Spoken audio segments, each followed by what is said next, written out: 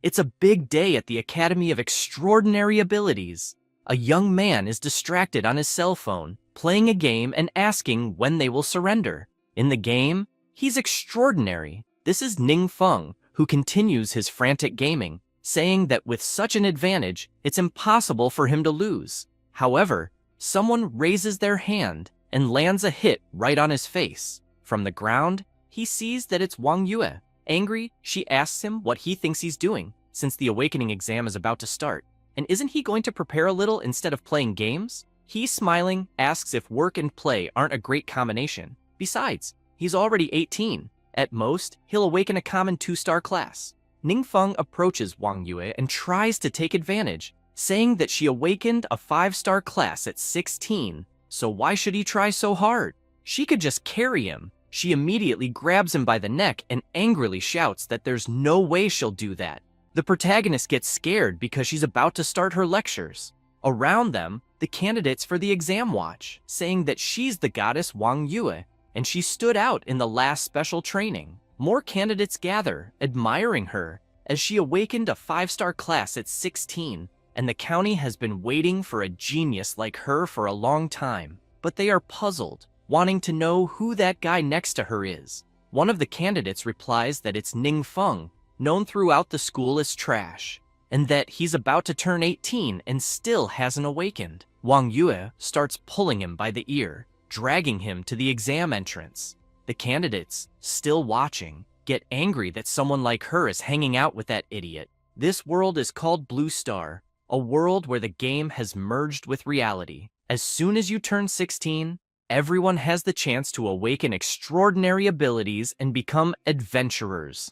This was the National Adventurer Awakening Exam of 2025, held at the No. 7 high school in the city. One of the supervisors calls the attention of the second-year students, saying that he will explain the rules of the exam. After explaining the rules, he shouts that the next awakened one could be one of them. Disappointed with Wang Yue's actions, Feng wonders why she needs to make such a fuss, as this is his 3rd time taking the old exam. He's no longer a rookie. In one of the exam sections, the teacher Chi Wei explains that the called student should please go to the test area for the awakening, and that the students who successfully awaken can pick up a set of basic equipment for their class and prepare for the practical test. In line, the candidates start chatting about which class they want, but Feng remains bored until the teacher calls the next 3rd-year student Ning Feng. He steps forward, and all the candidates present start laughing at him. He greets the teacher, and she, smiling,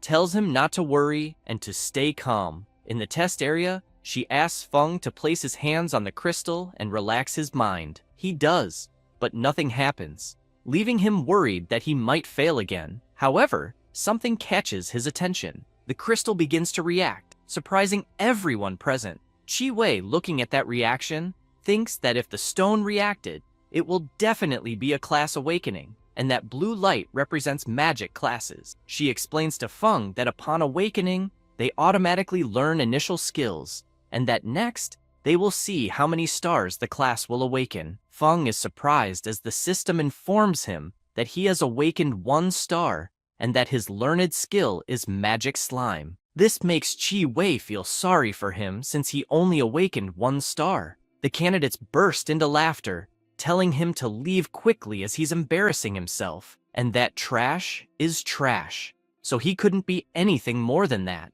The teacher asks Feng what skill he has awakened, but he remains silent. This prompts the teacher to call him again, and he turns around, unsure of what to say. She imagines he was hit by something big, given how long he's been silent. Looking at him, she still feels sorry for him, as he's still just a 1 star. The teacher hands him the equipment and instructs him to change and proceed directly to the next phase. Seriously, he wonders if he heard correctly. Feng starts thinking about the system notifications at the moment he awakened. The system had detected that the host had completed the awakening and met the conditions for system activation. This left him even more intrigued about the system, especially since more notifications had arrived at that time, stating that the system was successfully activated and that the host had acquired it.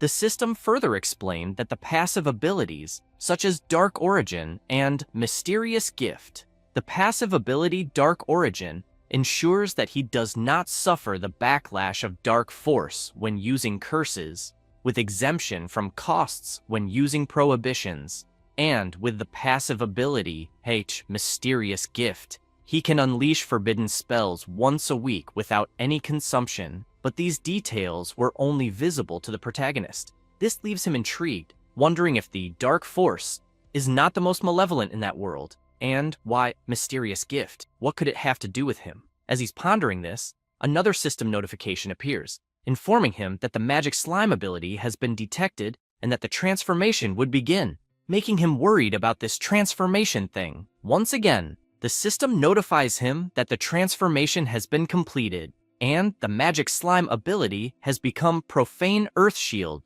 leaving Feng confused. Feng becomes concerned, as this talk of Edtada darkening and also forbidden curse seemed quite ominous, especially with the practical test approaching. At the portal to the practical test, the teacher explains that 50 people will form a group and face the monsters in the Folji Denchi Sanctuary, familiarizing themselves with the abilities they've just awakened. However, under no circumstances will the candidates be allowed to form teams with each other. They will not be permitted to attack one another, and drones will supervise the process. Chi Wei asks everyone to check their abilities as quickly as possible and assures them that no one will be able to see. Feng observes on his system that the ability is active and that the Profane Earth Shield, cursed magic, can invoke the dark force from another world to form a barrier capable of crushing any enemy that approaches. He becomes thoughtful about the cursed magic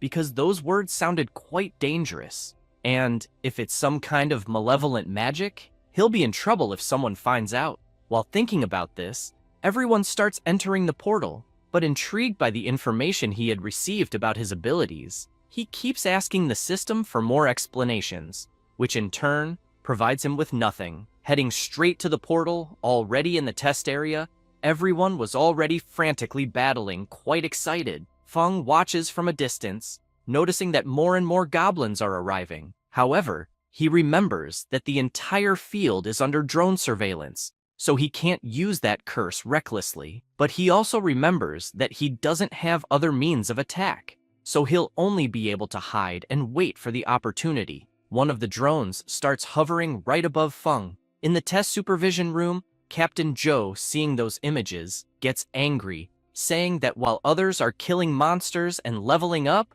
what the hell is that guy doing? Chi Wei, trying to be lenient about the situation, says that the young man awakened a bit late and that, moreover, his health is not very good, and his only activated ability is a defensive magic, so it's not suitable for individual combat. Hearing this makes the captain even more irritated, asking them to call Feng out, as there's no need for him to continue in the exam, since, anyway, he's just a one-star class and won't be a true adventurer. One of the people in charge of supervising the images coming from the drones interrupts him, asking him to take a look at something quickly. Zhou turns around, asking what's going on. Sweating profusely, the guy with glasses says he wasn't sure what had happened. It seemed that one of the drones had been attacked by something, and the transmission had been cut off. To make matters worse, he points to the radar, saying that the monitoring alert detected a power fluctuation far above the average in the sanctuary.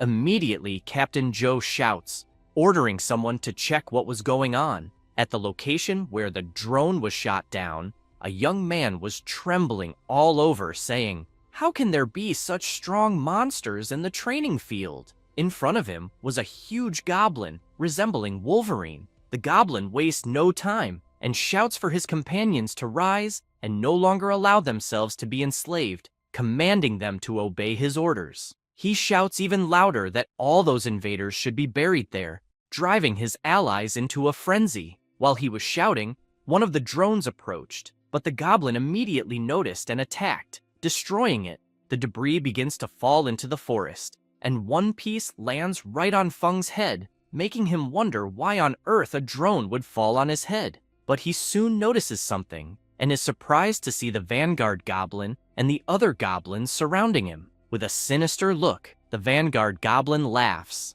saying that it seems there was an insect hiding there. Without wasting any time, the Goblin leader orders the attack. Feng watches, wondering why so many monsters are gathering there, and judging by the size of the middle goblin, he's probably the leader. However, recalling that some drones were taken down, his expression changes, and he says that this would be a great chance to test if that curse is really real. Immediately feeling confident, he raises his hand, and an incredible energy begins to emanate from his body, scaring the monsters and worrying the goblin leader as well. With a sinister energy, he shouts his ability, Profane Earth Shield, causing several terrifying creatures to rise from the ground. Back in the supervisor's room, the guy with glasses informs Captain Joe that all transmissions have been lost, and that suddenly there was a leak of dark force in the sanctuary. It's suspected that a magic beast of king level or higher has appeared. Immediately, Captain Joe orders reinforcements to be called, and for all nearby civilians to be evacuated.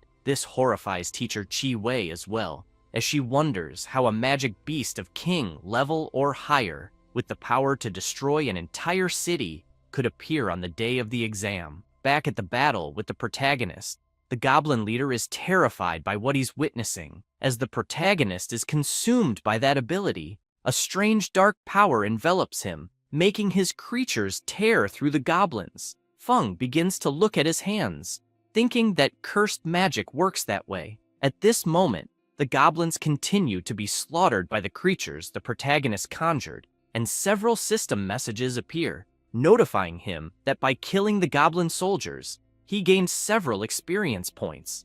A dark energy begins to approach the goblin leader, leaving him frightened, as he says that the power of the dark force is simply incredible, and he wonders how that human obtained it. As that enormous power approaches, he tries to run, but he feels his movements becoming extremely slow. But it's too late.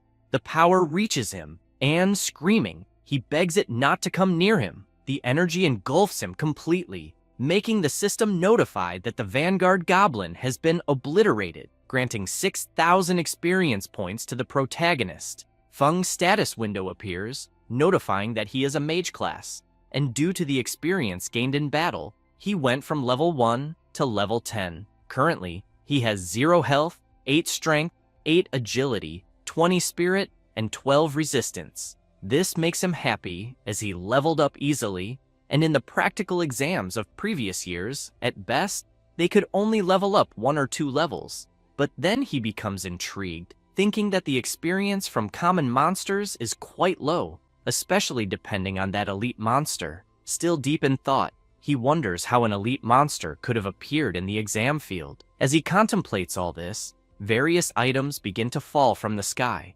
Surprised, he realizes that it's the loot dropped by the elite monster, and even more impressively, all that equipment is of orange quality. Looking at the item Vanguard badge, he finds it strange because he's never seen an item that increases attributes.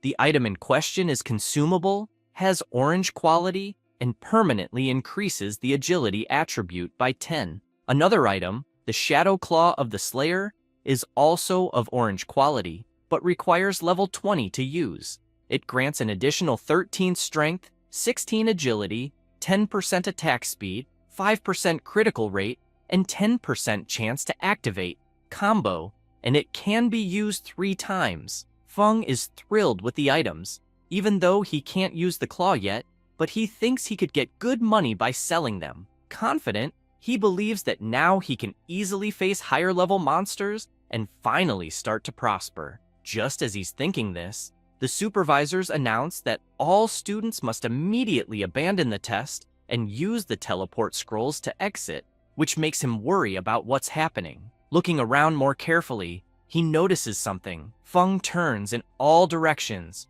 realizing that everything around him has been devastated, and he thinks that all those craters are the work of the dark force, which is terrifying. Once again, the supervisors make an announcement, and immediately he uses the teleport scroll, saying that it's better to get out of there quickly to avoid being discovered. One by one, the candidates start to return, and finally, Feng as well. The supervisor immediately instructs them to leave the area and go home. Frustrated, Feng keeps thinking about magic beasts of king level or higher. Even if everyone there joined forces, they wouldn't be able to resist. Still worried, he wonders if the reinforcements arrived in time. However, he changes his reaction because, unbelievably, the source of dark energy disappeared.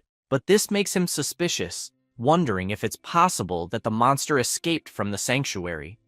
Chiwei continues listening to orders over the communicator, saying that this situation has gone beyond what they can handle and that no one should cause alarm. They must avoid large-scale disturbances and initiate the school's magic seal, leaving only one exit so that unrelated people can leave quickly. Feng approaches, calling for the teacher. She, sweating nervously due to the situation, asks the protagonist if he's okay.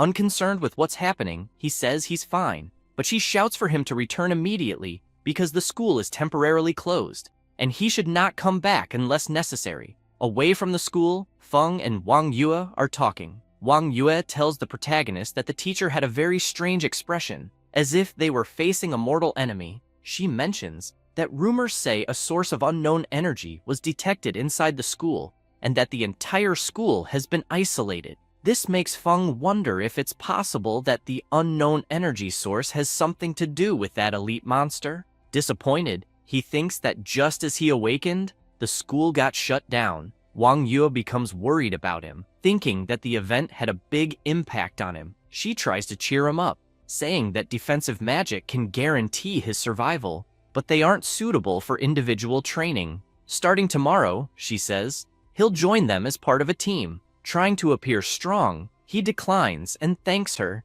saying she shouldn't worry as he can train on his own. With a foolish expression, he imagines himself resolute with his power, but at the same time, he knows he can't expose himself because if they discover the forbidden dark magic, it'll be a problem. Wang Yue, serious, points her finger at him and says she won't accept his refusal and that tomorrow morning at 8 o'clock, they'll be waiting for him at the west gate. With that, she leaves, leaving the protagonist talking to himself. In shock, Feng thinks that woman acts like she's his wife, behaving that way. Sweating nervously, he wonders what he'll do now, and if it would be a good idea to come up with some excuse. But he decides it's better not to, as dealing with her personality is relatively difficult. As he thinks about this, an idea comes to mind, but he's not sure if it will work. Feng decides to head to the Yuancheng trading house. Looking at the huge building, he thinks that some weapons come with built-in abilities. He could buy equipment with the dark slime ability and pass himself off as a mage. Feng enters the store, hoping the system won't turn the built-in abilities of the equipment into curses. Besides, he can sell the drops from the monsters he killed. The sales clerk approaches him, asking how she can help. He replies that he would like to buy equipment with the dark slime ability, whether it's a weapon, clothing, or item. She asks the protagonist if he is a newly awakened student and explains that actually, low-level spells like dark slime aren't worth buying specifically. However, they do have high-level equipment there, more suitable for training, and she could show him some options. He simply says it's unnecessary, as he needs something temporary, so the equipment's grade doesn't need to be very high. She thinks it's all a waste of time and asks the new trainee to come help him. She leaves, stressed, saying that after all this fuss, it seems he's just a poor guy, so she won't even bother. Let the newbie handle it. The protagonist is left confused. The new trainee arrives with a smile and asks if he needs anything. The protagonist explains what he needs. She leads him to the items and starts testing them, starting with an iron arm, which gets him excited, then a heavy hammer, which he can't even lift off the ground. Feng tries on a ring and decides to go with it. The trainee asks if he's satisfied with the ring. He laughs and says it's great, thanking her for accompanying him all the way. Feng also takes the opportunity to ask if it's possible to sell items he got as monster drops. She replies that yes, it is, and she'll take him to the responsible department. She leads him to the identification room. Master Wang asks them to come in. The trainee informs him that the young man wants to sell battle items, The protagonist takes out the claws and asks for help in appraising the item and its value. Wang takes the claws and is astonished, as it's an orange-quality weapon focused on agility and doesn't require a high level, making it suitable for novice players. Additionally, it comes with 3 gem slots, allowing for attribute adjustments as needed, creating a more personalized effect. Wang, intrigued, says it's a good item and believes that several clients in his guild would be interested in it. He asks if Feng has any specific price expectations. The protagonist, pleased, simply says that the higher, the better. The analyst asks Feng to sit down, saying he'll make some calls to potential buyers, and asks Miss Yang to take care of him. She responds that he can rest assured. Wang, speaking with someone named Mr. Jiang, asks if he was looking for a good item for Jin Lang, as he has one available there. Feng sits down, and Miss Yang serves him tea. The analyst returns, informing the protagonist that the equipment has been sold and that the buyer is willing to pay 50,000 crystals. After deducting the 8% transaction fee, he would get 46,000 crystals. This leaves Feng and Yang speechless, as it's a large amount. They stand up, still in shock at the information. Wang says they can finalize the procedures right there, and that once everything is set, the crystal transfer will be quick. The protagonist asks for it to be done quickly and requests to see some more equipment. While the final preparations are being made, in another section, the attendants are talking. A black-haired one asks the girl who dismissed the protagonist if she doesn't like handsome men and why she left him aside. She, being snobbish, says that she likes handsome men with money and power, and that guy didn't even deserve to be in the same place as her. Some time passes, and from afar, the attendants notice the protagonist returning, asking if he was the client she didn't want to attend to. The one with her hair tied up says she heard that the young man sold a piece of equipment for 50,000 crystals. The black-haired one is shocked, saying that amount is equivalent to 3 months of her salary. Hearing all this leaves her stunned. She starts to regret it, wondering why she wasn't the one to help him. Outside, Miss Yang tells Feng that when he returns, he should just ask for her next time. With a smile on her face, she introduces herself, saying her name is Yang Xin. The next day, Feng, cheerful and whistling, walks to the meeting place set by Wang Yue, thinking that the night before, he tried out the spells embedded in the equipment, and apparently, they aren't affected by the system. This reassures him, as no one will notice. The protagonist arrives at the location and spots Wang Yue, immediately greeting her. However, other people greet her as well. They are the members of her guild: the mage, the shield warrior, the berserker warrior, and the cleric. She introduces them to Feng, but the mage and shield warrior give him dirty looks. Intrigued by those looks, he wonders if he might owe them money. Zhao Cheng approaches Yue, asking if she's about to undergo a second transformation. Hearing this surprises Feng, as he realizes that every 30 levels, you can undergo a transcendence. He wonders if Wang Yue is about to reach level 60, as she really is a genius. Zhao Cheng takes out a potion, saying it's a gift. This item is an advanced agility potion, which permanently increases agility by 3, surprising his friends since the item is valuable. Zhao Cheng says the price isn't an issue, just a few tens of thousands of crystals, and that he and Yue don't mind, as the crucial point is that this type of advanced potion is hard to obtain, and his father asked several friends and spent a good amount of money to get one. Wang Yue immediately thanks him for the gesture and asks him to take the gift back. He finds this strange and asks if she isn't determined to enter the best university. She turns away, saying she doesn't need it, as they have other matters to attend to, leaving him talking to himself. However, he points a finger at the protagonist, asking if she really wants to waste time with that kind of trash. Immediately, she turns with a sinister look, telling him to be careful with his words. He smiles and asks what will happen if a 1-star isn't trash after all. Bored, Feng wonders why this guy keeps attacking him. Does he have some kind of problem?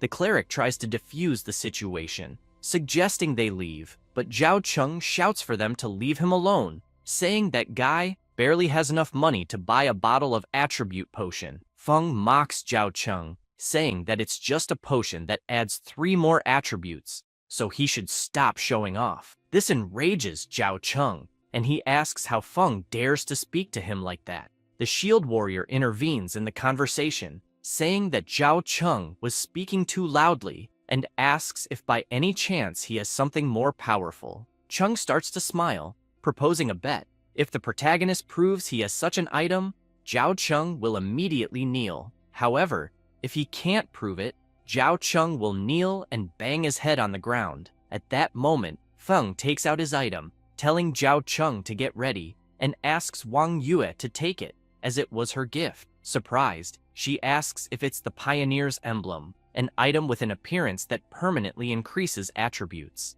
She's never seen anything like it, leaving everyone there astonished, wondering how there could be an item that permanently increases attributes by more than 10. They suspect it must be a fraud. Confident, Feng simply says that whether it's a fraud or not, she should try it out and find out. Looking at the item, she hesitates, unsure whether to take it or not, but the protagonist reassures her, telling her not to worry because he found the item at his house and that it was destined to be hers. He shouts for her to use it quickly, since everyone there is eager to see. She uses the item, and an energy begins to envelop her arm, leaving everyone surprised. Please, she says that her attributes have indeed increased, astonishing the cleric. Meanwhile, the shield warrior and Zhao Cheng can't believe it. Cheng suggests that the protagonist probably stole it. Smiling, Feng says he'd better keep his promise. Immediately, Zhao Cheng refuses, but Wang Yue asks if he isn't a man, and if he's going to back out. He looks around, hoping for someone to help him, but everyone is giving him dirty looks. Nervously, he begins to kneel, ending up on his knees before the protagonist. Feng, satisfied with this, tells Wang it's time to leave and says goodbye to everyone, saying they'll see each other around. She tries to apologize, but Feng interrupts her, asking her to stop because their relationship doesn't allow for that kind of thing. Smiling, he says that she really doesn't need to accompany him. He would prefer that she achieve the second transformation first and get into the best university, because with her by his side, he can't train efficiently. Concerned about Feng, she asks him not to get discouraged and hands him a book, saying it's for him. Not quite understanding what it is, he asks if it's a skill book. She replies that it is, and when he reaches the appropriate level, he should learn those skills. Feng asks if all of them are purple quality, and judging by the look of them, if they're all expensive. She responds that they don't come close to the value of the item he gave her. He smiles and closes the book, saying he'll accept it. Now, in the dungeon, sinister cemetery, zombies are emerging from their graves and attacking. But soon, 2 attacks are launched in their direction, hitting each one squarely in the head, scattering their remains everywhere. It was Wang Yue with her bow, making the protagonist happy because she had succeeded once again. But soon, he feels sad, thinking that the experience there is very low. However, he can't tell Wang Yue that he's already at level 10. At that moment, she notices her communicator ringing. She answers, and her friend informs her that she just received a message saying that the great boss, Fallen Necromancer, is about to appear. She also says that it's a rare opportunity and asks if Wang Yue is going. Zhao Cheng notices that the cleric is talking to Wang Yue and insists that she must go, because how else would they defeat the boss? He also adds that the Fallen Necromancer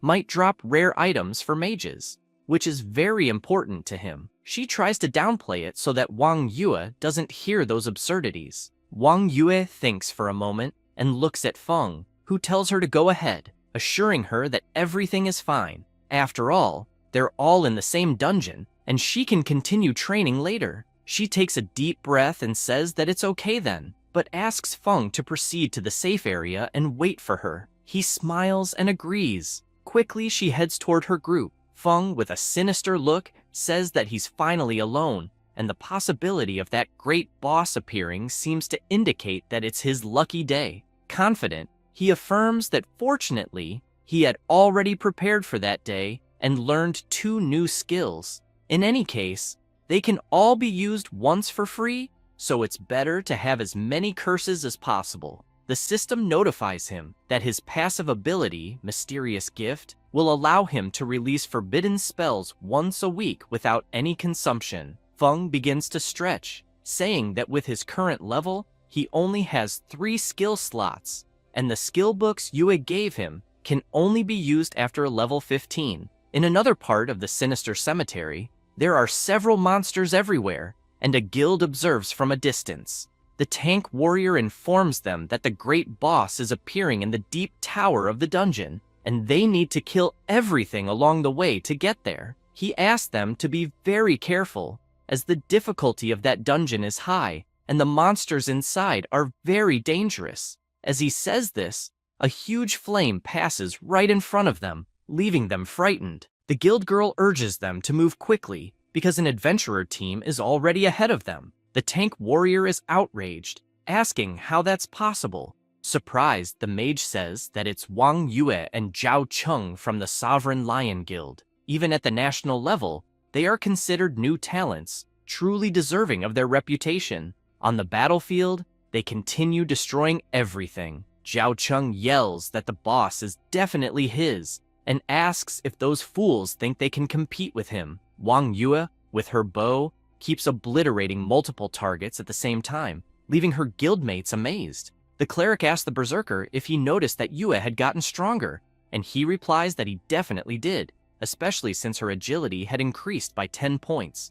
Meanwhile, at the tower of the sinister cemetery, a portal begins to form. It's Feng, laughing, saying that it seems that this ability isn't just a high-level magic prohibition space, but also a teleportation ability. The ability Void Path, Cursed Magic, tears through space to enter the world of darkness, moving quickly to the target location, and lasts for an hour. At that moment, a dark aura begins to form, and the boss of that dungeon, the fallen necromancer, emerges with a sinister black aura. Feng jokes, saying that the necromancer is late. At the same time, the necromancer fires a powerful attack at the protagonist, causing a massive explosion. The dust begins to settle, leaving only the mark of the impact. The fallen necromancer, enraged, yells at the protagonist, "How dare an adventurer without fear? How dare you appear alone?" As he says this, Feng appears from the portal right behind the necromancer,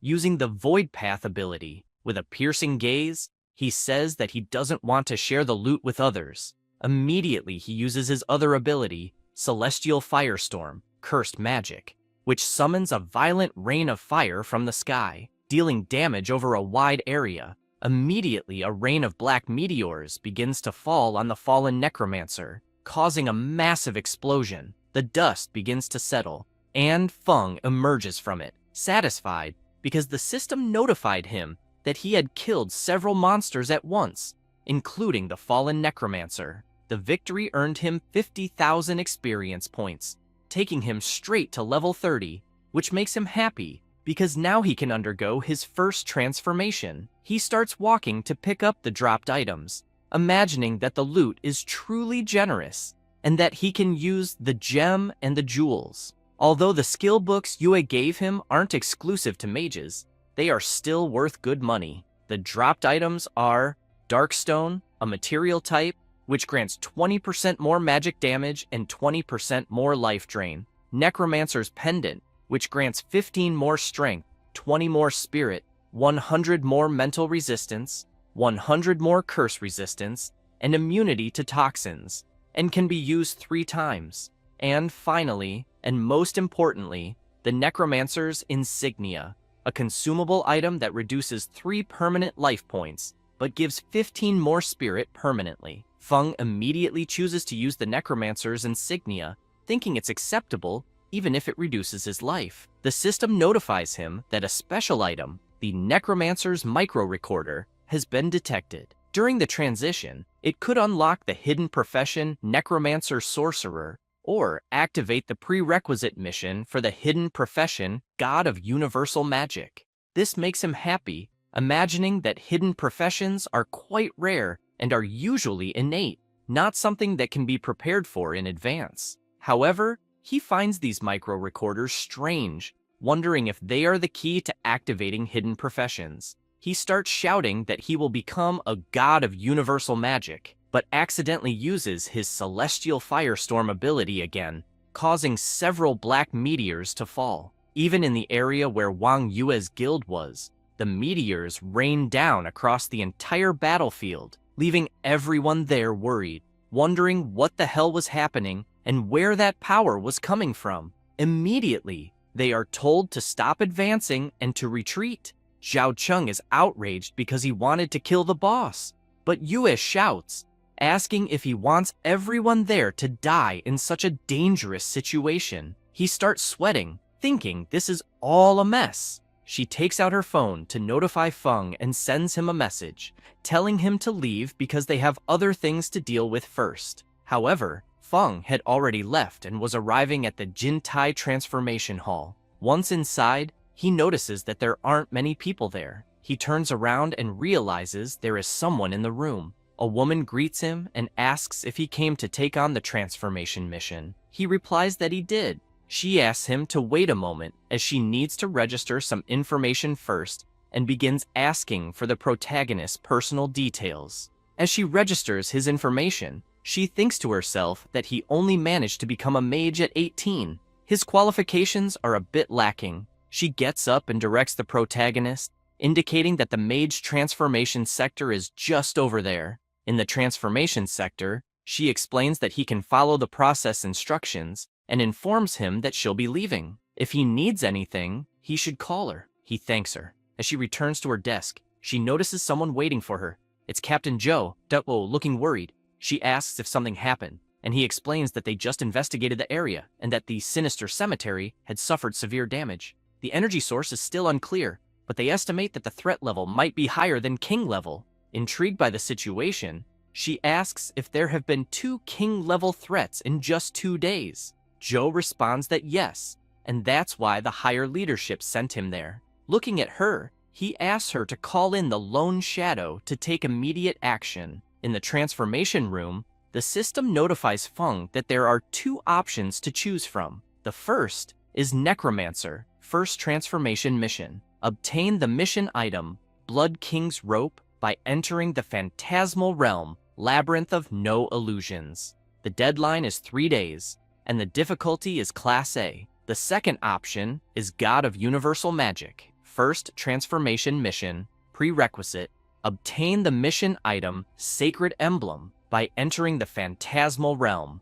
Temple of the Resplendent Sun. The deadline is 3 days, but the difficulty is Class S. Feng, intrigued, asks why there are 2 options, and also notices that God of Universal Magic is just a preliminary mission. Even so, he decides to accept it, receiving a system notification saying that the successful completion of the transformation mission is verifying the corresponding information again. After choosing his mission, he decides to leave. As Feng descends the stairs, he reflects that it really is a hidden class. Even Class S missions are available, and luckily the deadline is 3 days. Feng says goodbye to the girl, saying goodbye, but finds it strange because she wasn't the same woman who attended to him a short while ago. Back at the Tower of the Sinister Cemetery, someone is analyzing all that dark energy, while a man is surprised, saying that it's the first time he's seen someone from the Lone Shadow, and that even their attire is different.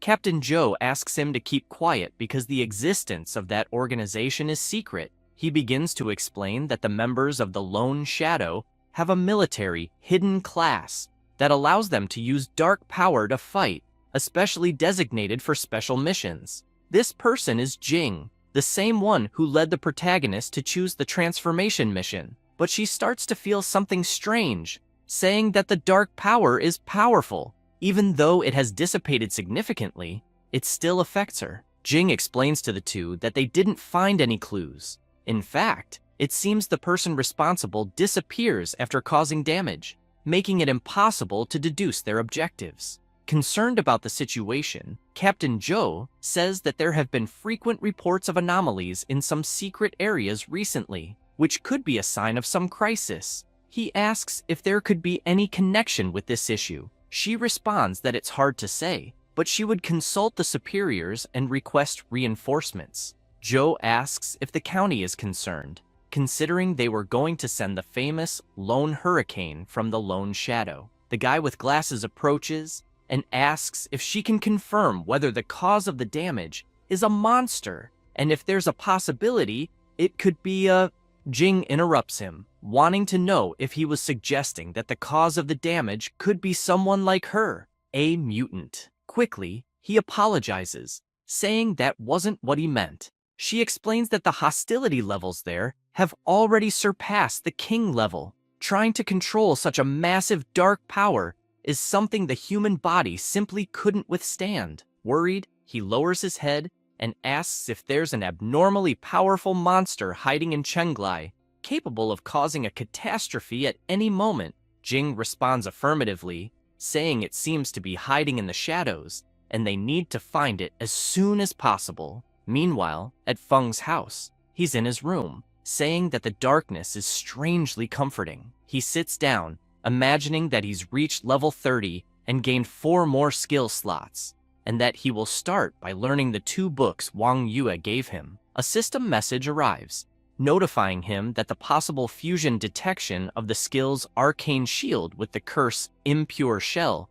was automatically executed, and that the passive skill Guardian of Impurity has been learned. He places his hand on the system panel to view the learned skill information, and the system informs him that the passive skill Guardian of Impurity automatically activates when attacked, absorbing 100% of the damage emitted by the impure shell, with a limit equivalent to the damage caused by the impure shell. The impure shell will gradually regenerate after the attack ends. Feng is pleased to know that curses can fuse with low-level spells to create new effects, giving him another form of defense. Normal damage is ineffective against him. He begins to wonder what the other book does. The system informs him that there's a detection of the skill Falling Meteor, with a possible fusion with the curse Impure Shell and Celestial Fire Rain automatically executed. The passive skill Master of the Elements, Earth, has been learned, increasing the effects of all Earth spells by 20%. Looking at his skills in the system, he imagines that he still has 4 skill slots, so he decides to buy more books at the Yuan Cheng trade market. Day breaks, and the protagonist decides to head to the trade market. He enters and passes by a receptionist who notices him, thinking he's the same guy from before. She stops and greets him, but he says he's looking for Miss Yang Xin. She starts to flirt, saying that Xin is busy with another client and that today she would be the one to assist him. Feng says it's not necessary, as he'll look around by himself. This makes her furious, asking if the protagonist isn't a man and how he dares to refuse her offer. She runs after him, saying not to worry, that it's part of her job. At that moment, someone comes running, calling out the protagonist's name. It was Xin. Feng asks if she had finished her work. Tired and out of breath, she explains that she wasn't busy, just eating something, and a colleague informed her that he was there, so she came running. Feng apologizes for interrupting her meal and says he'll invite her to dinner later as compensation. Embarrassed, she says, how could she accept such an offer? The other receptionist just watches the conversation, furious at being sidelined. In Wang's office, he places the 2 books on the table, saying that he'd like to request that they sell them to him, and he'd also like to buy some mage skills. He says there's no problem at all and asks Miss Xin to accompany him. Wang is intrigued by the protagonist, because last time he took an orange weapon, and this time they're purple skill books. He starts to take an interest in his background, thinking it would be best to send someone to investigate. Night falls, and they are dining, having a great time. Feng raises his hand and shouts for the bill,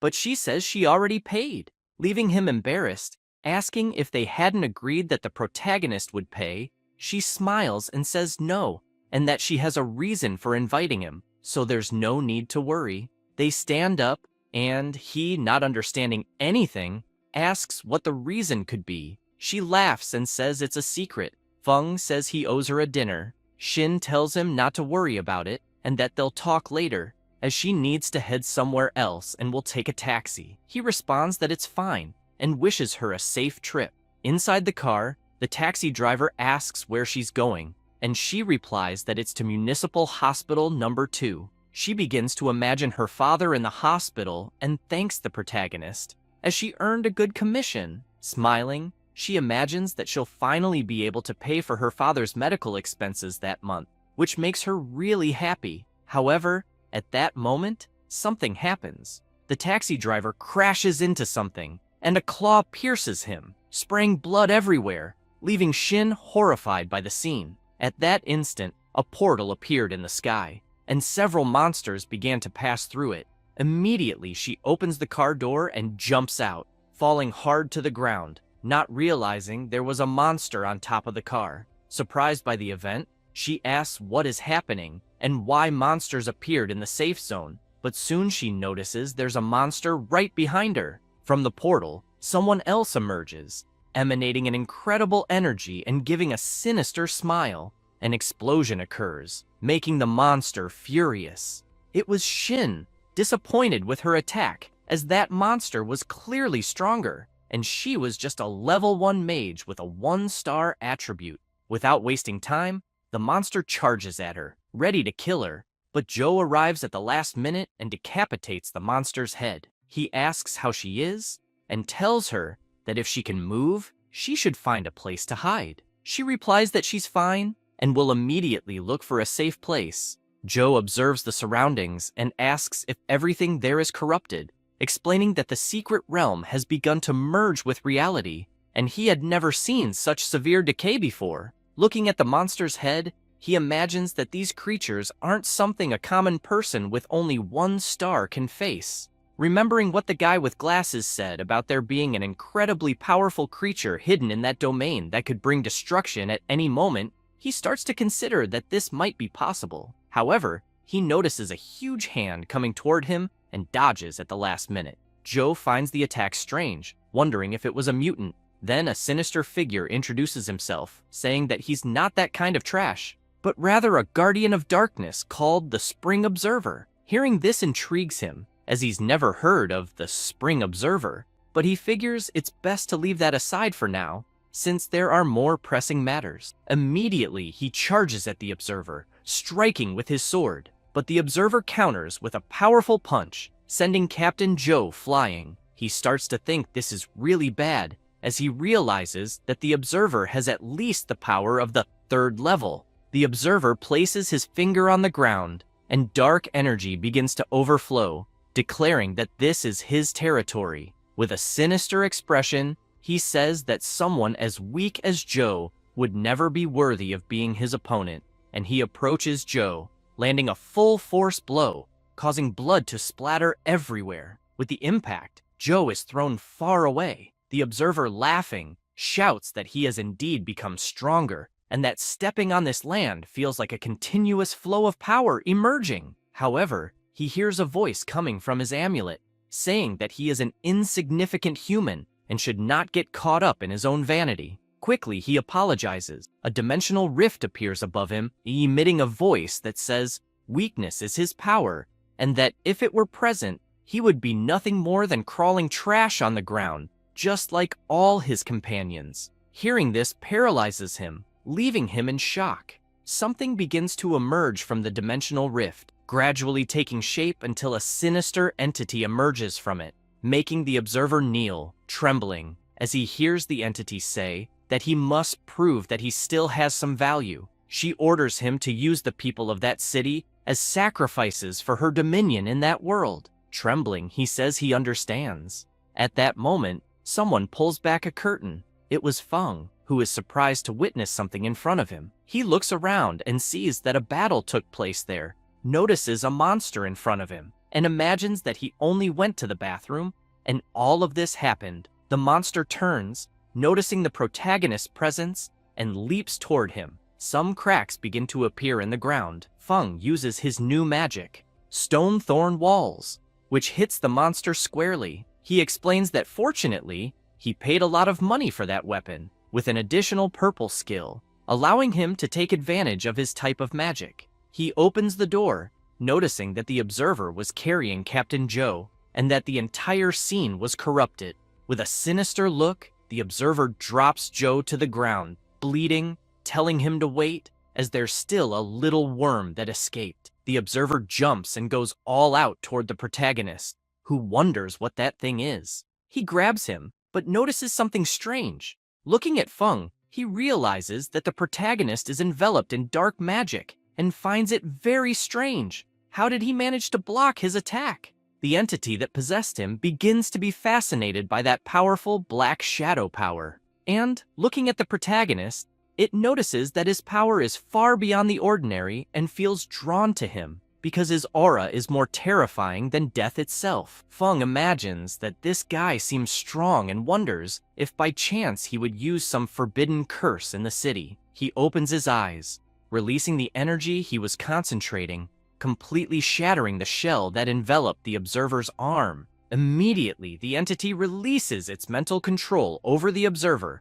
causing him to scream for it to return. However, the entity simply says that the user he's calling is out of service and that he should handle it himself. The entity starts to return to the portal. Several creatures awaited it at the portal as they were closing the doors until, finally, they close. The observer says that his strength and power are fading away. Feng notices this with a sinister look and begins to imagine that the mutants are those who, during the awakening process, acquired the hidden Shadow class. They are capable of using the power of darkness, possessing much greater strength than normal classes of the same level. However, at the same time, once they lose the protection of the power of darkness, they go insane. Seeing that the observer was about to start losing his mind, Feng uses his Stone Thorn ability, finishing him off completely, and comments that they are really difficult to deal with. Tired,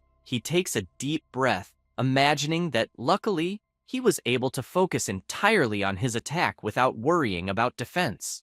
Worried, he thinks he needs to pick up the items that fell on the ground first, before anyone notices, and then get back home as quickly as possible. In another part of the city, Jing and an assistant are walking through the chaotic scene. The assistant says that the monsters have retreated and that the field distortion has also disappeared. Jing becomes thoughtful as two destruction spells, distortions invading reality, always appearing suddenly and disappearing in the same way. What could the enemies be planning? Jing asks her assistant about the other locations. She replies that, overall, they are safe, except for the squad to the south of the city, which suffered heavy casualties, and that their situation is still unknown. Jing remembers that the area to the south of the city is under Captain Zhou's responsibility and decides to go there to check it out. On site, Du-an is observing the body of the observer that the protagonist killed. Intrigued by it, he imagines that the observer lost everything he was carrying. Jing arrives at the scene, shouting for everyone to stay still, and asks who they are. Duna shows his identification, telling them not to worry, as he is a member of the Illusion Beyond the Clouds. She asks if Illusion Beyond the Clouds is that unofficial organization composed entirely of fighters. He responds, "That's exactly right." Jing mentions that she heard they usually operate in secret, so why would they be there? He turns around, saying it's because of him, pointing to the body trapped by the stone thorns, explaining that the body used to be his companion. However, he betrayed the organization and helped invade reality through the distortion, directing monsters to attack the camp. Except for a few, everyone was killed. Jing, intrigued, asks if the invasion stopped because of his death. Duna points to his former partner and asks if they killed him, but she replies that no, and worse, they don't know who did. He explains that the entity likes to hide in the distortion because it's very cunning. He has searched for it many times, but it always escapes. Jing informs him that Captain Zhou has the power equivalent to 3 transformations, and even so, he was completely defeated. Both, intrigued by the situation, start to consider that there might be someone that powerful in Sucheng.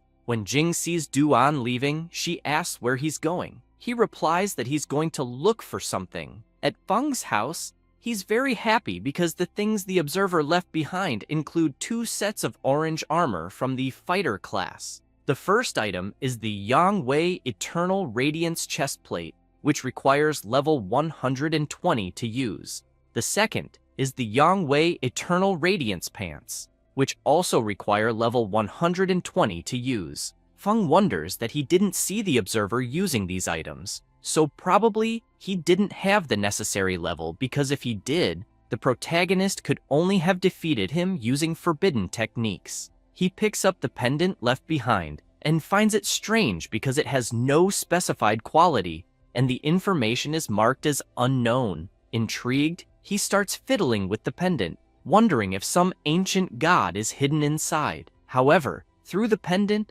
someone was watching him from elsewhere. It was the distortion entity, saying that luckily it reacted quickly and closed the distortion in time, hoping it wasn't discovered. The entity watches Feng looking at the pendant, worried if someone is inside, which scares it.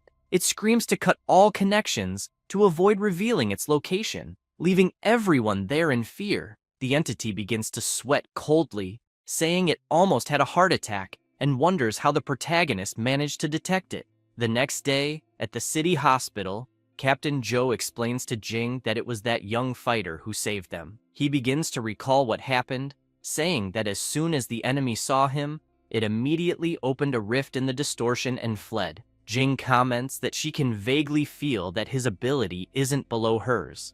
The guy with glasses finds it strange because even with that guy being so strong, he couldn't capture him. She says apparently that's true. Intrigued, she thinks that maybe he's just passing through, maybe hiding. In any case, the great mystery is certainly recorded, beyond the conventional magic marks from last night, and that they didn't find anything special on the battlefield. Joe says that if the great mystery was living there, he would feel much safer just imagining it.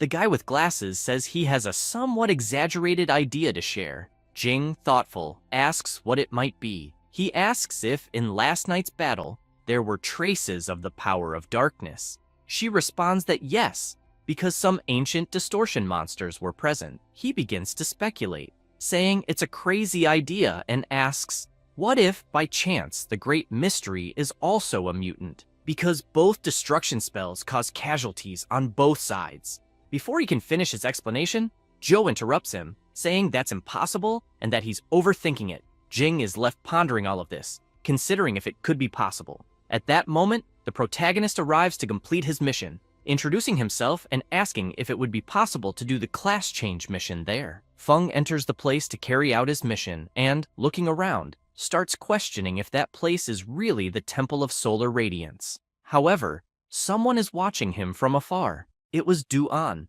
but earlier at the trade market, Du-an had gone there, being introduced by the receptionist. Wang greets him, saying he heard that he was interested in buying a 4 transformations fighter armor set and asks if that's correct. The woman merely imagines that this guy is very handsome and has the level, so if she could stay by his side, she wouldn't have to worry about the future. Wang, smiling, says that coincidentally, they have an old client who just called, preparing to sell a 4-star fighter armor set. However, he only has 2 pieces at the moment, a chest plate and pants. Du-an becomes serious and asks where that person is. Wang explains that, unfortunately, this person won't be able to come in right now. Du-an begins to think that all this equipment and information corresponds to what he's been looking for. Although it hasn't been confirmed yet, it's highly likely to be the master's legacy. He asks Wang if he could tell him where this old client is, and says he would pay for that information. Wang doesn't know what to respond, worried about the situation he's in, and starts to imagine that it's a huge coincidence since the protagonist just said he's preparing to sell the set, and now this gentleman shows up asking for information, as if they're in cahoots. Wang explains that he remembers the protagonist saying he was going to the neighboring city to resolve some things, but that he'll call to confirm. Wang returns and realizes that Du-an had left and asks the receptionist if he really left. She responds that yes, she even escorted him to the door. Seeing Wang's concern, she asks if something is wrong. He replies that earlier, he did some research on the protagonist's background. His parents were from a common 2-star class but disappeared in an accident when he was young. Since then, he's been alone, studying at City School 7 and only awakened at 18, still being of a common 1-star class. Hearing that explanation surprises her, as she thought he was more impressive, but it seems like he's just an ordinary guy. Wang explains that he always found him suspicious, with a poor appearance, and now he's going to be exposed. She asks where he got the items he was selling in the shop, imagining that a one-star class wouldn't be able to get such good things. Wang says that's the problem. Although he's friends with the daughter of the Wang group, the group didn't help him much. Thoughtful, she begins to remember Du An, who had a serious expression, and asks if Feng could have stolen that set. Sweating coldly, Wang says it probably wasn't stolen, but very likely wasn't obtained legitimately either. However, this time, it seems he's bothered the wrong person. She begins to imagine Du An beating up the protagonist, as a 4-star level person is high level, even in Beishan province. Returning to the present, Du An continues observing the protagonist. Looking at him, he's impressed that someone so young was able to repel a distortion invasion. After all, even masters like his were defeated by distortion bosses. But according to the information, the master's set might be in the protagonist's hands, and if it's not him, it must be someone behind him. Either way, it's better to be cautious. Finally, Feng arrives at the Temple of Solar Radiance, observing everything that's happening there.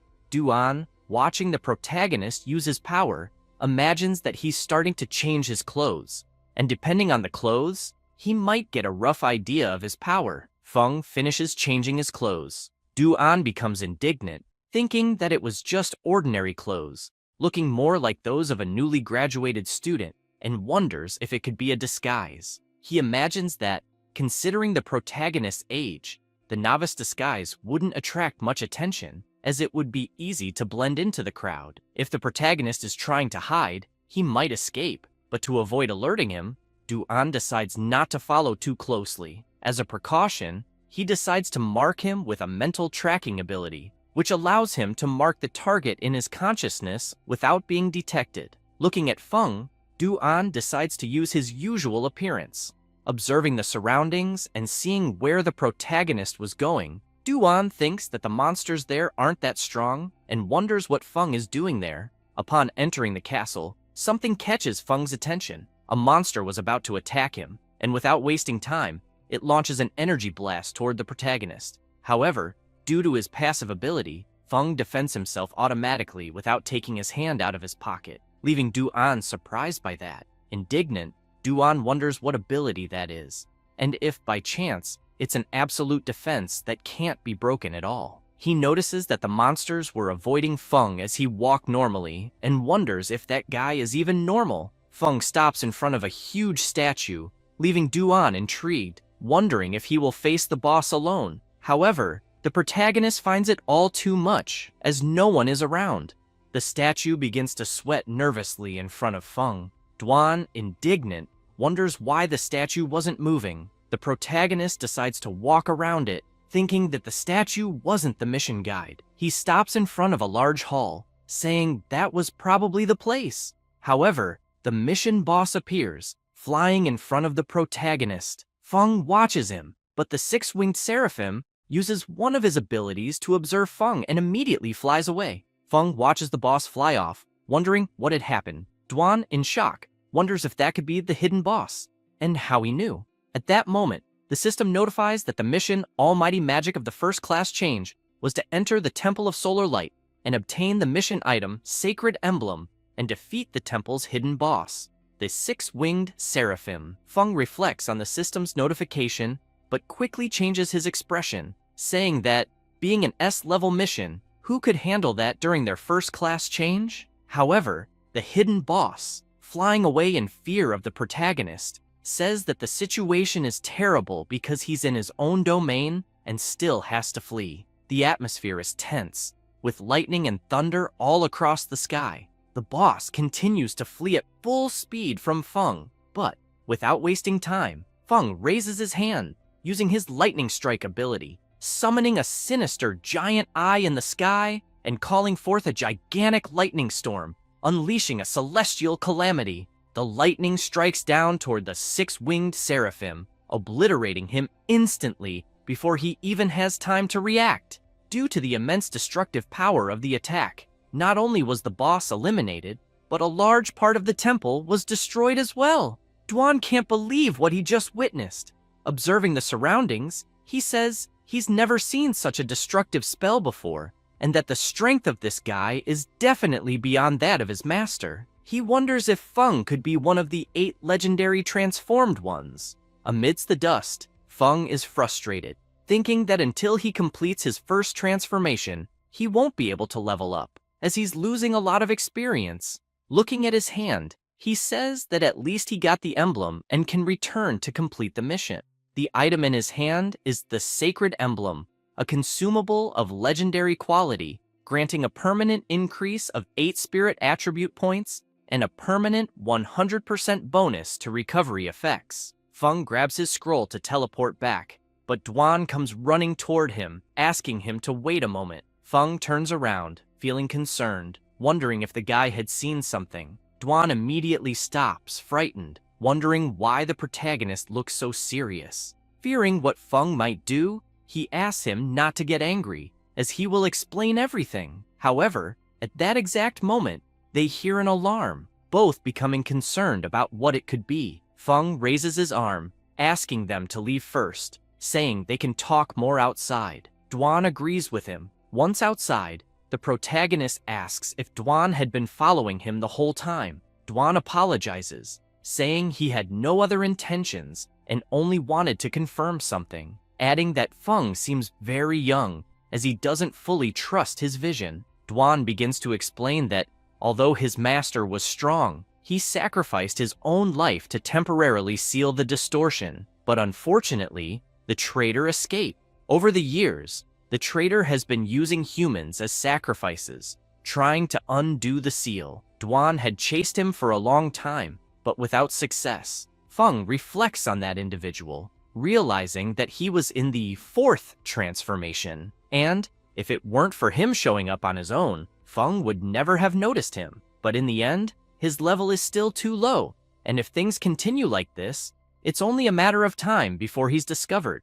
Looking at the protagonist's sinister expression, Dwan begins to sweat nervously, wondering if Feng had suddenly gone silent to kill him later. Dwan thanks Feng for avenging his master and makes it clear that he is grateful for it, and that if Feng ever needs anything in the future, he should just call him. However, the protagonist remains intrigued, thinking that this guy is not weak and, on top of that, is a loner, and if he can build a good relationship with him, it might be useful in the future. Feng asks him not to tell anyone what happened during the mission, as he prefers to keep it a secret. Dwan assures him not to worry, as he will keep that secret. However, he wonders about the mysterious figure's incredible darkness magic, which didn't harm innocents. In addition, he repelled the invasion of the restricted territory and saved the entire city, and a person so strong and discreet, whatever the reason, deserved his respect. Watching the protagonist, he imagines he will have to stay a little longer in the city of Sucheng.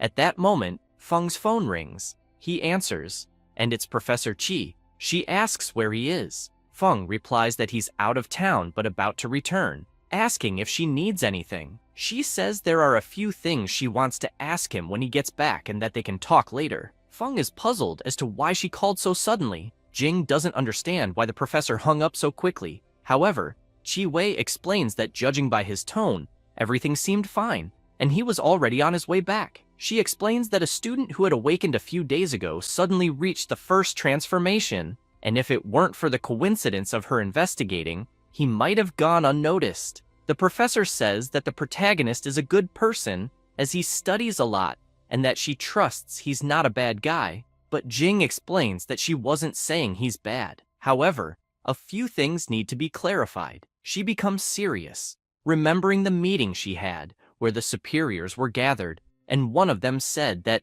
based on preliminary information, they would continue investigating and hope to attract the attention of higher-ups. The old man, with a serious expression, asks if there's anything else to report. Ning remains silent for a few moments, but decides to ask if they think the 2 destruction spells in the city of Sucheng were caused by mutants. This leaves everyone deep in thought, and the old man replies that she herself is a mutant, so why is she asking that? He explains that mutants use the power of darkness, but must bear a corresponding price.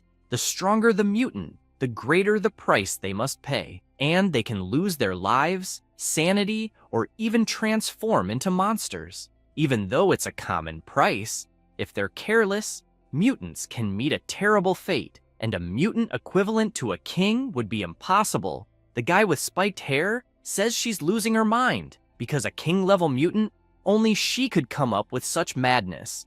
And, mocking her, he asks if she likes telling stories. If so, she could write one. Jing makes it clear that she's just considering all possibilities. Whether he wants to listen or not is his problem. He smiles, saying that's fine, but he also makes it clear that his team is clearly a bunch of incompetents since they can't discover anything, and that if there really were a king-level mutant, he'd cut off his own head and let her use it as a ball. The old man gives a slight cough to get everyone's attention, saying that they sent an investigation team to the city of Sucheng, hoping they will actively cooperate, and if necessary, the investigation team will assist in all tasks. He also makes it clear that the request for reinforcements from the Lone Shadow was not approved. She becomes furious, asking if they don't trust her, but he quickly responds that it's not a matter of trust, asking her to be more patient. Jing stretches, remembering the meeting she had. However, her assistant bursts through the door, saying she has urgent news. She starts explaining that the Temple of Solar Light in Longbofu had been hit by destruction spells, and there were reports of injuries. Chi Wei, worried, says that Feng was checking the area, and the registered training location seemed to be. However, Jing interrupts her, saying that the place was precisely the Temple of Solar Light. Smiling, she says things are getting interesting. In the city of Longbofu, a shield was active over the city. Many people were concerned about some events, asking if the shield was functioning properly, and if they had heard what had happened at the Temple of Solar Light. A guard tells them not to worry, as the shield was at a superior level at that moment, and would isolate the power of darkness from the outside, not affecting the city area. Feng grows worried because the commotion he had caused ended up drawing too much attention, directly triggering a high alert. He hopes the alert will be deactivated so he can drive home. However, a black fissure appears above the shield, revealing a demonic face. Shortly after, several demonic monsters come out of the rift, and one of them asks if this is the human world. Looking at the shield, it wonders why they activated it. Another monster says he doesn't care because humans are fragile and always like to hide inside their shells. With that, a horde of monsters emerges from the rift, with the horned one saying it's a shame because the divine artifact can no longer stop them. He points his finger, ordering everyone to give them a surprise. As he says this, the monsters immediately begin to move. People are confused as the barrier starts to break, and several monsters are passing through it. The guard, looking up, doesn't understand what's happening. Another soldier, sweating profusely, asks how the monsters managed to break the shield. Quickly, the crowd starts to panic, pushing each other. Duan swiftly prepares for battle. Surprising Feng, he tells the protagonist that this could be another high-level invasion of the kingdom. Feng, shocked upon hearing this, asks if it was similar to what happened last night in the city of Sucheng. Duan asks if they should intervene. He asks the protagonist if he has a solution. Duan ponders the protagonist's question, thinking that he could easily handle the situation, so why was he asking for solutions? However, he assumes that the protagonist might be testing him. He asks Feng to stay calm, because he will take care of everything. Feng considers that there are many people around, and it would be better not to get involved. He asks Duan to handle the situation. They observe the chaos, with people running and screaming for help. The horned demon lands on the ground, letting out a malicious laugh. However, one of the soldiers shoots several arrows at the monster, shouting for it to die quickly. The monster simply deflects the arrows as if they were nothing. Soon after, another warrior jumps onto its back, but the demonic monster counters, slashing him and throwing him far away. One of the soldiers becomes desolate, wondering how that was possible since they couldn't even scratch it. The monster starts walking, saying he's disappointed because he thought there would be someone strong among the humans. He says this as he approaches the people, who freak out as he gets closer, begging for help. He stops in front of a poor little girl, preparing to kill her, attacking her and saying that everyone there is truly useless. However, his attack is blocked. It was Dwan with his dagger, leaving the monster confused and giving the girl time to run away. The demon becomes furious because someone was interfering with his killing. With a sinister look, Dwan makes it clear to Feng not to worry, as he would take care of the problem. The demon begins to laugh, saying that everyone is useless. He says this, but immediately receives an attack from Dwan, which throws him far away. The demon is shocked by the attack, as it managed to wound him, but soon he is terrified as he sees Dwan leaping toward him, eyes filled with bloodlust. Dwan unleashes countless blows on the demon, leaving him no time to do anything. People, upon seeing Dwan in action, are amazed, saying that guy is incredibly strong, and judging by his abilities, it's likely that he's at a high level, possibly from a 5-star hidden class. Dwan walked calmly as the demon exploded behind him. At that moment, Dwan was at level 137, and his class was a mystical warrior, a 5-star hidden class. Feng, in his thoughts, is also amazed, thinking that Dwan was incredible and seemed to have something special about him. After Dwan finished off the monster leader, the remaining creatures began returning to the rift, while the soldiers shouted for everyone to seize the moment and counterattack immediately. Dwan approaches Feng, asking if there was anything else he could do. The protagonist, smiling, gives him a thumbs up, saying everything is fine and complimenting him on the excellent work. The people watching from afar comment that Dwan is a formidable fighter, noting that the protagonist was showing respect to him. They wonder if he might be the son of some great family, as he was accompanied by a bodyguard. Dwan extends his hand, offering the items dropped during the battle with the boss. Feng is pleased because they are of legendary quality, and even if he can't use them himself, selling them would easily bring in tens of thousands of crystals on the market. People start shouting, asking if they needed anything,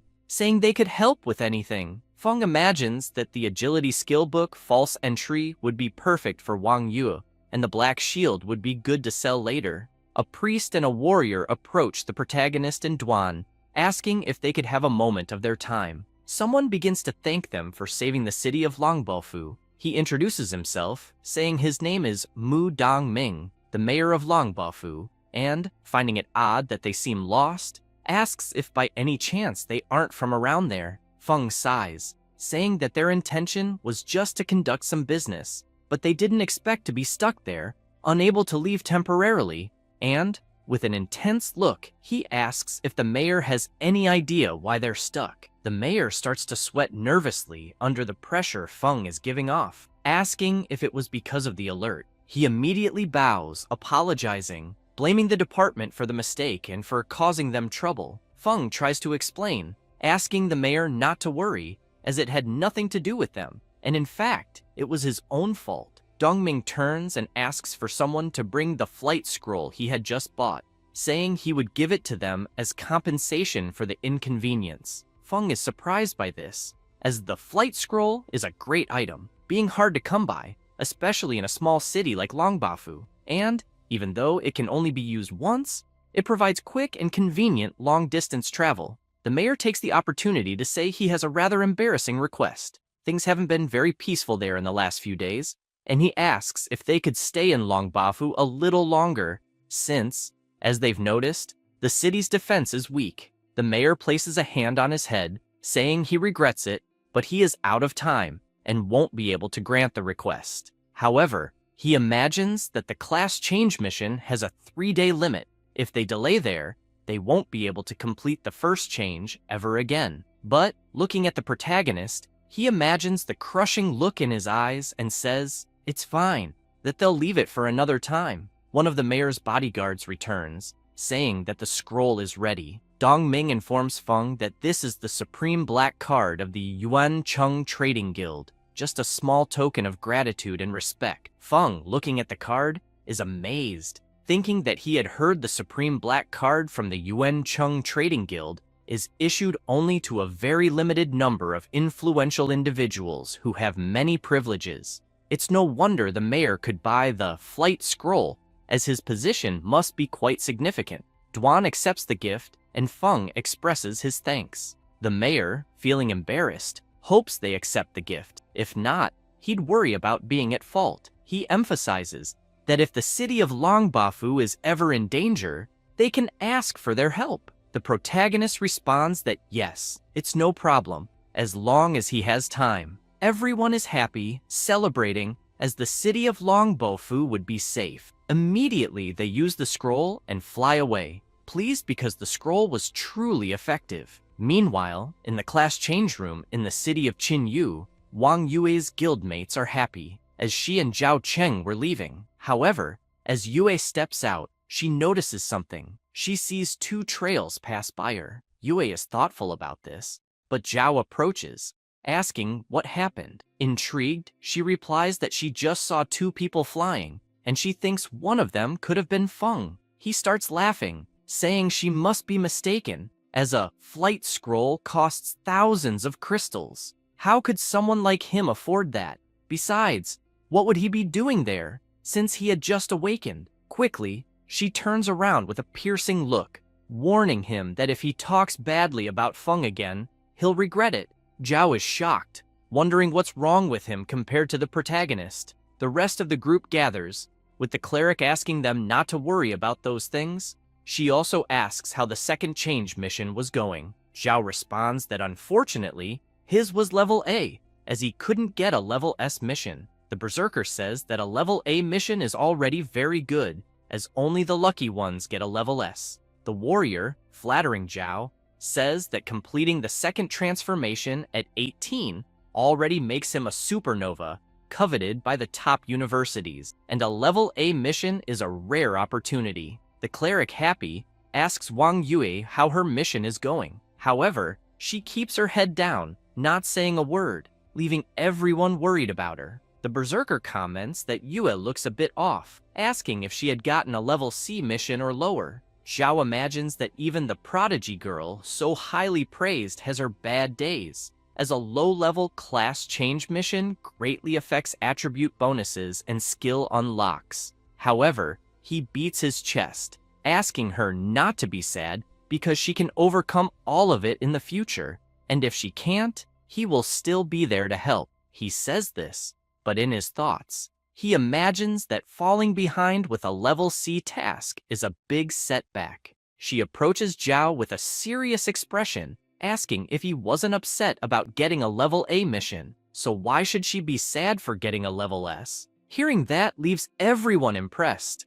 The cleric asks why she didn't mention it before. Yue responds that her situation is different from the others because her mission unlocks a hidden class she had never seen before. Zhao is shocked, wondering how that could be possible, as classes are usually determined upon awakening. He's never even heard of unlocking a hidden class during a class change, thinking Yue must be mistaken. She starts remembering when she was at the class change field. The system notified her that class progression had detected that the player possessed the key item Vanguard Emblem, which could advance the initial class Agile Shooter to Shadow of the Vanguard, and the class change mission would also change. In other words, the current class Agile Shooter advanced to the higher class Shadow of the Vanguard, asking if she wanted to advance or cancel. Intrigued, she wonders why that screen appeared and what it all meant. She's surprised to recall that the Vanguard emblem was a gift from Feng, as the item's effect was astonishing. Thinking back, she remembers how confident he was at that time, wondering if perhaps he knew about the power of that item. She immediately accepted the mission and thanked him for the gift. After explaining to her group what had happened during her mission selection, the cleric is outraged that she was so hasty. Zhao starts shouting, asking what Shadow of the Vanguard is, as he's never heard of it, and suggesting that perhaps the class change system was malfunctioning, and if she made the wrong choice, it could ruin her entire life. Yue had just asked them not to worry about her. The Berserker says he's jealous, wondering how someone can have a 5-star hidden profession and still advance. The cleric mentions that she wishes she had a childhood friend like Feng. Zhao, hearing all of this, becomes furious, thinking that he also needs to send someone to find the emblem, and that, no matter the cost or danger, he must obtain it. At that moment, Feng grabs his sacred emblem, which permanently grants him an additional 5 life attribute points and 5 spirit attribute points, and it begins to shine intensely. Moving toward Feng's chest, the emblem completes its S-level mission. The system begins the class change. He starts to laugh, saying that not only did his attributes increase significantly, but new passive abilities were also added, and he wonders how far he can push his precise manipulation of forbidden spells. The system notifies him that he has acquired the passive ability, Domain of Darkness. His control over the power of darkness has greatly increased, allowing him to manipulate forbidden spells with precision. Outside, Duan is still waiting for the Prota when a person appears. It was Jing, intrigued by Duan, wondering why he would be with Feng, as it seemed like he was guarding Feng's entrance. Looking at him, she thinks that, according to the investigation reports, he was young, but already possessed the power of the 4th change, and even on a national scale, he would be considered one of the strongest. However, according to the team, when they entered, the fighter was always behind Feng, maintaining a respectful posture. Jing tells Qi Wei that her student wasn't easy to deal with, leaving her surprised. As she sees them coming toward her, she says to the teacher that she'll leave the situation in her hands. Qi Wei reassures her, saying she will confirm with Feng, as she believes he won't be an enemy. Feng and Duan continue walking, chatting casually, until they hear the teacher call him, making him turn immediately. Noticing teacher Qi Wei, he asks if, by any chance, she had said she wanted to discuss something. She responds affirmatively, saying there are some things she'd like to discuss with him. Duan says he'll wait, addressing him as Sir, which embarrasses the Prota, as the teacher didn't understand this Sir. Feng tries to play it off, asking her not to mind that, saying Duan was just joking. With a serious expression, she asks Feng if, by any chance, he has already completed the 1st change. He is shocked by the question, remaining silent, unsure of how to respond. He thinks that, although he didn't expect to hide his power for long, it was discovered very quickly, since the teacher has always been very attentive to him, one of the few people he can trust. He thinks she won't harm him. Smiling, he replies that yes, and that explaining it would be complicated, so he preferred only a few people to know. She says there is still one rather strange issue she needs to confirm, asking if he has been affected by the power of darkness. Surprised by the question, he wants to know why she would ask that, thinking it couldn't be about the exposure of his status in the system. Qi Wei explains that he knows the world is undergoing strange changes, and that, moreover, the invasion of the secret world into reality is intensifying. Many people have been affected by the power of darkness and are turning into new Tentu mutants. Feng smiles, saying he understands, and asks her not to worry, as he is not a mutant. But he starts thinking that the mutants are closely monitored by the government, and he doesn't want to get involved with them in any way. She reveals an artifact, asking him to test it with her, requesting that Feng inject his energy into that crystal, as it will show the amount of power of darkness he has inside. The Prota is reluctant about the request. The teacher, looking at him, begins to imagine that Feng is hesitant about the request, making her suspicious. However, he laughs, saying it's the first time he's been in a situation like that, so he's a bit nervous. He says this and touches the crystal, injecting a bit of his energy, causing the crystal to explode into several pieces. Panicking over what had just happened, Qi Wei is outraged, questioning how the crystal could have broken. Feng asks the teacher what was happening. She starts trembling as she recalls the conversation she had with Jing, where Jing explained that it was a black crystal, highly sensitive to the power of darkness, as it is frequently used by the government to detect mutants. When there is power of darkness, the crystal starts to vibrate, and the stronger the vibrations, the greater the amount of power of darkness. Looking at the shattered crystal in her hand, she wonders what it means for it to explode like that. Feng begins to explain that he knows it's quite incredible for someone to awaken and change class immediately after, making things strange for him, but he comments that she's known him for a long time, asking her to at least believe in his character. Intrigued, she thinks about how that child lost his parents when he was still young, and also awakened later than others, and to maintain such an optimistic and positive mindset is already something quite rare. She explains that personally, she trusts him, but for protocol reasons, she will have to report what happened to the superiors, asking him to understand. Feng responds that he understands, but at the same time, he imagines that, although she says that,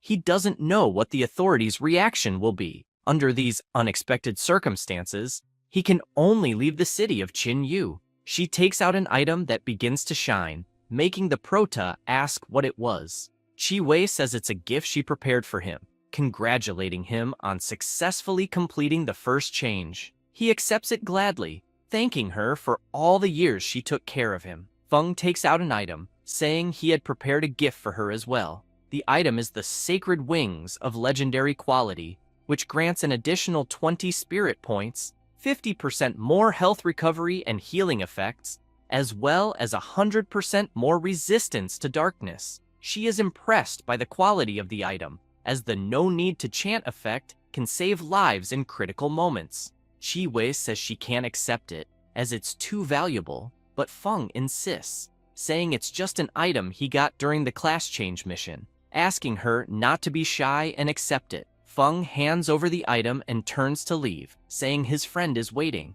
and if she doesn't mind, he's going to go now. The teacher watches him from afar, thinking about the legendary gift she had just received from him. Qi Wei heads to the office of the adventurer's examiners to report what happened. After the teacher explains everything, Jing looks at the crystal, saying she has never seen a situation like that, asking if there's any possibility that the superiors might consider Feng a threat. Jing, tired, asks to let it go and end it there. The teacher is intrigued, asking Jing what she meant by end it there. Jing makes it clear that her student might be beyond what they understand at this point, and if he truly is a strong adventurer, they should try to recruit him as much as possible instead of investigating him and needlessly irritating him. Her advisor asks if they should report it. Jing replies no and requests to stop the investigation into Feng immediately. All related information should be kept highly confidential. Qi Wei immediately agrees, thinking that Feng is young and without much background. Protecting him this way is more than appropriate. Jing, still intrigued, responds that since Feng doesn't want to expose his secrets, they should shift their attention to Duan. Currently, they need all the talents they can recruit, and one more strong ally wouldn't hurt. Back at Feng's house, Duan, calling the prota Sir, notices that he seems a bit upset. Feng, slumped on the couch, replies that the teacher just sent him a message saying that they canceled the investigation on him. Duan asks if that isn't good news. Looking like a living zombie, the prota responds that he's worried about how he'll train in the future, as every time he destroys a domain, it always attracts a lot of attention. He's even drawn the attention of the authorities, and if he continues, eventually, he'll face a lot of trouble. Duan becomes irritated, thinking that it's not easy being a great leader, as even his problems seem different from those of ordinary people. He had never imagined that destroying a domain would be like that, and if he hadn't seen it with his own eyes, he wouldn't know how to react. He gets an idea and asks Feng if it wouldn't be possible to train in unregistered domains, which gets Feng a little more excited. Duan explains that recently, with the world's changes, many new domains have appeared. Some of them aren't managed by the authorities due to a lack of resources, while others are occupied by evil forces. Immediately, the prota perks up, saying that could be a great solution, and quickly asks if Duan has information on these domains. Duan replies that he currently has information on 2 of them, and can look for more if needed. Relieved, Feng thanks him, thinking that acting like an ordinary person will surely be more effective than acting like a student. And, looking at his supreme black card, he thinks about selling his loot at the trade market and resting a bit. After all, improving his use of curses shouldn't put him behind others. A while passes, and night falls. Duan quickly returns to the hotel, thinking that he had spent too much time at the prota's house and didn't have time to look for another place to sleep, so he decides to stay another night there. Upon entering, he is greeted by a man in a suit. Duan asks who he is. They sit down, and the man in the suit introduces himself as Zhang Ji, the mayor of Chinyu City, thanking him right away for helping during the domain invasion last time. He then asks if Dwan is interested in living in Chinyu City permanently. Dwan responds affirmatively, saying he had been thinking about it lately. Ji is pleased to hear this, saying it's great because it would be an immense pleasure to have a strong warrior like him in the city. Handing over a special adventurer certificate issued by the city with high privileges, he makes it clear that if Dwan ever needs anything in the future, he just has to let them know, and they will do their best to help. Dwan takes the certificate and looks at it. The mayor begins to sweat nervously, worried because he had heard that other cities had tried to recruit Dwan before, but were all rejected. Chinyu City is small, so he hopes Dwan won't disdain it. Dwan puts the certificate away, thanking him right after, saying he will indeed accept it. Quickly, Ji grabs his hand, saying that there is no need to thank him. It is he who should be doing that.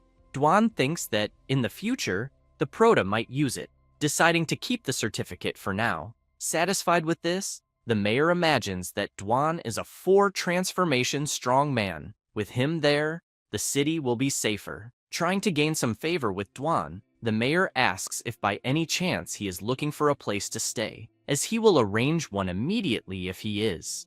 Dwan just thanks him. At that moment, the Prota continues playing his game, achieving a victory, saying he played so much that he didn't realize it was already late, deciding to sleep. However, he notices that the class group is still chatting at this hour, deciding to take a look to see what they are talking about. Reading the conversations, he imagines that his classmates awakened when they were 16 and wanted to take the university entrance exam, but they first need to reach the 1 advancement level or higher. He never imagined that he would surpass all of them in such a short time. Right after, he notices that they are mentioning his name, saying he is just playing. He is astonished at this, as the guy is another fan of Miss Wang, wondering if he is stalking his feed on his account, because what does he have to do with this? He also notices that the teacher scolded the guy right after, telling them to mind their own lives and not worry about others.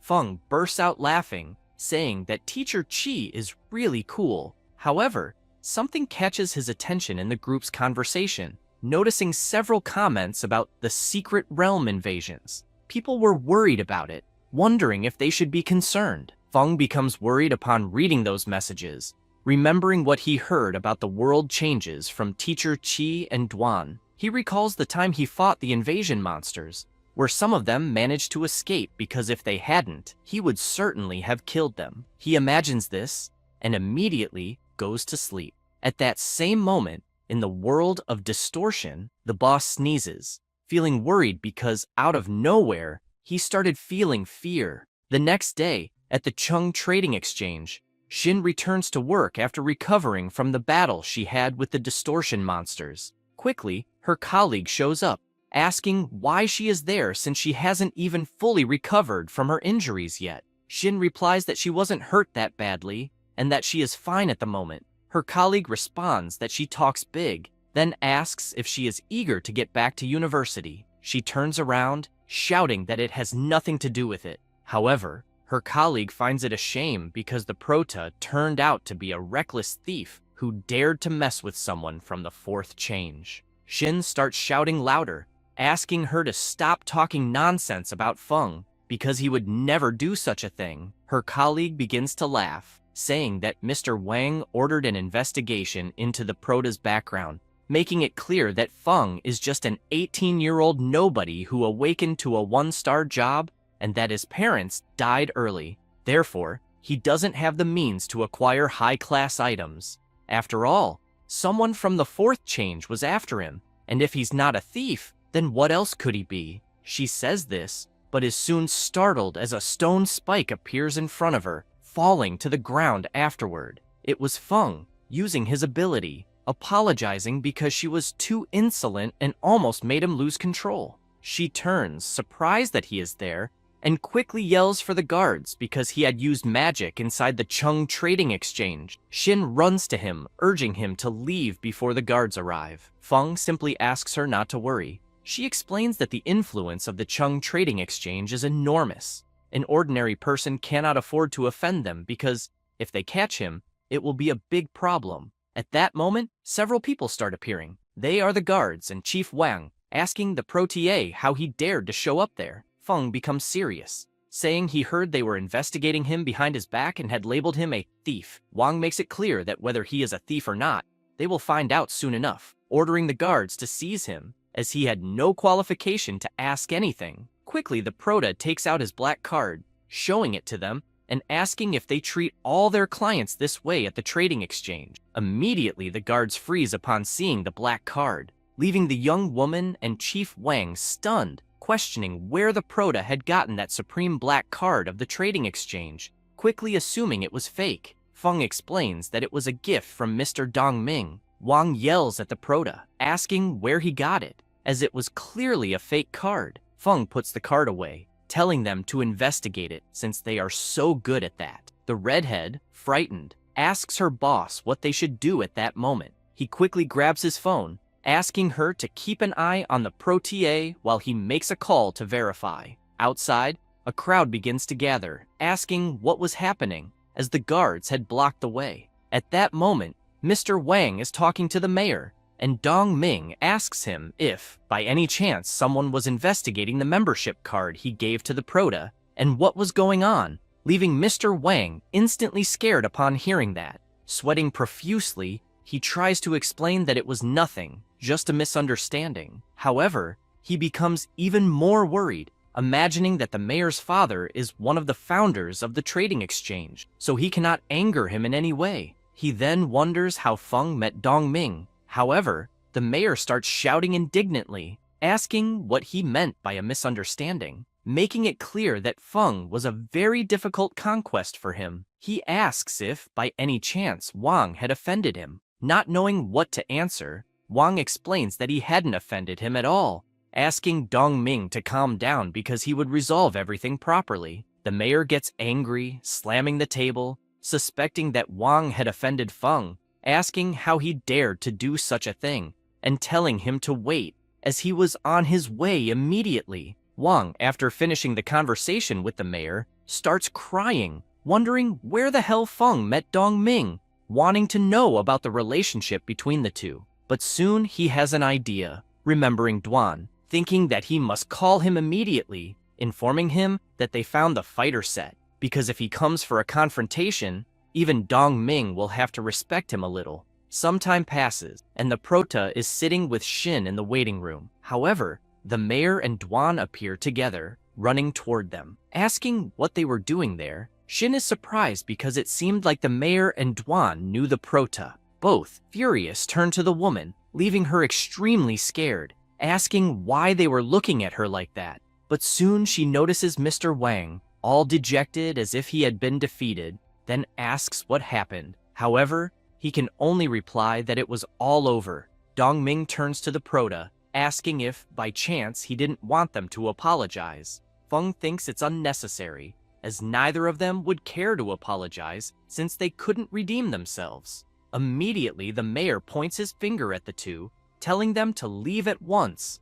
Both are shocked by this. Wang quickly slaps the woman, saying that all of this happened because of her. Dong Ming, outraged at that scene, asks the guards again to remove them. After that, they head to a VIP room. Both sit down, and Shin starts serving tea. The mayor watches her, thinking that Feng has a good impression of the girl, feeling relieved because they didn't completely ruin the trading exchange's reputation. Shin, looking at the prota, thinks that he is amazing because he was smiling and chatting normally with the important people there. Smiling, Dong Ming tells Shin that she was wronged, asking her to work hard because in the future, the trading exchange will compensate her. Embarrassed, she thanks him, saying that she will indeed work hard. Feng apologizes to the mayor because on his account, he came from very far away. Dong Ming asks him not to say that, as the prota's problems were his too. If it weren't for him and Shin, the city of Longbofu could have been left without the prota to defend it. Remembering that he had noticed Feng looking at the rare items catalog, he then asks if he needed something. He starts laughing, saying that he was indeed looking for something, asking if he had ever heard of the final relic. Surprised by what the prota just said, he asks him what he means by final relic. This also leaves Duan intrigued about this final relic. Feng is surprised they don't know, saying it was nothing, as he saw someone mentioning it on the internet the day before and thought it might be something interesting, remembering that the day before, he had taken the skill book he had received from the teacher. This skill book is called Spiritual Energy Powder. It is used by mages to temporarily replenish skills during combat.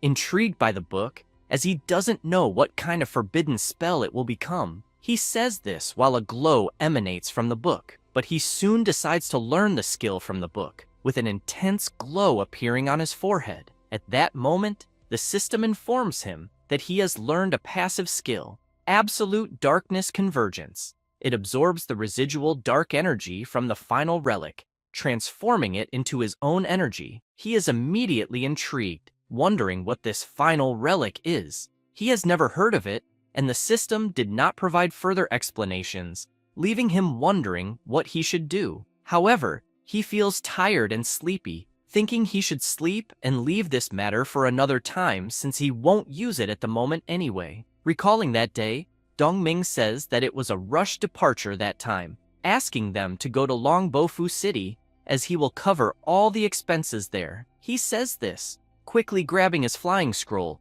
using it to return to the city, while the two watch him fly away. Feng invites Duan to eat something, but he asks the Prota to eat at his place.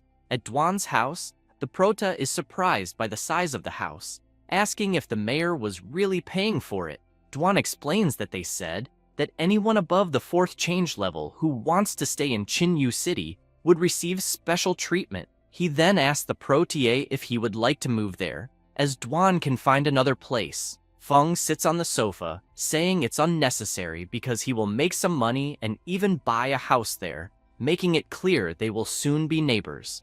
Duan tells Feng that if he needs money, he can lend it to him, but the Prota quickly interrupts, saying he doesn't need his money. He imagines that he recently sold equipment and accumulated plenty of crystals, which he can exchange for money to buy a mansion, so it wouldn't be a problem. But he soon thinks that he would have fewer crystals available, and if he needs them later, it will be complicated if he has already bought the house. He decides then that he will wait a bit.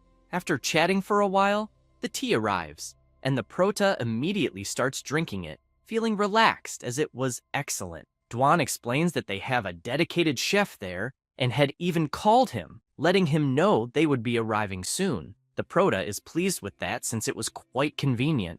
At that moment, Duan's phone starts ringing. He answers, greeting the mayor of Chinyu City, but Zhang quickly says that there is something that might be a bit of a nuisance for him, informing him that the investigation team sent from above is looking into the recent disasters that occurred in Chinyu City, and as such, would like to get some information from him. Duan is surprised by this, and, looking at the Prota, imagines that the investigations might affect Feng, so it's better to ask what he thinks first. He then tells the mayor that he is busy that day. Zhang replies that it's all right, asking Duan to let him know whenever he is free in the coming days. After explaining to the Protier the matter the mayor mentioned, Feng asks what this investigation group is, as he has never heard of these people.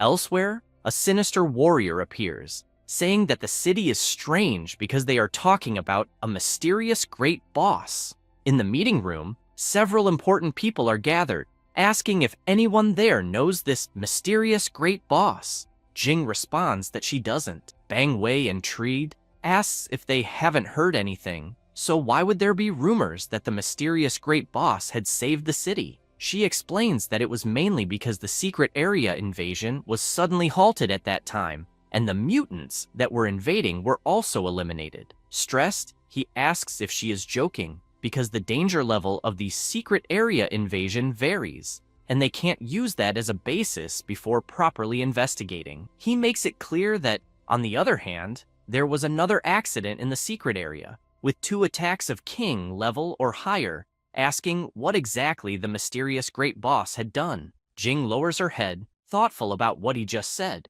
Qi Wei becomes worried because to protect Feng, Jing used her power and modified all the information that could be related to Feng, and with that, all the pressure of the incident fell on her. At that moment, Mayor Zhang burst through the door, informing them that he had just called Duan. but he said he couldn't attend the meeting because he was busy. Bang Wei becomes furious, saying that he hates those adventurers who are out of control. As a watchdog without a guild acts like the world belongs to them. He slams his hand on the table right afterward, asking to be put in charge of the investigation. After the meeting, he goes to the secret area. As he approaches the portal, he is stopped by 2 guards who are there. Smiling, he greets them, introducing himself and saying he is part of the investigation team and was there to enter and carry out some investigations. The guards quickly say there's no problem at all, and that with him there, they feel more at ease, asking him to enter right afterward. After passing through the portal, he notices several traces of dark energy, saying that although it's not the first time he's been there, seeing the level of destruction, he can't help but be impressed. Wondering what kind of force is needed to completely destroy a secret area. Looking at the remnants, he imagines that even the residual dark energy is so pure and powerful, because no matter what kind of nonsense this mysterious great boss is, in the face of such an existence, it's like an anthill before an elephant. He immediately becomes ecstatic, shouting that this place is truly worthy of anticipation. Saying this, he raises his hand, making a sinister demon appear right in front of him, as if he were controlling it. He then lets out a malicious laugh, saying that it was indeed king level, filled with powerful energy all around, craving it all for himself. At that very moment, in Dwan's house, the Prote continues playing his game, complaining to the system. However, an alert pops up from the system, informing him that the final relic has been found, leaving the Prote surprised. He imagines that something seems to be happening, as a connection is forming with him through the aura. If he focuses carefully, the connection becomes clearer, allowing him to locate its position. Feng grabs his shirt, stands up and puts it on. Dwan appears, asking where he is going. The Prote responds that he is going out for a while. He then rushes out, asking Dwan to finish the game for him. Feng hails a taxi and, looking at the GPS, guesses that the energy is coming from near the sinister cemetery. He realizes, through their connection, that this thing is moving. At the entrance of the sinister cemetery, the guards spot the demon emerging from the portal, notifying their superiors via radio that an unknown monster has appeared there. They both start trembling, asking what the hell that thing in front of them is, as Bang Wei had fused with the monster, calling for help because they couldn't move. Due to the monster alert, blockades were set up to prevent any accidents. The guards asked everyone to stop, as there was danger ahead. At that moment, the taxi driver tells the Prote that, unfortunately, they can't pass the blockade. He responds that it's fine, and that he'll get off right there, paying the driver afterward. He notices that the thing had temporarily moved away. At the entrance of the sinister cemetery, the demon continued its rampage, destroying everything, while Bang Wei called for help. However, Jing suddenly appears, along with Professor Chi Wei and another person, charging toward the monster. But they quickly stop, horrified by what was right in front of them, asking what the hell was happening. Some time passes in the sinister cemetery after the battle. Jing is in Chi Wei's arms, who is trying to heal her. She tries to say something but can't due to her injuries. The professor imagines that, thanks to the equipment Feng had given her, she managed to reduce the cooldown time and use the support spell faster. However, the situation is still critical because not even Jing, who is strong, could stop the creature. Jing starts to stand up, trembling all over, asking where the creature was. Chi Wei explains that it had headed toward the city center, but Mayor Zhang had already called for help from Kang Na, though he didn't know how long it would take him to arrive, and it might be too late. Jing takes a deep breath, imagining that Kang Na is as strong as she is. So, alone, he won't be a match for the creature. The only hope left is for the person who is pursuing it. This will be the last chance. Elsewhere, the creature is destroying everything in sight, furious. At that moment, Feng arrives, looking at the creature and realizing that the final relic had grown much larger. The demonic creature notices the Prote standing there, as if he were a beast. He wonders if he will have to use other forbidden spells to take it down first. However, while he is thinking, the creature wastes no time, jumping at him with all its might. striking toward his head. The proto remains motionless, waiting until the last second to act. He uses his dark shield immediately afterward, blocking the creature's attack. It starts to break out in a cold sweat, wondering if this is even possible. How could he possess such incredible power? At this moment, a system message appears, informing him that the final relic has been detected and asking if the proto wants to absorb it. Feng wastes no time, accepting immediately, as he needed close physical contact to absorb it. He releases a terrible power toward the creature, absorbing it immediately while it screams in pain. With the absorption, various memory fragments and places were assimilated, gaining an additional 100 total attributes. Feng is pleased because, even for a 3-star class, leveling up from level 0 to the third transformation doesn't grant so many skill points to distribute so generously. However, he grows concerned, as it seemed that, in addition to the absorption, he had taken in something else, since he was seeing some strange images in his head. At that moment, Duan appears, asking the proto what had happened there. Feng simply gestures toward the fallen creature, saying that it appeared out of nowhere and he killed it immediately. Duan, looking at Bang Wei, knocked out on the ground, says that it seemed like the proto was also responsible for defeating him. He is intrigued by the chaotic scene around them, thinking that the mayor just mentioned that there was a monster invasion. He wonders if they were members of some evil sect, and although he understands that the proto managed to eliminate the monster, he can't explain what happened to the energy around them, as it doesn't seem to be the result of a powerful spell. So, how did the proto do it? Feng, smiling, pats Duan on the shoulder, asking him to handle the aftermath there, as he arrived just in time. Duan simply responds that he understands, telling him to leave it to him. After that, Feng takes off flying at full speed, leaving Duan astonished at the proto's speed, wondering if he wasn't a mage, because that speed surpasses many combat classes. Shouting to Feng right afterward, he says that he truly is incredible. Some time passes after the confrontation with the creature,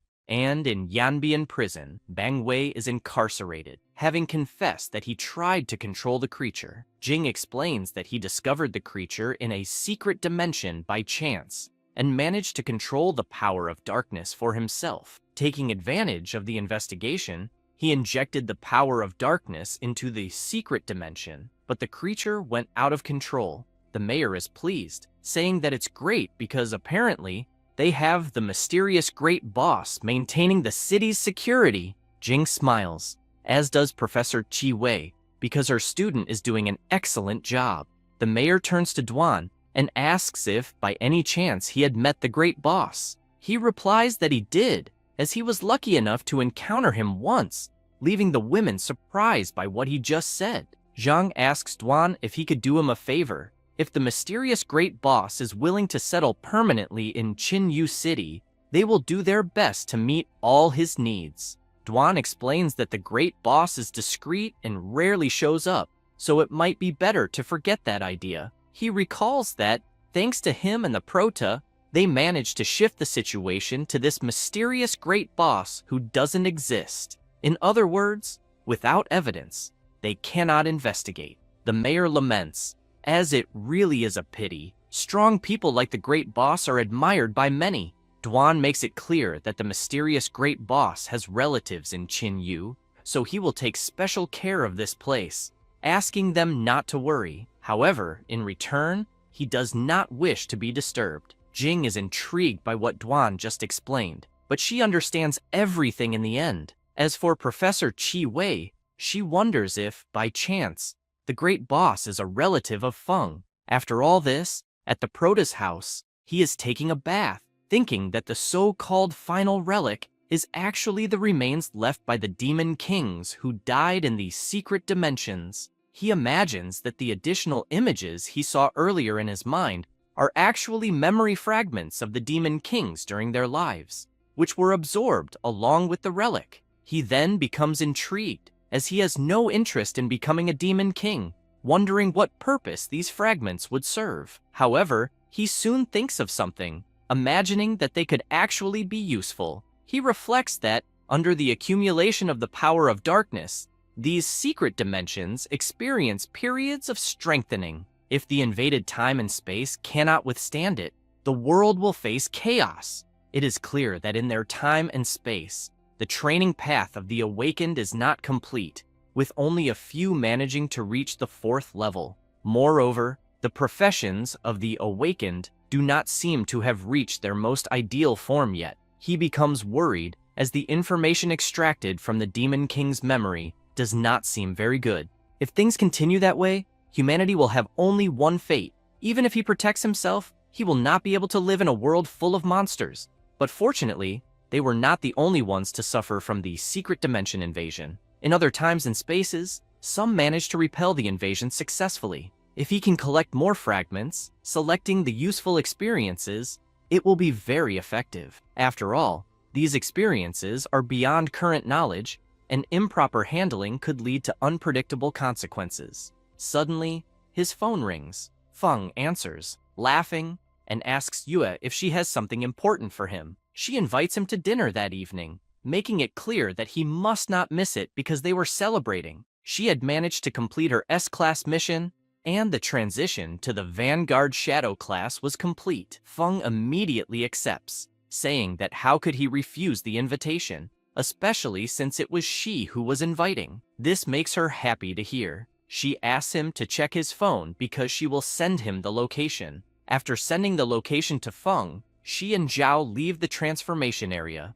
where their guild friends were waiting, bursting confetti right afterward, congratulating them for successfully advancing to the 2nd level. The people around them are amazed because, at such a young age, they have already reached the 2nd level. Zhao invites Yue to dinner, saying he has reserved a private room at the best restaurant in the city. However, she replies that she already has plans for the evening, asking them to have fun without her. She then announces that she will be the host at the event the following day, requesting everyone to be there. He asks her if they shouldn't rest first since they had worked hard during the transformation. Yue explains that it is something quite important and cannot be postponed. She says her goodbyes, while everyone watches her leave. Zhao gets irritated because they had barely reached the 2nd level, and they were already having disagreements. The cleric tries to calm him down, asking him not to speak like that because Yue is that kind of person. She must have something really important to do. Annoyed, he asks everyone there if they aren't tired of running after her, leaving them surprised by his question. Zhao explains that now that she has successfully completed the transition to S-Class, she has also awakened a new hidden class, making it clear that the distance between her and everyone there will only grow. The cleric is shocked by what he just said. While everyone watches Yue walk away, Zhao comments that he fears that one day she will completely disconnect from the guild. Some time passes, and night falls at the restaurant where the protagonist and Yue had arranged to meet for a celebration. Feng is amazed upon seeing the roasted lamb, saying that the restaurant wasn't expensive and that all their food was delicious, urging her to try it immediately. Still delighted, he says that being there was only possible because he followed her. Yue quickly thanks him for giving her the emblem, as it had helped her a lot. While he devours his lamb, he becomes intrigued by what she said and asks if the emblem had activated a new hidden class. However, he begins to imagine that in the Demon King's memories, they discovered that the awakened and their professions in that time and space hadn't reached their ideal form. He wonders next if emblems are one of the ways to achieve that state. Yue asks the protagonist if, by any chance, he knows where those emblems came from. Feng starts laughing, saying he wasn't very sure about them. She becomes frustrated upon hearing that, saying it would be great if they could buy them, as she would give one to the protagonist and the other members of her team. He feels happy, imagining that his friend is still the same, as whenever something good happens, she also considers his interests. Yue asks him not to worry, saying she will handle the emblem issue, and asks the protagonist not to give up on training, as in such a dangerous time, having extra self-defense skills is always useful. She makes it clear that once she finds an appropriate emblem for him, he might also activate a new class. Feng starts teasing Yue, saying that it's hard to train alone, as having her as a friend to protect him was already enough. Quickly, she is shocked, shouting at him to stop joking around. as she was talking about a serious matter. After saying this, she suddenly feels a discomforting pain. Feng becomes concerned and asks what had happened. She puts her hand on her arm, asking him not to worry, as she had gotten slightly injured while completing a mission. Immediately, the protagonist offers to heal her. However, she responds that she had already been healed, making it clear that it was an S-class mission, explaining that the boss dealt a lot of damage and she would need some time to recover. Feng is intrigued, wondering how difficult an S-class transition is. At that moment, the protagonist's phone rings. He answers, and someone asks if he was Ning Feng by any chance, but he doesn't respond, instead asking the caller what they wanted and who they were. He then imagines that the person had an aggressive tone in the way they spoke. However, the caller says that the protagonist doesn't need to know who he was, just asking him to answer where he had obtained the emblem. Feng quickly becomes fed up with that guy and leaves him talking to himself. Yue notices her friend became stressed and asks what happened. He responds that the caller had asked where the emblem came from. She is startled upon hearing that, explaining that she hadn't told anyone outside about the emblem. The protagonist simply picks up his delicious lamb to eat, asking her to let it go and to eat and drink in peace. However, he notices that the guy still hadn't hung up. Picking up the phone again, he hears the guy shouting, asking how the protagonist dared to leave him talking to himself, making it clear that he would pay for what he had done.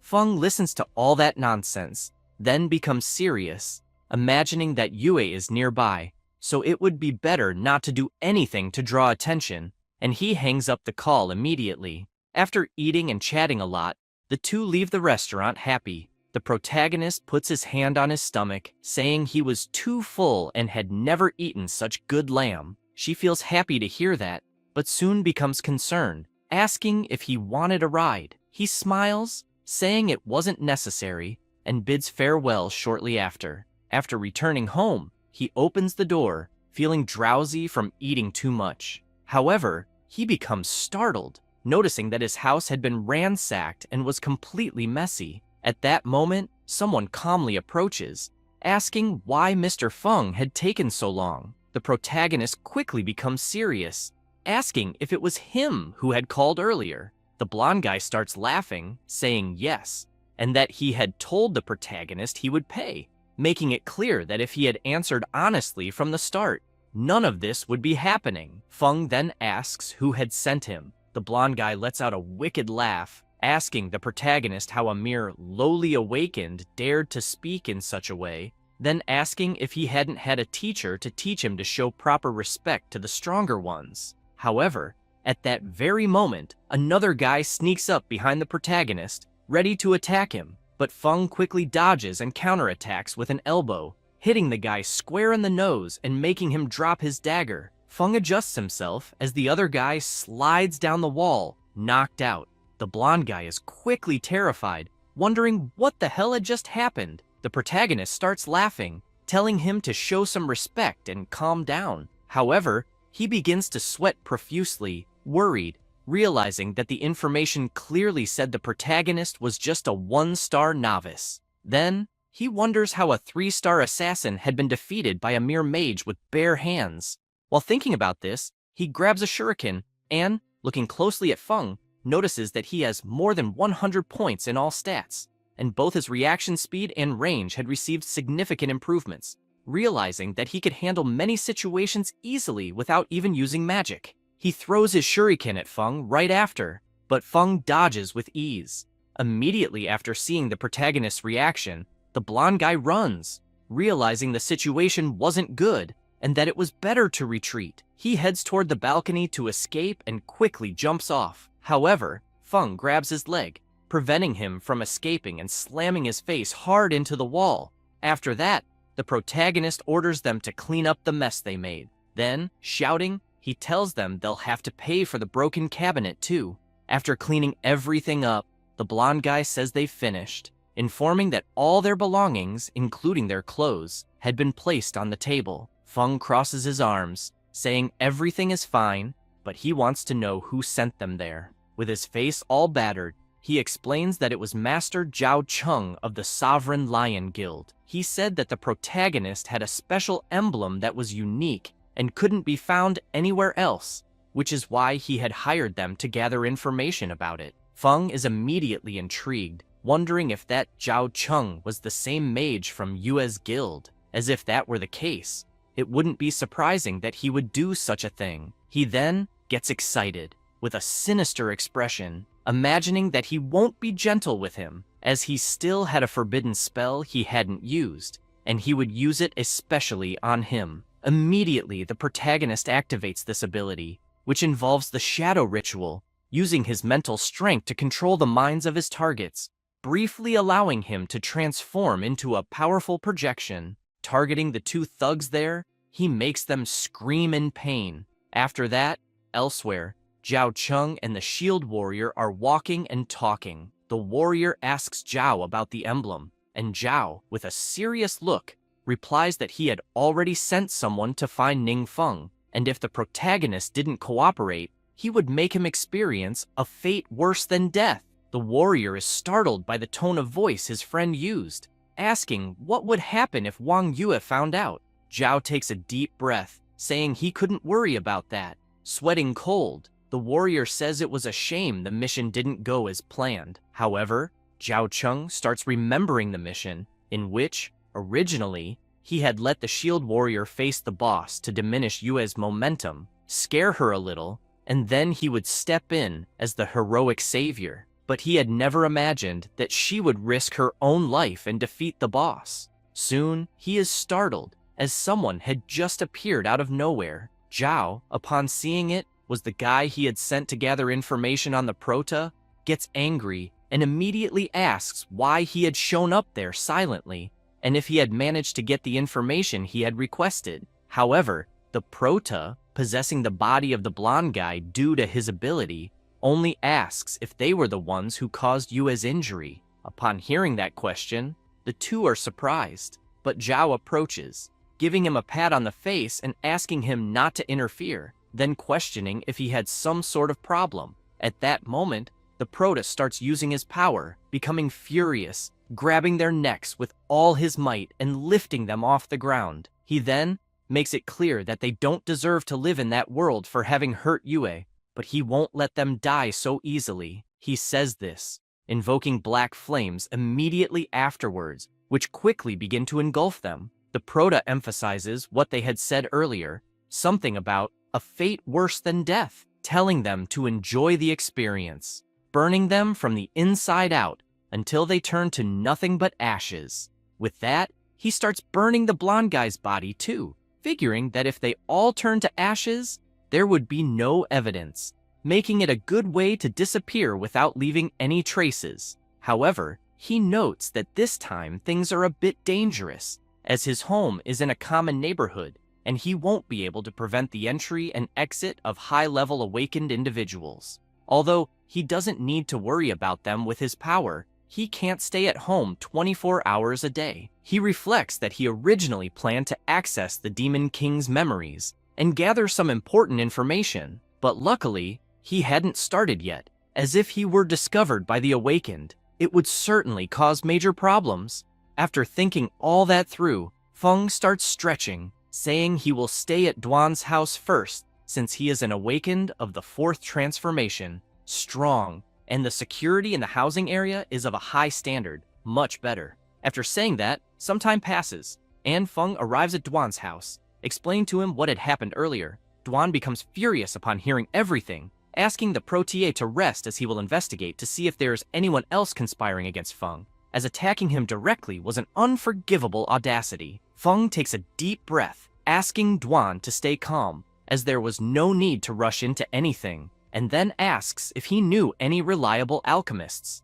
Duan is surprised by the Prota's question, wanting to know what criteria he had for the alchemist. Feng explains that the alchemist needs to be high-level, trustworthy, preferably independent, and the fewer connections they have, the better. Duan becomes thoughtful, saying he knows a few alchemists of good level, but they have already joined large guilds. The Prota replies that it wouldn't be very appropriate, remembering that in the memories he absorbed, the Demon King had already killed a few high-level alchemists, and the potions they had produced were significantly superior to the level of that world. Unfortunately, he didn't understand the specific details, only managing to copy the recipes left behind, needing to discuss them with a professional. He then imagines that alchemists who join large guilds usually have no choice, and the risk of information leaks is high. And, after the lesson he learned, he doesn't want to attract greedy flies anytime soon.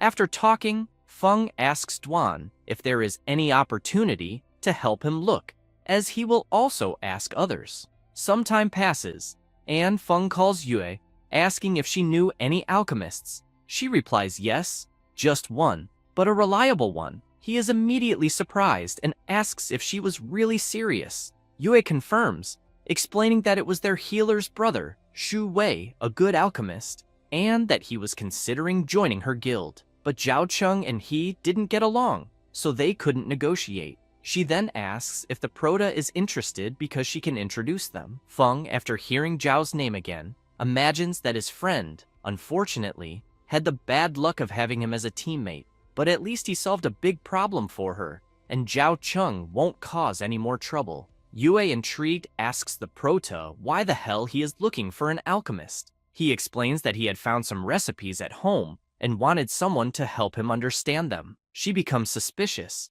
asking if he had found something at home again. Feng starts laughing, saying he has been doing a good cleaning in his house lately. Yue asks him to wait a moment, that she will arrange everything as quickly as possible. Some time passes, and the Prota goes to the place where the alchemist is, introducing himself. The alchemist also introduces himself, saying his name is Shu Wei, asking Feng if he could show his recipes.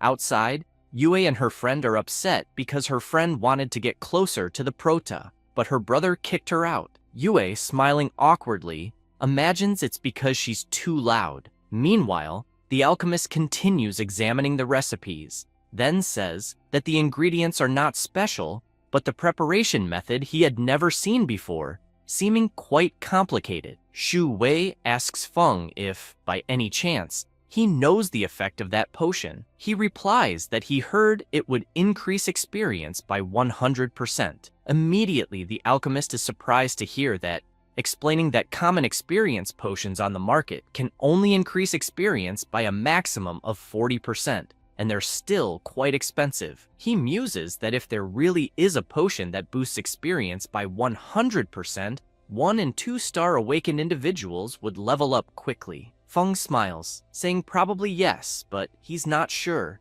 and it's not easy to ask around, so he came there to clarify his doubts. Shu Wei turns to the Prota, asking him to wait a moment because he's going to conduct an experiment upstairs. Time passes as the three continue talking, but soon they hear a strange noise. Everyone becomes concerned, wondering what is happening upstairs. Yue's friend starts climbing the stairs, saying she'll take a look to see what it is. After climbing, she notices something jumping in front of her, soon realizing it was the slime her brother used for experiments. Yue and Feng also go up to see what's happening, but a burst of flame shoots right in front of them, hitting the slime. Everyone is surprised by that, and quickly rush to the alchemist to see what it was, soon noticing the shot came from him, as he was delighted, saying the potion had really worked, leaving the girls completely confused. Shu Wei approaches the Prota, saying he drank a little of the prepared potion and tested it on the slime,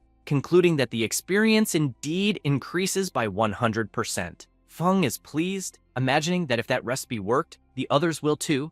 At that moment, the alchemist throws his fireball again, hitting the slime hard. His sister explains that Shu Wei loves his lab so much that he doesn't let her go upstairs, and now he's breaking everything on his own. Some time passes, and after the Prota explains to the girls about the potion recipe, they become ecstatic, asking if it really increases experience by 100%. Feng nods, expressing that yes, it does. However, the alchemist asks the two to stay quiet because this is something that requires extreme confidentiality. Shu Wei turns, asking the Prota what he plans to do next, because if he sells that, he'll definitely make an unimaginable fortune, since right now, everything is very dangerous, and no one will refuse something that increases strength. Feng reflects on that, but soon hears a message arriving on his phone. He asks for a moment because he's going to check some information first, noticing next that it was a message from Chi Wei in the class group, informing that the school's plan was to take all the third-year students to a secret location in the neighboring city to train for next Monday's event. And, since space was limited, each class would have to use the location at different times and areas, asking everyone to prepare properly and cooperate actively. Noting also that after the teacher communicated this, everyone started sending worried messages, fearing that experience would be scarce. There wouldn't be space for everyone, and there wouldn't be any experience potions. Feng, after reading all those messages, becomes thoughtful, wondering what could be done in that situation. But he quickly has an idea, explaining that regarding the experience potions, he plans to use them first on his companions and then sell them them after some time. Yue's friend quickly asks the prote if, by any chance, he considered her one of his companions. He responds that yes, he does. She gets super excited, saying that in the future, she and Yue will be his bodyguards. However, Feng remains thoughtful, imagining that such a sought-after item, once released on the market, will certainly cause a big impact, and consequently, profit opportunities will arise. People like Zhao Cheng, who are like greedy flies, will probably appear in large numbers. To keep the peace and calm, it's better to first nurture the people around them to support their power, because when someone has bad intentions, it will be time to act. Right after, the Proto remembers Yue's guild berserker and asks if his name was really Zhou Jiangshu, as the experience potions could also be considered for him. The two are pleased to hear that. Yue's friend says that, in fact, last night, the berserker was worried, thinking he wouldn't be able to get into the same university, but now he will be reassured. Feng imagines that Zhou Jiangshu is quite talented, and Yue's friend, being a cleric, is also good, so the two will be of great help. Shu Wei approaches the Prota, asking if he can call him brother, and if, by any chance, he has more recipes. The Prota replies that yes, he does, handing another one to the alchemist, who quickly starts reading it. He begins to sweat nervously, feeling disappointed with himself because he has never heard of the ingredients listed. He recognizes only 2 ingredients from the recipe, but fears he won't be able to prepare it with his current level of power. Immediately, Feng becomes intrigued, thinking that, after all, these are recipes from a different world. If they can use some of them, it would already be great. At that moment, Yue suggests that as soon as the first experience potions are ready, they should call the berserker and Shu Wei to train together. She pats the Prota on the shoulder afterward, saying he should go too. This makes him worried, and he starts playing dumb, but Yue interrupts him, asking him to relax, as the city just sent out a notice allowing guild teams to go out for training, so he could go with them peacefully. They quickly start discussing which day to schedule the training. Shu Wei makes it clear that he'll calculate because if they want enough potions for everyone, they'll probably be ready by next Monday. Yue says that's perfect, and will schedule it for next Monday, thanking them right after. The cleric replies that there's no need to thank them since her brother wasn't doing anything anyway. Meanwhile, Feng looks a bit clueless because no one had consulted him. Time passes, and Monday arrives. The Prota is already at the meeting place, telling Yue over the phone that he has already arrived. She just asks him to wait by the roadside because they will be there very soon. Meanwhile, a school bus passes by where the Prota is standing. The people inside are from his class at school, and they ask if the guy standing there could be Ning Feng, their friend, until, looking closer, they realize it really is him, and that, apparently, he won't be training with them that day. Quickly, they start laughing and mocking the Prota, but soon they decide to change the subject, because to them, it wasn't worth talking about someone as useless as Feng. It was better to sleep so they could arrive rested for the training. Time passes, and several people are at the entrance to the secret area. Feng's school class also arrives at the location, noticing that there were a lot of people there. A student asks the teacher, Chi Wei, when they would be able to enter. She replies that probably in about 2 hours. The students, upon hearing that, become impatient, asking if they really had to wait all that time. Chi-wei responds that yes, they did, because they were in the second group. However, one of the students notices Feng up ahead and quickly calls his group to see if it was really him. They are immediately impressed, as he was with the goddess Wang Yue and her guild, Sovereign Lion. The student becomes even more indignant upon seeing Feng and his group entering the portal, and immediately asks Professor Chi-wei why they are entering without waiting in line. The professor, also impressed, explains to the student that Ningfeng is the leader of the Sovereign Lion Guild, so they are probably heading straight to the heart of the secret area, as there are fewer people there, which is different from her class. The student who had asked the professor becomes furious, saying that he should be the one standing beside the goddess Wang, while his friend next to him asks how Feng dared to proceed to the heart of the secret area, as any small monster there could easily kill him. At that moment, someone arrives, asking if by any chance they were talking about Wang Yue, who is ranked 5th in the national rookie rankings. Surprised and sweating, the student replies that they were indeed.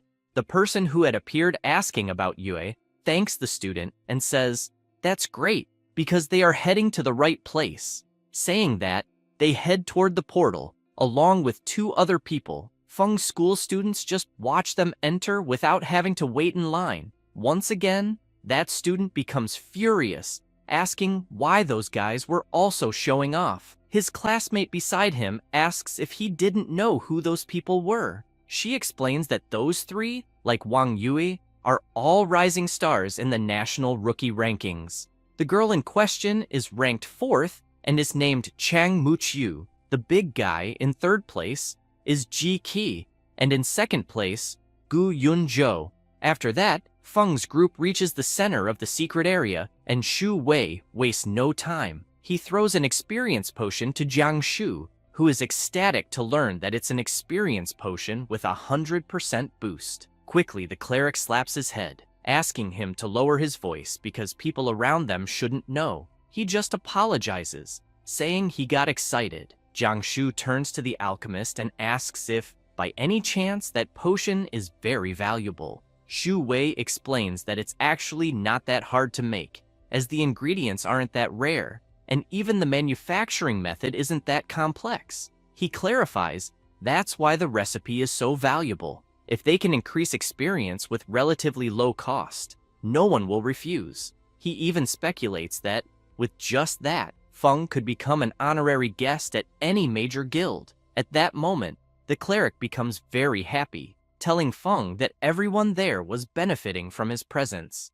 Jiang Shu pounds his chest and makes it clear to the pro TA that whenever he needs anything in the future, he just has to ask. Feng laughs awkwardly, saying that they're all part of the same team and don't need to be so formal. Yue, watching from a distance, just observes them laughing, thinking that Feng's personality wasn't good for socializing, and that's why he always had few friends, especially after the failure of his awakening at 16. Yue, feeling upset, imagines that people at school mocked the Prota, which made him even more withdrawn. Looking at the Prota, she feels happy because it's rare to see him so happy talking, hoping he can recover from now on. Yue gives a slight cough to get everyone's attention and says she has something to say, asking everyone to listen. She explains that at the moment, they don't have a tank or a magic DPS, so during the battle, they need to ensure maximum safety, making it clear to the Prota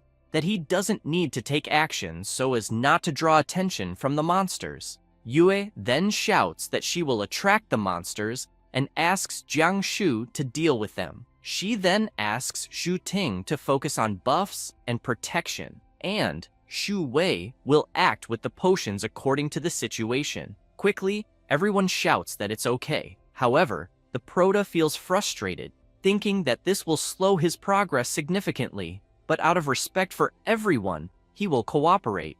After all, leveling up with forbidden curses is much faster, but since he's not in a hurry and is just understanding everyone's abilities, he decides to go along with it.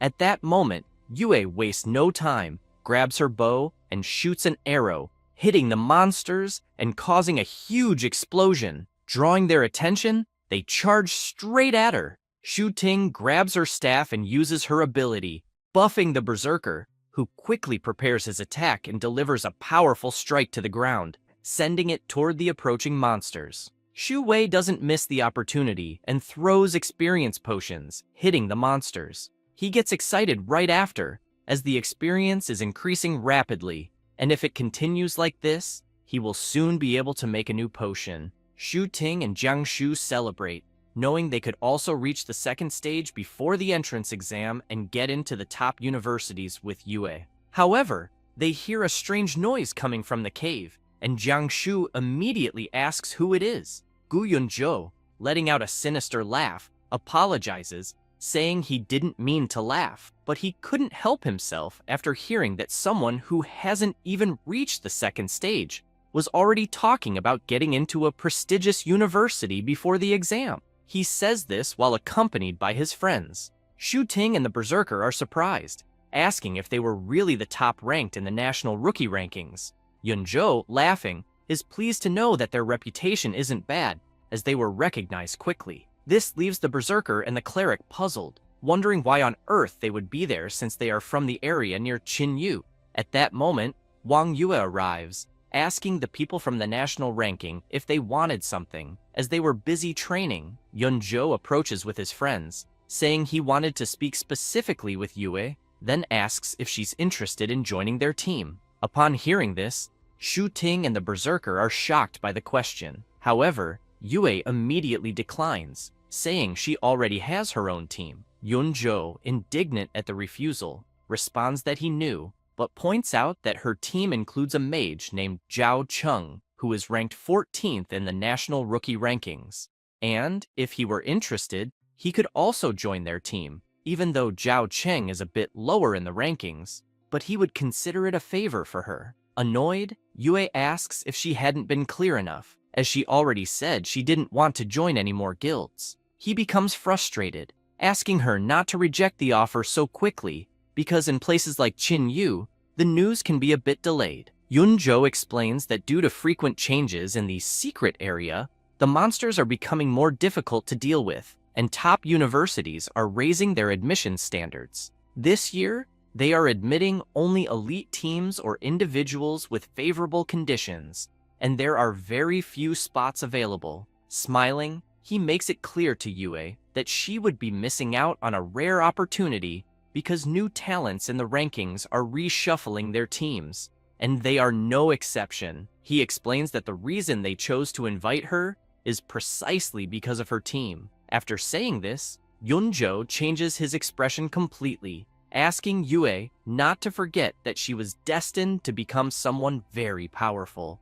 And, looking to the side, Yunzhou hints that her friends aren't, leaving them outraged by the insinuation. Yunzhou, with a sinister laugh, says that weakness is the greatest sin. Immediately, Yue begins summoning her bow, as she didn't like his words at all. However, he asks her not to get worked up, making it clear that she is a ranged DPS, and it wouldn't be good for her to start a fight at close range. Shu Ting, scared, goes up to Yue and puts her hand on her shoulder, asking her to let it go and suggesting they find another place to train. She says this, and all of Yue's guild silently turn and decide to head elsewhere. However, the Prota stands still, thinking that Yunzhou is really irritating, and, since Yue recently awakened a new class, wonders if she can defeat him. While he's thinking, GK stomps the ground hard, catching Feng's attention. Looking at the Prota, GK asks if by any chance he is Zhao Cheng. Feng replies that he is not. With that, GK lets out a sinister laugh and tells the Prota to get out of there immediately, as he's nothing but useless. Hearing this makes Feng furious. However, the Berserker steps in, asking GK not to be so disrespectful. This angers GK, who asks if by chance the Berserker wants to die here, throwing a punch immediately at him, which the Berserker blocks. However, he's shocked by the strength of GK's strike. Soon, Jiang Shu cannot withstand GK's punch and takes the full blow. Concerned, Yue runs towards the Berserker, asking if he's okay, but Yunzhou steps in front of her, preventing her from passing. She immediately asks him to move, startling him with her expression, but they soon hear the berserker telling them to stay out of it. Kneeling on the ground and in great pain, Jiangshu realizes he's in trouble, as it seems the punch broke a few of his ribs. He thinks that GK must be a cruel guy. He quickly gets up and tells Feng to back off, thinking that he can't let the protagonist get dragged into the fight that's coming. GK, standing near the berserker, simply says that it's all useless, which enrages Jiangshu. He starts focusing his power into his fists, but is surprised by GK's speed, realizing he's about to take another hit and has no chance to block or dodge. At the same time, Yue and Shu Ting prepare themselves, but it's already too late. The blow is about to land on the berserker's face, when suddenly, a hand appears, blocking GK's punch. It's the protagonist, easily stopping the attack, leaving everyone shocked. GK becomes frustrated, even more so when he realizes he can't move, wondering why someone dressed like a useless mage has such a powerful aura. Feng wastes no time, grabs GK's fist, and pulls him with great force, causing GK to scream in pain. Feng throws him far away as if he were nothing, smashing him into several rocks, which all collapse on top of GK, burying him. At the same time, Feng turns around, gives a sinister smile, and calls him useless. Immediately, Yunzhou runs to help his friend, but doesn't notice Yue preparing her bow, and he gets shot right in the middle of his butt. He starts hopping around in pain, unable to believe he just got shot in the butt. Shu Ting bursts out laughing, finding the attack truly hilarious. Muqiu is terrified by the sight of Yunzhou, then becomes frightened as she realizes that a mage defeated an unarmed berserker and that an archer hit the tank at close range. She wonders if perhaps this is a dream, since Gu Yunzhou and GK are part of the elite new talent rankings. At that moment, the prota is breathing deeply as he wanted to be discreet, and he gets frustrated because he didn't want any complications. He turns to Shu Ting, asking her to stop being shocked and go ahead and heal the berserker. She says yes, and immediately starts healing Jiangshu. While she's healing him, the prota asks the berserker how he plans to deal with GK. Jiangshu replies that he doesn't know, but he'll follow the prota's orders. Hearing this surprises Feng, making him realize that his friend's opinions of him seem to be changing. He then asks the berserker to go to GK and take his equipment, telling Jiangshu to see it as compensation for GK having annoyed him. Yunzhou becomes outraged at what he just heard, asking how they dare to do such a thing, as it's clearly theft. Before he finishes speaking, he's startled by an attack that suddenly appears right in front of him. It's the prota, with a sinister expression, asking Yunzhou if, by any chance, he was saying something. Quickly, Yunzhou changes his expression, saying that actually, he also has equipment that could be useful to the prota, and, if it would calm things down, he could take it without any problems. The prota gives him a hug, saying that at least Yunzhou knows when to give in, as he personally doesn't like problems, and he makes it clear that if by chance Yunzhou dreams of planning revenge in the future, they will regret it. Terrified, Yunzhou promises that they won't do anything, as they aren't reckless. At that moment, Muqiu approaches, asking for her equipment to be accepted as well, and hands it over to the cleric. The prota, seeing this, says that she seems to be a smart girl. Then, he asks them to continue training in another area, leaving Muqiu embarrassed since she was without her equipment. Immediately, everyone from Yue's guild gets excited, saying it was a great idea. After that, while walking through the secret area, Yue tells the prota that she was thinking of taking him for training but never imagined that he would be so strong. He starts laughing ironically, saying that she already knew he had changed classes recently, but didn't want to draw too much attention because that would be problematic. Yue gets frustrated with the prota's attitude, saying that she will just let it go and won't ask any more questions, as he's always like this, never saying anything. The prota, still laughing ironically, makes it clear to Yue that she always understands him better than anyone. Quickly, she puts her hand on the prota's shoulder, surprising him. And, very happy, she makes it clear to him that, regardless of everything, she was very happy for him. Feng simply smiles and thanks her afterwards. At that moment, Shu Ting and Jiang Shu approach the Prota, asking if by any chance he had already decided which university he would attend and which guild he was interested in joining. He simply replies that he hadn't thought about either question yet. They continue talking while Shu Wei asks everyone to wait for him. However, Feng becomes intrigued, imagining that both the university and the guild are places with strict management. A mistake could reveal his biggest secrets. Thinking that it might not be a good idea for him to join either, he ponders this. But soon the Prota changes his expression, shouting to everyone that they can still go deeper into the secret area and speed up leveling up, as Yue can simply attract more monsters at once, and he, as the tank and main DPS, will take care of most of them, asking the others to handle the rest, which gets everyone excited by the Prota's enthusiasm. Content, Feng imagines that even though he can't use high-level magic,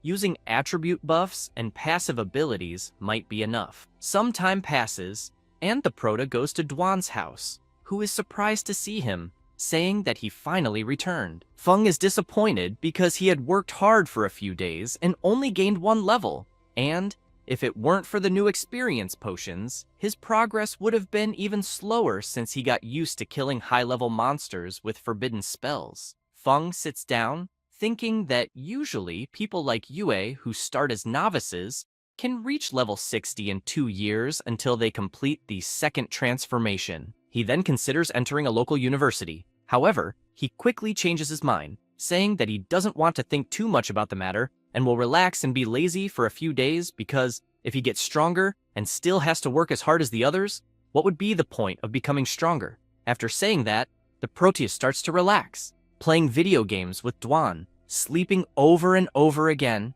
and going out to eat with Duan, until, while eating, the Prota hears his phone ring. Realizing it's Shin, he asks if she wanted something. She informs him that there will be an auction soon, and she heard that there will be good items there, and that the new Master Tang would like to know if he was interested in attending. Feng asks her if this Master Tang is the one replacing Wang. She answers yes. Bored, the Prota responds that he hasn't had much to do lately, so it would be a good idea to take a look. She makes it clear to the Prota that she will wait for him with Master Tang to bring the list of items for him to review. He says that's fine, and goes back to eating his food, imagining that the service there had improved, and he wonders if this Master Tang is much better at dealing with people than the previous one. Some time passes, and Feng, along with Duan, goes to the meeting. Master Tang Yikai introduces himself, saying he is an appraiser from the Sukin branch of the Yucheng Trade Exchange. The Prota stands up and extends his hand, addressing him as Master Tang, but Yikai, embarrassed, steps back, saying that the Prota doesn't need to be so formal since he's new there, asking the Prota to treat him like an ordinary person. However, Master Tang is thinking that before he arrived, Mayor Dongming made sure he knew to treat the Prota very well, and in Mayor Ming's opinion, even if the entire market focused on him, there would be no problem. He turns and asks Miss Shin to bring the auction item list to show Feng. Quickly, she hands the list to the Prota, and he starts looking through it, becoming thoughtful, realizing that there were only a few pieces of equipment and potions suitable for mages, none of which would be useful to him. As the Prota rapidly examines the items, Mr. Yiqi becomes concerned because it seemed like Feng was reviewing the items too quickly and didn't seem to find anything to his liking. He starts wondering if he might have underestimated the Prota's abilities. Then, something catches Feng's attention, leaving him seriously concerned. Noticing that something had caught the Prota's eye, Yikai approaches, saying that Feng has a good eye because the item he was looking at was definitely something great. Yikai, pointing to the image of the item, says it's an experience potion that can increase experience gains by 100%, a very rare item, perfect for leveling up quickly. Feng remains silent for a moment, remembering the conversation he had with Shu Wei. Duan is also shocked to see what the item was, catching even Master Tang's attention, who is confused by the whole situation. Suddenly, Feng becomes serious, asking Yikai where they obtained that item. Feeling awkward with the question, Yikai responds that the item itself comes from the Blue Sharp Guild, then asks if something had happened to make the prota so serious. Feng becomes intrigued, thinking that the Blue Sharp Guild is one of the 7 major guilds in the country with significant power. He then speculates that Shu Wei either secretly sold the potion formula to them, or they did something against Shu Wei. Feng turns and asks Yikai if the guild had mentioned where the potion came from. Yikai says he had only heard that they discovered a new instance called Trial of the Gods, which can only be faced individually, and that the instance seemed to be divided into several layers, with a corresponding reward given for every 10 layers completed. With that, the formula was one of the rewards obtained upon completing the instance. Intrigued, Duan says it's the first time he's heard of this instance, then asks if it was also one of the instance mutations, because according to official requirements, before exploring an instance, it was necessary to register with the specialized county, and basic information could be found on the dedicated website. Feng, thoughtful, starts wondering if, by chance, Shu Wei had encountered any problems, then considers that this Trial of the Gods seemed like an incredible place. However, at that moment, a system message arrives, notifying him that he has acquired the mission, Trial of the Gods, asking him to use the power of the Trial of the Gods for personal benefit, with a time limit of 60 days to complete it. And the punishment for not completing it would be the elimination of the host. He becomes excited, as this is the first mission the system has given him, imagining that it will probably be something very interesting. Feng thanks Yikai but regrets, saying that this time he won't be participating in the auction. Yikai simply says there's no need to thank him, but makes it clear to Feng that if he needs anything in the future, he can seek him out anytime. However, he is worried, thinking that the experience potions were already the most highlighted items in the auction, and many guilds were eyeing them. He never imagined that Feng wouldn't be interested in them. At that moment, Duan asks Feng to stay there, as he would quickly check the information on this instance. But the prota says he will go with him too, as he's interested in finding out. Some time passes, and Duan is researching like crazy about this instance, until he finds something and says that he needs the corresponding login authorization. But then he remembers the special badge that Mayor Zhang had given him. After using the badge, Duan informs the protege that he got it. Feng, looking at it, says that it looked like a tower. Duan explains that the Blue Sharp Guild has exclusive authorization, meaning they have official permission to manage it on their own, and without the guild's permission, outsiders cannot enter in any way. Feng imagines that these specialized instances of the major guilds are basically like that, but since the mission had already been issued and if he doesn't complete it, he will die, he starts thinking about other possible ways. After talking with Duan, the protagonist decides to head to the location of the god's trial. Using his teleportation ability, he observes the area, wondering why there were still sentinels there so late. He imagines that the Blue Sharp Guild has shared a lot of information about the test instance on their own forum to attract stronger players to join, which helped him understand a bit more. He thinks that if he uses stealth abilities to enter, they will never notice. With this thought, he smiles and then jumps, teleporting behind the sentinels without them noticing, heading straight for the rift. However, an explosion occurs, leaving the protagonist shocked as the blast throws both him and the sentinels far away. Meanwhile, at another location, one of the people in charge of monitoring the instance area asks if they saw the large explosion that just occurred there. Another person yells that they will immediately inform the president. Elsewhere, at the protagonist's house to be exact, his ability begins to manifest until he suddenly appears and crashes into his bed. Covered in blood and screaming in pain, he wonders what the hell had happened there, thinking that he had only touched the entrance to the instance when suddenly, a powerful energy gushed out, completely breaking the purification barrier he was using. Worried, the protagonist desperately wants to know what had happened until a system notification appears, giving him an important warning that the system resisted an investigation, suffering 3% damage, which accumulated 3%. Then, another notification comes in, informing him that another 4% damage was inflicted on the system, accumulating a total of 7%. Feng can't believe that even his system took damage, wondering what kind of exploration ability that was. However, more and more notifications arrive, one after another, totaling an accumulation of 34% damage. Back at the instance area, several people arrive to investigate what had happened. A priest begins healing the guards injured by the explosion and informs the president that they were only stunned and their bodies showed no signs of injury. One of the guards starts to wake up and calls for the president. He approaches, asking what had happened. This person is He Shiyu, president of the Blue Sharp Guild. The guard explains that he doesn't know for sure, but mentions that the door to the trial of the gods suddenly exploded, and he fainted afterward. Shiyu, concerned, says that there were previous reports of this kind of situation, wondering if there had been any mutation in the instance. A mage, after hearing what the president just said, approaches and suggests that perhaps they should use that to investigate. He replies that it seems they have no other choice. Saying this, the mage quickly begins to use her ability, Temporal Zone. Concerned, the president thinks that, fortunately, this instance has a special spell embedded in it, which not only can record images within and around it,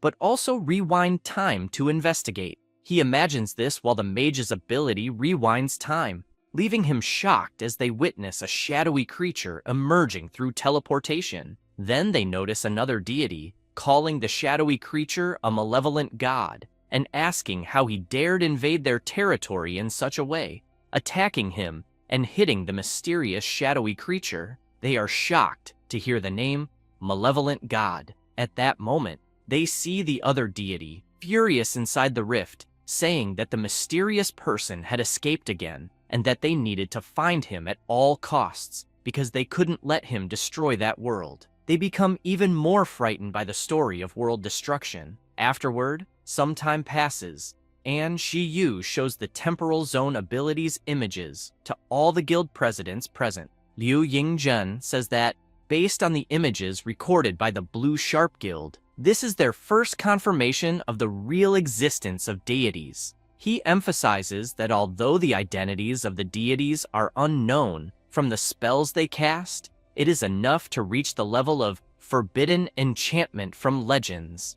Arca, president of the Endless Guild, tells Shiyu that he remembers them reporting that by overcoming the trial, they could gain the recognition and gifts of the deities, then asks if this was really true. Shiyu responds that there was indeed this kind of benefit in the instance, but they never imagined that a literal deity would appear. At that moment, Yu Linghua, the person in charge of the Aurora Guild, makes it clear that the key problem is those forbidden enchantment spells, which can destroy a deity, and that's not good news. Luo Yuening, the unofficial president of the Hope Guild, says that if the deity plans to destroy the world, they probably won't be able to handle it. Wang Bo, president of the Dawn Guild, says that since they could obtain the god's gift by overcoming the trial, he wonders if there might be a way to deal with the deity using these forbidden enchantments. Zhang Yanchuan, the unofficial president of the Burning Flame Guild, smiles, saying it might be worth trying. Meanwhile, Shi Yu feels intrigued, thinking that everyone there is always keeping an eye on the trial of the gods, as if they want to take advantage of the opportunity to blackmail him. Suspicious, he says that if they all want to take part in the trial, he won't oppose it, but makes it clear that the creatures and objects in the trial of the gods are extremely powerful, and with everyone's current strength, they wouldn't be able to overcome them. At that moment, everyone falls silent for a moment. Soon, Ying Zhen asks Lao Feng if he has any ideas. He simply responds that what ideas could he have and what could he do, then asks everyone if they weren't supposed to be skilled. Ying Zhen tells him not to get mad, as he was called back because something big had really happened. Furious, Lao Feng says that, in everyone's eyes, besides protecting themselves against them, the mutants, there would be something else to report,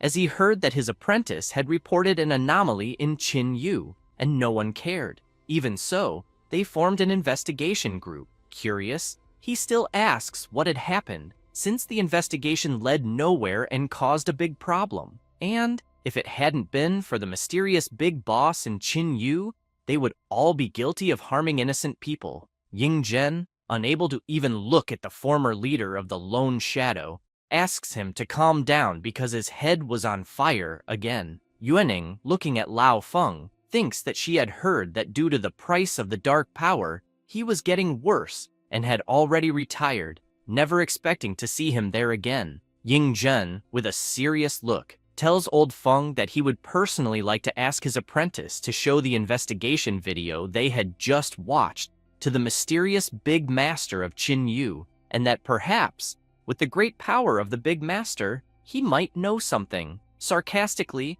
Lao Feng asks if they had only remembered his apprentice now. Ying Zhen responds that he has 2 crates of good wine and will send them to him, and that the commendation for his apprentice's merits will also be approved soon. At that moment, Lao Feng is startled to see how serious Ying Zhen is.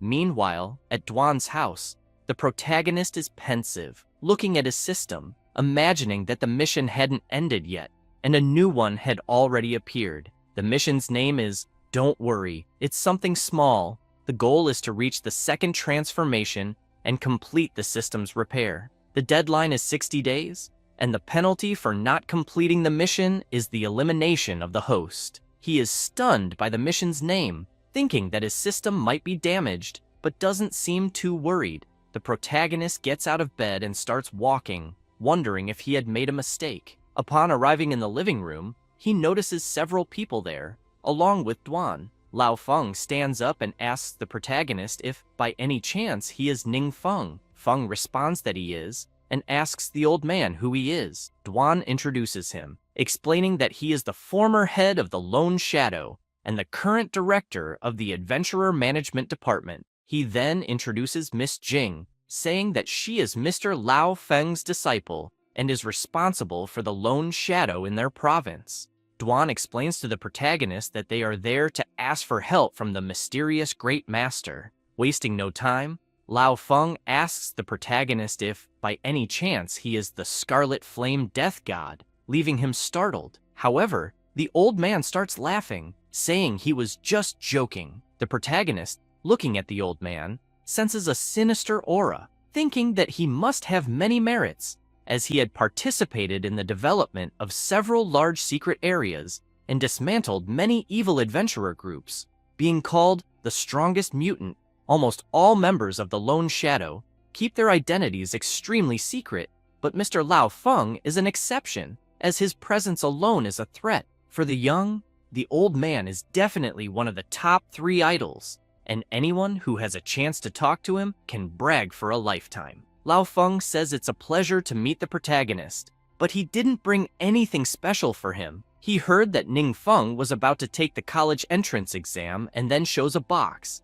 saying it contains 5 million crystals and 200 bottles of advanced experience potions as an official gift for the protagonist, wishing him academic success. Feng can't believe the amount the old man just mentioned. However, the protagonist goes straight to the point, asking why they were there. Jing quickly explains that they were mainly there to ask the mysterious Great Master to watch a video, and since they were there, they could watch it together. She then activates the device, showing the video of what happened at the trial of the gods, where the deity was furious with this so-called malevolent god. Feng is shocked to be called a malevolent god. Surprised, he wonders how a common student like him could be a malevolent god, until the protagonist remembers his mission, telling him not to worry, as it was something small. He gets furious with his system, thinking that none of this was small at all, and considers that his system might be intentionally trying to deceive him. However,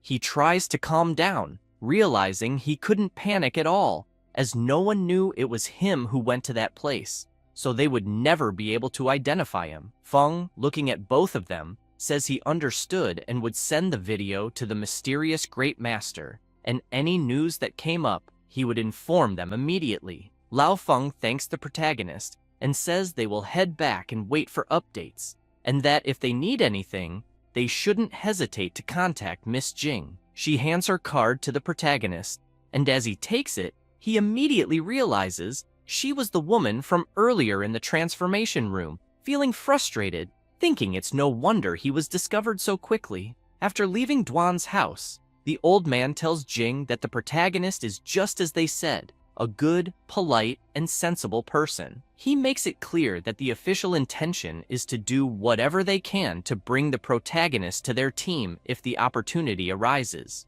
Jing, suspicious, asks her master if by chance he thinks Ning Feng and the mysterious Great Master could be the same person. He simply asks her if it would matter, then clarifies that Ning Feng wants them to believe he is a student. Thus, he is a student, and that's better for everyone. And giving 5 million crystals to a student, regardless of who they are, is an unquestionable gesture. After all, if the student becomes the mysterious Great Master, no one knows how they'll treat him in the future. Lao Feng also explains that the enemies are getting stronger, but since Shi Yu had mentioned in the meeting that everyone wanted the gift of the gods, but they weren't qualified to acquire it, the best thing everyone can do is wait for the mysterious Great Master to become their greatest support. Back at Dwan's house, the protagonist is deep in thought, drinking his coffee, thinking that earlier, his system had detected damage in the tracking ability,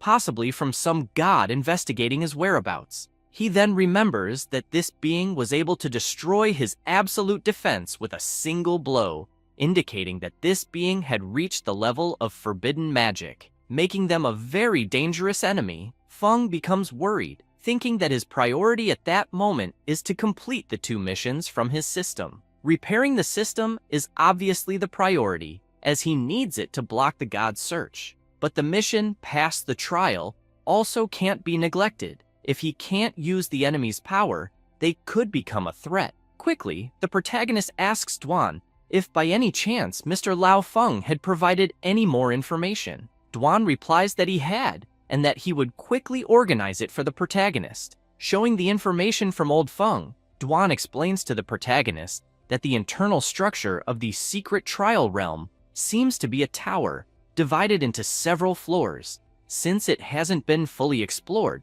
the exact number of floors is unknown. He then highlights that the monsters inside are very powerful, much stronger than those in other secret realms. Currently, the maximum record is 42 floors, set by the president of the Blue Sharp Guild, He Shi Yu. The protagonist becomes concerned, as he still doesn't understand how the mechanisms of the Paparis secret trial realm work. If he triggers another forbidden magic of the gods, his identity as the malevolent god would be revealed. And since his mission doesn't specify that he has to proceed himself, he wonders if he could send someone else in his place. Feng asks Dwan if he has seen the video of Shi Yu going through the floors. Dwan responds that yes, he had seen it. The protagonist, with a serious look, asks Dwan how many floors he could reach. Dwan, intrigued, says he might be able to get through 35 floors. Feng isn't surprised, as he expected it.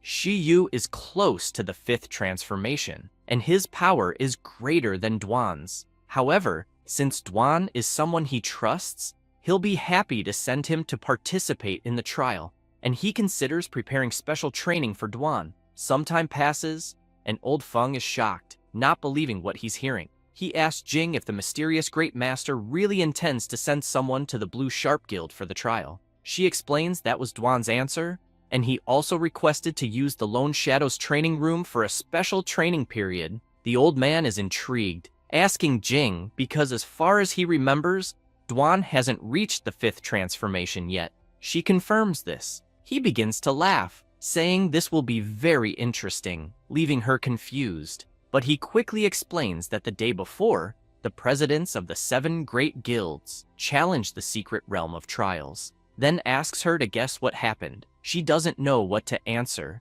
but he quickly replies that they all failed, making it clear that even old Liu Yingzhen couldn't get through. Jing is stunned, not believing it, saying that President Liu Yingzhen is one of the strongest in the country, and if even he couldn't pass, who could? At that moment, the old man gets so excited that his head bursts into flames, just like Ghost Rider, saying he's eager to see the result of Dwan's trial, as he is trained by the mysterious Great Master, wanting to know how far Dwan can go. However, The old man realizes his head is on fire again, scaring his apprentice. And looking at her master, she thinks those flames are the price he pays, constantly burning away his life. Worried about him, she wonders if there's really no way to help him. Some time passes, and the protagonist and Duan are gathered in the training room with Jing and old Lao Feng. At that moment,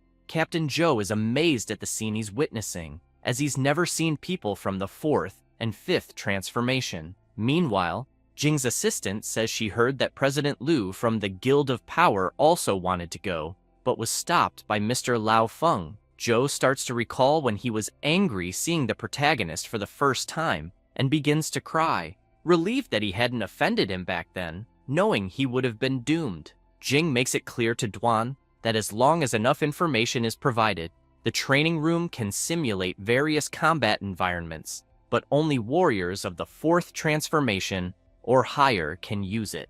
Duan hands a device to Jing, explaining that all the information is on it. The protagonist, meanwhile, is happy, explaining to Mr. Lao that it's his first time there. Lao Feng says they have even better facilities.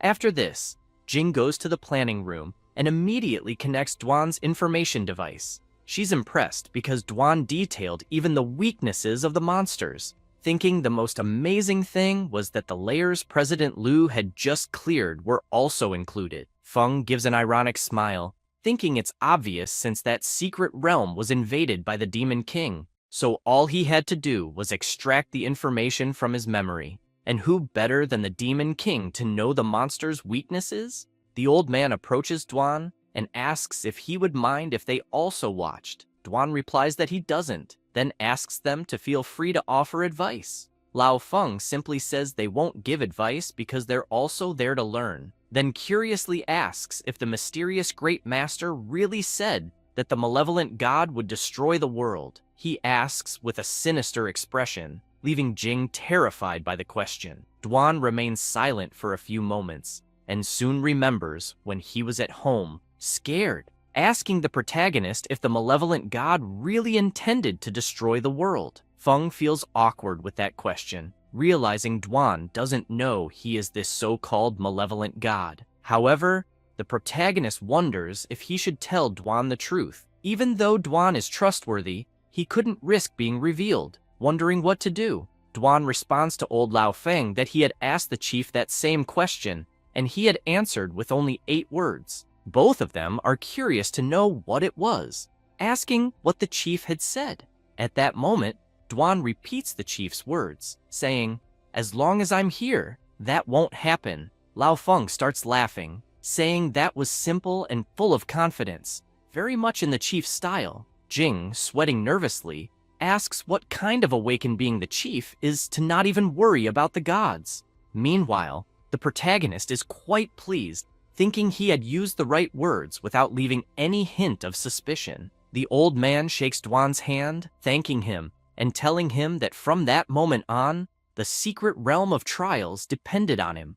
After that, Feng and the old man go to a room to watch Duan's training. Some time passes in the training area, and at this moment, Duan is forcefully thrown against the wall, surrounded by several monsters. He lifts his head and prepares again as the monsters advance toward him. Duan shouts, gathering energy, and then finishes off the monsters. Though he is left quite exhausted, the protagonist, noticing this, asks Duan if he'd like to rest for a bit. Duan sits on the ground to catch his breath and tells Feng not to worry, as he'll just take a quick break and try a few more times. He imagines that he's been given a unique opportunity by the protagonist, so he can't disappoint him. Jing, impressed by Duan's performance, comments that those monsters had already surpassed the 4th transformation limit, and says that if it were her, she definitely wouldn't have been able to pass the trial. Meanwhile, old man Lao Feng grows serious, remembering that he heard Jing mention that the protagonist awakened at 18,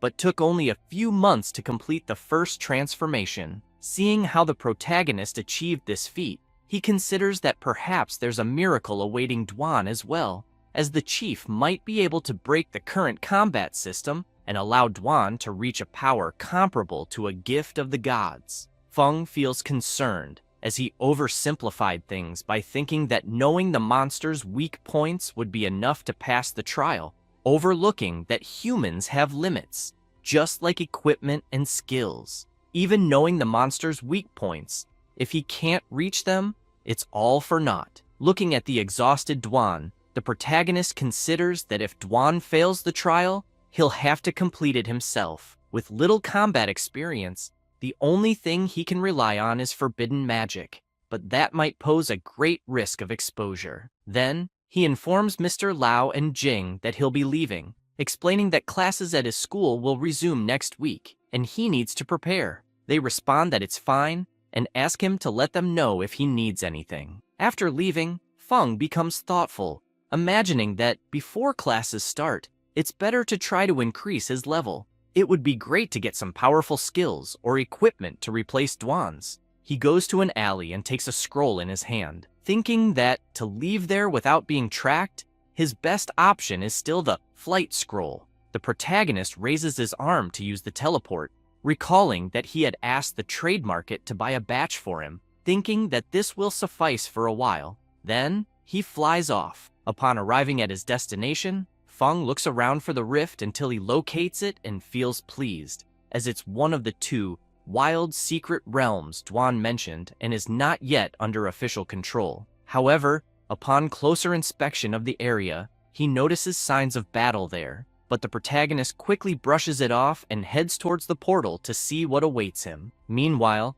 near the portal entrance to the secret area, someone was stepping on the head of an adventurer. It was a group of mutants from the evil clan. The big guy asks his chief if he saw the flash that appeared nearby. The masked man remarks that it might have been a flight scroll. One of the clan members wonders if, by any chance, the person with the scroll was there to exterminate them. The masked man, chief of the evil clan, laughs and comments that this person is simply coming to their death because, in truth, the more of them that come, the more sacrifices there will be for the great Demon King. He then clarifies that, thanks to them, the Demon King had already gathered enough power, and because of this, the Demon King will rise again. At that moment, everyone begins to celebrate the return of the king, as that day had finally come. However, one of the adventurers' bodies had a communication device, and an adventurer on the other side heard the entire conversation of the evil clan. She immediately becomes worried,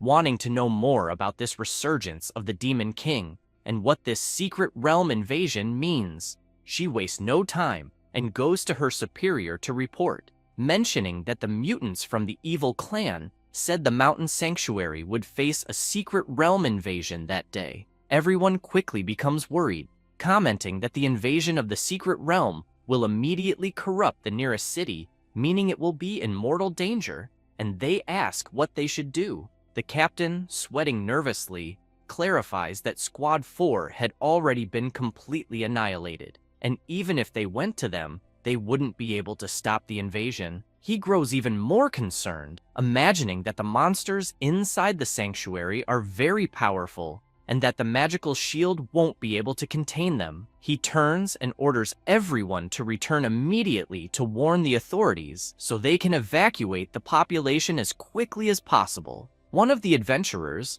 worried about his captain, asks what he will do. He explains that he'll stay to inform them of the situation in advance, because even with plenty of monitoring equipment, they won't know the exact time of the secret realm invasion. A member of the captain's squad remarks that they can't leave him there alone, but he shouts, urging them not to waste time and to hurry to alert the authorities about evacuating the population. Following the captain's orders, they rush away, saddened by leaving their captain alone against the evil clan. He looks up, frustrated, wondering why the invasion had to happen on that day. He takes out his phone and calls his daughter, saying there might be an emergency drill later and that she shouldn't be afraid, asking her to listen to her mom. His daughter shouts, asking where he is, and he explains that he's working, very busy, and called just to inform her about the possible emergency drill. Then, he hangs up, feeling genuinely sad because something very bad was going to happen later. However, he notices his daughter calling back. He answers with a smile, asking what she wanted. She shouts, questioning why he hung up, as she still had something to say. He asks what she wanted to tell him. At that moment, a dark energy echoes nearby as his daughter shouts, congratulating him, making him cry immediately, unable to believe all this was happening on that day. Meanwhile, the adventurers, rushing to alert the authorities, notice the dark power echoing and wonder if the invasion of the secret realm has already begun. They turn, worried about the captain. However, he was crying deeply as he found himself in a terrible situation, already near the entrance to the secret realm. The evil clan is awestruck by the power coming from inside the secret realm, thinking that surely the demon king will bless them even more. Meanwhile, inside the secret realm, the protagonist had frozen everything with his extreme cold ability. This skill,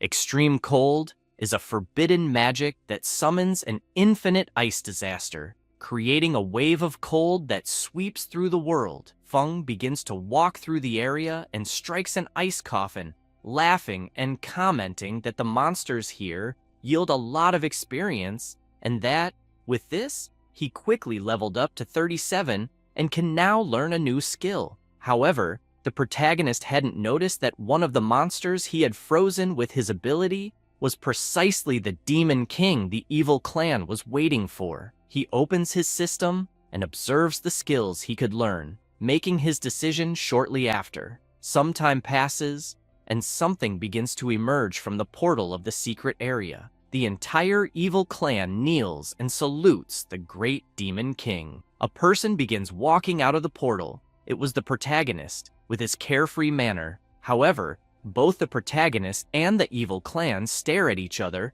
and Feng quickly becomes startled, wanting to know what the hell was happening there. Meanwhile, the evil clan leader is even more frightened, asking where the demon king was. Little did he know that the demon king was already dead, completely frozen. The clan leader observes Feng and, seeing that the protagonist doesn't recognize them, dismisses the idea that Feng could be an incarnation of the demon king, let alone a blessed one. He's intrigued, noticing that all of Feng's equipment is that of a beginner. So, how could he dare to appear there alone? Then he recalls the flight scroll from earlier, wondering if Feng is an opportunist trying to ally with the demon king, but got terrified by the powerful dark energy and got lost. Thinking this, he shouts, asking the protagonist if he was there to join the demon king. Feng, not understanding a thing, simply replies no and says it's none of their business. The evil clan leader becomes furious,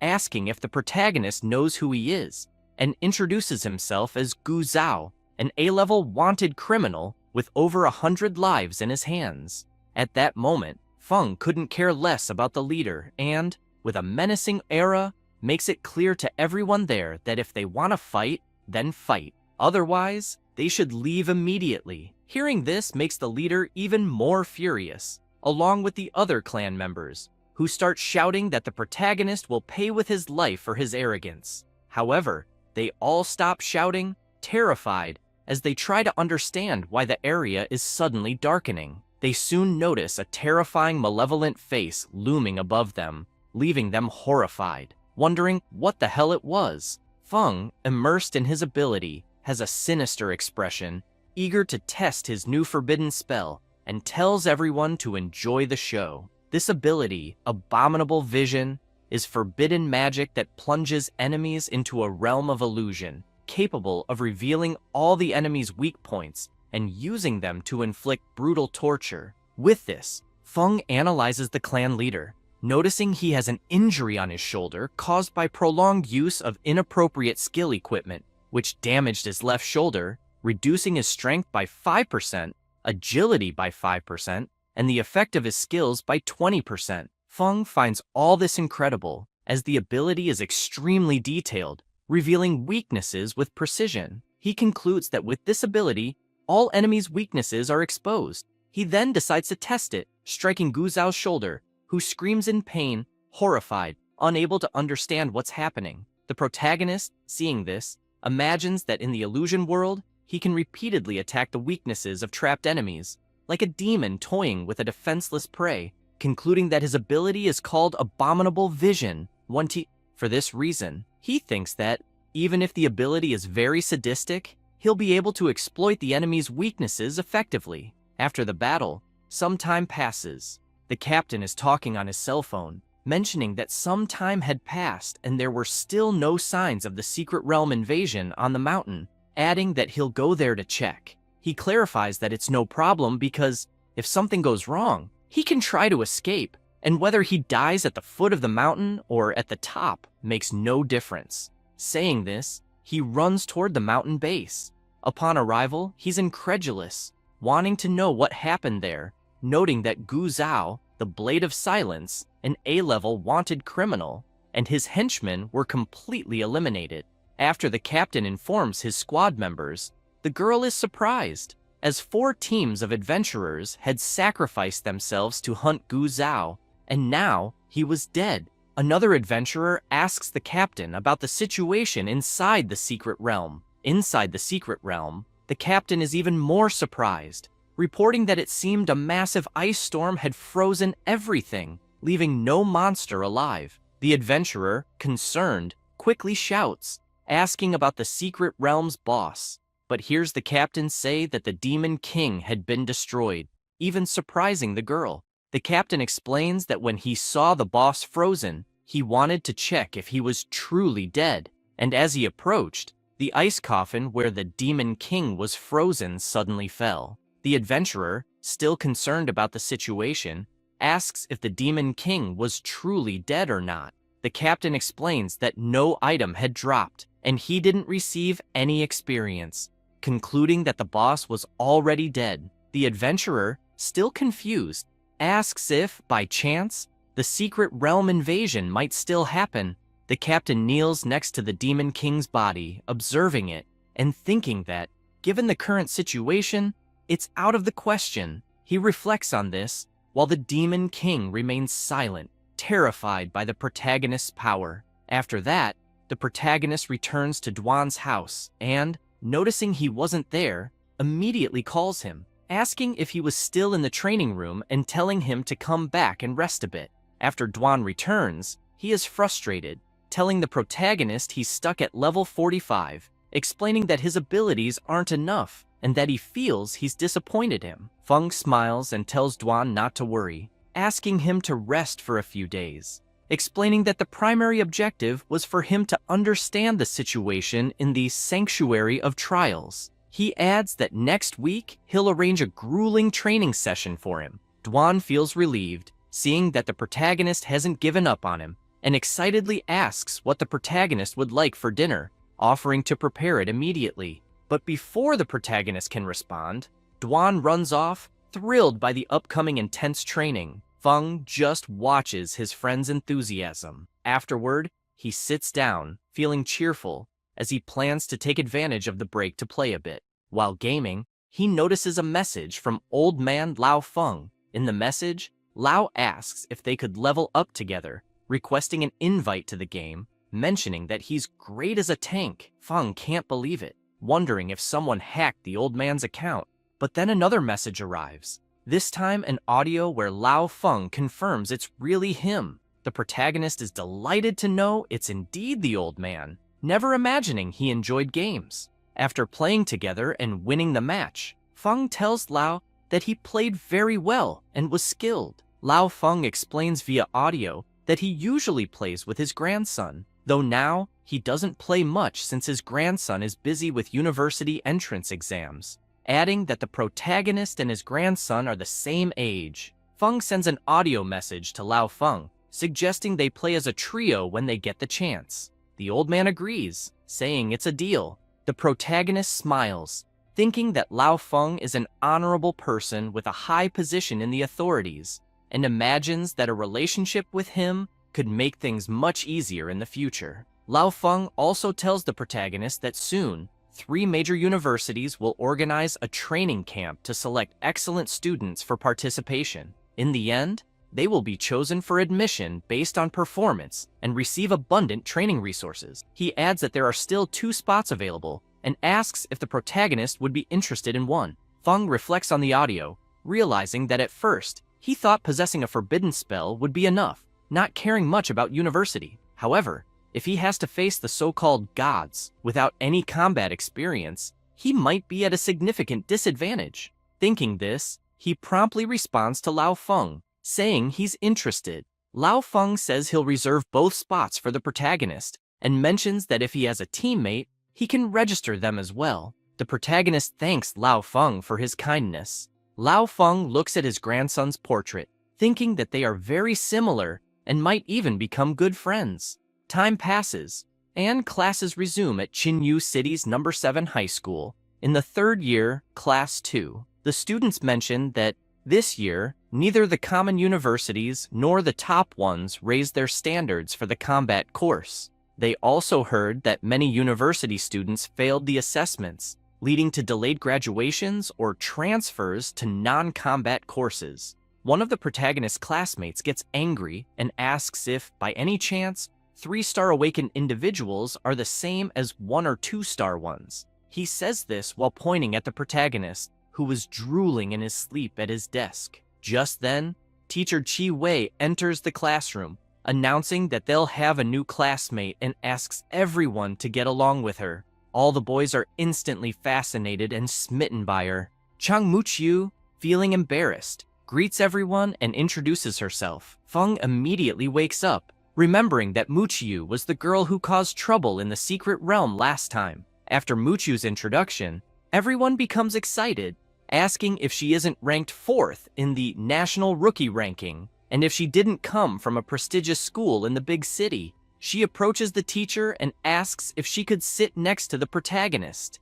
Teacher Chi Wei thinks it's a great idea and agrees. Feng watches as Muqiu comes to sit with him, then looks ahead, noticing everyone was furious with him. Meanwhile, in the principal's office, Zhang is furious, asking Principal Fang what trick he used to pull Chang Muqiu from his school. Fang tries to calm him, asking Zhang not to get too worked up, claiming he knows nothing about it. Stressed, Zhang points out that not only did Muqiu leave, but she also took the training camp spots, explaining that this could impact his school's approval rate. Fang, slightly embarrassed, considers that this year, the training camp has only 4 slots across the entire province, and 2 have gone to his school. He then muses that, with Chang Muqiu's addition, they might gain another slot.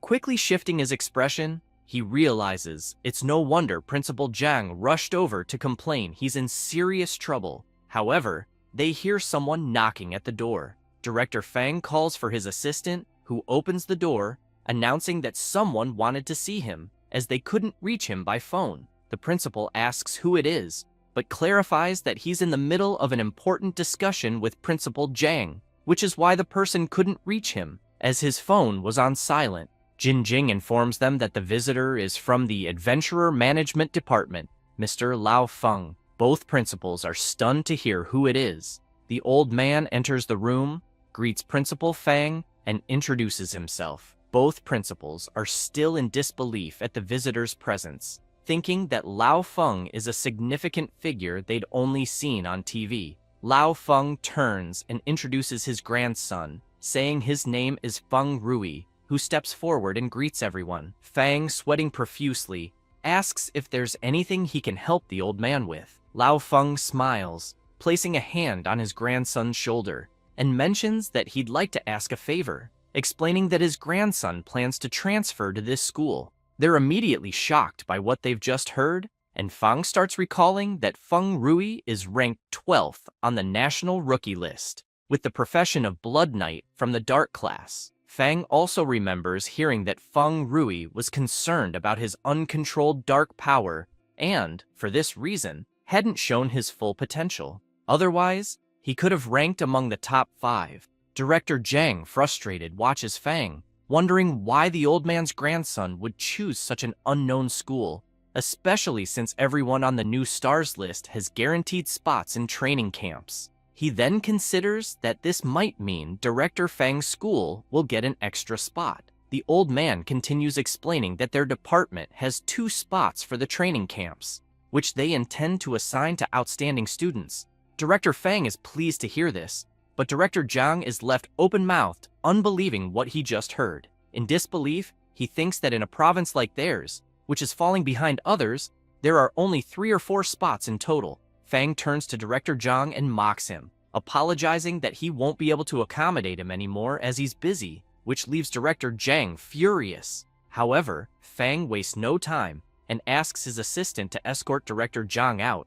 The old man and his grandson sit on the couch, and Director Fang cuts to the chase, asking if it's really true that the 2 spots are for Ning Feng from 3rd year Class 2, since, if he's not mistaken, the Prota has only recently awakened. He then asks if Ning Feng can really go to the training camp. Lao Feng merely replies that it's up to the department, and the director needn't question anything. Fang is slightly embarrassed and makes it clear they'll cooperate fully. However, he's intrigued, imagining that the Adventurers Management Department is responsible for overseeing adventurers independently of the 7 great guilds, with immense power. And, with Lao Feng's influence, whoever gets his support will have a bright future. Next, he wants to know how the Prota managed to connect with the old man. Meanwhile, in the Prota's classroom, he is confused, as even his friends from the Sovereign Lion Guild have been transferred to his school, and he immediately asks them why on earth they were transferred there. The cleric, as cheerful as ever, mentions they just wanted to be closer to him. She explains that she heard the school tried to contact Zhao Cheng too, but he turned down the spot. She adds that's why the spot was given to her, and that the big boss also gave a spot to her brother. At this point, Wang Yue and Mu Qiu exchange intense glances. The berserker is excited to meet Lao Feng's grandson, and Rui smiles, saying the pleasure is his, and that he hopes to have the support of the Prote and everyone. Mu Qiu, feeling concerned, realizes she's not the only one drawn to the Prota, and thinks she needs to try even harder not to be overlooked by him, recalling she had prepared a gift for him, but needs the right moment to give it. At that moment, the other students observe the Prota's group with indignation, wanting to know what kind of relationship Ning Feng had with these people, because even without the Prota, this group was impressive for any high school in the country, and everyone really wanted to be talking with them. The protagonist feels pleased, thinking things suddenly got a lot more exciting, but he soon grows curious, wondering why Zhao Cheng turned down the spot and why no one seems to care about his disappearance. Meanwhile, at Zhao Cheng's house, his father sits pensively, and one of his guards reports there's still no news of the young master, asking if they really shouldn't contact the police. He takes a deep breath and says he's already contacted an experienced investigator to help with the case, and that they should have news soon, requesting they wait a bit longer. When asked about the situation at the school, the guard explains that he managed to secure an extended leave for the young master, stating he would be attending a special training. The director thought it would be a waste to give up the spot at the training camp, but didn't ask many questions. The young master's father thanks him for the information and says he'll take a look at Xiao Cheng's room, requesting not to be disturbed unless necessary. He then heads to the room, climbing the stairs, and upon arriving, goes to a wall adorned with various images and taps on one of them, which opens a hidden door. With a suspicious expression, he enters the secret room and approaches a dark altar. Meanwhile, at school, Rui Feng takes out an orb and explains to the protagonist that it's a skill book, a drop he obtained some time ago that might be useful for him. Feng is surprised because it's a book for summoning the water element, thinking that summoner is quite a rare profession, so this type of skill book is also hard to find and very valuable. Mu Qiu approaches and mentions that she also has something for the protagonist. Feng is even more surprised as it turns out to be a blade enchantment book, a skill of the battle mage, another rare profession, realizing that these skill books are challenging to come by. He then thinks that both skill books are excellent, but he still can't learn them. As before classes started, he went to the secondary secret realm to level up. When he tried to enter, the system barred him, notifying that the realm required a group of at least 5 people. Due to a lack of information at the time, he ended up wasting the trip and couldn't unlock a new skill bar. On the other hand, he considers that both books he just received are more appealing than school, since he also needs to form more alliances as future information sources. Feng smiles and thanks them both for their kindness, mentioning he doesn't have much to give in return. He then takes out some experience vials, explaining that there are 40 advanced experience potions, half for each of them. Muchu comments that she heard it's an exclusive treasure of the Blue Guild, and that only carefully trained internal members have priority access. Rui Feng imagines that item fetches a high price at auction and is quite hard to find, yet the protagonist is casually handing out 40 vials. Both the old man Lao's grandson and Muchiu are shocked, concluding that such support should be kept close. Yuik calls the protagonist and says she also has a gift for him. He turns around and asks her to tell him what it is right away, as he doesn't like delays. She laughs and says that it's actually a new potion, Shu Wei Refined, and asked her to deliver to the protagonist. She shows him the shining potion, and Feng is surprised by it. After that, the protagonist arrives at Duan's house, and he quickly asks Ning Feng why he arrived early. Delighted, the protagonist explains that all students attending the training camp can organize their free time, and since there was nothing important at school, he returned early. Duan, intrigued, remembers that the protagonist had said he'd put him through hellish training that week, but hasn't mentioned it again, wondering if his master has forgotten. Feng takes out an item and informs Duan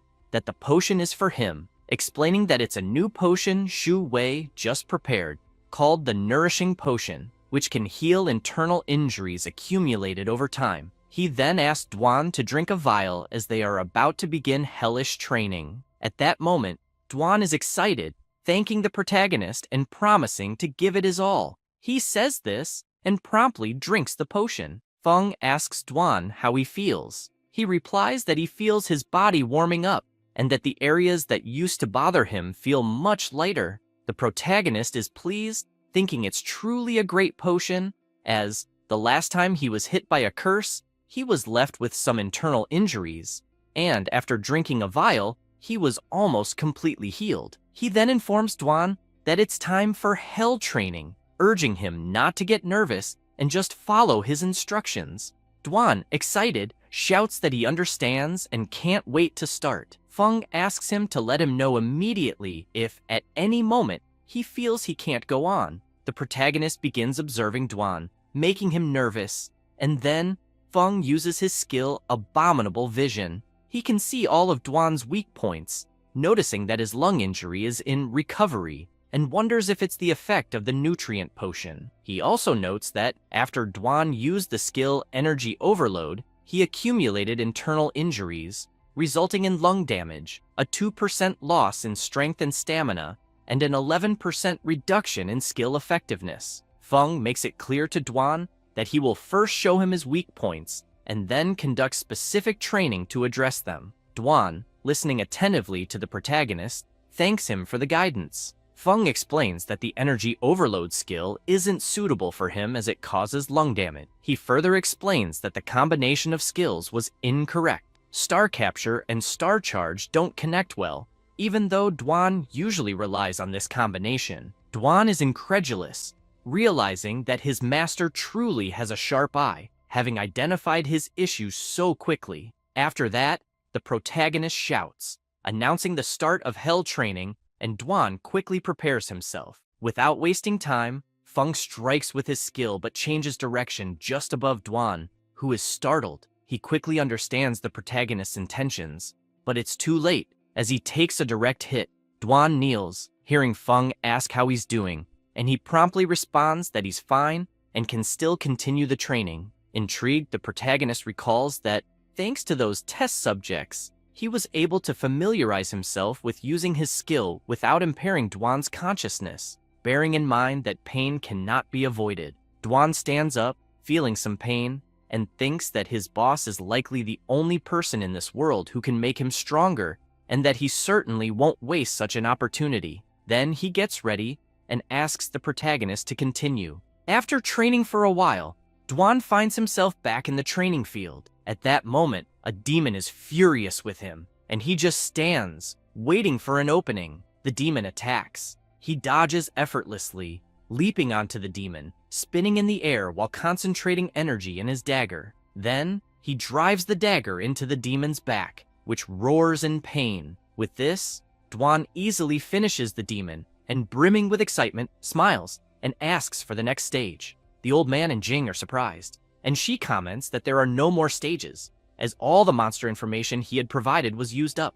At that moment, Dwan takes a deep breath and falls to the ground. Overwhelmed with happiness, he begins to cry, commenting that thanks to his master's training, he was able to finish the monsters in the training field. Lao Feng can't believe it, remarking that in just half a month, he was able to elevate a 4th transformation warrior to such a high level, calling it simply a miracle, and noting that the agency will definitely need to maintain a good relationship with the great mysterious boss. Saying this, his head starts to feel hot, and Jing, noticing, quickly calls his attention. He starts laughing, asking her not to worry, explaining that reaching his age as a transformer is already a blessing. Jing, intrigued, imagines that Mr. Feng sent his grandson to study in the city of Qinyu with the intent of passing the torch. Still worried about the old man, she asks if perhaps the great boss has a way to ease the price of the dark power. Lao Feng, thoughtful at Jing's question, observes Dwan lying on the ground and comments that they'll discuss it later, because first, they need to take Dwan to participate in the Realm of Challenge. After this, at the Sharp Blue Guild, Lao Feng and Dwan arrive and are soon welcomed by Liu Yingzhen, who introduces himself and mentions he's the leader of the Xianyu Guild. He adds that everyone behind him are presidents of the 7 great guilds, and that it's a pleasure to meet him. Dwan imagines that all the presidents present are either 5th transformation warriors or close to it, and that not even his master could gather them all for a reception. He also considers that the divine apparition incident really left everyone disoriented, and that the only person capable of staying calm before the divinity is his master, which is why he's worthy of his title. Shiyu imagines that Yingzhen has just surpassed the 5th transformation, and wonders why he's making such a fuss to welcome a 4th transformation warrior. Observing the others present, he feels stressed, thinking that all those old foxes are just using this opportunity in the secret realm to benefit themselves and make connections. After that, everyone heads straight to the portal. Upon entering, Shiyu comments to Dwan that everyone admires the presence of a strong person there and hopes he can use the opportunity to show his strength in the secret realm. Dwan, not paying much attention to Shiyu, replies that he certainly will. At this moment, Dwan sets up his phone on a tripod towards the battlefield so the protagonist can watch everything. Everyone stands in front of the phone, wanting to know if it's true that the great mysterious boss would be watching them. Meanwhile, at Dwan's house, Feng is quite relaxed until he notices that the battle has begun there and comments on Dwan's impressive speed. Saying this, Dwan continues delivering several fast attacks. All the guild leaders are impressed. Yingzhen remarks that Dwan's abilities are truly incredible and that his speed has multiplied several times. Shiyu asks if Dwan is really only in the 4th transformation. Still observing Dwan's movements, he shouts that he has already surpassed President Liu. At that moment, Dwan stands before a massive demon, but he isn't phased and quickly finishes the demon without much trouble. With that, he receives a notification from the system congratulating him for successfully completing the trial. Everyone is in disbelief that he actually did it. Dwan, astonished, looks up and sees a very bright light. The system informs him that he received the blessing of the gods, a reward for the first completion, granting him a forbidden spell from the gods.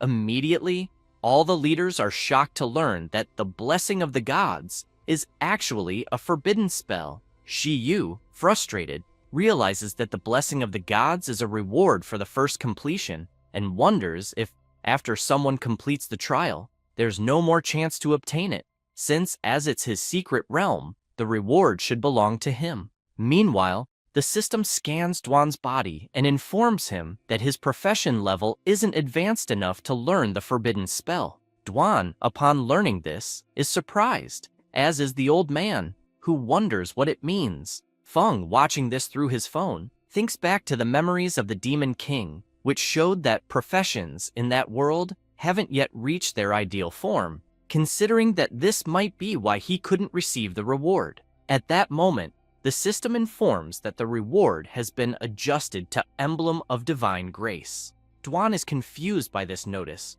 wanting to know the reason for the sudden change. After this, the system informs Dwan that he has 3 different paths for his profession's progression, and that his profession belongs to the Strength category, blessed by the primordial Holy Spirit of the 12 gods. He wastes no time and selects the sword path symbol, and with that, the system presents 3 options. The first is the professional path, Spiritual Sword Master, where the master controls the sword with life energy, being decisive and deadly, capable of unleashing uncommon force against powerful enemies. Next, there is also the professional path, Supreme Combat Saint, a profession that never uses external items, always pushing the limits of one's own strength, with each punch and kick possessing considerable power. And finally, the professional path, Celestial Warrior, specializing in using various types of weapons to defeat opponents and capable of observing and understanding enemies' skills during battle.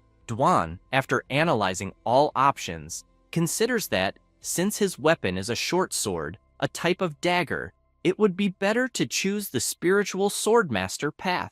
After selecting it, an emblem begins to appear, and the system quickly informs him that he has obtained the Emblem of Divine Grace, a high-quality consumable item, granting him an additional 4 points of permanent strength and 4 points of permanent endurance, as well as permanently increasing his vital energy recovery speed by 80%. The system further explains that the Emblem of Divine Grace is formed by divine power, containing the fundamental rules of the universe, and asks him not to fear and simply focus on absorbing it.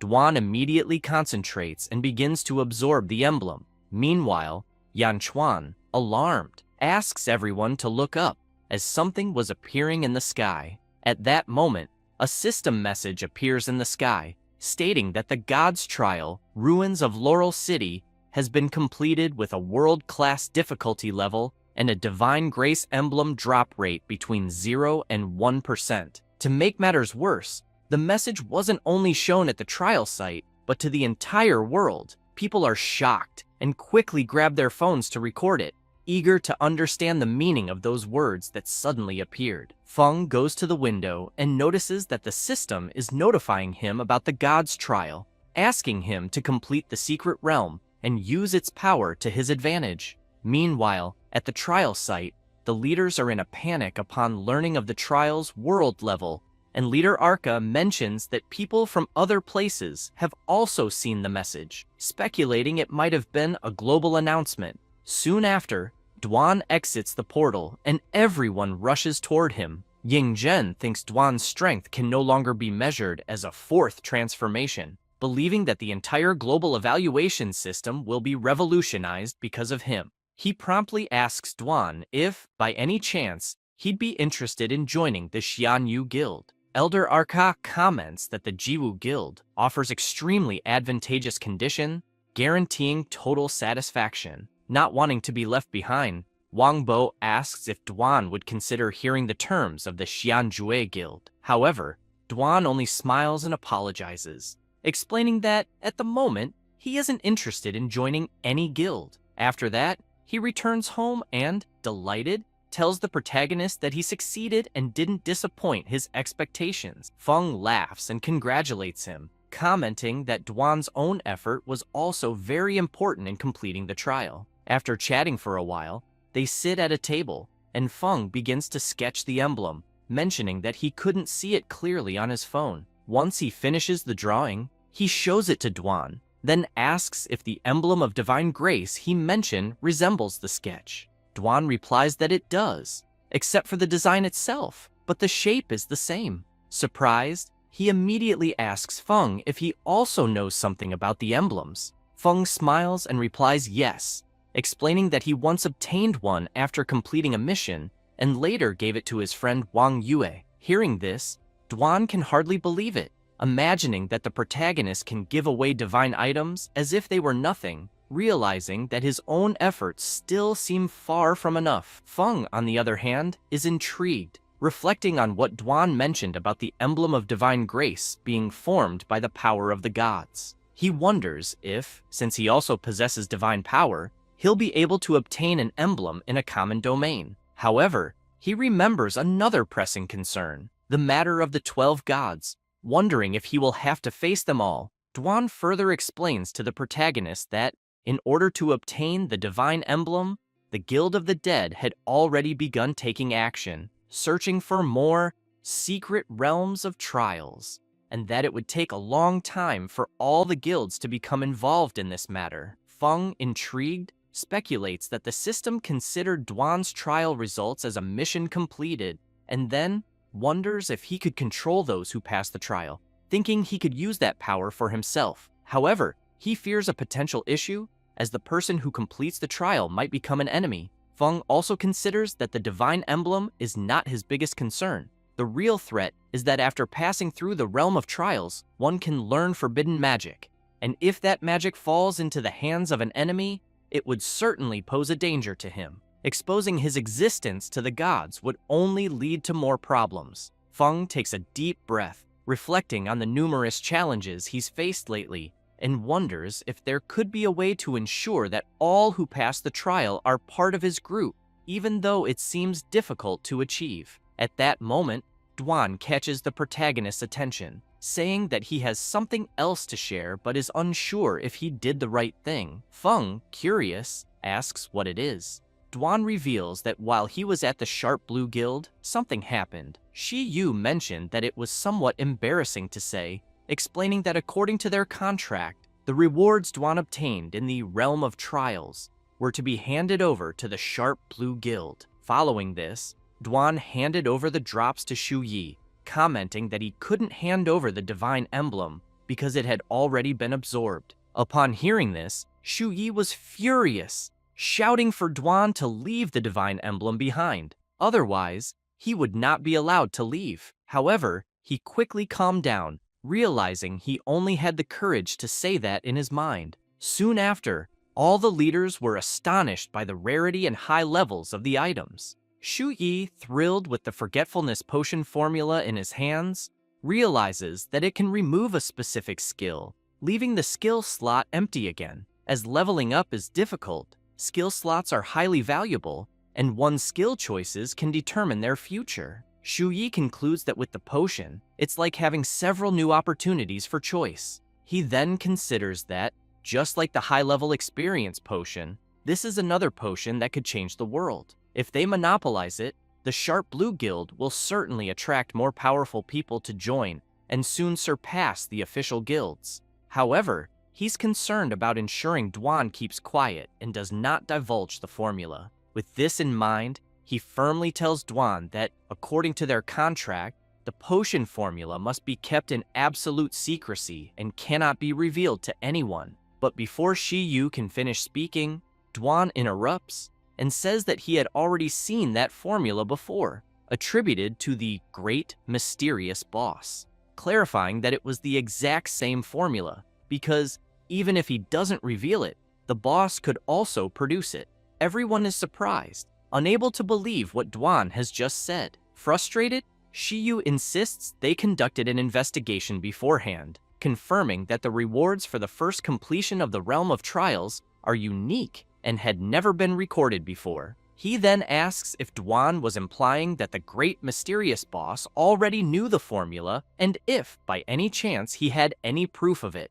Dwan lowers his head, deep in thought. Meanwhile, Shi Yu feels triumphant, thinking he has caught Dwan in a lie, warning him not to use the Great Mysterious Boss to intimidate him, as nothing that belongs to him can be taken away. Dwan takes a deep breath and replies that he doesn't need to prove anything to the boss. He then adds that, in fact, the high-level experience potion they had in their possession was also known to the boss, who had already produced it long before. Hearing this, Shi Yu is left stunned. Desperate, he insists that it's absolutely impossible for the Great Mysterious Boss to know anything about the Realm of Trials. All the guild leaders are perplexed, wondering if Dwan's incredible power comes from using those potions. At this moment, Ying-jun notices the elderly Lao Feng smiling openly and shouts, asking why he was smiling so broadly. Lao Feng casually replies that he remembered something that made him very happy. Ying-jun, curious, immediately asks what brought him such joy, but Lao Feng simply responds that it's none of his business. Frustrated, Ying-jun retorts that Lao Feng is being immature. However, the old man is intrigued, recalling how his grandson had mentioned that Ning Feng could easily get 40 vials of the experience potion from the great mysterious boss because he didn't care about it. Lao Feng also reflects that his decision to transfer his grandson was indeed a great choice. Duan approaches and remarks that if there's nothing else for him here, he will take his leave. Lao Feng turns and says he will return with him. With that, they both leave together. Lao Feng looks at Duan and asks if, by any chance, the great mysterious boss has other potions. He then explains that his body is being corrupted by the dark force, and it's worsening every day. With a somber expression, he admits that he still wishes to live a few more years to spend time with his grandson. Duan replies that he will ask his boss. Lao Feng thanks him sincerely, expressing deep gratitude. After explaining everything that happened to the protagonist, Duan quickly apologizes for making decisions on his own. Feng reassures him not to worry, as to his knowledge, Duan hadn't done anything wrong, so there's no need to apologize. However, the protagonist is intrigued by Lao Feng's condition and considers that, if it's for him, they should help if possible. The only concern is whether the nourishing potion will work on the old man's body. Feng smiles and instructs Duan to find an opportunity to deliver some bottles of nourishing elixir to Lao Feng for him to try. Duan agrees, saying he will gladly do it. After that, Duan heads to Lao Feng's company and upon arriving, asks Jing if the old man is there. She informs him that there was an important meeting, so he had to go to the main office. Duan mentions he has some elixirs to deliver to the old man. Jing suggests leaving them with her, assuring that she will hand them over once Lao Feng returns later. Afterward, Jing heads to a room and rings the bell, puzzled as to whether Rui Feng is inside, given that he had just arrived in Qinyu City and knew nothing and no one. She decides she might as well come back the next day. At that moment, a dark aura begins to seep from under Rui Feng's door. Inside, he is kneeling on the floor, trembling as the ominous aura surrounds him. Sweating profusely, Rui Feng starts hearing a sinister voice asking if he wishes to save his grandfather's life because it can help him, provided that Rui is willing to submit to it. Taking a deep breath, Rui shouts that he is the grandson of the great Lao Feng, demanding to know how the voice dares to betray humans by making demonic deals. The voice grows even louder in his mind, laughing as it declares that humans are weak creatures bound by strange rules, asking how long he will resist. It taunts that it hopes he will still speak this way when his grandfather dies before his eyes. Later, in the training field, Rui Feng sits alone in the stands, lost in thought about what the voice in his head had said. Suddenly, the protagonist appears, wondering why he seems so restless. Ning Feng then takes out his phone and asks Lao Feng's grandson if he would like to play the game 3 Kingdoms to cheer up. Embarrassed, Rui Feng apologizes to the protagonist, explaining that his grandfather doesn't allow him to play games at school. Feng smiles, reassuring him that it's fine and that they can play together when his grandfather returns. He also comments on how impressive Lao Feng's skills are. Rui then explains that his grandfather learned to play the game because of him. The protagonist, confused, asks, "What do you mean?" Rui Feng explains that when he was a child, his parents died on a mission, leaving him deeply shaken. He became withdrawn, spending all day locked in his room, becoming somewhat antisocial. Because of this, his grandfather, Lao Feng, didn't know how to console him until he remembered that Rui used to enjoy battle games. Lao Feng secretly learned how to play them. In Rui's darkest moments, it was his grandfather who stayed by his side, helping him emerge from his shadows, which is why Rui is deeply grateful to him. Then, Rui smiles and apologizes to the protagonist for suddenly sharing all of this. Meanwhile, in a meeting room where Lao Feng is gathered with several others, One of them explains that the person on the screen is Peng He, a 4-star professional who is in his 3rd transformation. 8 years ago, he was imprisoned for maliciously injuring someone in the Secret Land and sentenced to 15 years. However, 6 years ago, during his sentence, he mysteriously vanished from prison. He then introduces another individual, Gu Ying, also a 4-star professional in his 3rd transformation. Previously, a variant under his supervision had mysteriously disappeared from his home 5 years ago. After introducing both, they start playing a recording. The 4 Eyes individual explains that a few days ago, both of them suddenly reappeared in Peng He's old house in Xingyuan City and brutally murdered 2 elderly adventurers and their families, leaving no survivors. He hands some documents to Mr. Feng and explains that the 2 slain adventurers were members of the team that had captured Peng He in the past, suggesting that Peng He's motive might be revenge against Lao Feng's team. Worried, another person exclaims that, according to the records, the 2 dead adventurers were both 4th transformation experts. How could they have lost to 2 individuals in the 3rd transformation and been helpless while their families were slaughtered? The 4 Eyes reveals that one of the adventurers' homes had surveillance cameras, which captured the battle scene. He then plays the footage, where an adventurer faces one of the assassins and without hesitation, strikes with his sword. However, Ying effortlessly dodges and with a dagger in one hand, stabs the adventurer. Witnessing this leaves everyone there concerned and incredulous. To make matters worse, Ying delivers several additional blows, piercing the adventurer's entire body, giving him no chance to counterattack. Nervously sweating, the person next to the old man comments that it's clear Ying has already surpassed the power of the 5th transformation. Lao Feng, seeing this, is also apprehensive, remarking that in a direct confrontation, he would probably not be a match for Ying. After all, this person had disappeared for years while still in the 3rd transformation, making him wonder what Ying had done and endured to reach such a level of power. Meanwhile, at the Cheng household, Mr. Cheng is restless. The door suddenly opens, and Ying and Peng He enter. Cold sweat dripping, Cheng comments that they've worked hard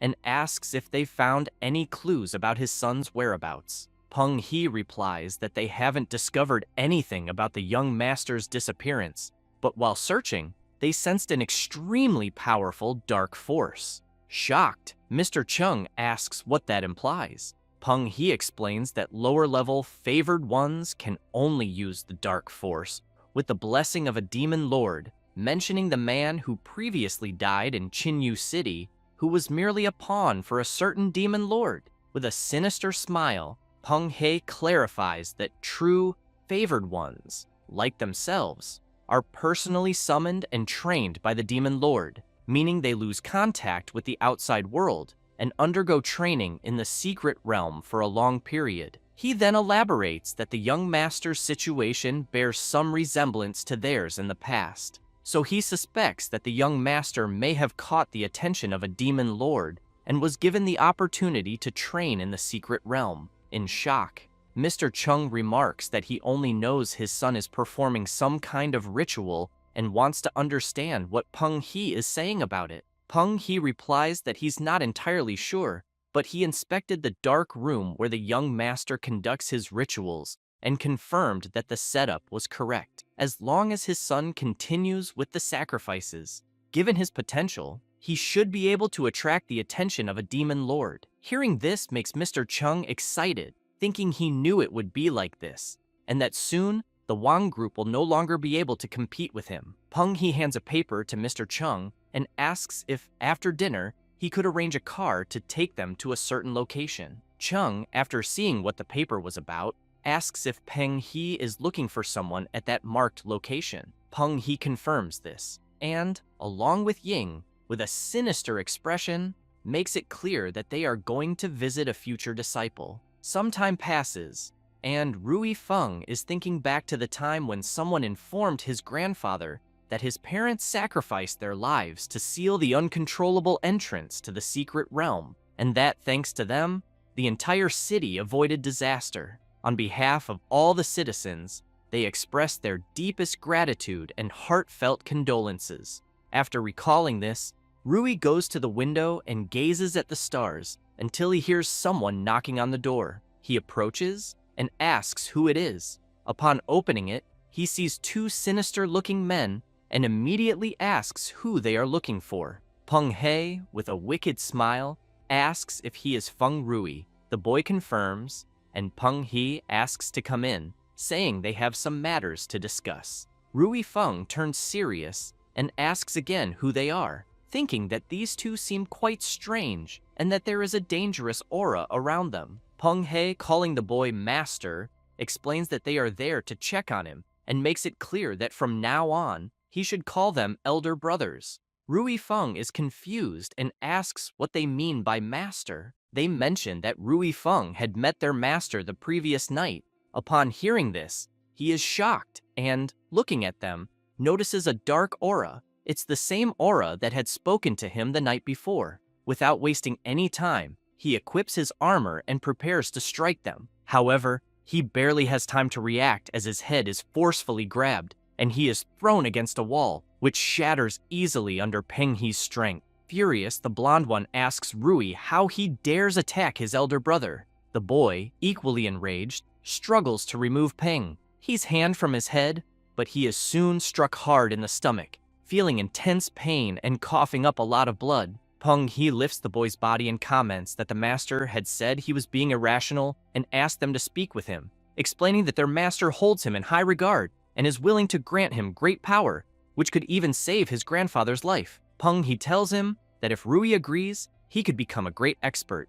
Rui makes it clear to Peng He that there's no way he would ever accept that. Peng He shows disdain for the boy, but soon hears Ying reporting that he had searched the house and that Director Feng was not there. The blonde, frustrated, remarks that it's a shame because he wanted to greet the veteran. Trembling with rage, Rui begs them not to harm his grandfather. Peng He then releases the boy's head, causing him to fall face first onto the floor. Peng He says he's heard that sacrificing a loved one can unleash even greater dark power, and that old Lao Feng's life is now in the boy's hands. He gives him 3 days to think about it, stating that if he agrees to become their disciple, they will leave the past behind. With a sinister expression, Peng He explains that if he doesn't agree, in 3 days, it will be the date of his old man's death. Looking at a picture of Rui and his grandfather, he comments that it would be quite fitting for a gravestone. Meanwhile, in the dungeon of the savage tribe,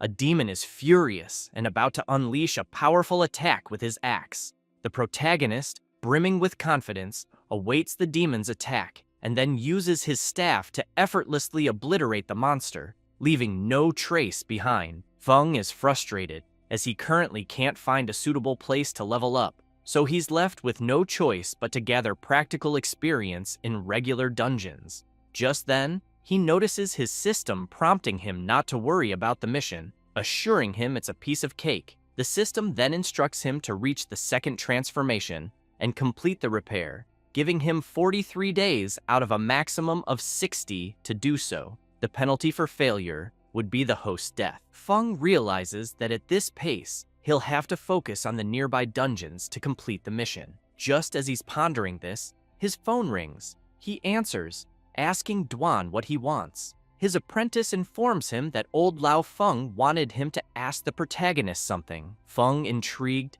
notices Duan's slightly hesitant tone, but quickly tells him to spit it out.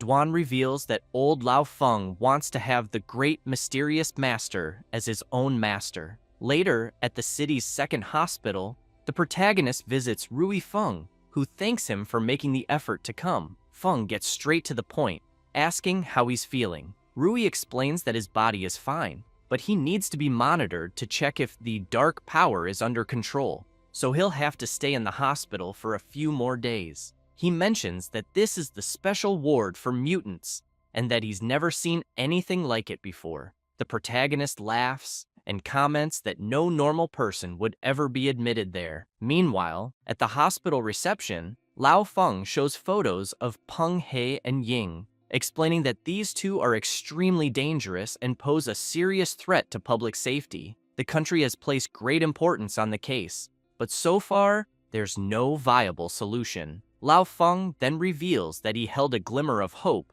but didn't expect the mysterious great boss to actually agree to the proposal. Duan explains to the old man that his boss clarified that it wasn't about accepting the old man as a disciple, but rather about finding an opportunity to help him train. After all, his boss prefers a peaceful life and doesn't want to see evildoers getting away scot-free. The old man understands and asks if the boss has any requests.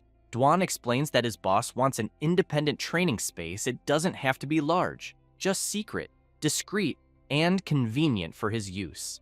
Additionally, he mentioned that the old man could also undergo special training there. Lao Feng agrees and promises to give the mysterious boss a satisfactory answer as soon as possible. However, just then, they hear a noise, and Lao Feng turns around startled, immediately rushing towards his grandson's room. Meanwhile, Rui is fuming at Peng He and Ying. The blonde, holding a basket of fruit, smiles apologetically, saying it was all his fault for being rude that day and for putting Rui in the hospital, so he felt guilty and came to check on him. At that moment, the old man bursts in and immediately recognizes the two intruders, his fury igniting like Ghost Rider. Peng He, suspicious, asks if the old man is thinking of attacking him. Lao Feng stands there silently, saying nothing. Peng He smirks and tells the old man that if he's not going to make a move, then they should say their goodbyes. He reminds Rui Feng that he only has 2 days left to think over their proposal.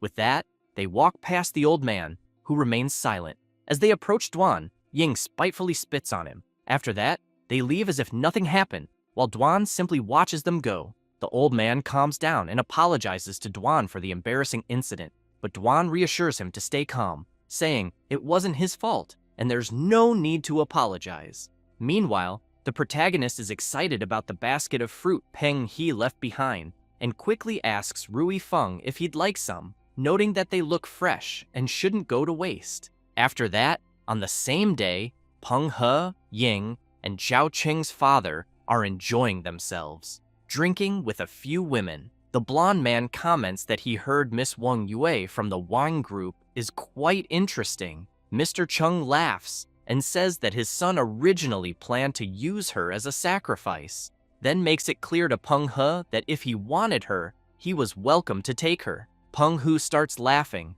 but at the same time, the wall behind him suddenly shatters.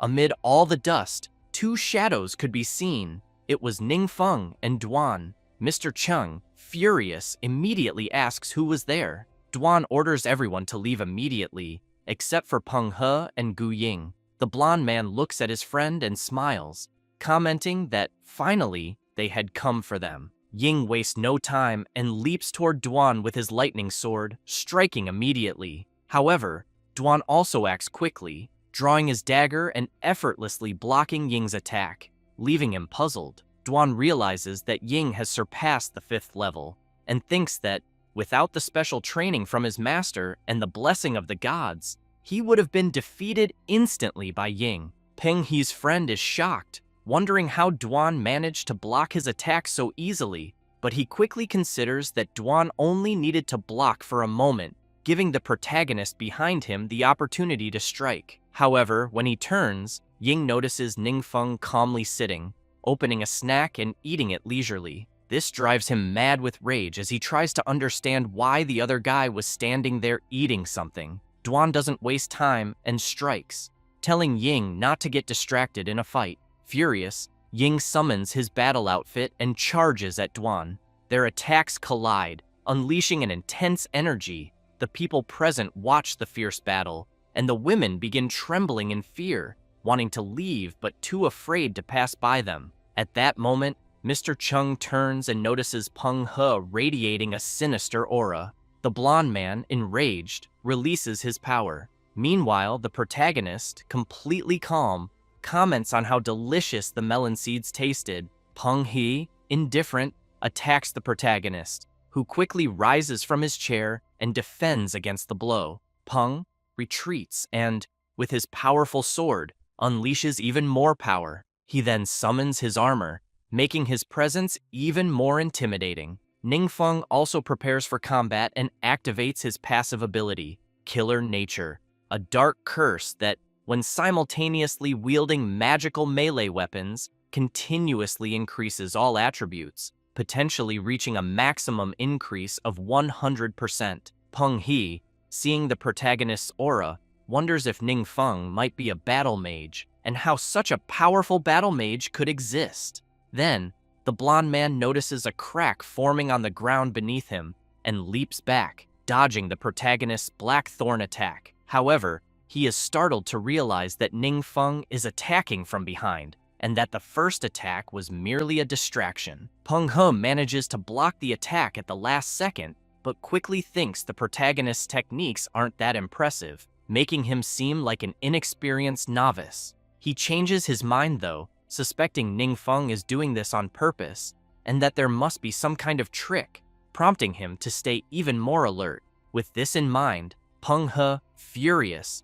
delivers another powerful blow toward the protagonist, who merely waits attentively. He defends against the first attack, the second, and the third, and upon noticing an opening, strikes at the blonde man's neck. Startled by the attack, Peng He manages to block it, but is unable to stop the protagonist from relentlessly striking his entire body. Furious, Peng He realizes something is off, suspecting that the protagonist is growing stronger with every passing moment in the fight. While being cornered, Peng He shouts, asking Ningfeng to wait a moment. The protagonist is intrigued by the request, but decides to stop and listen to what the blonde man has to say. Peng He remarks that he doesn't know who the protagonist is, but suggests they sit and talk, as both are powerful and have no need to fight to the death. Feng takes a deep breath and responds that his goal is simple. Peng, he dies and he lives. Hearing this infuriates the blonde man,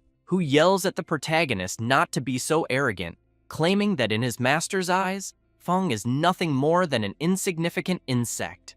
This piques Feng's curiosity, and he asks who Peng He's master is, wondering if it might be the demon king of the secret realm. Peng He confirms this and explains that his master is a force no one in the world can comprehend. He makes it clear that not only human adventurers, but even demon kings from secret realms, countless of them, have fallen to his master's hands. Moreover, he reveals that his master's favorite pastime is using the bones of powerful enemies to craft exquisite ornaments. Fascinated by the blonde man's story, Feng asks again if his master really killed demon kings and collected their remains. Peng He laughs and confirms. Hearing this excites Feng, who eagerly asks where Peng He's master is. Meanwhile, outside the building where the fight is taking place, Lao Feng's group is present. Jing comments that the battle is happening on the top floor, a property of the Zhao Corporation. He adds that witnesses who saw photos identified the residents as likely Peng He and Gu Ying. Lao Feng wastes no time and uses his detection magic, casting it toward the building and reaching the floor where the battle is underway. The old man observes the scene and soon notices the protagonist fighting Peng He. He confirms that it really is Peng He and notes that he doesn't seem to be doing well. He also explains that the other man, wearing a mask, has visible magic and must be using some kind of camouflage magic. The blonde man begins to sweat as the protagonist pressures him. As the battle continues, Ningfeng's attributes increase, reaching 60%.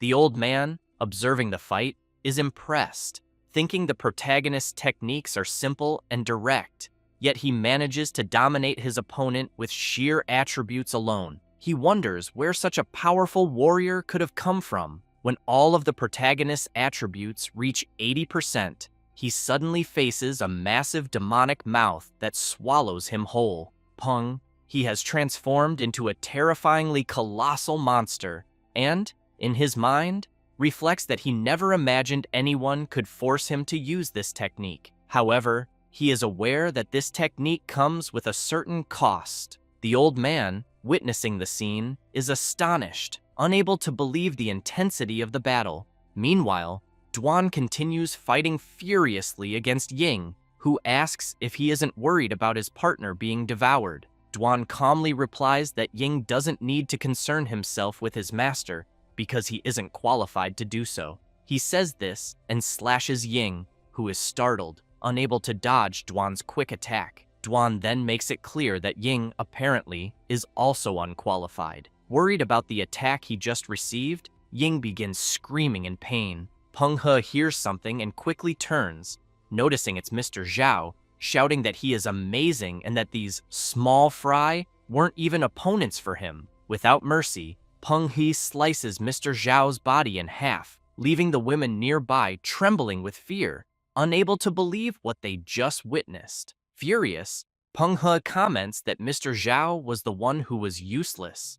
Releasing even more power, he declares that since he had transformed, he might as well devour some stronger enemies. He says this while looking at Lao Feng's observation orb, which terrifies the old man upon realizing he's been discovered. Peng, he smiles, but moments later an explosion occurs. A massive power erupts from within Peng He, leaving him utterly confused as to what's happening. Then, the protagonist emerges from within the blonde man, who collapses to his knees, his stomach completely ruptured. Meanwhile, Ning Feng walks calmly, shrouded in his terrifying aura. Feng remarks that he has been using that ability for a long time, but still isn't sufficiently familiar with real combat.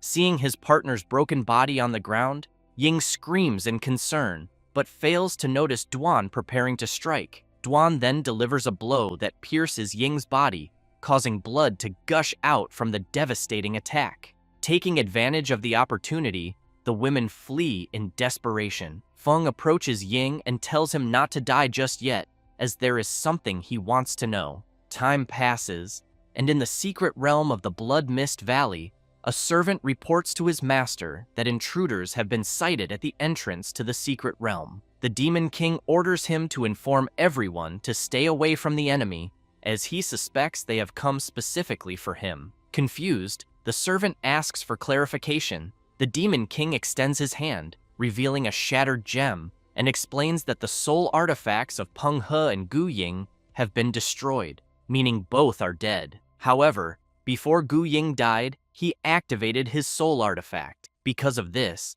the Demon King explains that he managed to vaguely hear a few words. He recounts that the words he heard were someone asking Ying where his master was, and that Ying revealed his master was in the secret realm of Mount Yuzu, and that he would take revenge. He says this, and then orders his servant that he himself will handle the enemy, as if the adversary was capable of killing Peng He and Gu Ying. Then his servant would stand no chance. Frustrated, the servant acknowledges the order. The Demon King, observing his servant's worry, reflects that, although his subordinates are loyal, they can only rely on his power, as only special races like humans can level up on their own and gain more power through sacrifice. Then, one of the skulls on his armor begins to react. Picking it up in his hand, he recalls that many years ago, he was just a regular Demon King who stumbled upon the legacy of a high-ranking Demon King. Through it, he not only gained immense power, but also learned how to control humans. With the help of these teachings, he repeatedly defeated his enemies, turning them into trophies. He says this while raising the skull of the ancient high-ranking Demon King. However, he is suddenly struck by a massive electric shock delivered by the protagonist, who wanted to understand what kind of realm he was in, as the heavy mist prevented him from seeing anything. He had used his ability Descent of the Thunder God, which summons a massive thunderstorm that unleashes the power of celestial tribulation. Feng was also bored, as he hadn't encountered any monsters there yet. Suddenly, a system message notifies him that the legacy of the end has been detected. The protagonist becomes excited at the notification, remarking that it seems his system isn't damaged. He says this and begins walking, commenting that judging by the aura's source, the path is that way. After walking a bit, he grows excited, commenting that he has found what he was looking for and that it is in the hand of the black statue. However, he doesn't realize that the black statue is actually the Demon King, now charred from his attack. Wasting no time, Feng begins absorbing the fragments, wondering what had happened to the countless relics since there was only one. After absorbing it, the protagonist becomes thrilled, as all his attributes have increased by 100 points without using any abilities, and now he can crush most adventurers. Moreover, he has leveled up to 40 and can now learn new skills. With that, he picks up the skill book and becomes intrigued by the skill being a summoning curse, wondering if he could summon a great demon king or something similar, and whether this would make him even more of a god of evil. But he quickly decides to learn the skill first and see what happens later. The learned skill is Gate of Darkness, a forbidden spell that allows the protagonist to open a dark gate to summon a constant stream of dark creatures for 12 hours or a high-level demon lord for an unlimited period. Feng initially thought the skill might not be very useful, but upon realizing the potential of summoning a high-level demon lord indefinitely, he is surprised and finds it intriguing, deciding to test it when the time comes. Meanwhile, at Lao Feng's headquarters, Duan comments that those two individuals were very difficult to deal with, and that, for safety reasons, they left no survivors. Lao Feng expresses concern about not being able to gather more information, but thanks Duan and the mysterious Great Master, acknowledging they saved his life and that of his entire family, and he doesn't even know how to repay the favor. Duan smiles and replies that Lao Feng is very kind. Jing reflects that, fortunately, the officials were willing to trust the master's judgment and make every effort to show goodwill to the mysterious Great Master, while skeptical voices had been suppressed. Otherwise, he doesn't know how much damage Peng He and Gu Ying might have caused. Lao Feng then mentions that the country also places great importance on the matter, and that he heard the mysterious Great Master was looking for a training space. Because of this, several locations were approved immediately. He says this while handing over 2 envelopes, explaining that they contain all the information. He further explains that the training facilities are all carefully constructed by the country, offering an excellent environment and infrastructure. They also ensure privacy, free from irrelevant personnel. Duan suspects that the training space his master mentioned is just a cover, as the master doesn't want to reveal his true training methods. With that in mind, he retrieves the information and decides to let his master choose for himself. Afterward, Duan and the protagonist visit the training base. Feng is impressed by the size of the facility. As they enter, Duan explains that the location is a newly built adventurer base in the country, codenamed Area 51, which hasn't yet been put into use. He adds that Lao Feng made it clear that if the mysterious Great Master liked it, the base could be assigned directly to him. Feng, in disbelief, asks if all of this is truly his. Duan confirms it. While touring the training area, Duan explains that the building has 10 floors, with internal spaces that include training zones, office areas, leisure zones, and common areas, capable of accommodating about 2,000 people. Upon reaching the rest area, Duan points out that the infrastructure is highly complete, featuring an advanced set of intelligent control systems. Passing through the dining area and reaching the rooftop garden, Duan assures his master that if he wishes, there's no issue with staying there for 1 or 2 years. Feng becomes excited, imagining that he can finally cultivate his own forces, as the location is perfect. Afterward, they meet with Lao Feng to finalize the arrangements. The old man laughs, commenting that it was expected for the mysterious Great Master to choose Base 51, as he also finds the place excellent. He emphasizes that, since the protagonist has saved Qinyu City twice, Longbow City once, and eliminated the 2 main threats, Peng He and Gu Ying, the country is willing to provide strong support for heroes like him. For this reason, the base will not charge any fees, and he only needs to sign the documents to confirm everything. Feng smiles, thinking he hadn't expected the officials to be so friendly. While signing, Duan mentions that his master doesn't like dealing with mundane matters, so the base management will be entrusted to him and Ning Feng. Lao Feng adds that if the Great Master has any intention of forming a guild, he can also assist with that matter. Then, Duan asks Mr. Feng if there's a way to access all kinds of information readily, without having to create a guild. He explains to the old man that his master isn't very skilled with things like the internet. Lao Feng smiles and says that's easy to solve, explaining that for a national-level expert like the Great Master, their office can arrange a dedicated information channel. As long as the information isn't highly confidential, it can be synchronized and shared with the agency. Feng gets excited upon hearing this, realizing they're treating the mysterious Great Master as a national-level expert. Compared to him and Duan painstakingly gathering information, the agency's information channel will indeed be much more efficient. However, he keeps in mind that he won't rely on a single source of information, knowing he'll need to develop multiple channels in the future. Regarding the establishment of a guild, Feng feels there's too much to manage. Instead, he believes it would be better to transform the base into another model, especially with no shortage of high-quality resources.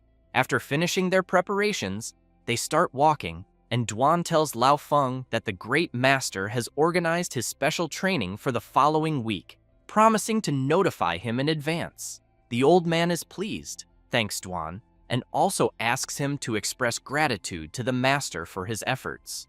At that moment, Lao Feng hears his phone ringing. Upon answering, one of his staff members reports that they've uncovered some mysterious disappearances during their investigation, very similar to the cases of Peng He and Gu Ying. Furthermore, they fear that similar individuals might appear again in the future. Hearing this makes Mr. Feng deeply concerned, thinking that even with the Great Master's special training, he cannot fight the enemy alone. Taking a deep breath, he wonders if there's a way to train strong people quickly. That same evening, the old man visits his grandson's house. When Rui Feng sees him, he is delighted. Lao Feng notices a suitcase and immediately asks where his grandson is headed. Rui Feng, excited, explains to his grandfather that since the Supernova training camp is about to begin, Ningfeng has organized special training for them. He mentions that he just received a call saying he needs to be at the training base in 2 days, so he's packing to avoid being late. His grandfather, intrigued, asks how many of them there are. Rui Feng replies that, including himself, there are 5. Without realizing it, Lao Feng gets excited and once again transforms into Ghost Rider, startling his grandson, who warns him that his head is on fire again. However, the old man reassures his grandson not to worry, explaining that he took some medicine Duan gave him. He insists he's clearly improving but admits that the power of darkness is still not easy to control. Noticing his grandson hadn't understood his earlier question, he rephrases it, wanting to know what kind of people Ningfeng had invited. Rui Feng explains that it's just a few good friends and that, aside from himself, the others have known Ningfeng for a long time. The old man gets excited upon hearing this, thinking that the Great Master will look after those close to him. Quickly kneeling down, he offers to help his grandson pack. Then, he advises him to listen carefully to Ningfeng when he arrives at the training camp, as it's a rare opportunity that shouldn't be wasted. He also tells his grandson to control his pace and not forget to call when he's ready to form a team for ranked matches. Rui Feng is left confused by his grandfather's sudden flurry of excitement.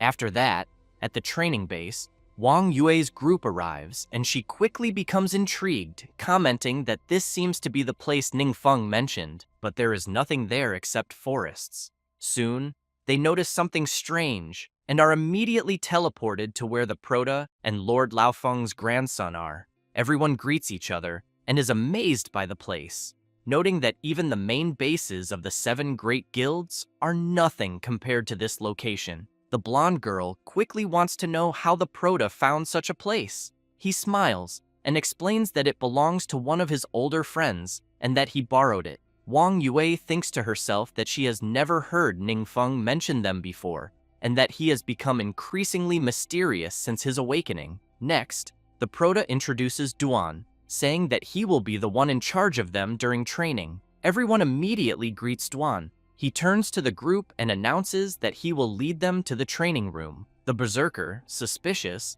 asks the Proto if he knows Duan well. Feng becomes irritated, and makes it clear to them that the celestial phenomenon some time ago was caused by Lord Dwan's passage during the trial of the gods, and that he is even stronger than the leader of the Yu Guild. Everyone is astonished and wastes no time heading to the training grounds, where they soon get excited and release their auras. Dwan is impressed and wonders why they became so animated so suddenly. While in the training field, the Prota observes them and thinks that by casting a forbidden spell there to simulate the effects of a training room, they won't need to worry about exposure. Feng also considers that he needs to establish a guild, cultivate only the strong without limitations, and select members based solely on strength and determination, thereby creating an alliance. Wang Yue is the first to start and quickly focuses, but she is struck in the arm and screams in pain. She feels a sense of dread and oppression, everything seeming very real,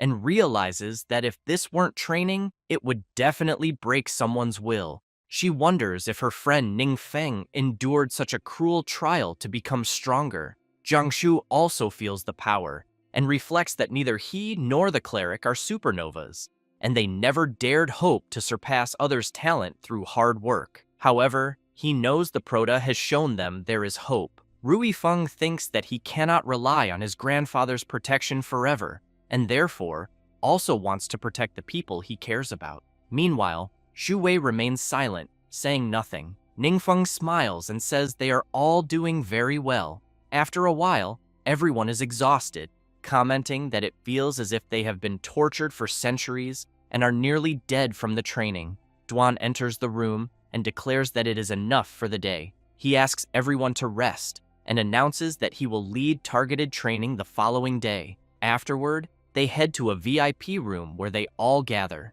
Wang Yue comments that although the special training is just beginning, the gains they have already achieved far surpass previous years. She emphasizes that it's simply impossible to identify weaknesses by relying solely on one's own understanding. Rui Feng reflects that the power of darkness in his body felt strange that day. Even when he gave his best effort, there were no signs of this power going out of control. At that moment, Xiaoting begins to cry, and the Prota asks what is wrong with her. Wang Yue explains that it's due to the stressful situation she and Jiang Shu are experiencing. Since there are more spots for their school to participate in the Supernova training camp, skepticism has been spreading online. The Prota is intrigued by this and picks up his phone, saying he will check if it's true because he can't believe something like this exists.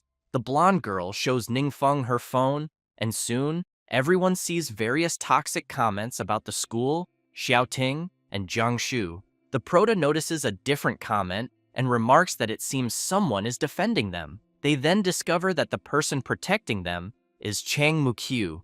Ningfeng comments that he can't believe it's really her, as she replied to every comment from people mocking them. The blonde girl is astonished and remarks that she never imagined Muqiu would be willing to defend them. Xiaoting wipes her tears and asks everyone to stop worrying and reading the messages. She explains that she was nervous about securing a spot in the training camp and feared embarrassing Ningfeng. However, thanks to the special training earlier, she didn't feel nervous at all and cried out of joy. Feng laughs, asks everyone to train peacefully, and announces that in a few days, he will give everyone another gift. Wang Yue is intrigued by something he saw on the phone and asks the Prota what it is. He simply replies that it's a secret, leaving his friend furious. Night falls. In his room, Ningfeng reflects. He recalls that the memories of the Demon King he absorbed last time brought information about him, the evil god. He discovers that, in fact,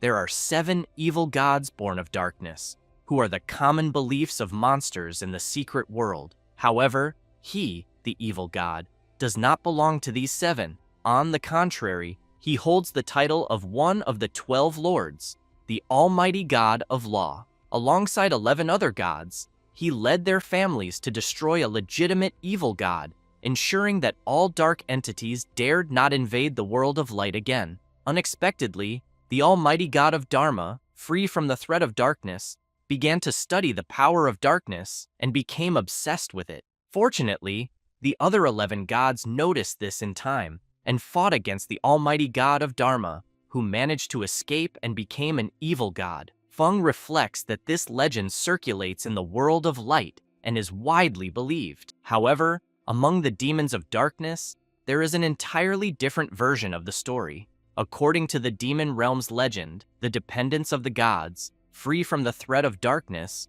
gradually lost their sense of crisis, and their faith diminished. They stopped relying on the gods, enraging them because gods create their families solely to gain more power from faith. The Proto imagines that the gods then began encouraging their dependents to attack each other, using them as instruments of pleasure and sacrificial offerings.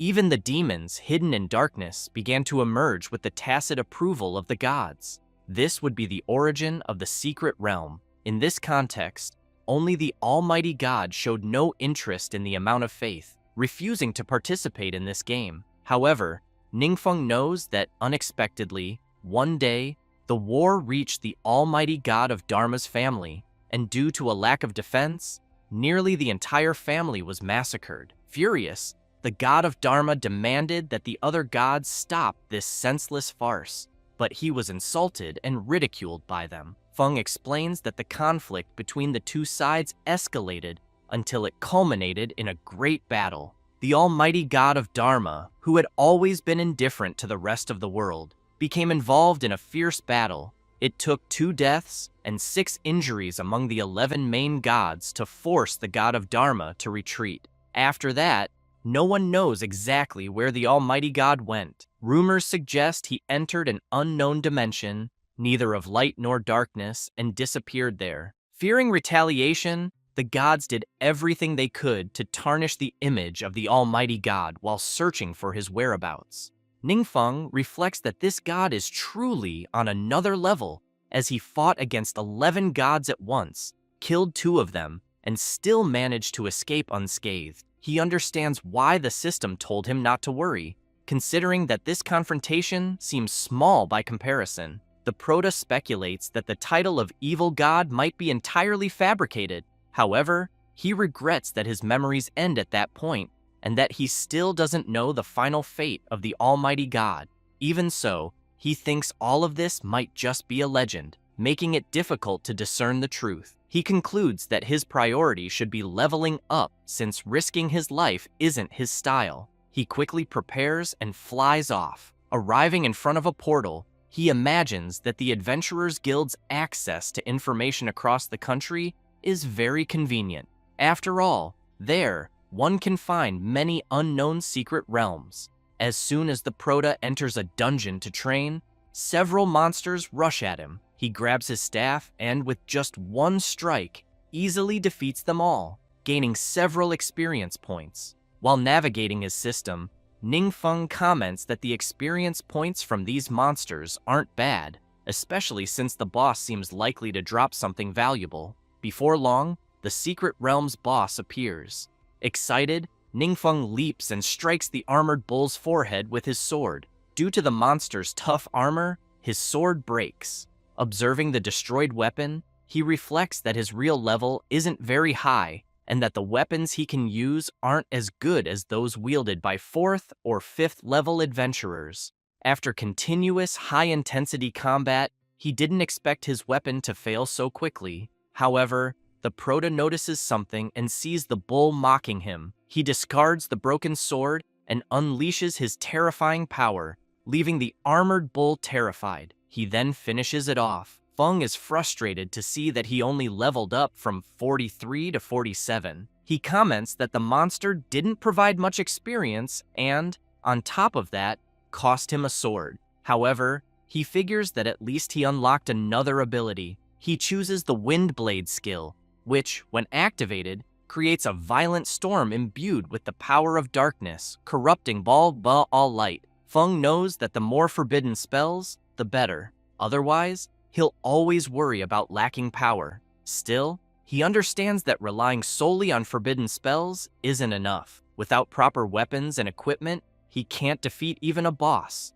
let alone a god. Turning around, he wonders where to find the next secret realm. He decides to head to the nearest city to buy some new weapons, just in case. Upon arriving, he visits a shop. A saleswoman quickly approaches him, and informs him that all the legendary quality long swords in the shop are there. Ningfeng asks if there are only 7, but says it doesn't matter. He orders all of them and asks for their price. The saleswoman is stunned, trying to figure out who he could be. After all, he's so young, yet not only does he possess the shop's supreme black card, but he's also buying 7 legendary quality long swords at once. She also notes that Heaven's Vault, with the highest stats, is among them, but he looks at them as if they were a pile of common, low-level equipment. At that moment, someone knocks on the door, and the saleswoman asks them to come in. Another saleswoman enters, asking for her colleague's help, but she responds that she's attending to an important guest and that everything else can wait.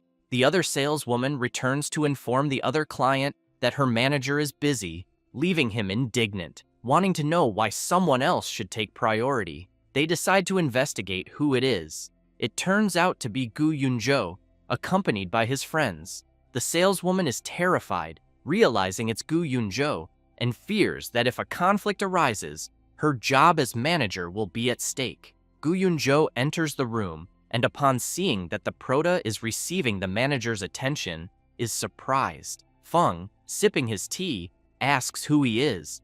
Internally, Yunzhou is furious, as the prota had once stolen all his equipment and doesn't even seem to remember. Yet, he introduces himself politely. Without much interest, the prota remarks that he remembers him. Yunzhou smiles, calling it a great coincidence. However, he reflects that he once sent someone to investigate Ningfeng's background, but always encountered inexplicable resistance, as if someone were deliberately interfering. The information available online is all confusing. Some say Ningfeng is 18 years old and has just awakened his profession. Others claim he's the reincarnation of a god. Yunzhou thinks every comment is more exaggerated than the last, making it impossible to believe any of them. Feng looks at the swords and asks Yunzhou if there's one he likes. Yunzhou laughs and says he was just joking, then tells the prota to use whatever he wants. The people around are surprised to see one of the national supernovas being friendly, as he's known for looking down on everyone. Yunzhou then comments that he's leaving and tells the prota to take his time choosing. He heads to the bathroom, furious, and imagines how humiliating that encounter was, and that he needs to do something to deal with his anger. He takes out his phone and starts posting about the prota in the community, suggesting that there's something suspicious about Ningfeng and calling for a full investigation. Shortly after, he sees Chang Mukyu defending Ningfeng, stating that she doesn't understand what Yunzhou is insinuating. Yunzhou becomes even angrier, realizing it's his old friend, and remarks that he can't believe even she is defending the trash Ningfeng. He then resolves to find the secret realm of judgment and take revenge on the prota.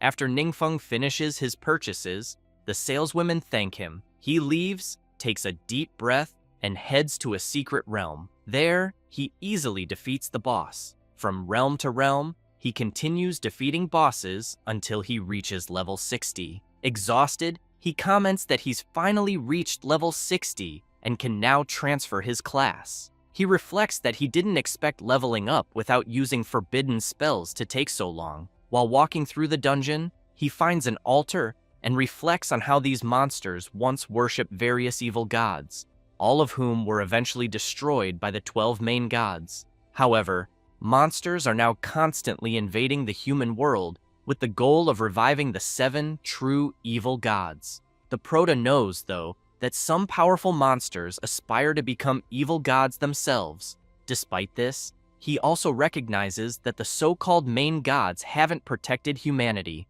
Instead, they treated him, a false evil god, as a mortal enemy. Thinking this way, he considers that the monster's legend about the almighty god is likely true. To most gods, both humans and other races are merely toys for their amusement. Feng concludes that neither monsters nor gods are good. At that moment, the prota's phone buzzes, and he sees it's a message from Shu Wei. He decides to return and complete his class transfer mission while he's at it. Back at the training base, Xiaoting and Jiangshu meet Shu Wei. She picks up a vial and remarks that the potion looks delicious. Her brother, alarmed, stops her and warns her not to drink it. He explains that this is called the forgetfulness potion and says the potion will make anyone who drinks it completely forget a skill, just as he did. He warns his sister not to be greedy unless she wants to become an idiot. Both are startled by the explanation. Wang Yue asks the Prota if the potion is the gift he mentioned earlier. Ningfeng replies that it's related to the potion, but that the gift is something else. He then reveals several rare skill books. Everyone is amazed to see that they are legendary quality skills. The Prota explains that the skills are Shadowless Arrow for the Archer, Link Healing for the Priest, Giant Strength for the Berserker, and Heavy Barrier for the Shield Warrior. Each person picks a skill and comments that epic skills can only be bought on the market, and this is the first time they've seen legendary ones. Wang Yue asks the Prota if the skills were dropped in a dungeon. He smiles, confirms, and explains that they came from the highest difficulty dungeons, suggesting that she can challenge them once she levels up. Rui Fang, intrigued, wonders about the difficulty of the dungeons that drop legendary skills. He then comments that the Prota's strength has already surpassed everyone else of the same age. Ningfeng, excited, asks why everyone is still standing around and reminds them that there's only 1 week left until the training camp. He urges them to hurry and get familiar with their new skills. As they walk to the training room, Rui Fang notices his grandfather talking to Duan and curiously asks what he's doing there. The rest of the group is surprised since it's the first time they're seeing the legendary Lao Feng, and they immediately want to confirm if it's really him. Wang Yue reflects that, although she spent a few days with Rui Fang, she can't help but feel thrilled to meet such a grand figure as Lao Feng, something she never even dared to dream of in the past. The old man observes the group before him and wonders if these young people are the Prota's friends. He reflects that, being guided by such a young master, their future is boundless. Ningfeng thinks that this day marks the beginning of a new week, and that Lao Feng is here for special training. He feels relieved that there are multiple training rooms, allowing everyone to rotate efficiently. The old man then asks how his grandson has been doing lately and whether he's caused any trouble. The Prota replies that he hasn't, and adds that Lao Feng has arrived just in time to see the results of his grandson's training. He asks if the old man would like to watch, and Lao Feng happily agrees. In the training room, the monsters are enraged. The blonde girl starts by testing her new skill, firing a powerful arrow. Rui Fang activates his new skill, summoning an impenetrable shield. The berserker is consumed by a powerful fury as he unleashes his ability, and Xiao Ting keeps up, using her blessing to buff all her friends with her new skill. The old man comments that he's quite impressed with the young one's abilities, but asks Duan if they don't seem a bit rusty. Duan laughs and explains that it's because they've just learned these skills and aren't fully familiar with them yet. Hearing about the skill levels, Lao Feng is surprised and asks for more details. Duan explains that all the skills were dropped from high-level war dungeons. When the old man hears this, he becomes excited, almost as if he's transformed into Ghost Rider. He reflects that the officials have been organizing raids on high-level dungeons for a long time, but, unfortunately, without success. While there's been speculation about such loot, this is the first time he's seen a legendary skill. He asks Duan if this information can be shared with others. Duan replies that it's fine since it's not a secret and will eventually become common knowledge. Lao Feng reflects that these kids don't have very high levels yet, but time will take care of that. With the support of their masters, they'll soon surpass all the older generations. One step forward, always forward, he thinks. The future of the forces will rest on these young ones. After this, the Prota heads to the class change hall and greets Jing. He mentions that he's leveled up and is here for another class change. Jing, incredulous, is shocked, unable to believe it. However, he just laughs, as if it's something normal for him. As he walks to the room, Jing reflects that she had expected this. She knows Ningfeng is here for his second class change, something that typically takes others 2 years of hard work to achieve, but he managed it in just 2 months. Upon reaching the room, the system informs the Prota of his mission. He needs to enter the Blooming Ice Plains dungeon and obtain the elemental emblem item. Additionally, he must collect 20 transformation stones and 100 lost soul essences. Feng is surprised, questioning if he really has to gather 20 transformation stones for what is supposed to be a standard class change. He knows that these stones aren't dropped by monsters, but are excavated from crystal veins. Considering this, he decides it's best to ask at the trade house first. Soon, he heads to the Yuan Chung trade house. However, the vendor informs him that there has been a recent increase in people changing classes, and transformation stones are currently out of stock. He asks the Prota for 3 days, assuring him that he can obtain them within that time. Feng considers that 3 days isn't too long and decides to complete the emblem mission first. To save time, he orders the lost soul essences directly from the trade house. He mentions that he still has other matters to attend to and asks the vendor if he can handle this for him. The vendor replies that it's no problem at all. Ningfeng takes a moment to check if he has any additional items with him. He places what he finds on the ground, and the vendor begins to sweat nervously upon realizing that there are over a dozen epic class skills from various professions, along with several legendary grade pieces of equipment. Given the current national leveling frenzy, the vendor knows these high-quality items will sell easily. He imagines that his annual performance report will be the best yet. The vendor reflects that it's no wonder Mayor Dongming repeatedly emphasized treating the Prota well. Thanks to the mayor and the Prota, he believes he's about to strike it rich. Later, in the secret Icefield realm, several adventurers prepare to enter the dungeon. Someone mentions that they'll soon face the boss and will need a reliable DPS.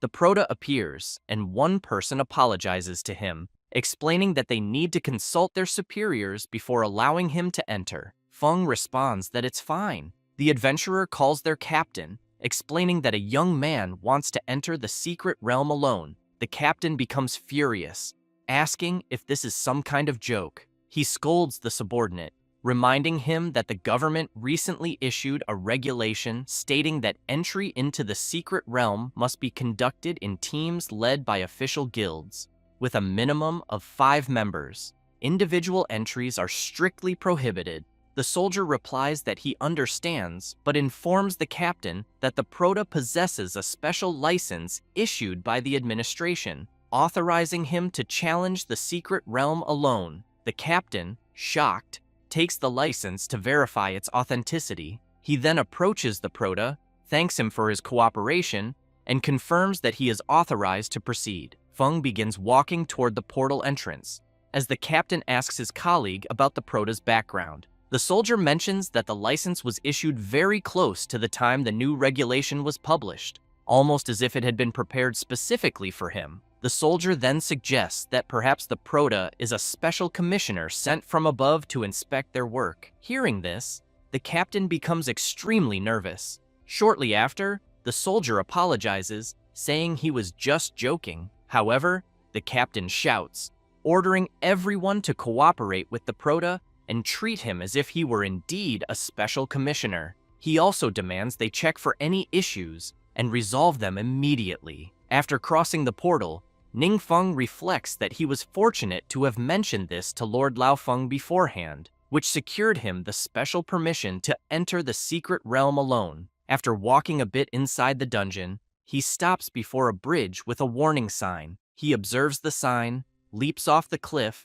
and uses his skill to create several black spikes, allowing him to descend safely. Upon reaching the ground, Ningfeng looks up and remarks that the height seems even greater from below than he imagined. However, something soon catches his attention. He sees an ice demon approaching him. Excited, he wonders if this could already be the dungeon's hidden boss. Without hesitation, he unleashes his power and challenges the monster, urging it to begin quickly so he can finish as soon as possible. But the demon recognizes him and asks if he truly is who he appears to be. Ningfeng is confused. The boss explains that, though blind, it can still feel the Prota's overwhelming presence. It reveals that even if Ningfeng doesn't recognize it, It is one of his faithful followers. Intrigued, Ningfeng begins to reflect on what the boss is saying, wondering if it has mistaken him for someone else. Being called Lord by a hidden boss makes Ningfeng question whether he's emitting divine evil vibrations. Curious, he asks the boss how he ended up in that state. The creature apologizes, explaining that it cannot say for certain. It reveals that they were attacked by followers of other deities and suffered heavy losses. The boss also shares that it was killed by the enemy during the battle, but doesn't know when only that it suddenly appeared there. Strange whispers constantly echoed in its mind, a cruel mental torment that awakened an uncontrollable murderous intent within. It was only when the Proto appeared that it suddenly regained its senses. At that moment, Ningfeng starts recalling that the followers of the Almighty God were attacked. He wonders if this title might be connected to the god. The demon, frightened, asks the Proto if he is there to rescue it. Ningfeng, unsure how to respond, observes the boss and notices that it has suddenly become dejected. The Proto says he's sorry and explains that he may not be the Lord the boss speaks of, as he is merely a student who accepted the mission to kill it. The ice demon listens to this, becomes awestruck, and quickly asks if the Proto has come to help it end the suffering it is enduring. Ningfeng smiles awkwardly and comments that he doesn't know. The ice boss addresses the Proto as Sir and says he doesn't know what happened to him, as it seems he too has lost some memories. He assures that he won't mistake him for anyone else, even if the Proto isn't the Divine Lord. Then, the boss shouts to the Proto that he must be someone very close to the esteemed Almighty God. Ningfeng is startled by this and remarks that it means his profession is being a mighty god. The boss laughs and says he knew he couldn't be wrong. He then asks the Proto to continue and do what he came to do. Ningfeng explains that he needs to obtain an elemental emblem and wants to know if there's any other way to get it without eliminating him. The ice boss apologizes and says he doesn't know, but makes it clear that if the Proto is worried about eliminating him, he shouldn't be. For him, death might be a form of relief. The Proto reflects on this but asks the boss if there's anything he would like him to do. The ice boss responds affirmatively, saying it has been a long time since he last saw him. If the Proto could talk with him for a bit, he would die without regrets. Ningfeng agrees, and the two sit down. The Proto soon asks the boss to share more about what happened before. The boss recounts that, back then, the Proto often transformed into a human and visited the mortal realm to play with them. They knew he was the Divine Lord, but everyone pretended not to and endured the pain of withholding the knowledge. Feng comments that it doesn't sound like something a god would do. The ice boss laughs and says the Proto is carefree and straightforward. In fact, they were very happy to be with him, and now there is no pressure. Then, the demon asks the Proto to share about his current situation. Ningfeng says there's nothing special, just that he has to go to school, level up, and play games in his free time. The Proto invites the boss to come closer, saying he will teach him how to play some games.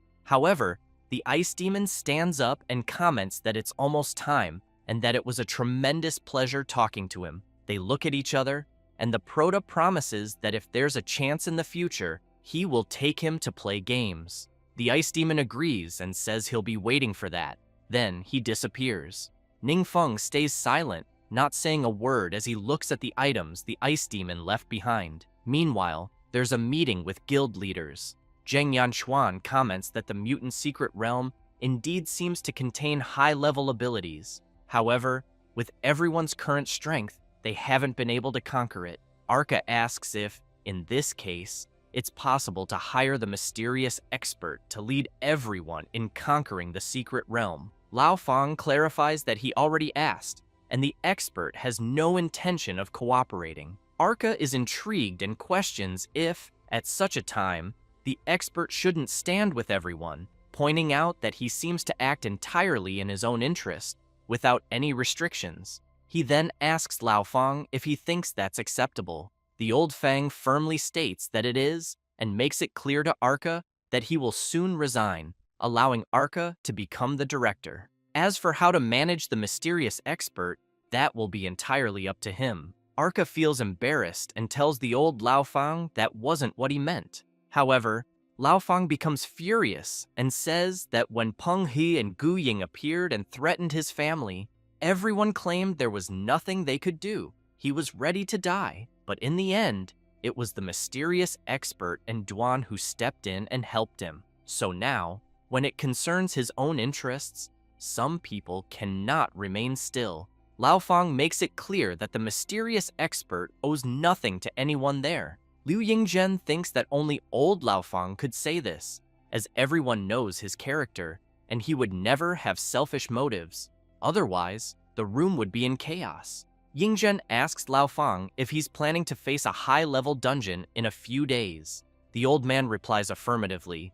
Yingzhen quickly gets serious and asks Lao Fang to save him a spot on the team. At the same time, Yu Linghua makes it clear that if they need a healer, she'll be ready. Zheng Yanchuan raises his hand and tells Old Fang that if he needs anything or anyone, he's available. Lao Fang recalls that the expert's training is truly grueling and that his old body had to rest for 2 entire days before recovering. However, he knows that the progress is evident and that he's now a completely different person. Yingzhen, seeing how his friend reacted, thinks it's just as he said. The old man has no selfish motives, and even if he had a fleeting thought, it would be reflected in his fiery demeanor. Later, in the class change room, the Prota completes the mission for his second transformation and acquires the passive skill Mystic Barrier, granting immunity to all detection abilities. He ponders that the memories he gained from the remnants of the end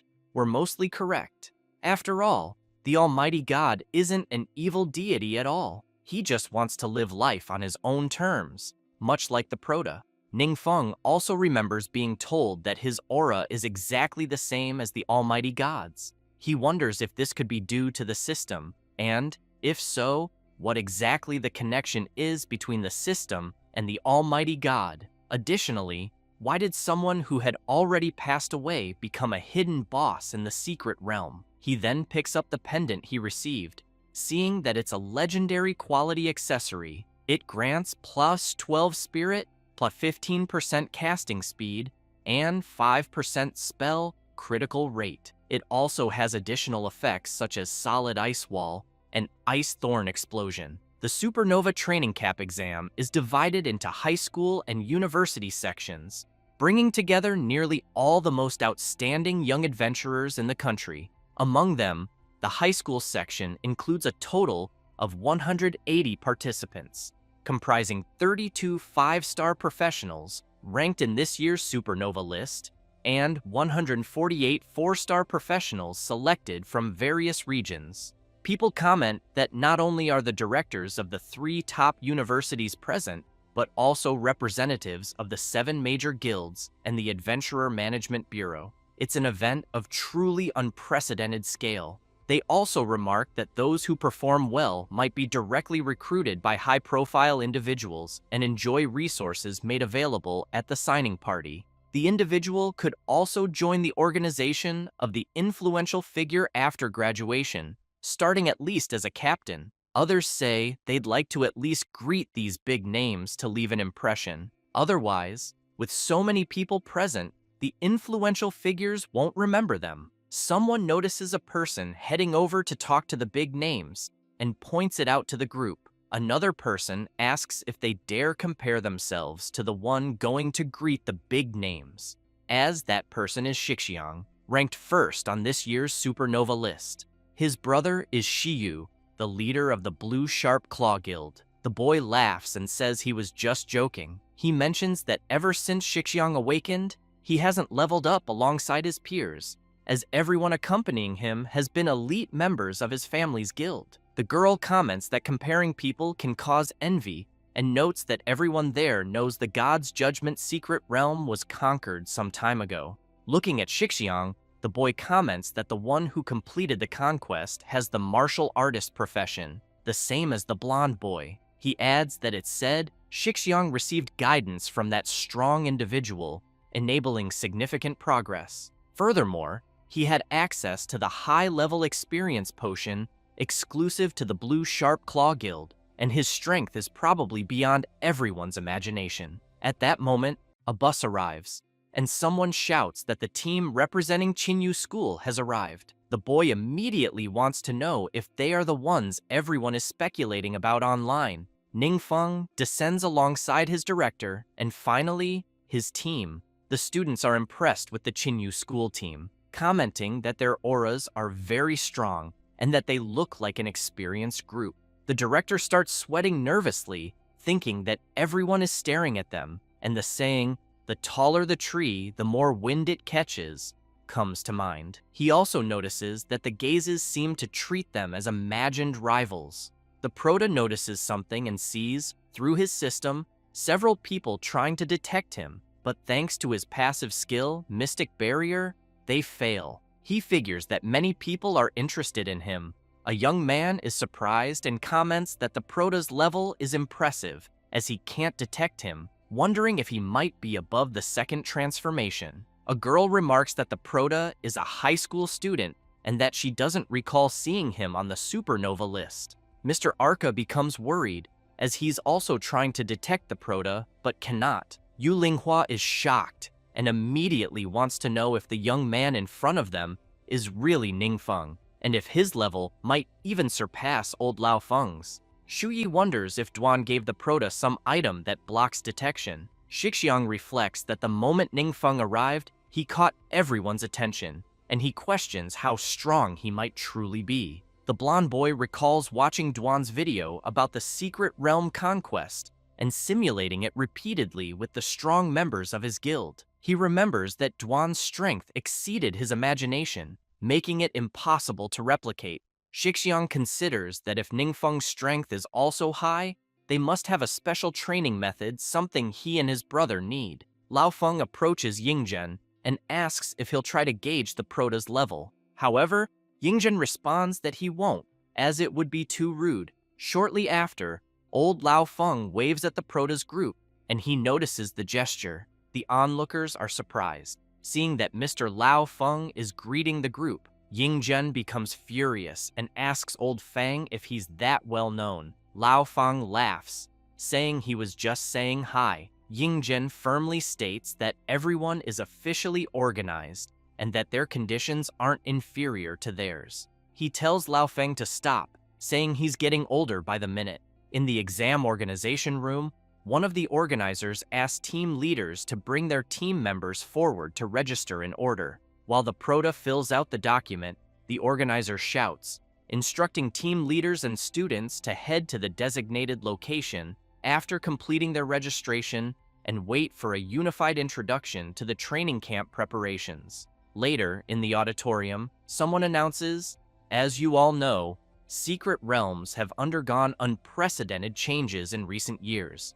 To adapt to these changes as quickly as possible and find new directions for human development, we must cultivate and select more elites." The speaker emphasizes that the training camp has drawn widespread attention from all quarters. Director Zhang asks Director Fang if Ningfeng is the school's secret weapon and why he's being so secretive, not allowing others to verify the Prota's level. Director Fang laughs and comments that it's classified. He also reflects that ever since Chang Mukyu transferred from their school to Chinyu, Director Zhang has constantly been asking about updates. However, thanks to his rigorous defense, Zhang hasn't been able to get any information. Fang thinks Zhang doesn't sympathize with him and speaks sarcastically, but decides not to argue since he considers himself magnanimous. Zhang laughs and comments that many directors present today are eager to witness firsthand the quality of education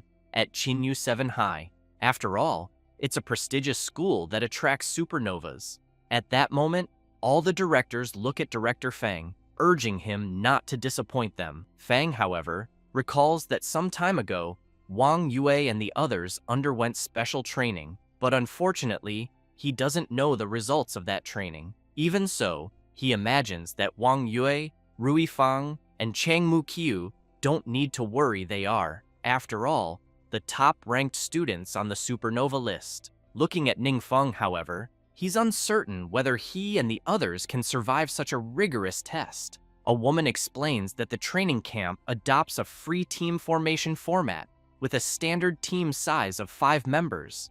In the end, everyone's results will be evaluated based on a combination of individual and team points. The top 10 students in the high school division's point rankings will train in the university division. She also highlights that before the official start of the training camp, all participants will be assessed through a secret realm. The condition for entering this realm is being below the 3rd transformation. Next, a special team demonstration will be conducted for everyone. The audience becomes excited as Shixiang's team appears on the big screen. People quickly remark that it's no surprise, as only they could deliver a demonstration at such a grand event. All of them have led the supernova list over the past 5 years, being considered elites among elites. The temporary peak team then heads to the secret realm entrance. The white-haired young man comments that they should go easy on the others later and avoid putting too much pressure on the juniors. His friend, confused, asks what he means. He clarifies that many important people have come to the training camp and that this is a once-in-a-lifetime opportunity for everyone there. Though they're only united temporarily, if someone drags them down, they shouldn't blame him for turning his back. He then urges everyone to move forward. As soon as the temporary peak team enters the secret realm, the tension rises.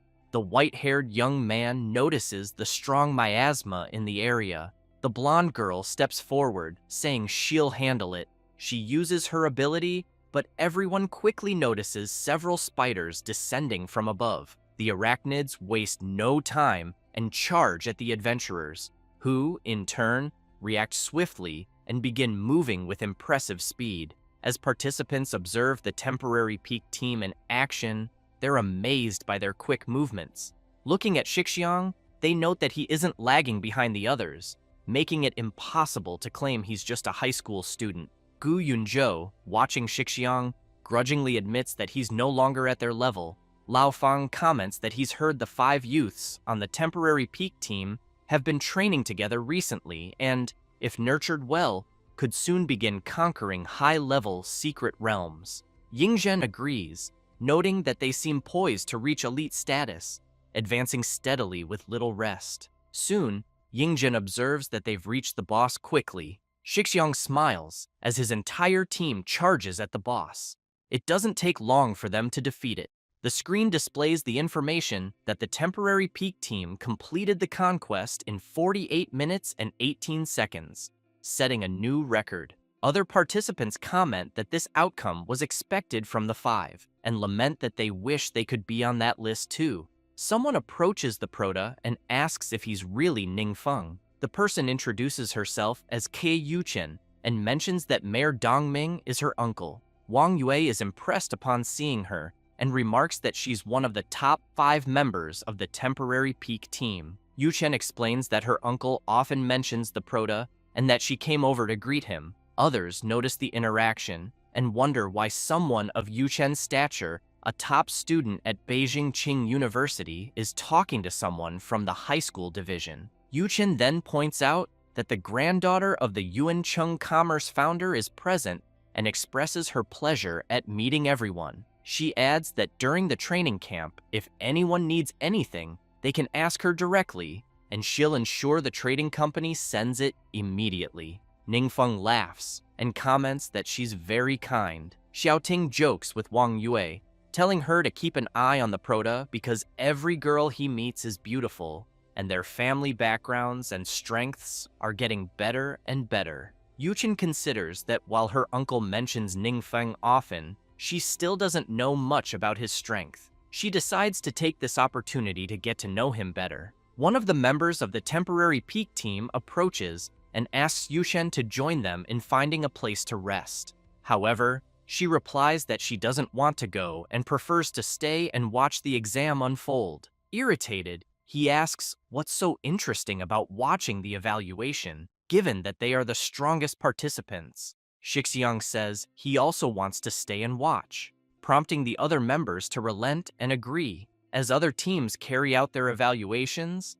Someone remarks that whenever 6 teams enter the secret realm simultaneously, everyone receives corresponding evaluation tasks. Final scores are calculated based on task completion. At this point, it's clear that the teams are struggling with the evaluation. Director Fang shouts that the secret realm is too difficult for high school students and fears that, at this rate, there won't be a single team in the high school division able to pass. He adds that since Shixiang, no team has made it onto the leaderboard. They can't even reach the boss and are already struggling with the small fry. How can they even dream of making it to the leaderboard? Fang reflects that student morale is dropping, and many are clearly underperforming. This cannot continue. One of the temporary peak team members yawns and comments to his friend that he already said there's nothing interesting to watch because everyone is too weak. The Prota's team approaches. He greets the instructor and says they're up next and are here to receive their evaluation task. After entering the secret realm, Iron Jaw Swamp, they open the system to check their objectives. Ningfeng quickly comments that teams are generally divided into 4 categories based on their functions. Assault teams, the main combat force, responsible for conquering new secret realms or acting as the vanguard against powerful enemies. Research teams conduct studies in secret realms, uncovering knowledge that benefits humanity. Guard teams protect controlled secret realms or provide cover for non-combatants in emergencies. Support teams enhance battlefield strength, applying buffs and offering emergency healing to sustain combat and reduce casualties. Ningfeng mentions that each type of team has 10 specific tasks, plus a main task. Wang Yue asks the Prota which type of task he wants to choose. Ningfeng replies that they'll go with research. She responds that it was expected from the top student in the theoretical class. Ningfeng reflects that his primary reason is that there are still many things he doesn't understand, such as gods, families, and world levels. Choosing research is the best way to combine practical training with gaining knowledge. Xianting becomes excited and says everyone should pick research, adding that it's fine since they have a big shot leading the team. Rui and Jiangshu agree, saying they have no objections. The blonde girl asks everyone to wait and comments that at the end of Research Task 1, there are 2 live captures. If they have to handle the specimens while fighting the boss, it could become very troublesome. The system informs them that Research Tasks 1 through 10 are worth 10 points and require capturing a terrifying crab from the deep swamp alive and meeting research criteria. Ningfeng smiles and says it's fine since they can simply fight the boss first. Meanwhile, the directors, initially disheartened, are suddenly alerted when someone shouts for everyone to look at the screen. They're astonished by the speed of one team's progress. Students comment that it seems to be the group from Chinyu 7th High School and wonder how that's even possible. The members of the temporary peak team are surprised, commenting that the Prota's team's advancement speed is simply absurd and obviously several times faster than theirs.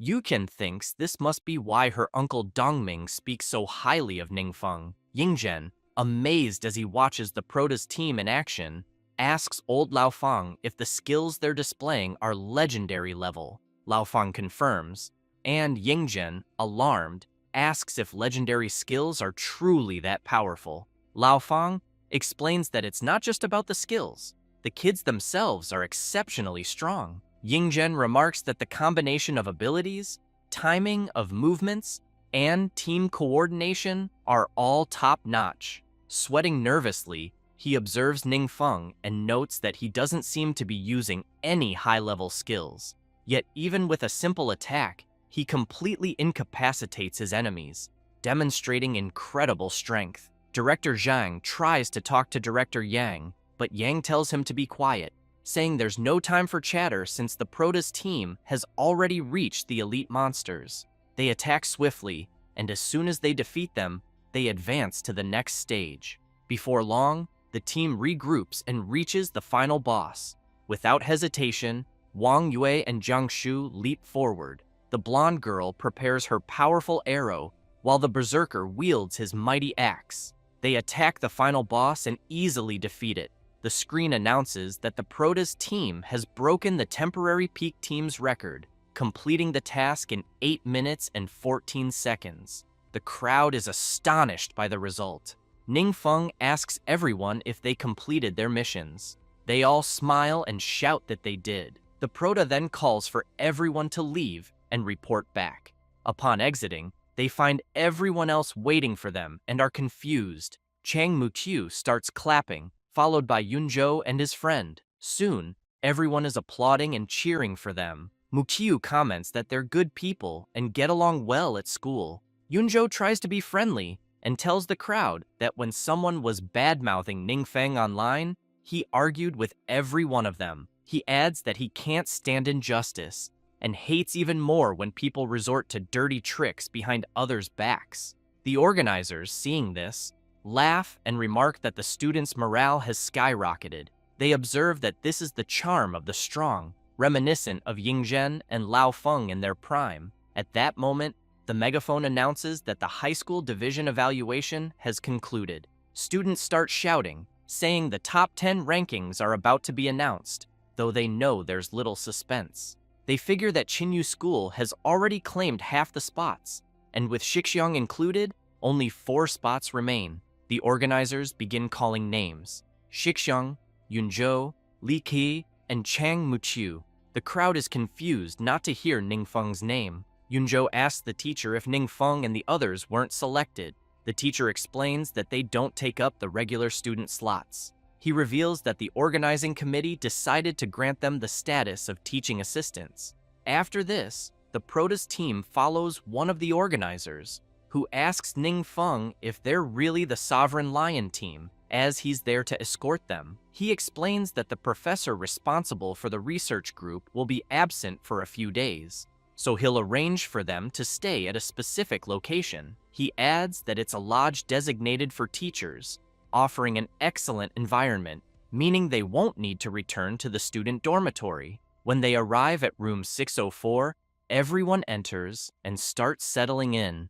At that moment, someone knocks on the door. It's old Lao Feng. The blonde boy is shocked and wonders why a big shot like him is there. Then he sees President Yingzhen, followed by the other guild leaders, and starts losing his mind. Wang Bo thanks the blonde boy, who says it's no problem at all, but keeps wondering if he's dreaming, as he's seeing all the country's top figures gathered in one place. Deng Yuanhu grabs everyone's attention and introduces himself as the director of Beijing University. He then asks the Prota if he's interested in studying at his university. Tongxi follows, introducing herself as the director of Western Union University, explaining that her university has the best research team in the country and inviting the Prota to join them. Next, Wu Chen introduces himself as the director of Chongwu University, mentioning that Chinyu, the Prota's city, is closest to his university.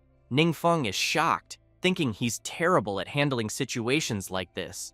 Lao Feng notices the tension and quickly asks the 3 directors to calm down, pointing out that they're putting the kids in a tough spot. He suggests letting them participate in the training camp first and discussing these matters later. Embarrassed, the 3 directors agree, but silently resolve not to let the others take advantage of the situation. The Prota continues chatting with them, and the next day, he wakes up yawning from lack of sleep. He's startled to see his friends up so early and looking exhausted. Zhang Shu, with dark circles under his eyes, explains that he's been bombarded with calls from his family since early morning, asking which university he plans to attend. He adds that he's heard the 3 major universities contacted them specifically. Rui, also sleep-deprived, complains that he couldn't sleep because of Zhang Shu's constant phone calls.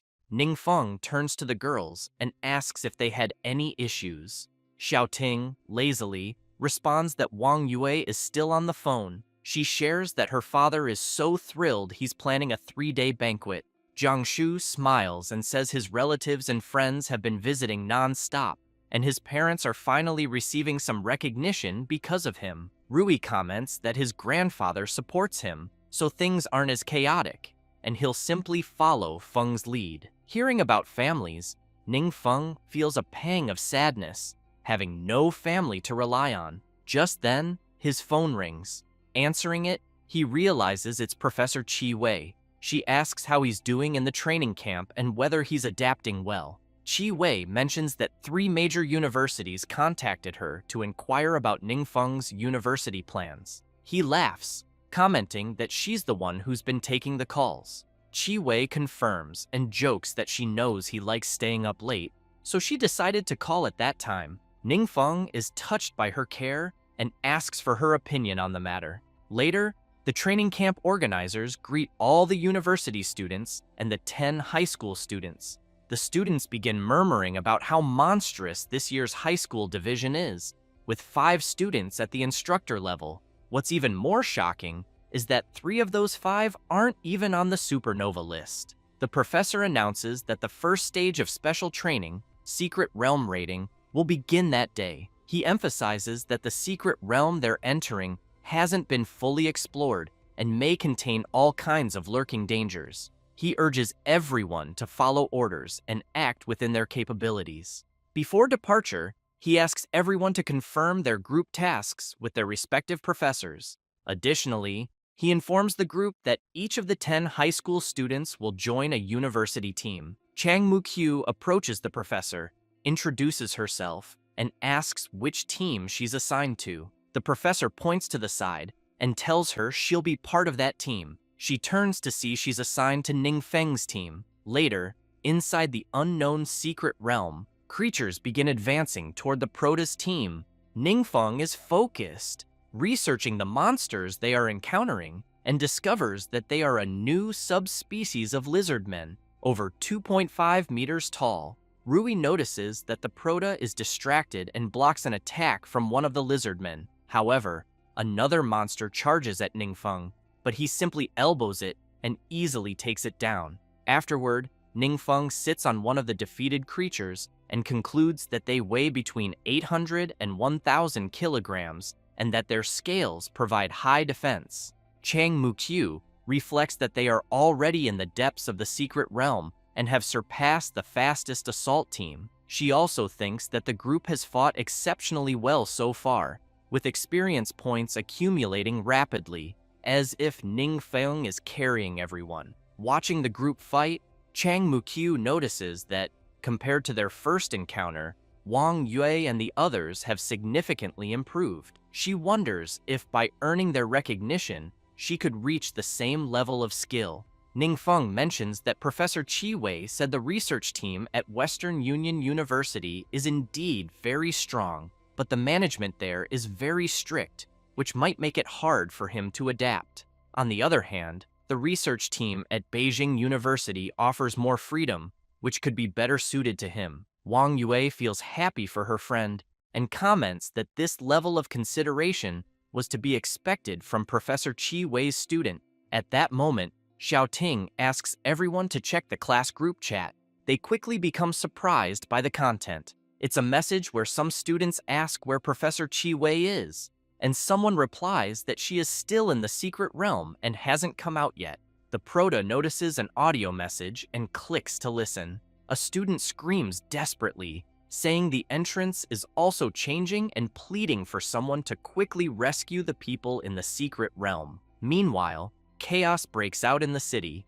An adventurer reports through the communicator that the training secret realm has suddenly changed. The monsters' levels have drastically increased, and almost 100 people are still trapped inside. He also mentions that the magical fluctuations at the entrance are highly chaotic, making entry impossible. At that moment, several students appear, running in panic. The adventurer gets startled and tells one of the students not to run there. The boy points toward the realm and screams, saying his teacher is still trapped in the secret realm and pleading with the captain to save her quickly. The adventurer hesitates and shouts back, saying there's no way to save her. He asks the boy if he has seen how the secret realm has become and explains that support has already been requested and all they can do is wait for the rescue teams to arrive. The student insists, yelling at the captain to do something because it was due to him saying there weren't enough support classes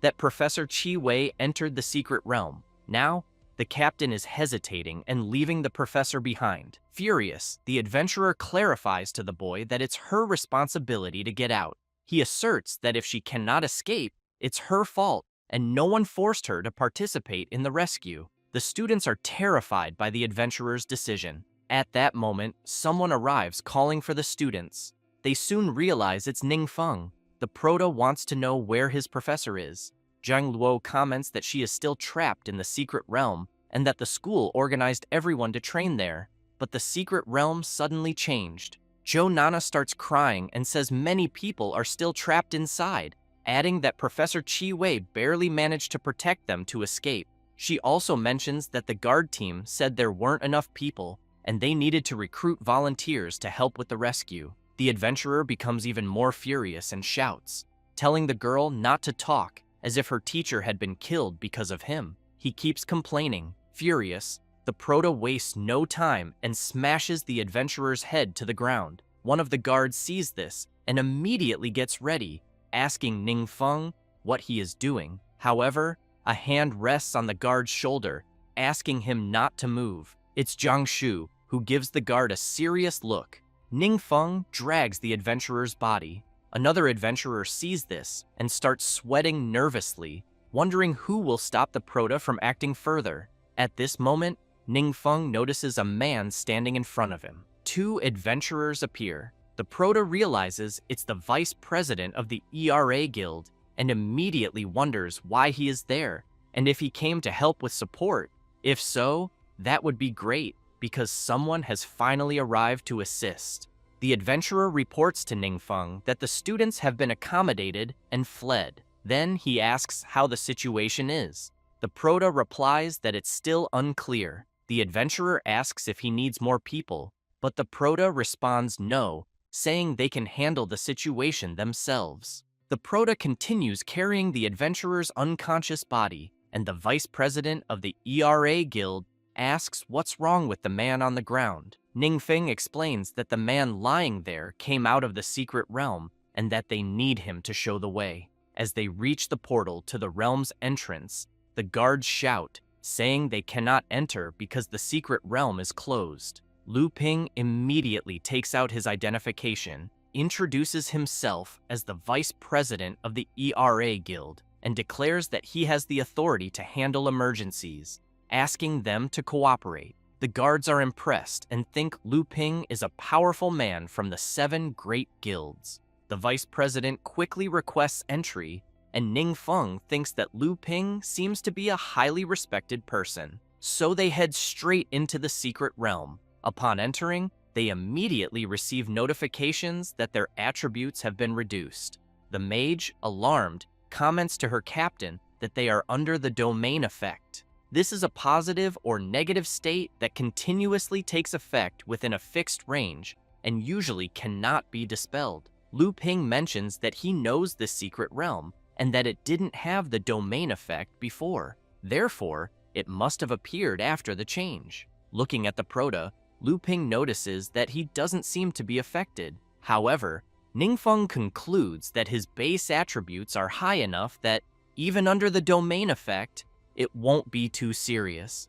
Nevertheless, he knows the others probably won't last long and hopes Professor Qi Wei is safe. The proto throws the man he was carrying onto the ground, and Lu Ping asks his partner to wake him so he can show them the way. The mage quickly uses her skill on the adventurer, who wakes up in a panic, screaming that the place where the others separated from him is far from the entrance, and that the path is filled with fierce monsters, making it impossible to cross. Ningfeng firmly tells the adventurer that his bad luck was running into him. He then orders him to lead the way to his professor, warning that otherwise he won't let him leave. Meanwhile, elsewhere in the secret realm, someone is inside a cave, looking at several paths and wondering which to take. Along one of these paths, several monsters begin to appear. One of the adventurers notices this and becomes frightened. Alongside him are several others, injured and exhausted. Professor Qi Wei is trying to heal some of them with her skill.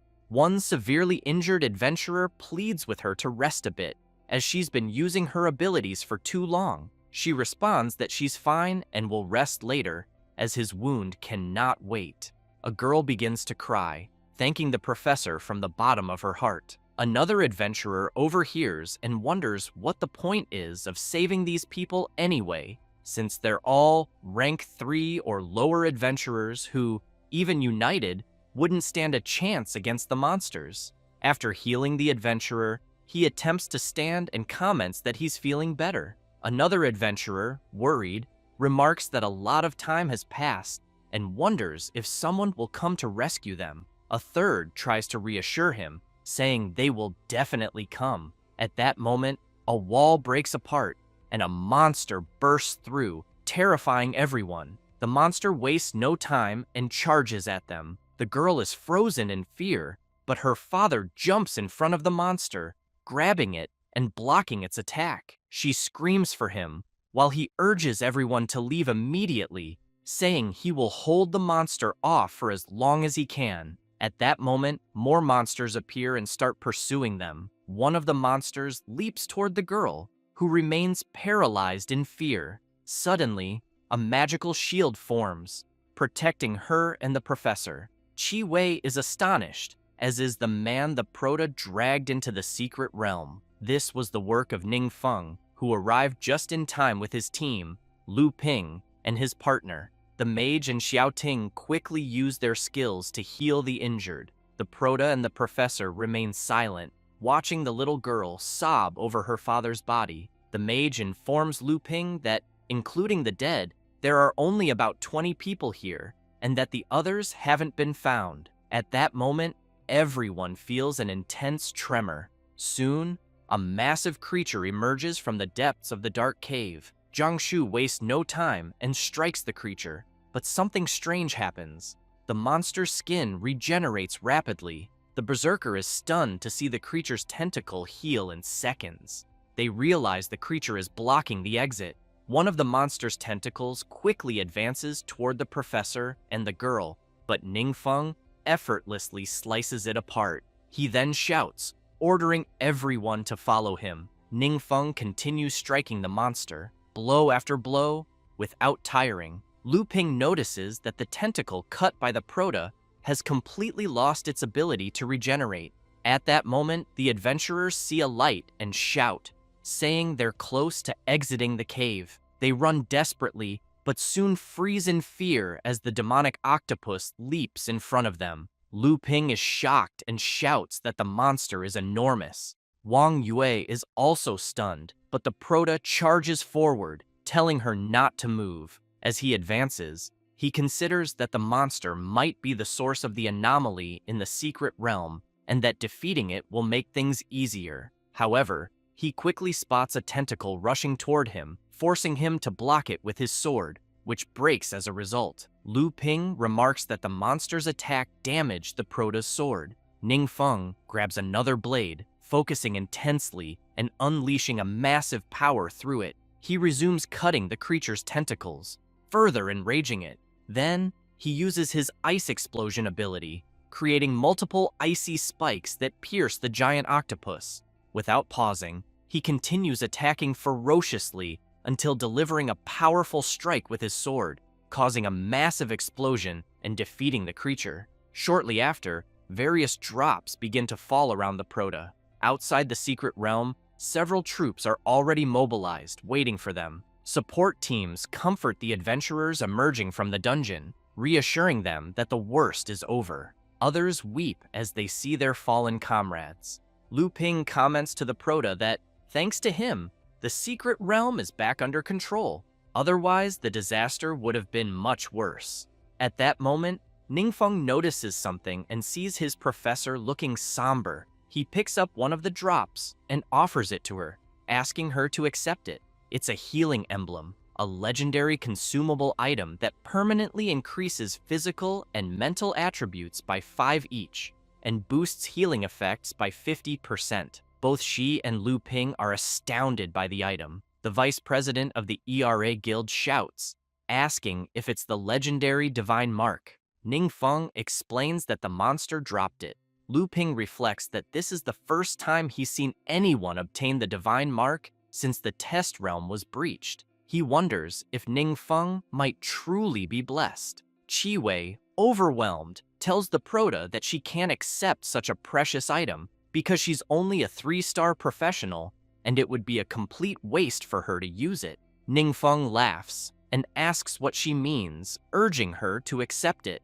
The professor then absorbs the item. The Prota thinks to himself that he'll need to arrange a special training session for the professor soon so she can develop more self-defense skills. However, he also knows that the training field strictly prohibits licenses and that it'll take over 2 months to complete the program. He then asks Professor Lu Ping if he can take an afternoon off during the weekend. The professor quickly agrees, adding that if the Prota wants to rest, he can take a few extra days off as well. Ningfeng chuckles, saying that won't be necessary, but notes that despite everyone calling Professor Lu Ping a smiling tiger and irrational, he's not so hard to talk to. The professor turns and says there are just a few more details to wrap up before they can leave. At that moment, a crowd approaches, eager to know which one of them defeated the giant monster. Lu Ping smiles and points to the Prota, saying it was him.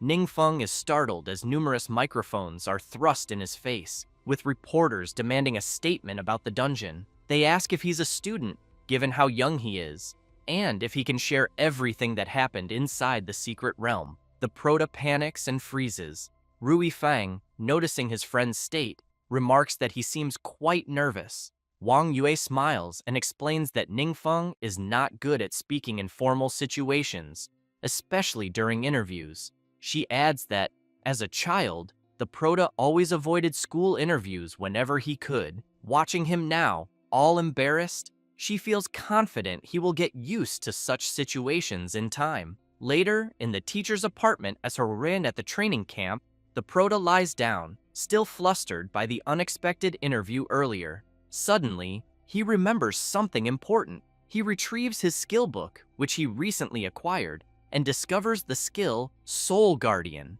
allowing the user to block a fatal attack. However, the skill has a very long cooldown. Ningfeng is thrilled with the skill, knowing it could save lives, but he wonders what kind of forbidden spell it could evolve into. He then absorbs another skill, this time a passive one called Immortal Catastrophe, which grants him 1 resurrection opportunity for every 1 million faith power points accumulated. Currently, he has 4,243 faith power points out of a maximum of 2 million. For each world level he advances, the maximum faith power he can store increases by an additional 1 million points. He finds this intriguing and speculates that it might be something inherited by gods from their vassals. However, he knows the ability to resurrect will be crucial for him. He also knows how to improve his world level, but still needs to figure out how to gather faith power. Finally,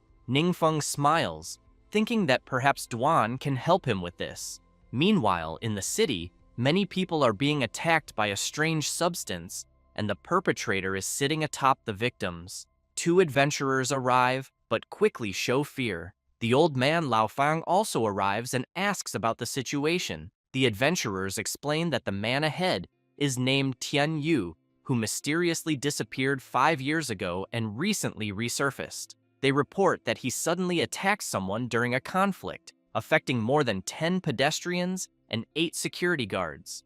Based on a preliminary assessment, they say his strength clearly exceeds that of someone in the 5th transformation. Lao Fang steps forward and comments that Tian Yu resembles Peng He and Gu Ying. The old man approaches Tian Yu, who immediately becomes excited upon realizing he's facing the infamous Lao Fang. He declares that Lao Fang has been his idol since school days, and that it's an immense honor to meet him in person. Just then, Lao Fang's phone rings, and he calmly answers it. Tian Yu grows furious, accusing the old man of not taking the situation seriously by answering a call at such a crucial moment. While continuing the phone conversation, Lao Fang asks the person on the other end if they are looking for him. He then says he'll come as soon as he finishes something first.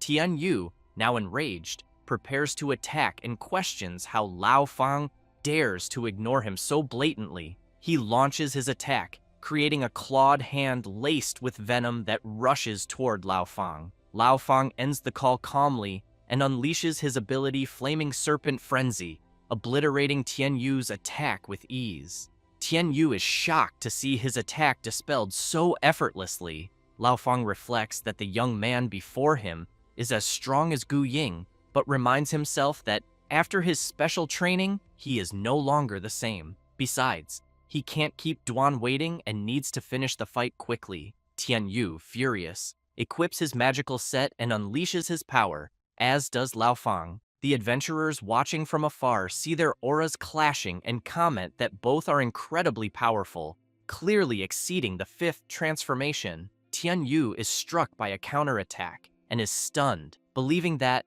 as a disciple of the Demon King, he shouldn't lose to someone like Lao Fang. However, he suddenly notices something. A massive fireball, resembling a flaming spirit bomb, is heading straight for him. Lao Fang calmly watches as his attack hits Tian Yu head-on. Afterward, Lao Fang turns to the two adventurers, comments that he has something else to attend to first, and bids them farewell. Later, at the base, he meets with Duan, and they begin to talk. After Duan shares his intentions about the potions, Lao Fang is surprised and asks if Duan is truly willing to make the formulas for all high-level potions public. Duan confirms this, explaining that his master's words were clear. He wants to make the formulas for all high-level potions public and, if possible, leave the matter under the responsibility of the Adventurers Guild. Lao Fang reflects that the world is in a critical state, with dungeon danger levels constantly rising,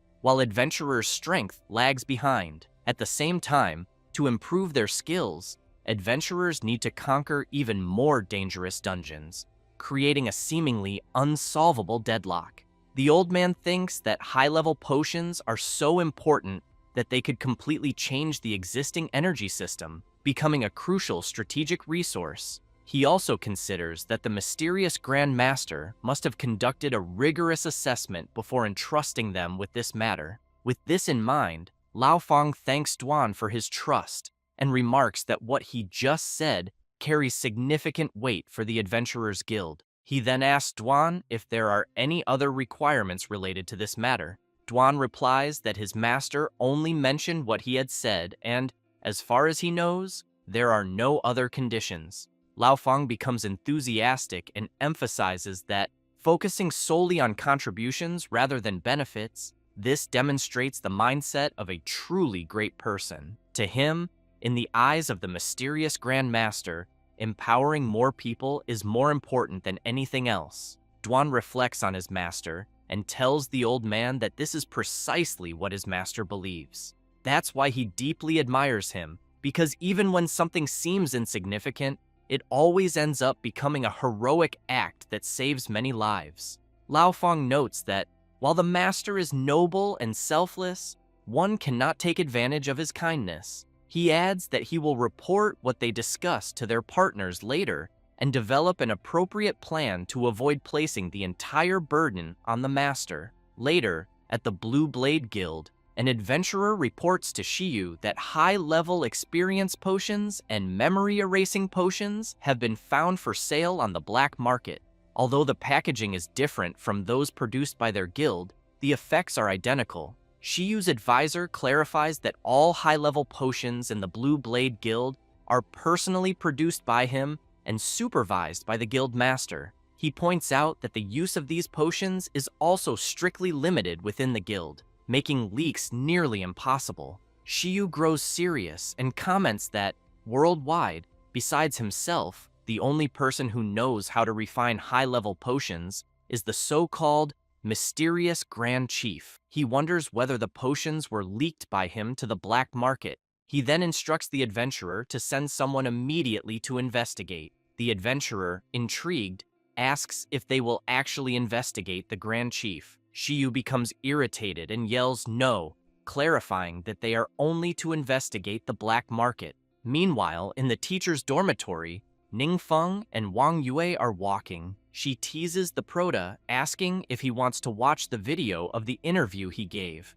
Embarrassed, he replies that he doesn't need to. The blonde shows him the comments and remarks that the interview wasn't so bad after all, as many viewers praised him. Ningfeng sees that several people were asking if he needs a spokesperson, and that, to them, someone who can fight and save lives is a true hero. However, the prota notices that his faith power has recently been growing rapidly and suspects it might be related to the interview videos, as people feel grateful toward him. He considers that he will need to adapt to future interviews. As they step outside, people immediately recognize the prota and greet him warmly. Wang Yue reflects that ever since Ningfeng demonstrated his strength, people have begun respecting him more, and no one dares to speak ill of him anymore. Currently, even the senior students call him Instructor Ning. As he walks, several students shout, addressing him as instructor, and wherever he goes, people follow. Everyone looks at him and comments that they wish they could be like him, an impressive person, and that they would love to have even half of his strength. Meanwhile, in Chinyu City, Captain Zhou is surprised to see that the city has also gained fame thanks to Ningfeng. Mayor Zhang takes a deep breath, visibly sweating.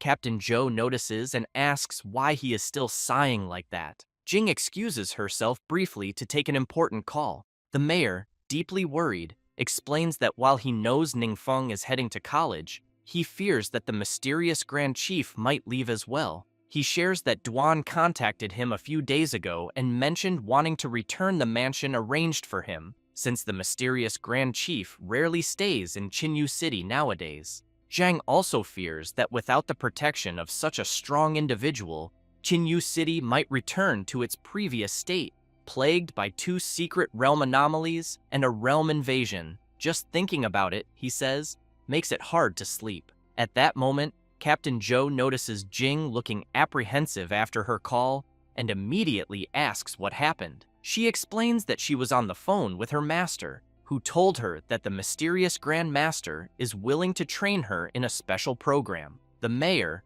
thrilled, shouts to Jing, saying they will be counting on her from now on. Zhou jokes that dinner will be on her tonight and asks her to take care of him in the future. Embarrassed, Jing asks what on earth they're talking about. In a meeting, the old man Laofang shares what the mysterious Grand Master has revealed. Everyone is astonished and asks if the old man is serious. He confirms, explaining that the mysterious Grand Chief is willing to make the formulas for high-level potions available to the entire country. Laofang then clarifies that he plans to propose to the higher-ups the establishment of an alchemy workshop in the country's name to collaborate with the mysterious master. Shuyi reflects that, since only the Blue Blade Guild currently holds the formulas, this puts enormous pressure on them. He concludes that if the country can produce high-level potions, both the price and quantity could be regulated, which would be great news for everyone. Shuyi hopes it turns out that way. He then points out that, while he unconditionally supports the production of these potions, he wants to know if there's a possibility that the master's motives might not be as noble as they seem.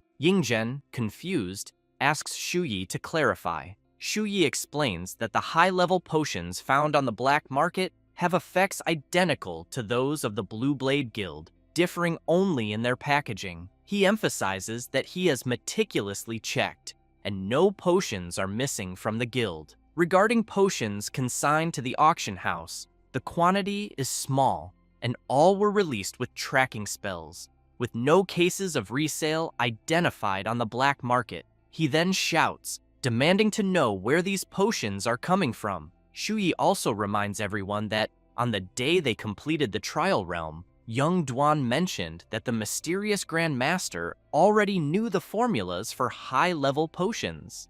At that point, Mr. Arca remarks that a vast underground trade network, like the black market, always operates outside the law, and many shady deals take place there. He fears that these high-level potions may have already fallen into dangerous hands without their knowledge. Whether or not this was the mysterious Grand Master's intention, he says, it is effectively aiding the enemy.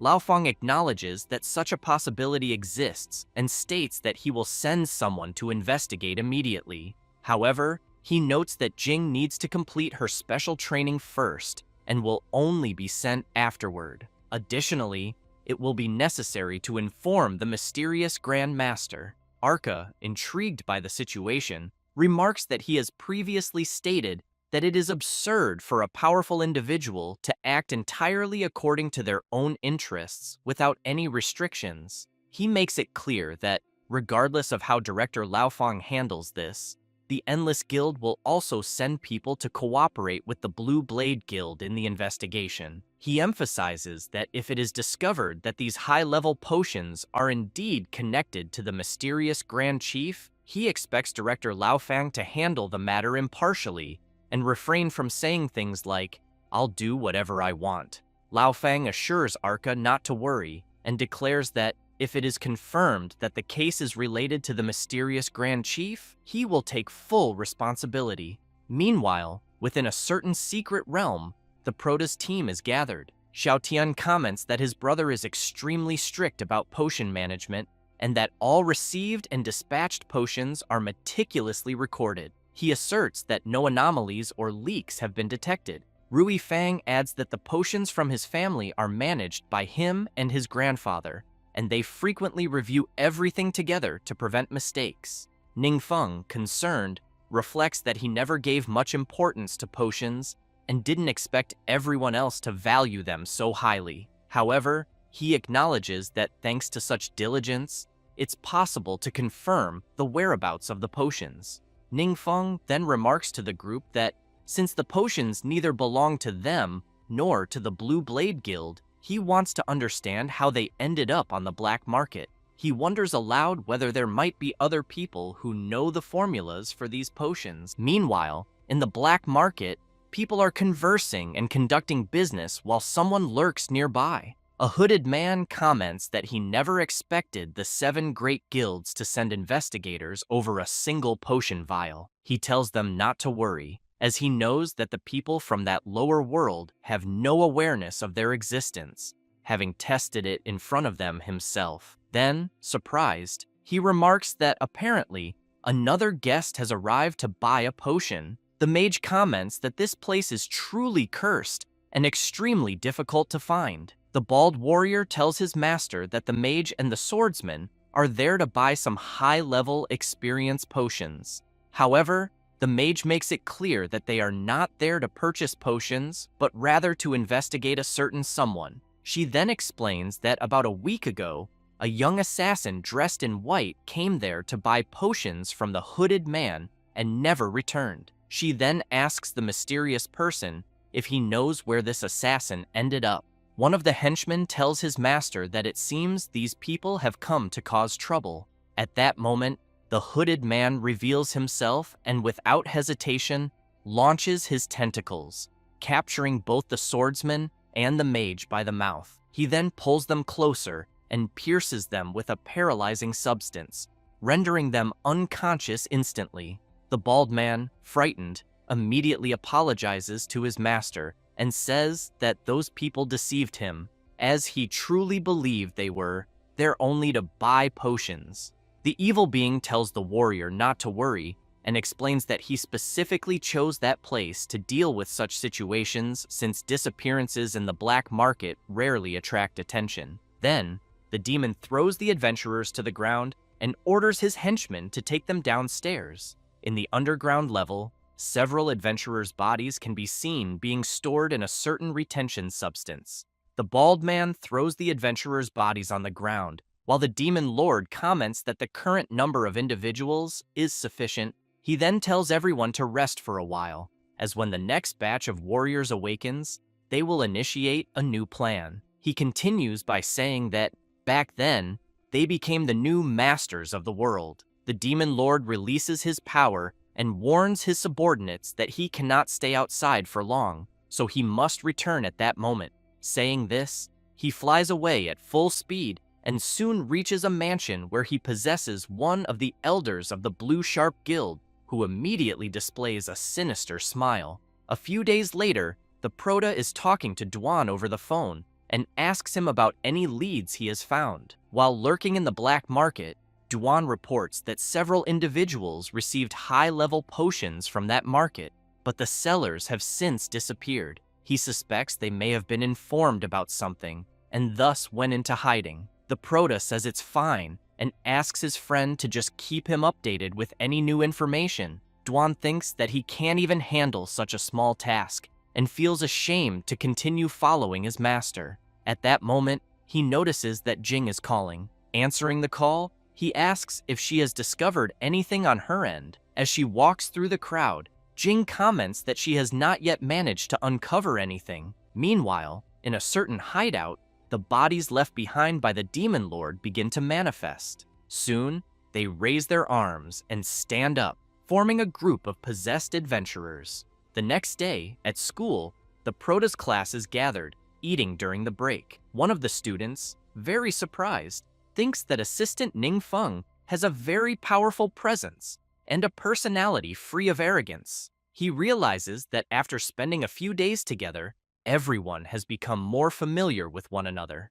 The Prota, while observing the people around him, keeps in mind that the place is filled with the country's finest young talents. Since his goal is to achieve world-class status and harness the power of faith, he knows he must secure their full support. At that moment, a girl asks the Prota if he has ever considered joining a guild, and whether someone as exceptional as him has already received many invitations. Feng smiles and makes it clear that, for now, he has no plans to join any guild. Taking advantage of the girl's question, an adventurer quickly asks the Prota if he is planning to create his own guild or if the Sovereign Lion Guild is already part of his. The Prota explains that the Sovereign Lion Guild belongs only to a friend, and that, for now, he is merely using it. One of the students hears this and thinks that, apparently, the Sovereign Lion Guild is just a small local guild with no national recognition. However,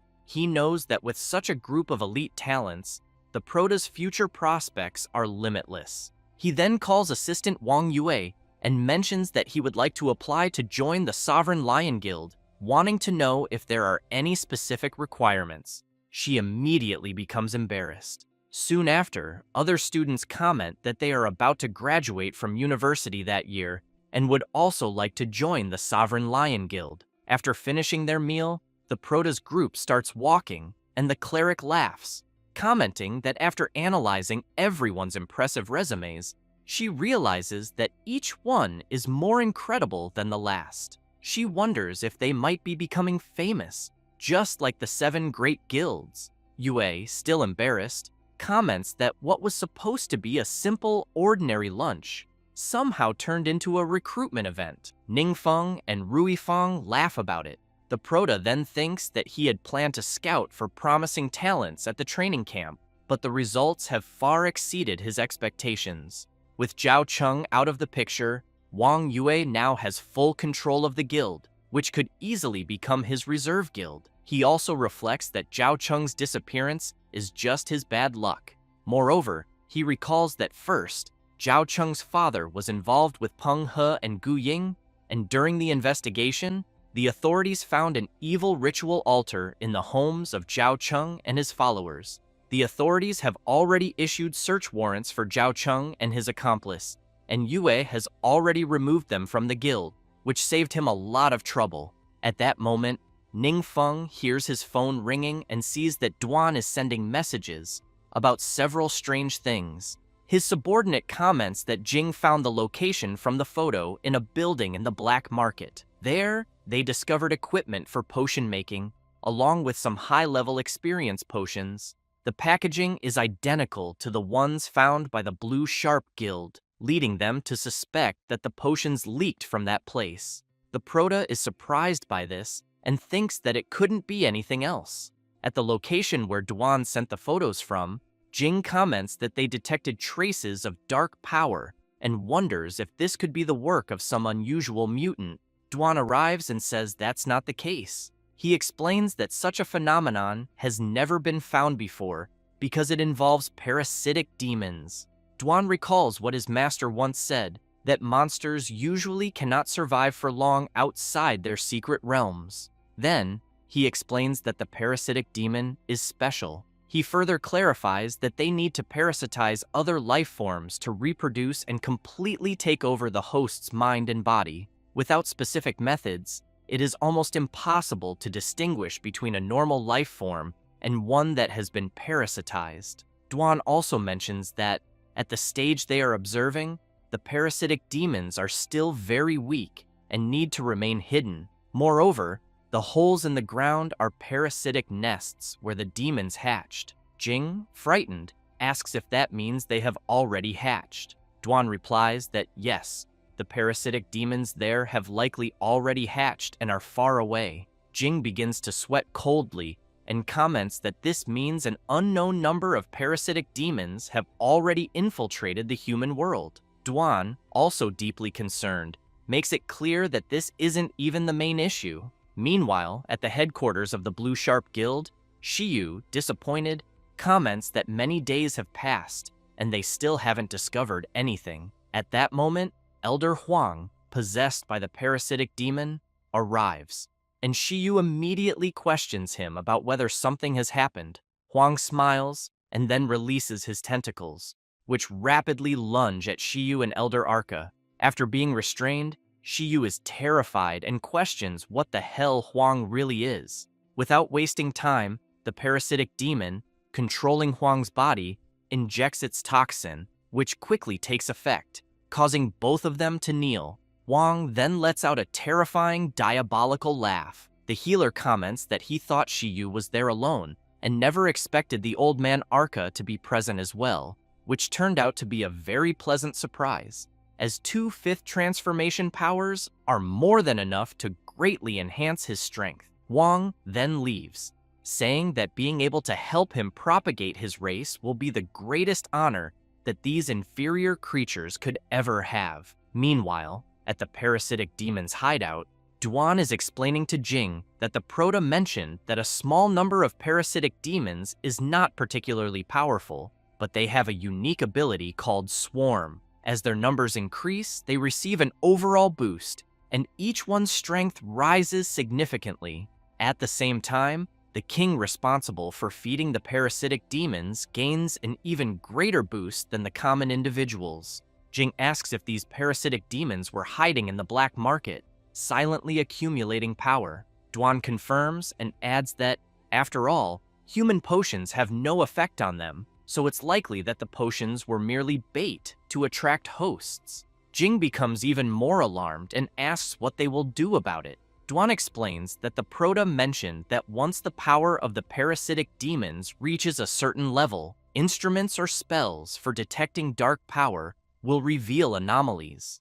Additionally, if they want to eliminate the parasitic demons, they will need divine artifacts. Jing, confused, asks Dwan to explain divine artifacts. He explains that they are objects granted by the gods or blessed by divine beings. She acknowledges the information and says she will report to her superior immediately, as well as find a way to obtain a divine artifact as soon as possible. However, in her mind, she has no idea where to find a divine artifact, but she is sure her master will have a lead that will allow her to locate one. After Dwan explains the situation, the Proto is perplexed about where to find a divine artifact. He quickly recalls that in the memory of the previous Demon King, there were indeed some details about parasitic demons, which is why he knows a little about them. After all, parasitic demons coexist with their hosts, and when they suffer serious damage,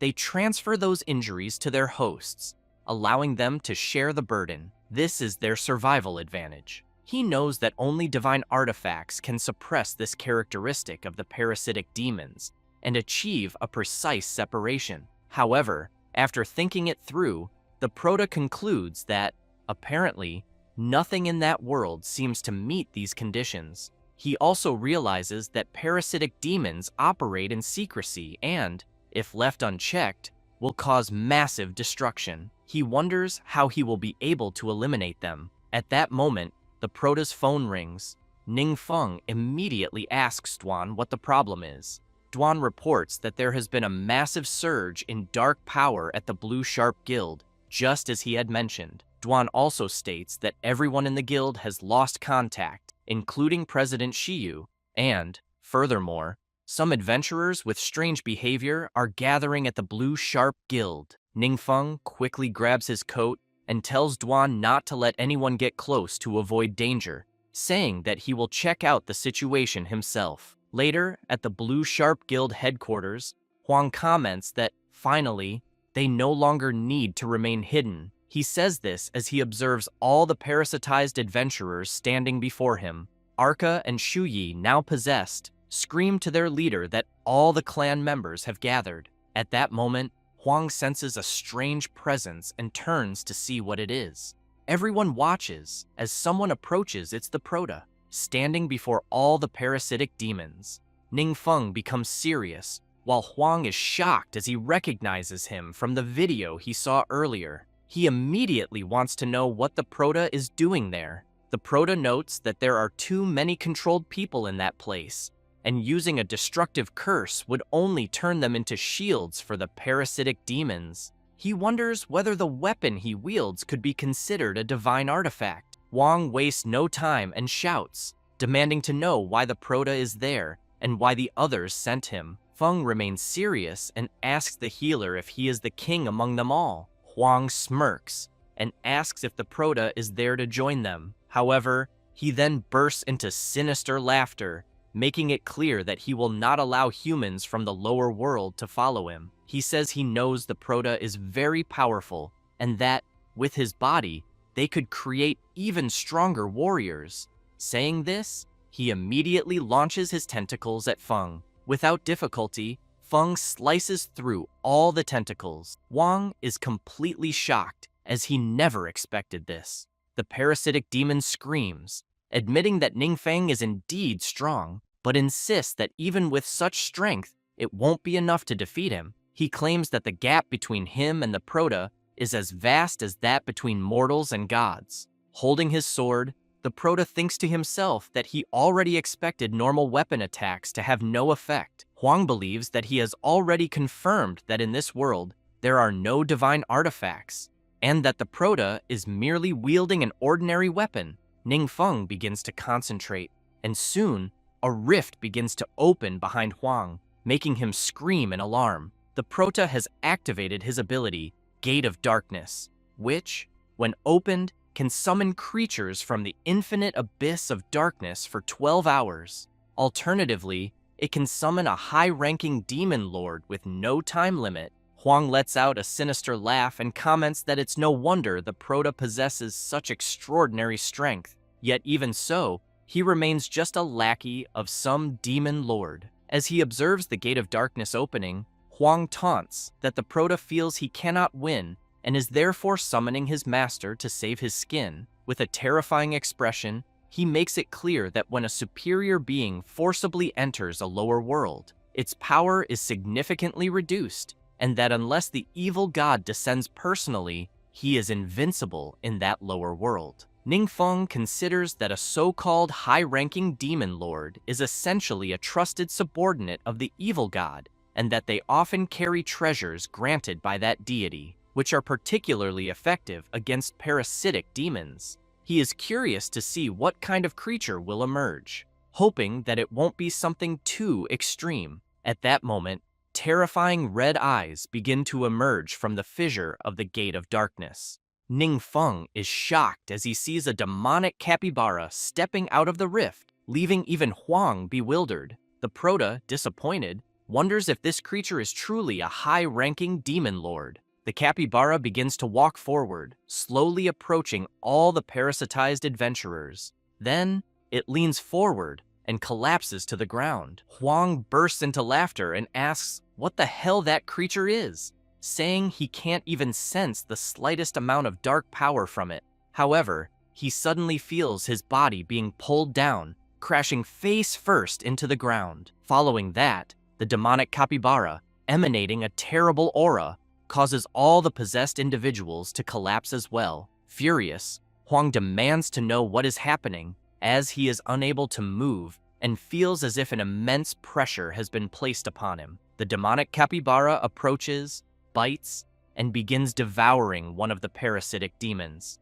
The Proto thinks that this creature just swallowed the parasitic demon hiding in the shadows, and from the looks of it, this seems even more practical than a gift from the gods. Huang starts screaming, saying that this is impossible, that he thought at most it would be a demon lord. He then demands to know what kind of terrible creature the Proto has summoned. The Proto mocks Huang, asking if he wasn't just saying that he was invincible in the lower world. Huang, bleeding and terrified, quickly backtracks, saying that wasn't true, that he was just boasting, and begs the Proto not to take him seriously. Ningfeng steps forward and asks Huang to help him record a research video. The Proto starts recording and asks the parasitic demon to explain how it infiltrated their world. The parasitic demon reveals that previously, Huang and his team had intruded into its secret realm. It took advantage of the opportunity while Huang was distracted to parasitize him and then entered his world. Ningfeng then asks what the parasitic demon was in its own world, wondering if it was a hidden boss. The parasitic demon confirms that it is exactly as the Proto described. It explains that at first, it was very weak and could only hide in the black market, where disappearances wouldn't attract the attention of any important figures. However, as its power grew, it was able to skip the incubation stage and directly control humans through larvae, which is why it dared to target the Blue Sharp Guild. Later, the Proto sends the video to the guild leaders' assembly, where they watch the full recording. Yingzhen quickly comments that, since they don't have the necessary security measures, they cannot confine or preserve the parasitic demon. He fears they will have to rely on Ningfeng to handle the matter. And though it is difficult to admit, as a lower world, they are completely powerless against such monsters that continue to emerge. Yanchuan remarks that if Ningfeng hadn't intervened, the Blue Sharp Guild would have been completely destroyed. Wang Bo, visibly shaken, adds that not only that, but even the 7 great guilds, or possibly the entire world, would have been doomed, and there would have been nothing they could do to stop it. At that moment, Elder Lao Fang asks everyone not to be so discouraged, reminding them that, in the end, the mysterious Grand Master and Ningfeng have always been on their side. Now that the issue of the high-level potion has been resolved, and it turns out to have no connection to the mysterious Grand Leader, they can rest easy. Immediately, everyone raises their hands, stating that they have no objections and fully agree with Elder Lao Fang. Later, at the training center, Lao Fang informs the Proto that the government will establish a company dedicated to the production and sale of various high-level potions, with 80% of all profits allocated as shares for the mysterious Grand Leader. Feng is surprised by such a generous split and realizes he has nothing to worry about, as it is a very sincere offer. Lao Fang adds that, in addition, the nation will publicly commend the Proto for his recent heroic acts, with the ceremony set to take place during the closing of the training camp. Moreover, many reporters have requested interviews with the Proto. Ningfeng is excited, thinking that this opportunity is perfect for accumulating the power of faith and that he absolutely cannot miss it. The Proto then signs the document, agreeing with Elder Lao Fang. Later, Ningfeng mentions that he still needs to return to the training camp and will leave the demonic capybara in Duan's care, since the creature seems to only eat monsters. Duan replies that it's fine and that he will take it to a secret realm to find some food. Duan reflects that the Proto's demonic capybara was able to easily defeat a parasitic demon and that its strength might even surpass his own. This realization motivates him to train harder and become even stronger. The Proto places his hand on the demonic capybara's head and contemplates its ability, which seems to be some sort of demonic effect that completely crushes the fighting spirit of enemies. Under normal circumstances, it has no effect, so he sees no need to deliberately hide it. At that moment, the creature notices something on the Proto and begins sniffing the pendant he is wearing. Ningfeng notices this and thinks that the small creature seems to always be sniffing the pendant left by Hanin. He wonders if there could be some connection between them. While petting it, Ningfeng comments that since the creature is always so slow and lazy, he will call it Momo, meaning slow, Later, at the training camp, in the teacher's dormitory, the prota is with his friends. Suddenly, he hears someone asking where the great hero is. Turning around, he sees a child approaching him. The girl immediately questions whether he is truly the great hero Ning Feng. He feels a bit confused about being called a hero. Rui Fang laughs and greets the girl, calling her Professor Ji. She looks surprised and says it's been a while since she last saw the grandson of old Lao Feng. Ning Feng and Jiang Shu are surprised to hear Rui Fang call the girl a professor. Rui Fang explains that Xie Yan is a distinguished guest professor at Peking University and an honorary advisor to the 7 great guilds. She was also a colleague of his father in the past. Many of today's theories and technologies regarding secret realms are based on her research. The prota is quite impressed and comments that this is truly remarkable. Xie Yan clarifies that if they are talking about something impressive, Ning Feng is the one who truly deserves that title for having saved so many people. She also explains that she was conducting research in a secret realm, couldn't return in time, and only just arrived at the training camp the previous night. Having already heard about the prota's heroic deeds, she rushed over to see what the great hero is really like. Ning Feng, feeling embarrassed, comments that she flatters him too much. At the same time, he recalls having seen her name in the camp's presentation. He remembers that Xie Yan is the head of his research group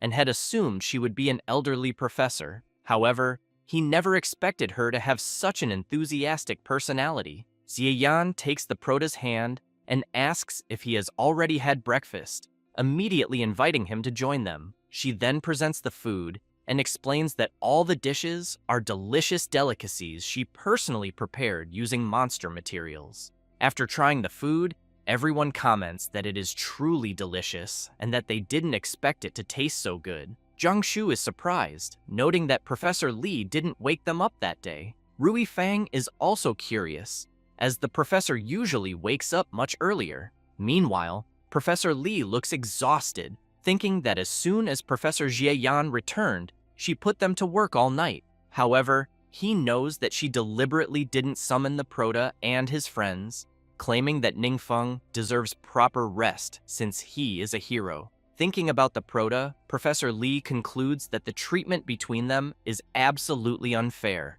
Xie Yan, laughing, comments that she watched the evaluation exam video and praises the prota's performance, saying it was perfect for someone his age. Yue tells the professor that she might not know this, but Ning Feng is the best student in their class and has always been #1 in theoretical performance. Xie Yan approaches the prota and comments that it has been a long time since she has seen someone with such a solid theoretical foundation who also knows how to fight. Coincidentally, she brought some special items from the secret realm and tells him he can take a look. The prota is surprised and asks what she means by special items. Later, they arrive at the research lab, where Professor Li is working. Xie Yan asks the prota if it's his first time in a research laboratory, and then apologizes for the mess, explaining that it is just a temporary facility. The professors there are immediately surprised to see Xie Yan, but she asks them to continue their work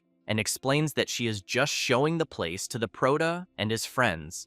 Li is shocked and thinks that the prota's group clearly consists of just a few teaching assistants, yet they are receiving attention from the higher-ups. As Professor Li handles some crystals, everyone gathers around him, making him feel a bit uncomfortable. Then, the prota's pendant begins to glow, and he quickly notices a faint energy fluctuation coming from Hanin's pendant, questioning what could have influenced it.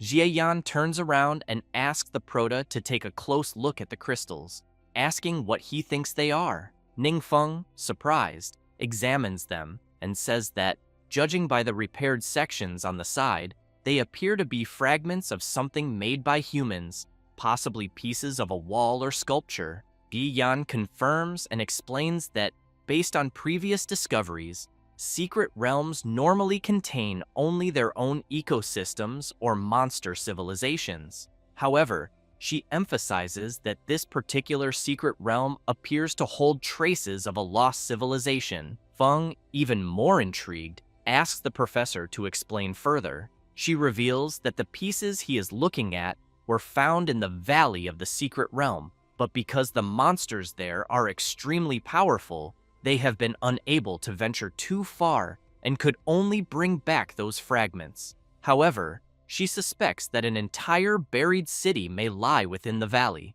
Ningfeng begins to wonder if Professor Jie Yan has discovered the world where Hanan once lived, and what the chances of that could be. The Proto points to the items and asks the professor if he can take a closer look. She grants him permission. As he picks up one of the items and analyzes it, the Proto senses energy fluctuations coming from the crystal in his hand, and Hanan's pendant seems to be absorbing its essence. He immediately wonders if there is truly a connection between them. Si Yan then asks the Proto what he thinks. He replies that it is still difficult to say, but suggests that they will need to explore the secret realm themselves to uncover more information. She agrees, and says she will make the necessary arrangements immediately. Sometime later, inside the secret realm, Jie Yan introduces her research team, stating that they will fully cooperate with the Proto and his friends while they are there. The researchers quickly become excited and express that it is a great honor to meet Ningfeng,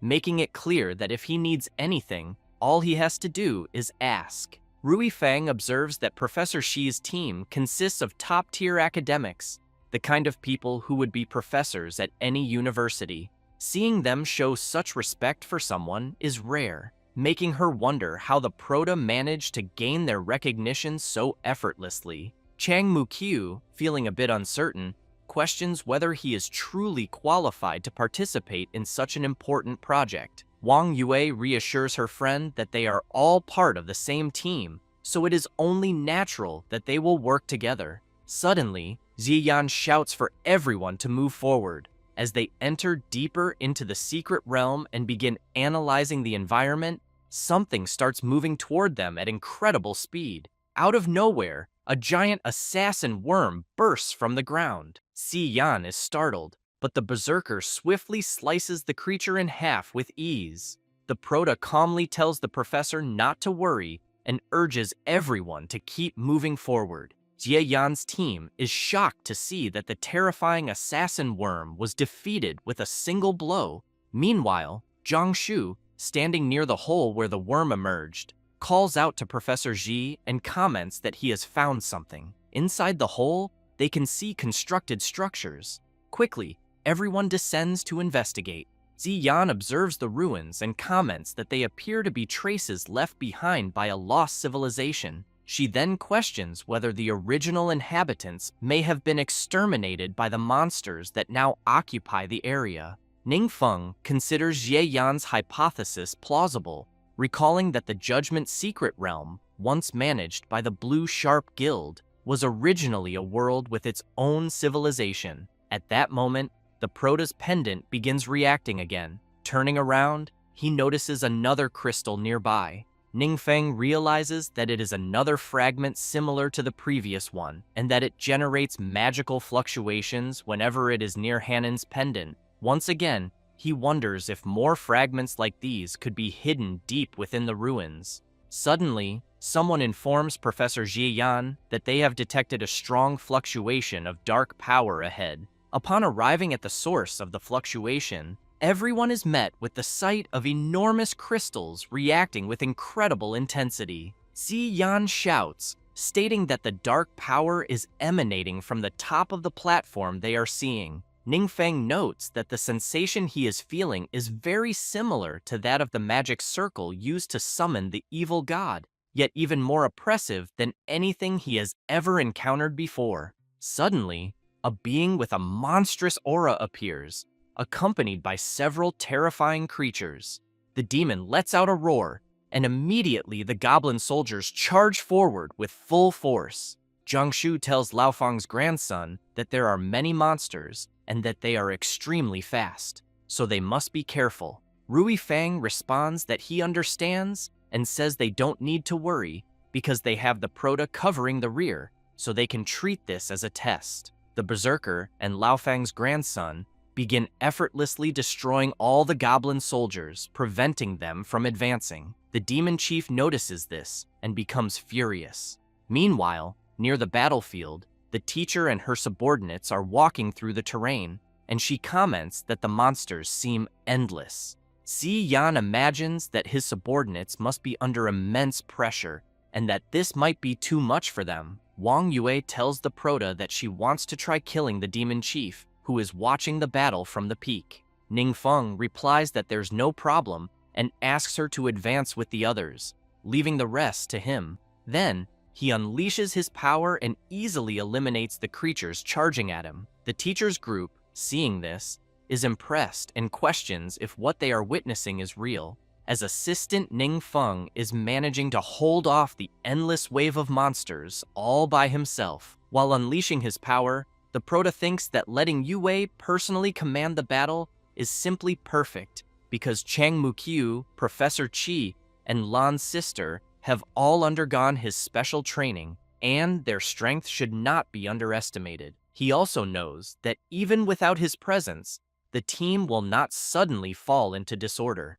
Meanwhile, the monsters around the Prota begin trembling with fear and hesitate to advance. Teacher Ji's team sees this and comments that even the monsters seem afraid to face the Prota. Yue and her team charge toward the demon chief, shouting that he is right ahead and telling everyone to pay attention to healing and fortification. However, the boss immediately uses his skill, obscuring Sandstorm, and starts creating a sand vortex. But then he notices something, an arrow coming at full speed in his direction. He fails to dodge and is brutally struck. A few minutes earlier, at the entrance to the secret realm, someone arrives and sees the dead assassin worm on the ground. They immediately comment that, apparently, there are more people inside the realm besides them, and that these people may have found the entrance. Then, someone shouts, ordering everyone to advance quickly and find these people before they discover the heart of the world. At that moment,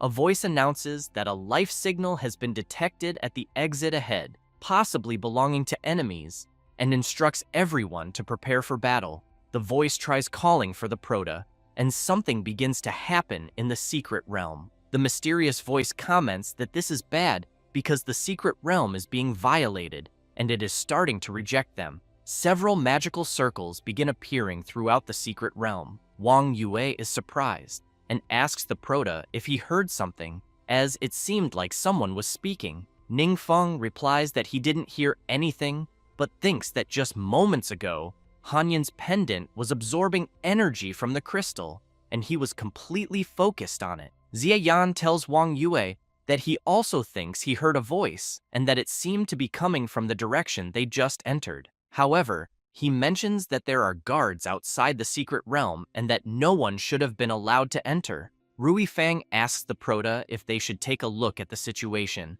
The Prota becomes serious and says they will all check together. After everyone gathers, the teacher crouches down and uses her ability, revealing several footprints on the ground. Si Yan explains that the footprints they are seeing do not belong to their group, and that, apparently, someone has indeed invaded the realm. However, he wants to know why the footprints disappear near the exit.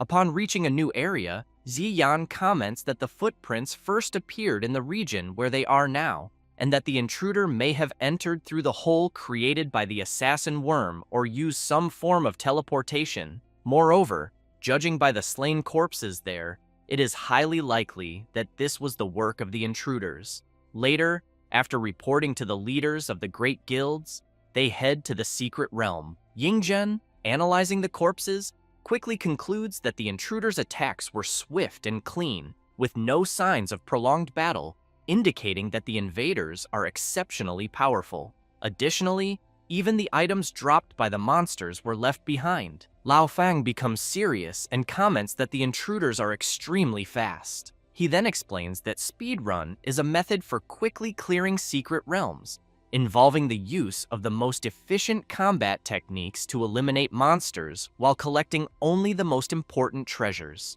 leaving everything else behind. He adds that this requires exceptional skill and coordination within the team. Wang Bu remarks that for a secret realm as difficult as the one they are in, he cannot imagine anyone other than Ningfang's team accomplishing such a feat. Xiaoyan asks Wang Bu if the adventurers could be from another world. He looks confused and asks her to clarify. The teacher explains that, although this is just speculation, it might not be impossible, as relics from other worlds have already been discovered within the secret realm they are in. So there could be more worlds like theirs, or even higher-level worlds capable of traveling between each other. Ningfeng is intrigued by this hypothesis and thinks that Zi's words might be true, as he has at least seen a different world in the memories of the Demon Lord, and simply never considered that worlds could cross into each other. The Proto also comments that if the other party arrives with friendly intentions, or if it is just a brief encounter,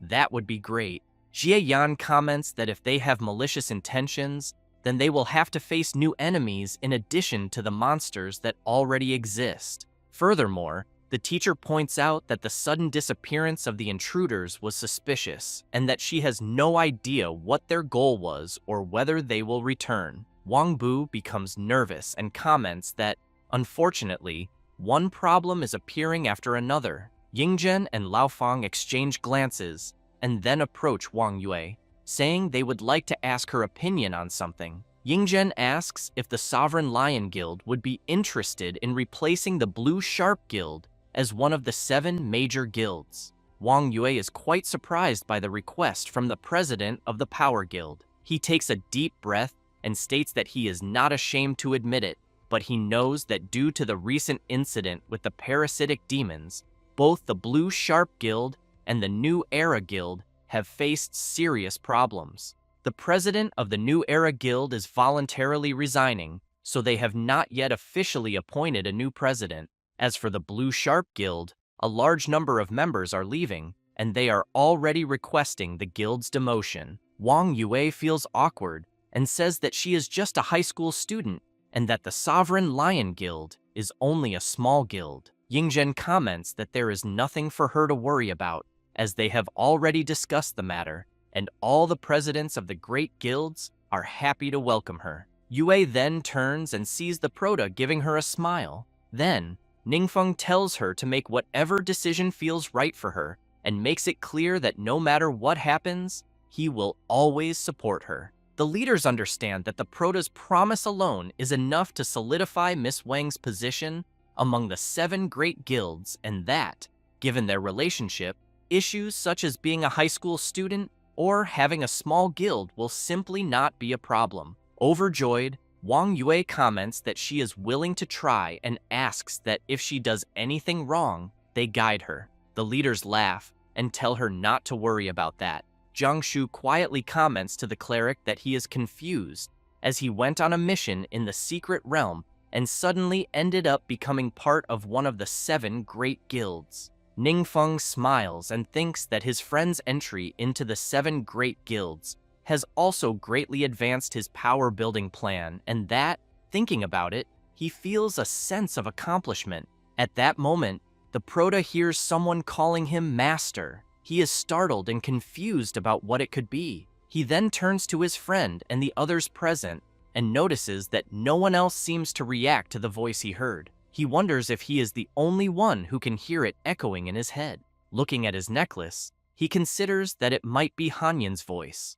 After settling the pending matters, the leaders of the great guilds ask everyone on the teacher's team to speed up their work process and warn that no one should act alone, as they do not know if the intruders will reappear. They instruct everyone to remain on high alert and to report anything unusual immediately to Z or Assistant Professor Ningfeng. One of the team members asks if this Assistant Ningfeng is the hero who was recently interviewed. Another member confirms and comments that having such a strong figure in command provides a sense of security. Meanwhile, inside a tent, the Proto is with teacher Jie Yan. He notes that the necklace has stopped absorbing energy from the crystal, but does not know why. However, he is relieved that the crystal has not changed in appearance. Otherwise, it would certainly attract attention. As for the voice he heard, he wonders if he was just imagining things.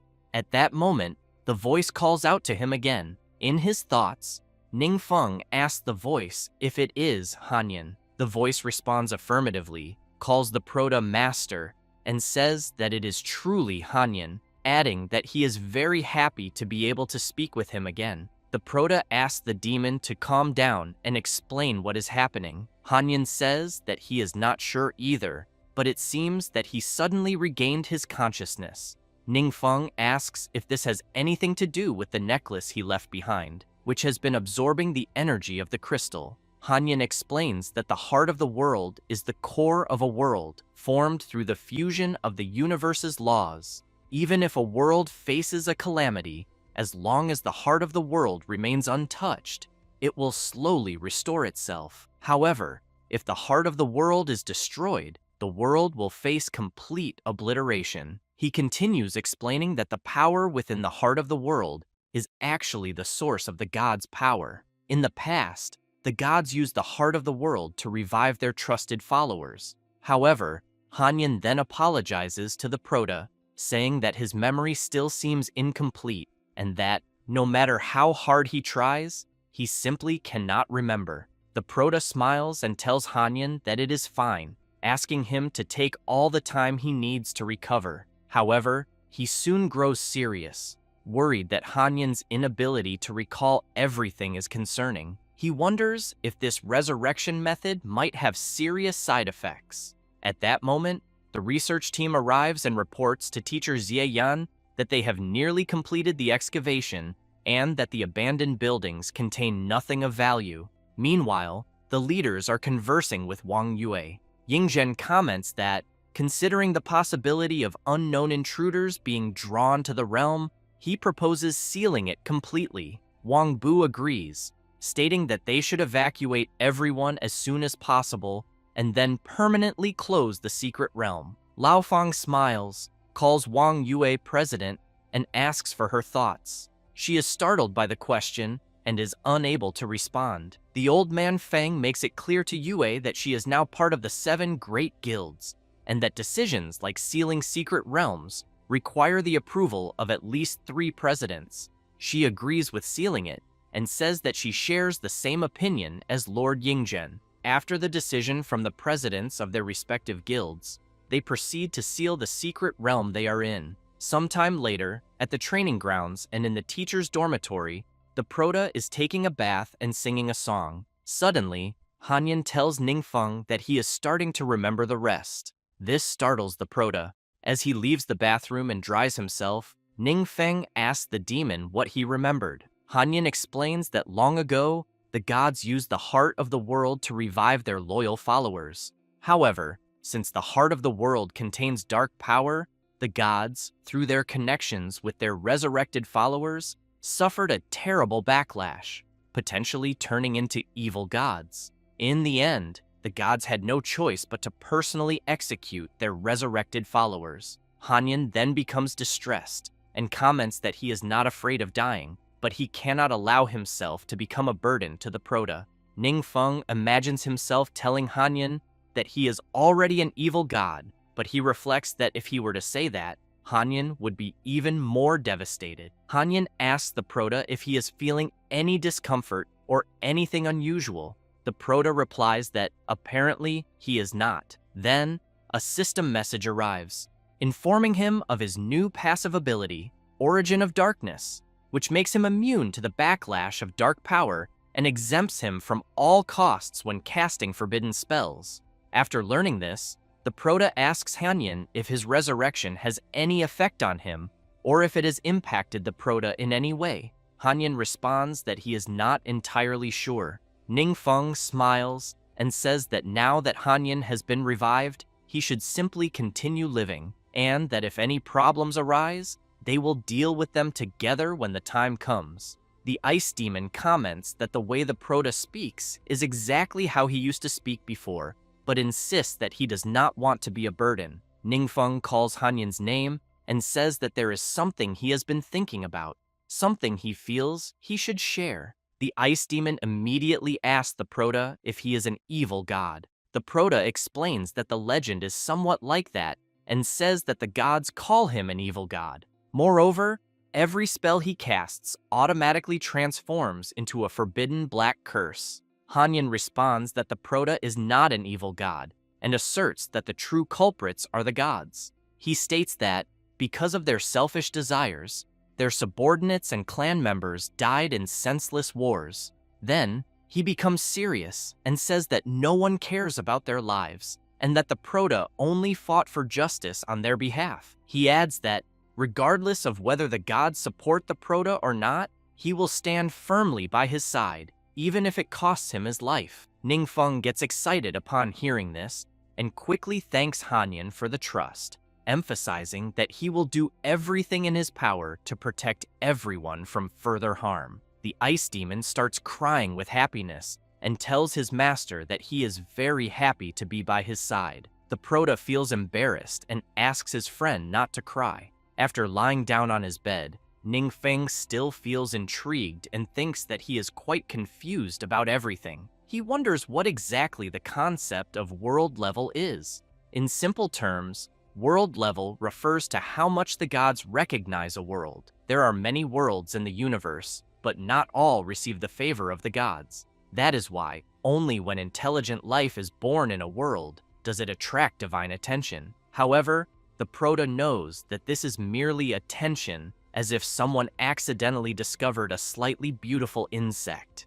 Only by passing the gods' tests can a world gain their favor and receive greater civilization and power. In summary, the more tests that are overcome, the greater the gods' favor and the higher the world level. Hanyan comments that, based on what his master said, the strongest in the world they live in are only around level 150, even with the best equipment and legendary level skills. He adds that this really shows that the world level is quite low, practically without any divine favor. Ningfeng asks his friend if it is really that bad. Hanyan tries to cheer up his master and says that with him there, their future can only improve. Regarding his master's equipment, Hanyan also mentions that he has a suggestion about it. He explains that the equipment in their world is quite outdated and does not meet the needs. Therefore, the Prota needs to quickly upgrade to divine grade equipment. Ningfeng, surprised to learn about the divine grade,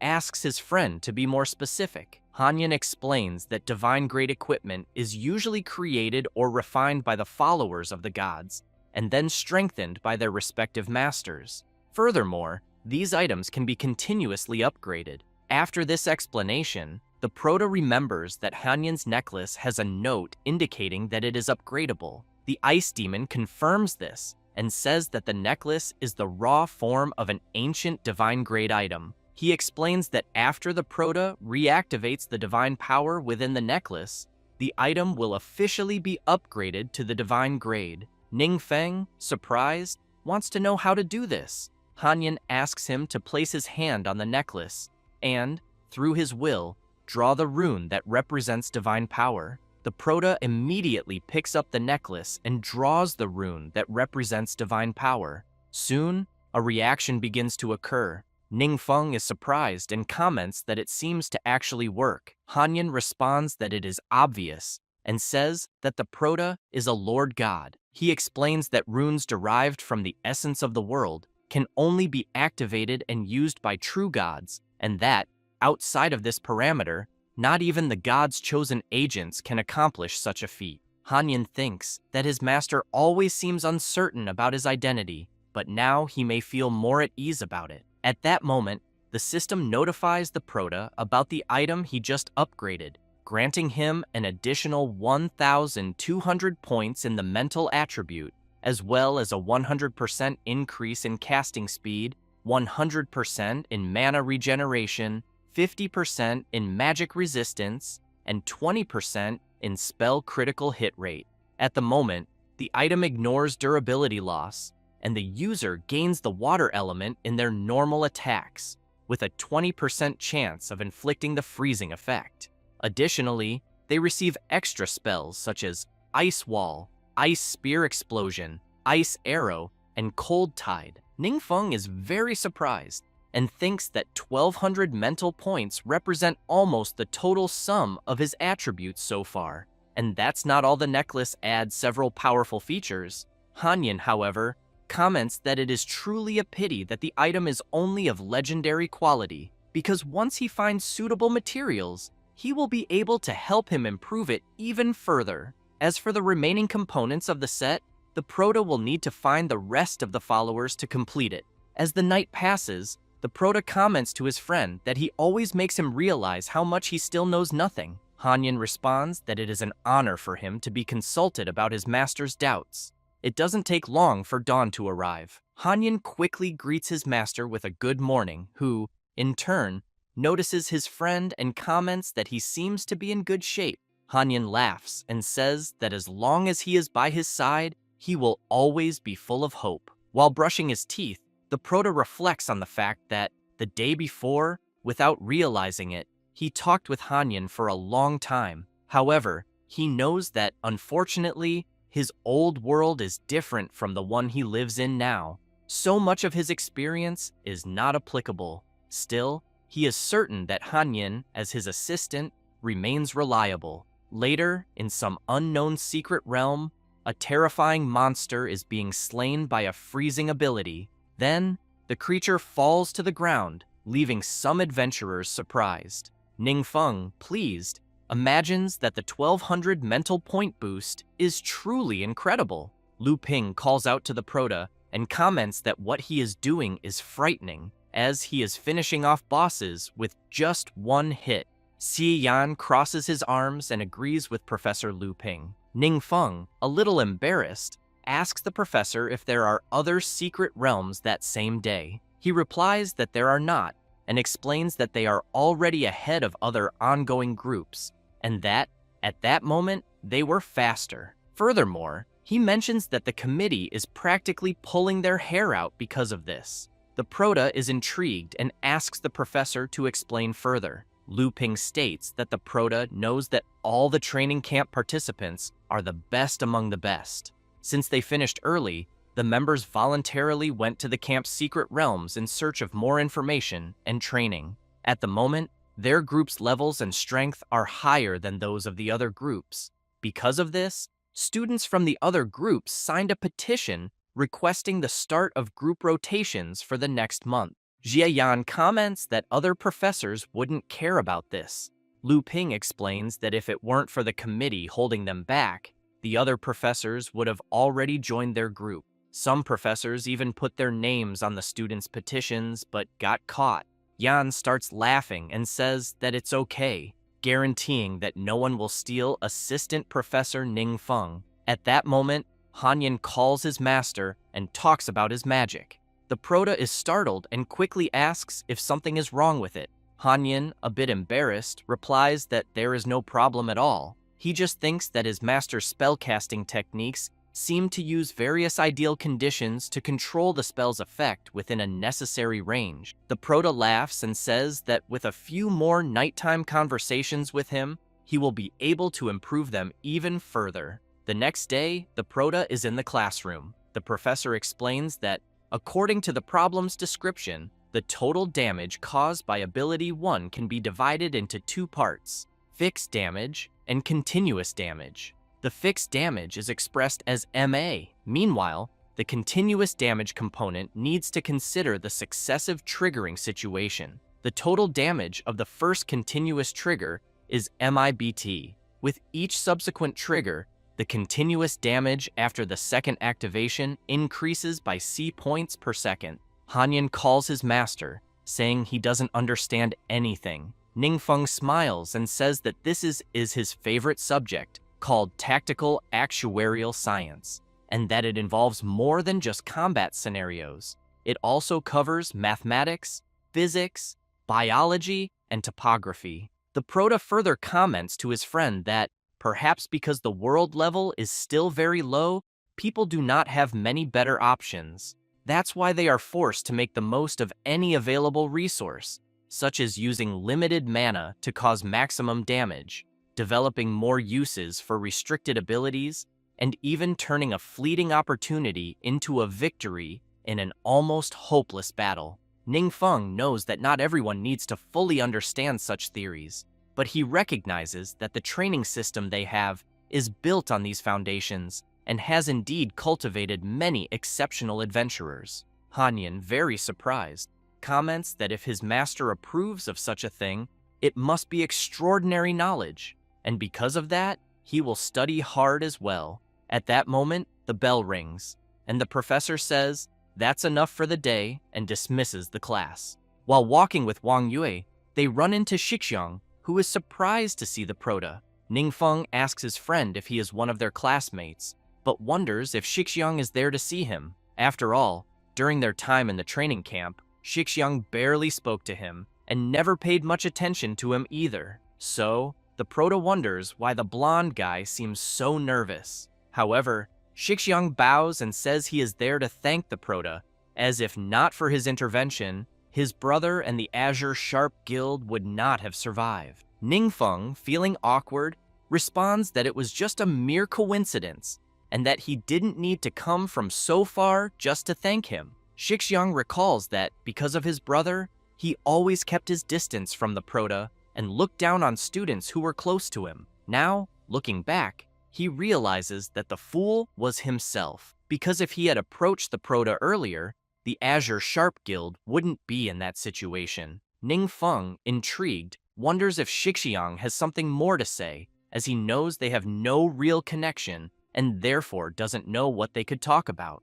The blonde guy takes out an item and says that to show his gratitude, he has prepared a small gift. He emphasizes that it's not much, but hopes the Prota will accept it willingly. The item begins to glow intensely, leaving the Prota and Hanyin surprised, as it turns out to be another fragment of the heart of the world. Ningfeng then recalls when his friend explained that, in general, when a world is destroyed, fragments of the heart of the world may end up scattered everywhere, and that if the Prota gathered such fragments, he could reopen the entrance to a new world. Ningfeng comments that Professor Jie Yan must have used such a method to unlock the secret realm, although, at the time, she didn't fully understand the principle. He also concludes that perhaps the intruders of that secret realm were after these fragments. Hanyin confirms and explains that the heart of the world is a critical resource in higher worlds, which is why the intruders were specifically searching for these fragments. However, since the Prota was the first to conquer the secret realm, the intruders were rejected by the laws of the universe and sent back to their original worlds. Shixiang mentions that the fragment is a prize his brother obtained from the secret realm and that he never used it recklessly. Additionally, Professor Xi mentioned that the Prota recently cleared a similar secret realm. For this reason, he believes the item will be in better hands with him. Ningfeng firmly holds the fragment, thanks the blonde-haired boy, and says he really liked the gift. Later, near a secret realm, the Prota comments that this is the place indicated by the fragment he received. Si Yan is surprised and exclaims, saying that Ningfeng figured out how to use the fragment so quickly. She also states that if she finds something similar in the future, she will contact him immediately. Ningfeng smiles, thinking that this is exactly what he wants to hear. At that moment, Hanyin makes it clear to his master that his condition is still unstable and that he needs to absorb more energy from the heart of the world. However, as long as his master is not affected by the power of darkness, there is nothing to worry about. As they pass through the portal, the Prota keeps in mind that the sooner he helps Hanyin regain his full strength, the more support he will have in the future. As soon as they enter the secret realm, everyone is amazed by the breathtaking landscape. They soon begin to wonder if this place is truly a secret realm, as the scenery is magnificent. Hanyin is intrigued and asks his master what is happening, as it seems that the place has not been destroyed at all. Ningfeng immediately asks his friend if this is the first time he has seen something like this. Hanyin replies that yes, exactly. As they walk through the realm, they arrive at a massive wall, stop before it, and soon everyone wonders if this place is truly a city inhabited by humans. A cleric soon questions her friend whether they could be just ordinary humans. Yue responds that they might have been teleported there. Hanyin comments to her master that this cannot be possible since a fragment of the world's heart should only lead to its corresponding world unless everything they are seeing is merely an illusion. After the protagonist approaches the gate, a guard immediately asks him to stop and questions where he is coming from. Ningfeng feels embarrassed and says nothing. The guard becomes serious and asks if they are, by any chance, adventurers from another world. The protagonist is intrigued by the guard's question and promptly asks how he knew that. The guard replies that, judging by their clothing and hesitant answers, it was an easy guess. Si Yan steps forward and questions the guard whether more adventurers from other worlds often come there. He responds that, from time to time, yes, but notes that there are not many brats like her. The teacher becomes furious at being called a brat and immediately yells, saying she is not a child. Then, the guard steps aside and tells them they are free to explore the city, but makes it clear that it is best not to cause any trouble, because otherwise, he cannot guarantee that everyone will return alive. The guard also asks the protagonist to keep an eye on the child with him and not let her wander around alone. Si Yan becomes even more furious at this. As they walk, the protagonist looks around and comments that this world has its own adventurers, which explains why they are not surprised by the appearance of other adventurers. Soon, they reach a huge statue and decide to read what is inscribed on it. On the statue's plaque, it is written that this is a sculpture of Arlita the Brave, daughter of the heavens and guardian of the empire. The protagonist is intrigued and comments to Hanyin that something is strange because he has clearly never seen such writings on the plaque before. However, he can read them normally. The ice demon explains that this is a connection established by the world's heart, which also proves that they were not transported to another place. Xie Yan, still reading the plaque, highlights that it also details the deeds of the hero represented in the statue. The context states that in the year 1537 of the stellar calendar, the demonic tide emerged, advancing mercilessly. The world was engulfed in darkness and fear, but at the end of days, with impending despair, only Arlita the Brave traversed the dark times. Unstoppable, demons fell beneath her blade, and light returned to the land. Songs of joy filled the air. Arlita's heroic deeds were carved in stone so that future generations would remember. Her glory shines through the ages, never fading with time. Yue comments that the world they are in was indeed attacked by monsters, but thanks to the person represented in the statue who fought alone, the invaders were defeated and peace was restored. The teacher remarks that it seems so since that is what is written on the plaque. The cleric, impressed by the heroine who defeated an entire army of monsters alone, comments that it is something incredible and worthy of a true hero. Meanwhile, the berserker wonders if the adventurers of that world are really that powerful. At that moment, Ruifang looks at a tree and asks everyone to wait a minute. Quickly, Jiangshu rushes to his friend and asks what happened. Lao Fang's grandson says that while everyone was looking intently at the statue, a word appeared on the tree, telling everyone to run, and then it disappeared. The protagonist also approaches and asks Ruifang if he really saw the word run appear on the tree before simply vanishing. He replies that he did and insists he is not seeing things. Suddenly, the protagonist realizes something. Observing the people of that world, he senses that something is not right. At that moment, something starts happening to the statue, and then several monsters appear. The protagonist immediately makes it clear to everyone that everything they had been seeing was merely an illusion, but wonders how they managed to do such a thing since he did not sense the presence of any undead. The creatures waste no time and charge at him. He grabs his sword and without much difficulty slices them in half. Jiangshu blocks one of the undead's attacks, but is soon shocked to see his axe shatter. He realizes that this monster is no ordinary enemy and fears he might not be able to handle it.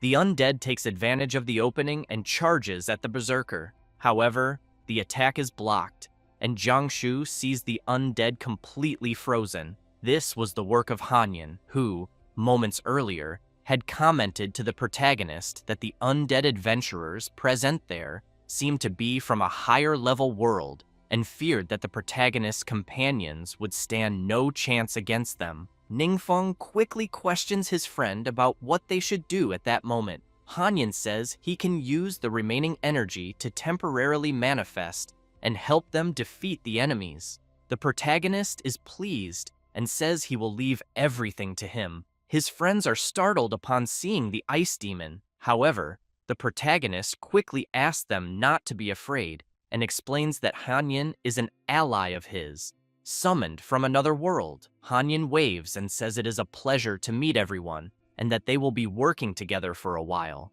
He then moves to the front line of the undead adventurers, raises his staff, and uses his ability, creating several ice stakes that immediately start striking the undead. Yue is impressed and comments that the ice demon's magic is simply incredible and that his power is far beyond legendary level abilities. However, someone with a dark energy appears and easily shatters the ice stakes. Arlita the Brave emerges. Ziyan quickly shouts and warns everyone that the person who just arrived is none other than the woman from the statue.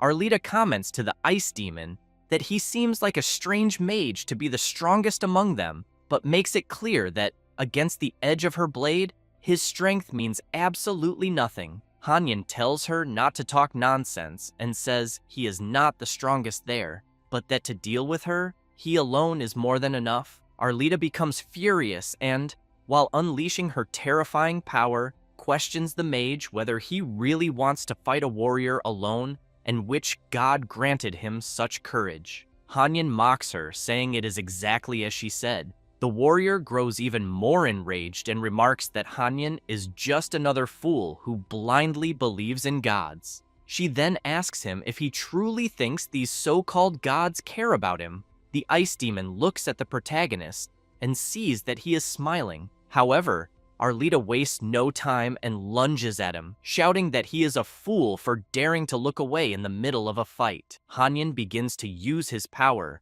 and an icy aura spreads through the area. As she advances, Arlita notices that her speed has slowed and wonders if it is some kind of water magic-based deceleration effect. However, she does not allow herself the luxury of pondering and quickly channels her power into her weapon, breaking Hanyan's ability. While questioning whether the weapon on the warrior's arm is the source of her power, the ice demon channels his freezing magic. He then unleashes his ability Endless Ice Ray, combining it with Glacial Explosion and Frost Fusion, launching everything at Arlita. She, in turn, thinks it is impossible since she wields the divine weapon Godfall. However, upon feeling a mark on her chest, she finds it strange. Hanyan snaps his fingers and an explosion begins to erupt from within the warrior outward, causing her to scream in pain. Her divine equipment then falls to the ground. Both Wang Yue and Xie Yan are left speechless,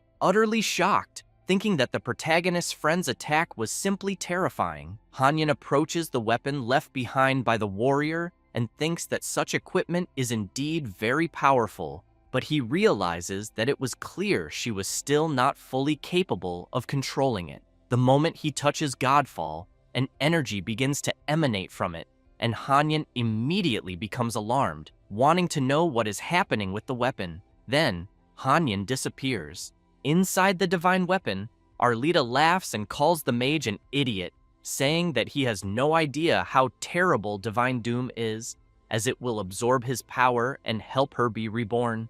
Arlita believes that as long as Divine Doom exists, she will be immortal. Ningfeng, realizing that his friend has disappeared, becomes serious and calls out for Hanyan. However, Hanyan asks his master to remain calm, says that he is fine, and explains that the warrior's weapon suddenly absorbed his energy, which is why he could no longer maintain his physical form. The protagonist says he understands and decides to take a closer look at this so-called divine weapon. After picking it up, he observes it carefully. As the protagonist holds the weapon, Arlita is pleased, thinking that everyone there seems to be fools, as they are simply offering their energies to the divine weapon, meaning she no longer needs to absorb energy from the undead. Ningfeng begins communicating with the warrior through telepathy and immediately questions her happiness.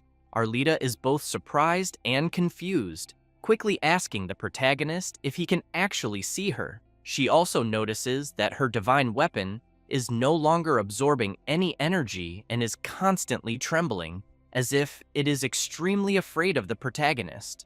Ningfeng recalls that the moment he touched the divine weapon, a system screen appeared before him, asking if he wanted to initiate absorption. The protagonist smiles, thinking that he did not expect such a weapon to actually be one of the remnants of the end. However, he knows that things are not yet clear, so he should not rush into absorbing it. He then asks Arlita to explain what is really going on. Meanwhile, Jie Yan asks Yue what might be happening in the battle where Ningfeng is. Yue notices that all the undead around them have stopped moving and finds this very strange. Back on the battlefield where the protagonist is, Arlita explains that, as he can see, the country was once beautiful, and although monsters invaded, they had always protected the nation from harm. After eliminating the monsters, she told her team that they had all done a great job. However, she then noticed one of her friends acting strangely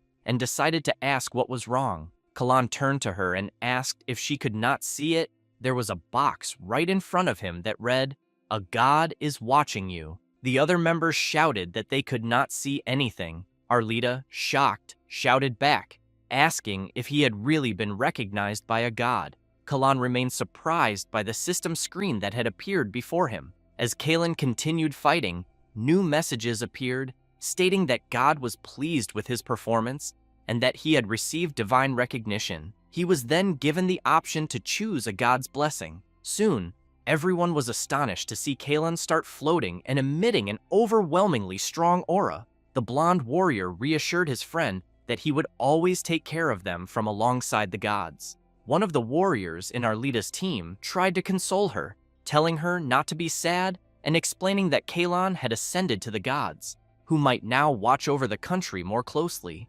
Moreover, if they kept working hard, they too might earn the gods' attention. Arlita smiled and agreed with her friend. However, sometime later, the country had fallen into complete chaos, with countless demonic creatures spread across the entire kingdom. Arlita's team struggled desperately to resist these monsters and continue protecting the realm. As she cried in frustration, she questioned why the monster attacks seemed to be growing stronger and why the gods did nothing. Why had Kalan not returned? Had they been forgotten? A frightened mage asked his friend if they were going to die there, trapped in that endless hell. Arlita became serious and responded no, saying that they still had one last hope. After saying this, she went to a certain place and stood before the divine weapon. After hearing her story, the protagonist immediately asks if she used the cursed weapon to repel the invading monsters, and whether the weapon also cursed the entire country. She replies yes, and explains that after defeating the monsters, she used the power of darkness to restore the country to its former state. However, she did not expect that, little by little, the darkness would consume her consciousness, transforming the country into a secret, terrifying kingdom. Arlita also reveals that, since then, adventurers from other worlds occasionally come there to explore, only to be turned into undead by her. While holding the divine weapon, the protagonist reflects that the power of darkness comes with an extremely high price in the end. He then notices something and turns to see what it is. Right in front of him, someone steps through a portal. That someone is none other than Kalan, Arlita's former friend, who immediately greets the protagonist and states that the gauntlet Ningfeng is holding belongs to him, asking if he could return it. Arlita, realizing it is her old friend, is surprised and wonders if it could really be him. Ningfeng smiles and makes it clear to Kalan that the gauntlet he is now holding belongs to him. The blonde warrior laughs and says that it seems there has been a misunderstanding. He emphasizes that the weapon was left there intentionally by him for a refinement ritual. Both Ningfeng and Arlita are intrigued, wondering what in the world this refinement ritual that Kalan mentioned could be. The blonde remains silent for a brief moment. Then, radiating a terrifying aura, he asks the protagonist if he is deaf, stating that he has already made it clear that the gauntlet belongs to him. He then asks if the protagonist is planning to become material for his refinement process. At this moment, Hanyan senses Kalen's aura and comments that the power he is feeling is, without a doubt, the true essence of the Holy Spirit. Arlita kneels and pleads with the protagonist to allow her to uncover the truth behind all of this and asks if he can help her. Ningfeng smiles and asks why Arlita does not do it herself. The warrior is confused by the protagonist's question. Meanwhile, Kalan simply observes the protagonist, intrigued to see him smiling. Ningfeng then makes it clear to Arlita that he possesses an ability that can grant her a temporary physical form, but warns her that, in the end, she will completely dissipate, leaving nothing behind. Arlita shouts that she is not afraid and begs the protagonist to grant her a body, stating that she is willing to endure any consequence. Ningfeng then asks her to lift her head and uses his ability Dark Ritual, Soul Seizure, which employs spiritual power to control the target's mind, transforming them into a temporary but powerful clone. As the effect of the ability manifests, Arlita gains a physical body, leaving even Kalan startled. Arlita begins examining her own body and comments that the power of darkness is truly impressive. Ningfeng explains to the warrior that he will not control her mind and that she will have full control over her own body. She turns and thanks the protagonist. Kalan, still shocked, demands to know how his old friends suddenly reappeared. Arlita immediately begins channeling power through her divine weapon and tells her friend that she did not fully understand what he said before, so she asks him to explain it properly this time. Kalan asks Arlita if she is being controlled by some evil god and what the protagonist has done to manipulate her. However, Arlita wastes no time and charges at him with full force. Kalan tries to defend himself, but due to his friend's overwhelming attack, he coughs up blood and is sent crashing into the ground. Arlita points her weapon at Kalan and demands that he explain why he did not appear when the monsters invaded the kingdom, why he decided to show up only now, and what he means by refinement ritual. Still on the ground, Kalan yells that he did not abandon her and begs her to trust him. He then explains that, at that time, he was in the middle of another trial, something crucial for him. When he realized what was happening in her kingdom, it was already too late. The blonde emphasizes that Arlita would not understand the hardships he has faced since leaving the world he once lived in. Even though he is currently one of the most powerful beings in the world, before a god, he is nothing more than a mere failure. He tells Arlita that she must understand this pressure and helplessness. Arlita, now serious, demands that he stop dodging the question, ordering him to answer immediately, is he truly after her divine weapon? Kalan stands up and shouts, saying that he simply left a magical mark on Godfall. When the divine weapon disappeared, he was able to sense it. He then pleads with his friend not to blame him, as he only seeks to grow stronger with Godfall. Otherwise, one day, the god will surely abandon him. He then reveals that when he placed his mark on the divine weapon, Arlita was already dead, along with all of their friends. However, in his thoughts, Kalan calls his friend an idiot, thinking that if not for God's power, dealing with them would have been far too easy. But he knows he is being threatened by a great evil, so he begs his god, asking that, for the sake of his loyalty, he not be abandoned and instead receive divine punishment to annihilate everyone there. Before he can react, his friend attacks him savagely, making him cough up a great amount of blood, leaving Wang Yue and Xia Yan utterly shocked by the sudden turn of events. Arlita then approaches the protagonist, kneels, and thanks him for giving her this opportunity, saying that she and her people can finally escape their endless nightmare. Ningfeng picks up the divine weapon and declares that he wants to know the location of the heart of the world in this kingdom. He then asks Arlita to help his companions while she still has time, as they have many questions to ask. The warrior tells the protagonist that she used to believe it was a great honor for Kalan to have been chosen by the gods, but in the end, they were forgotten. It was only then that she realized the gods do not pay equal attention to all worlds. Later, before departing, Arlita states that no matter what Kalan has become, he is still a person from her kingdom, so she asked to be allowed to free him once and for all, so that he may go in peace with her. At that moment, the protagonist turns and sees his friend looking troubled. He immediately asks if something is wrong. Wang Yue comments that she was just thinking that, even with the god's blessing, Arlita's world could not escape destruction, so she wonders if they will one day face the same fate. Ningfeng smiles and tells her that this will not happen, asking her not to worry. He also reminds her that he is still waiting for her to take him somewhere to eat good food. Yue smiles and assures him that it will definitely happen. She then asks Professor Jie Yan if they can finish their meal before returning. The professor agrees and mentions that she is also feeling a bit hungry. Yui then decides to explore the area to see if she can find some local specialties. Meanwhile, still within the kingdom, a rift suddenly begins to form in the sky, and someone emerges from it. It is Kalon, radiating immense power. He comments that he has arrived a little too late, but at the very least, he can still remember the vague appearance of the other person within that body. He then recalls the protagonist and wonders if that person could truly be the legendary omnipotent mage.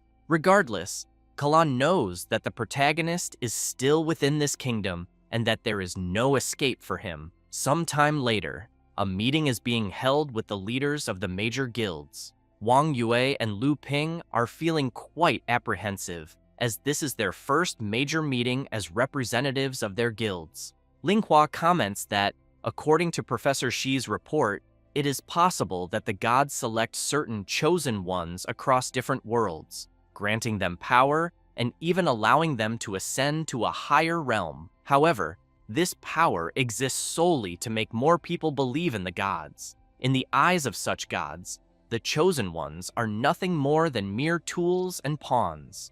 Yuning makes it clear that even if someone is a favorite of the gods, there is still the very real danger of being destroyed. She concludes that, in the end, everyone must rely only on themselves. Linghua then adds that, in their recent expedition, the enemy's strength greatly exceeded their expectations. However, they only managed to overcome the challenge thanks to Ningfeng. Even so, she knows that in the upcoming battles, they will likely face even stronger, seemingly invincible enemies. And although the protagonist is on their side, if they continue to rely solely on him as their only hope, placing everything on the shoulders of a single young man, she cannot help but feel guilty. At that moment, most of the guild leaders lower their heads, realizing that they are demanding too much from Ningfeng. However, Yui raises her hand and politely asks for permission to speak. She then states that everyone present is aware that the protagonist recently summoned a powerful being from another world. This being studied tactical actuarial science, compared their strength to that of the monsters, and finally reached a conclusion. Yue becomes serious and reveals that, by normal standards, their world should have perished 30 years ago. All the leaders immediately become alarmed by Wang Yue's shocking revelation. Outraged, Linghua demands to know what exactly Wang Yue is trying to say. The blonde explains that more than 80 years ago, secret realms merged with reality, and humanity suffered an unprecedented blow. It was during that time that adventurers began to emerge among humans. However, Wang Yue makes it clear that even then, humans were at a huge disadvantage against the monsters, and that it was only thanks to countless sacrifices and the efforts of their predecessor, including everyone presents, that humanity has survived until now. She further explains that this person from another world stated that the monsters they faced long ago have already surpassed what the world could withstand. The fact that they have not yet perished and are still fighting is already a miracle. Wang Yue declares that she still believes that as long as there is a chance, they can keep this miracle alive. She adds that their world has been protected by generations of heroes for 80 years, and that now it is their turn to protect it. After finishing, she sits down, feeling embarrassed, and quickly asks if she said something wrong. All the leaders begin applauding her, declaring that Wang Yue has the spirit of a true heroine. Yuning smiles and comments to leader Yingzhen that choosing Miss Wang was indeed a wise decision, saying that she feels as if she has regained the fighting spirit of her youth. Wang Bu then asks Yan Chuan if, in other words, these monsters have become difficult to defeat because they have already exceeded the limits of everyone present. Yan Chuan laughs and says that he is not entirely sure, but after hearing Madame Wang Yue's words, his spirit is once again burning with fury. Yingzhen states that he believes everyone agrees with President Wang Yue's opinion. He then announces that the next topic to be addressed is how they should confront the gods in the future. After all, this incident has taught them a great lesson. The gods are not necessarily the hope they once believed in. Meanwhile, Kalan is now in the protagonist's world, wondering how an omnipotent mage could possibly live in such a place, a lowly world that rarely attracts attention. Soon after, Kalan realizes that he can sense the presence of the secret realm of judgment within this world. He then decides that he needs a place to stay, and that this location will be perfect for establishing his sanctuary. Meanwhile, at the Blue Sharp Guild, Shixiang is thinking that the guild his brother carefully built collapsed overnight. Because of this, he must work hard to become stronger and help the Blue Sharp Guild regain its glory. However, at that moment, he is surprised to see a portal appearing before him. Kalan steps out of the portal and comments that there really is someone there. Shixiang becomes nervous and immediately wants to know who the blonde guy is and what he is doing there. The blonde guy asks Shixiang not to be afraid and says that he is the master of that secret realm and also the one everyone calls God. The adventurer is intrigued by this and remembers that in that secret realm, it was not allowed for two people to enter at the same time. Looking at Kalan, he sees a sinister aura in the form of a god. He then comments that he has seen such a god in a video and that he can even control the power within that realm. Knowing this, he kneels and asks Kalan if he is there because he heard his prayers. Kalan laughs and says that prayers are for the weak and that Shixiang must prove that his strength and faith are worthy of his blessing. Shixiang pleads for him to feel free to give any order, and he will do his utmost to fulfill it.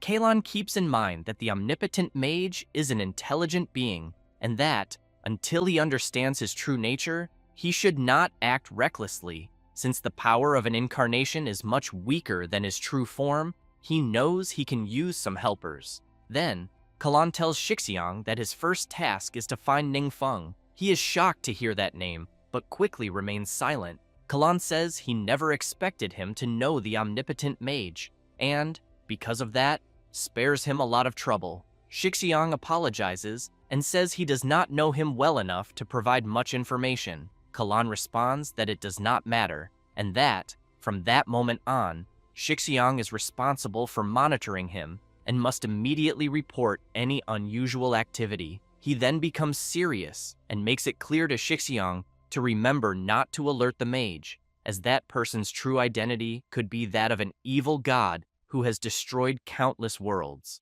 The adventurer is surprised by such information and becomes thoughtful. However, Kalan knows that when he sensed an intrusion into the secret realm of judgment, he initiated a search in the divine realm, but was obstructed by a strange force. He believes it was the omnipotent mage hiding his trackers. He then asks Shixiang who completed the test in that world. He replies that it was a friend of this so-called evil god.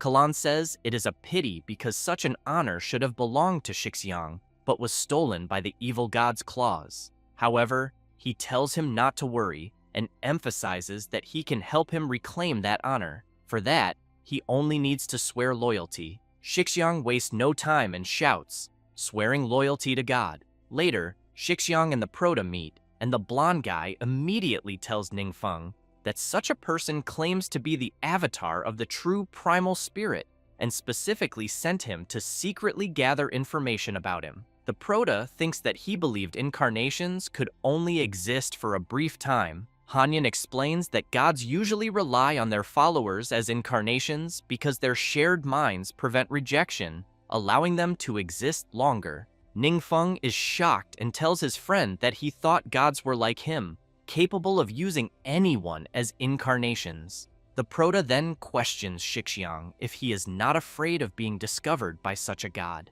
He replies that he tested him a few times and that he does not seem omniscient unless he is pretending. Still, he tells the Prota that he must remain vigilant. Hanyin tells the Prota that new followers like Shixiang, who have weak faith, will begin to appear, and that their connection is not reliable, but also not easily exposed. Ning Feng grabs Shixiang, smiles, and thanks him for informing him about such an important matter. The blonde guy feels embarrassed and makes it clear to the Prota that he is the benefactor of the world, so there is no problem in doing this for him. However, he thinks that even when facing a god, the Prota did not show any panic, which makes his identity truly remarkable. To be honest with himself, he knows that his brother investigated a lot about the Prota before, and finds it hard to believe that such a person could be the evil god. The Prota thinks that since he has confirmed his identity, he actually feels a bit at peace, and he knows that since these gods have come looking for him, he must see this through to the end. After returning home, Ningfeng talks to the ice demon and says that Shixiang can stay close to the true essence of the Holy Spirit for now, but he knows that the longer he does so, the more dangerous it will become. Hanyin tells the Prota that, in reality, they have a great advantage over the other deities of that world.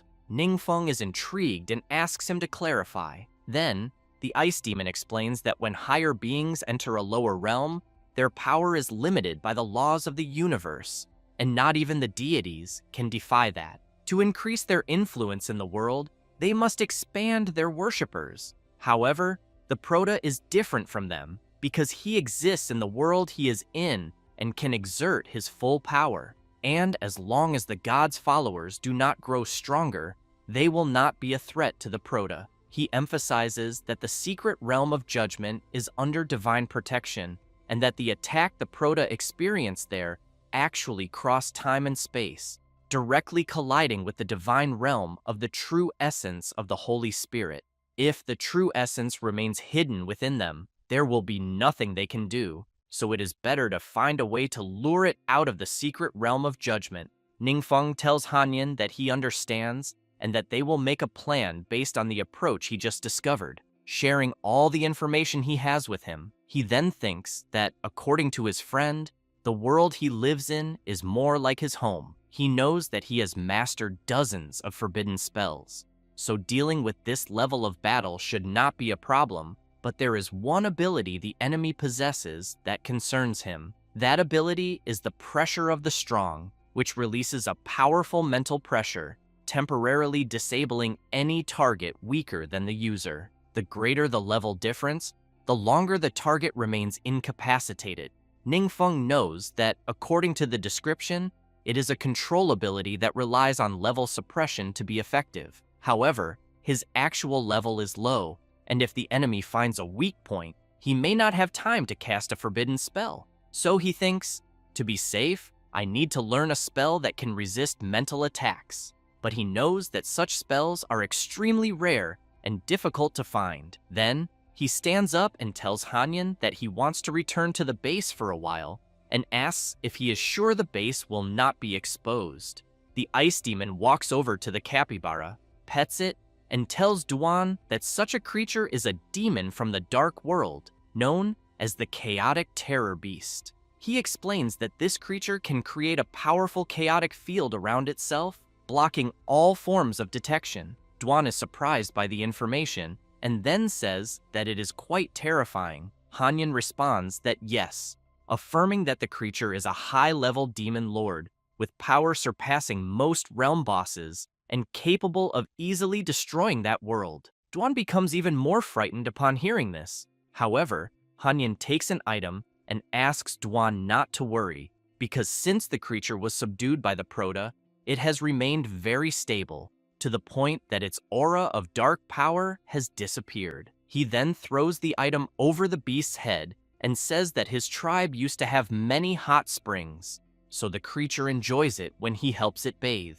In this way, they have become very close, and perhaps Duan could try the same later. The adventurer, still frightened, thinks about how he could also achieve such a thing. He had the feeling that he was strong, but upon learning such things, he completely changes his line of thinking and realizes that Hanyin clearly possesses a formidable presence as well. At that moment, the Proto arrives and tells Duan that the item he is holding is a reward he received from the test realm, so he asks him to use it. It is a skill book containing the technique Shadowblade Storm, which allows the user to instantly enter a rapid state, spinning 2 daggers like a storm and delivering multiple high-damage strikes to surrounding enemies. During the skill's duration, all of the user's resistances increase by 100%. Along with the book, there is also the Indomitable Battle Spirit Bandana, a legendary quality item that grants plus 35 strength, plus 50% attack speed, and plus 10% critical hit rate. Additionally, when someone attacks the user, there is a chance to activate a special effect, summoning a clone of the battle spirit to assist in combat for a short period.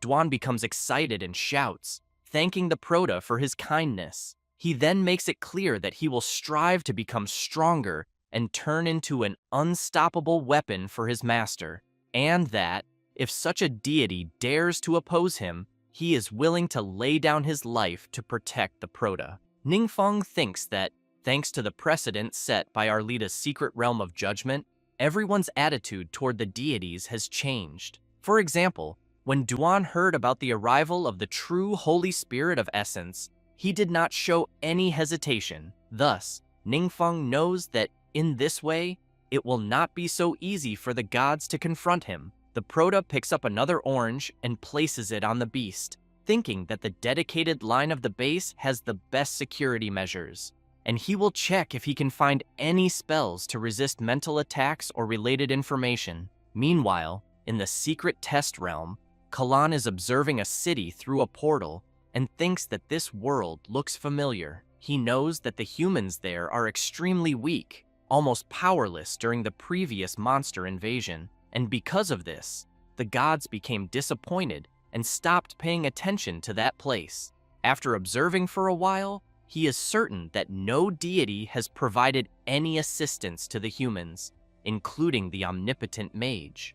And he knows that this means humanity in that world has some unique characteristic that gives it the ability to resist the monsters. He then smiles and says that this is quite interesting. He wonders if the omnipotent mage has also seen potential there and plans to develop this world as his own domain. But Kalan knows he will not allow him to get what he wants. At that moment, Shixiang arrives trembling, completely wounded, and struggling to speak. Kalan immediately questions him about how his mission is going. Shixiang apologizes and says he is still stuck on the 15th floor. No matter what he does, he cannot get out of there. Kalan becomes serious and asks if he really died 100 times on the same floor. Shixiang responds that he has and apologizes. He then feels fear due to Kalan's aura, who in turn turns away and tells Shixiang not to be afraid, saying that he is not blaming him. He explains that, in reality, this is a test for him. Shixiang is impressed with the ability of the immortal spirit that he acquired, continuously dying 100 times on the same floor in the test realm. Now, when the user's health falls below 15%, he ignores all negative effects from injuries for 10 seconds, and his attack power increases by 30%, along with his defense also increasing by 30%.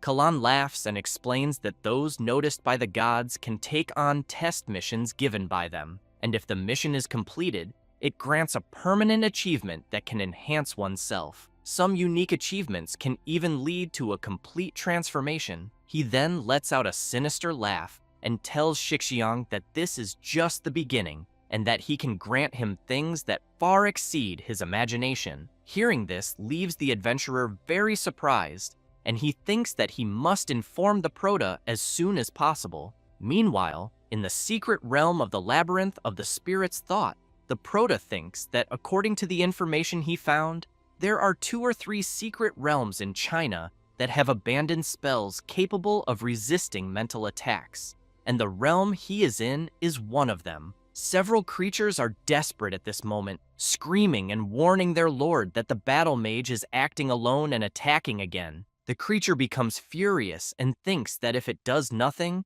this person will really believe they can intimidate him. Ningfeng grips his sword tightly, and as he walks, releases his terrifying aura. The enraged monster screams, calling the Prota to face him. However, as he jumps, he falls to his knees and immediately begs Ningfeng to let him go. The Prota is disappointed by such an action and wonders if this could be a new type of mental attack. The desperate creature responds that it is not, pleading not to be attacked and just to be allowed to speak. Then, it begins to cry and explains that the Prota's mental attribute is so high that, as a mere low-level demon king, its attacks have no effect. Moreover, when others attack it, they still form a team and need at least 2 hours.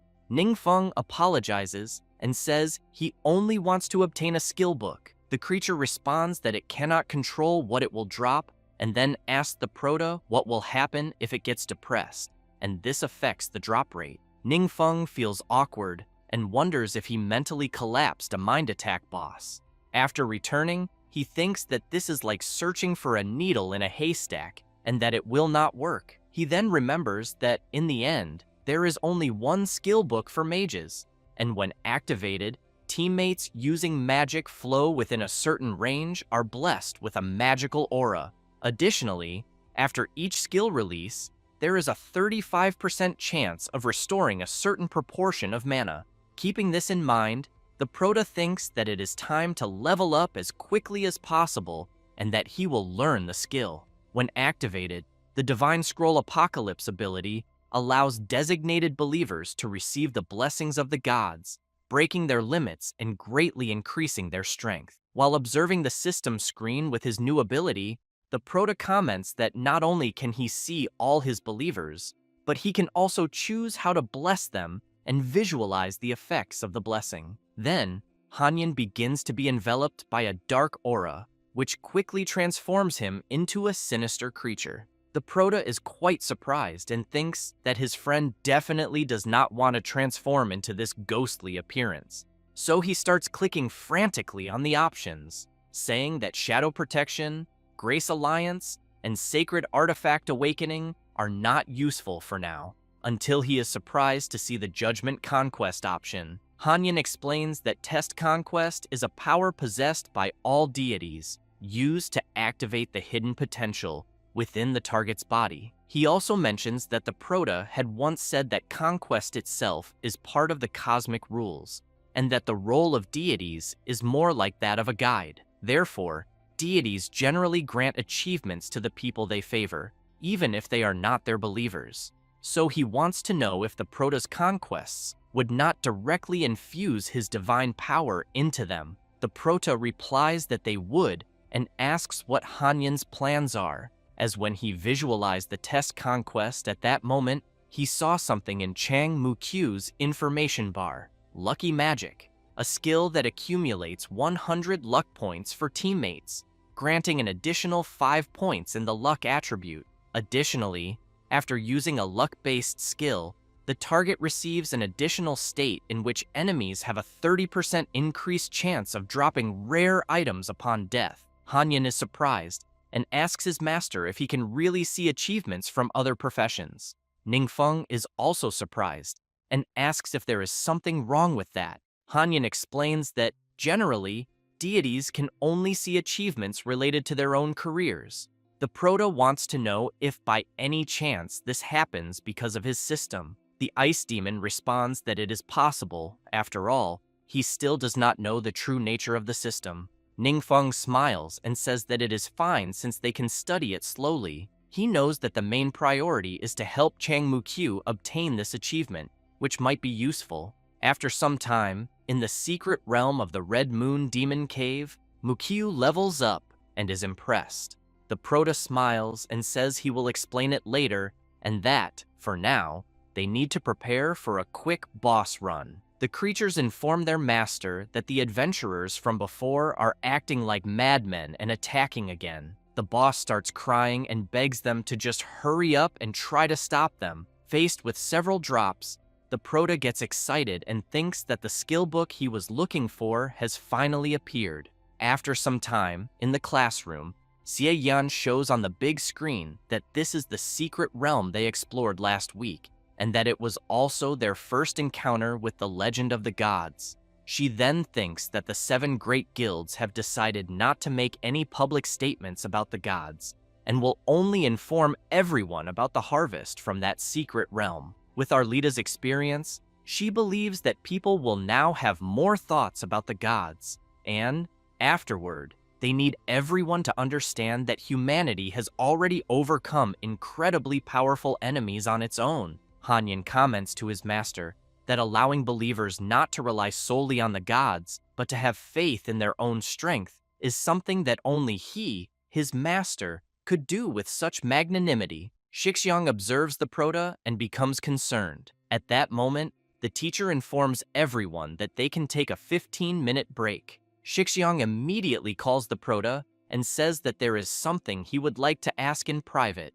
After moving to a less crowded place, Shixiang asks the Prota if he knows about judgment achievements. He responds that he does. Shixiang is surprised and thinks that this was already expected from Assistant Professor Ning Feng, and that perhaps the people around him have already received such achievements. At that moment, the adventurer is startled by a strange sound. The Prota explains that it is not a unique achievement, and that, although everyone has a chance to obtain it, its epic rarity is still very good. Shixiang realizes that the Prota's tone is very relaxed, and that he does not seem to care about the true essence of the Holy Spirit, even granting such an achievement. Perhaps, in his eyes, this does not even count as a blessing worth considering. He then wonders about the people who follow the Prota and how many benefits they have already received, feeling a slight sense of envy. While observing his achievement, Shixiang admits that he is actually a bit concerned that this might be some kind of method to control him,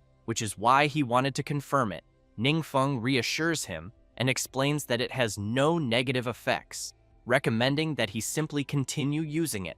Hanyan comments to his master that it seems like Shixiang is a bit shaken and that, originally, he wanted to test his master, but in the end, he was subdued. Ning Feng explains that this is human nature and that he is not surprised since he never trusted him. Anything he might discover is something he does not mind being known. Moreover, if he is still willing to help him, that will impress him even more. Later, at the Blue Sharp Guild, Kalan is observing some events related to the Prota and comments that this is truly strange. He knows that, through these 2 encounters, he can sense that the omnipotent god of law is much weaker than before. After all, he was severely injured in that battle back then, and if Kalan were not specifically tracking him, it would be difficult to capture his unique magical aura. However, Kalan knows that the omnipotent god, by suddenly attacking his secret realm of judgment and revealing his own actions, makes him feel very confused. Additionally, every move the Prota makes is becoming increasingly difficult to understand. Then, he recalls when Shixiang mentioned that Ning Feng's strength is truly powerful, yet he has not used any ability that goes beyond common knowledge. In many cases, he simply uses normal attacks, and even the benefits he brings to the people around him are considered low-level methods in Kalan's eyes. Then, Kalan says that, with all due respect, after experiencing divine power, it is hard to imagine how Ning Feng can even be mentioned. However, what intrigues him even more is the fact that if Ning Feng wanted to hide his identity, why would he participate in the training camp and do so many things that attract attention? He then wonders if Ning Feng is not afraid of being discovered by him. At that moment, Kalan opens his eyes and thinks that perhaps Ning Feng has only obtained 1 or 2 artifacts from the omnipotent god of law, which would explain everything. He knows that since the artifact can greatly enhance basic attributes, that alone is more than enough in this low-level world. Furthermore, since eliminating the parasitic demons requires the use of objects given by God, he does not want others to know what this artifact is. Shixiang questions Kalan about why the Prota would still participate in the training camp. He replies that it is because, without the artifact, Ning Feng is not that strong, and therefore must rely on the training camp to gain more benefits.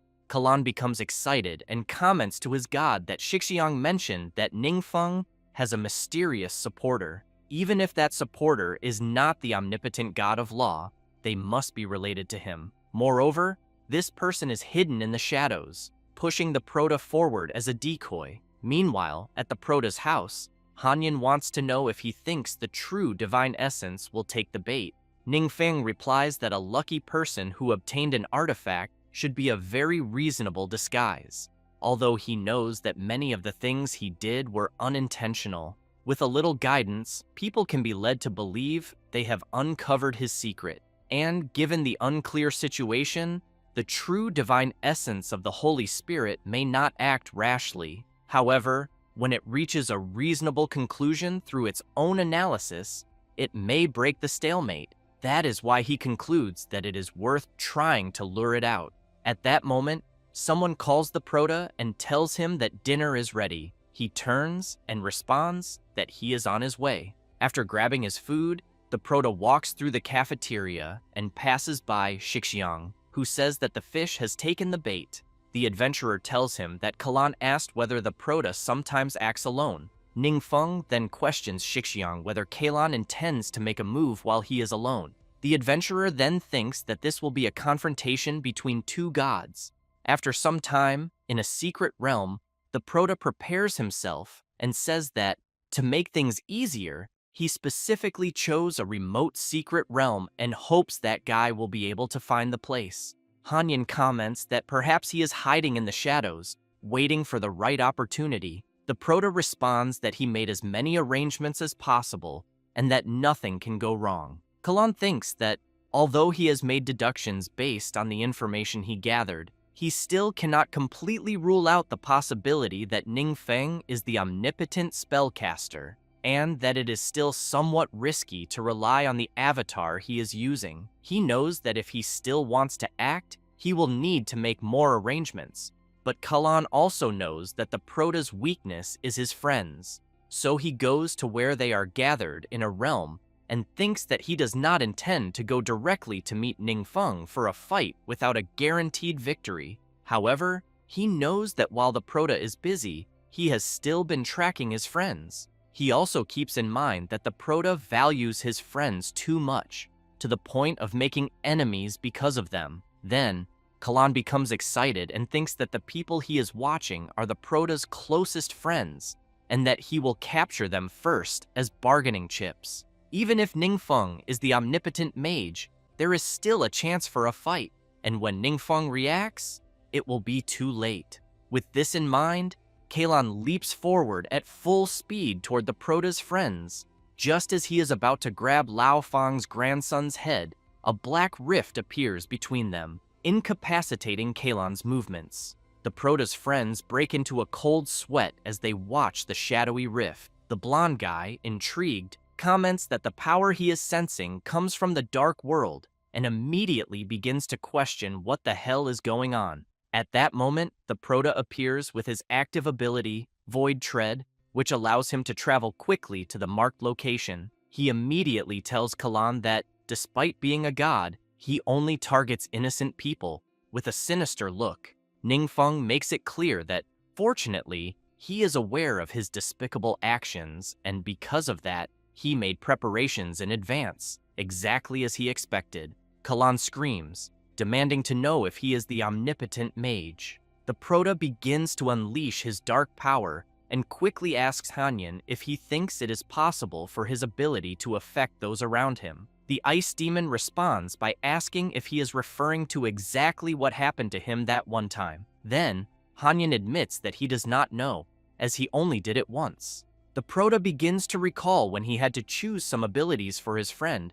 and opted for Apocalypse of the Divine Scriptures, in which the designated follower receives the blessings of the gods, breaks their own limits, and significantly increases their power. He keeps in mind that this ability has a blessing called Shadow Protection, which allows followers to receive warnings and advanced protection when they are in danger. Moreover, since he is the one granting the protection, he can also sense danger in advance. Because of this, he plans to fly with Yue and the others to test the effects of this blessing. If it works, he will not have to worry about them being in danger. As they stare at each other, Kalan thinks that now is not the time for hesitation. Even if he loses the avatar he is using, he needs to test the Prota's strength. Ningfeng takes a deep breath and, releasing his terrifying power, makes it clear to Kalan that he does not deserve to be called a god. However, by the time the blonde guy realizes something,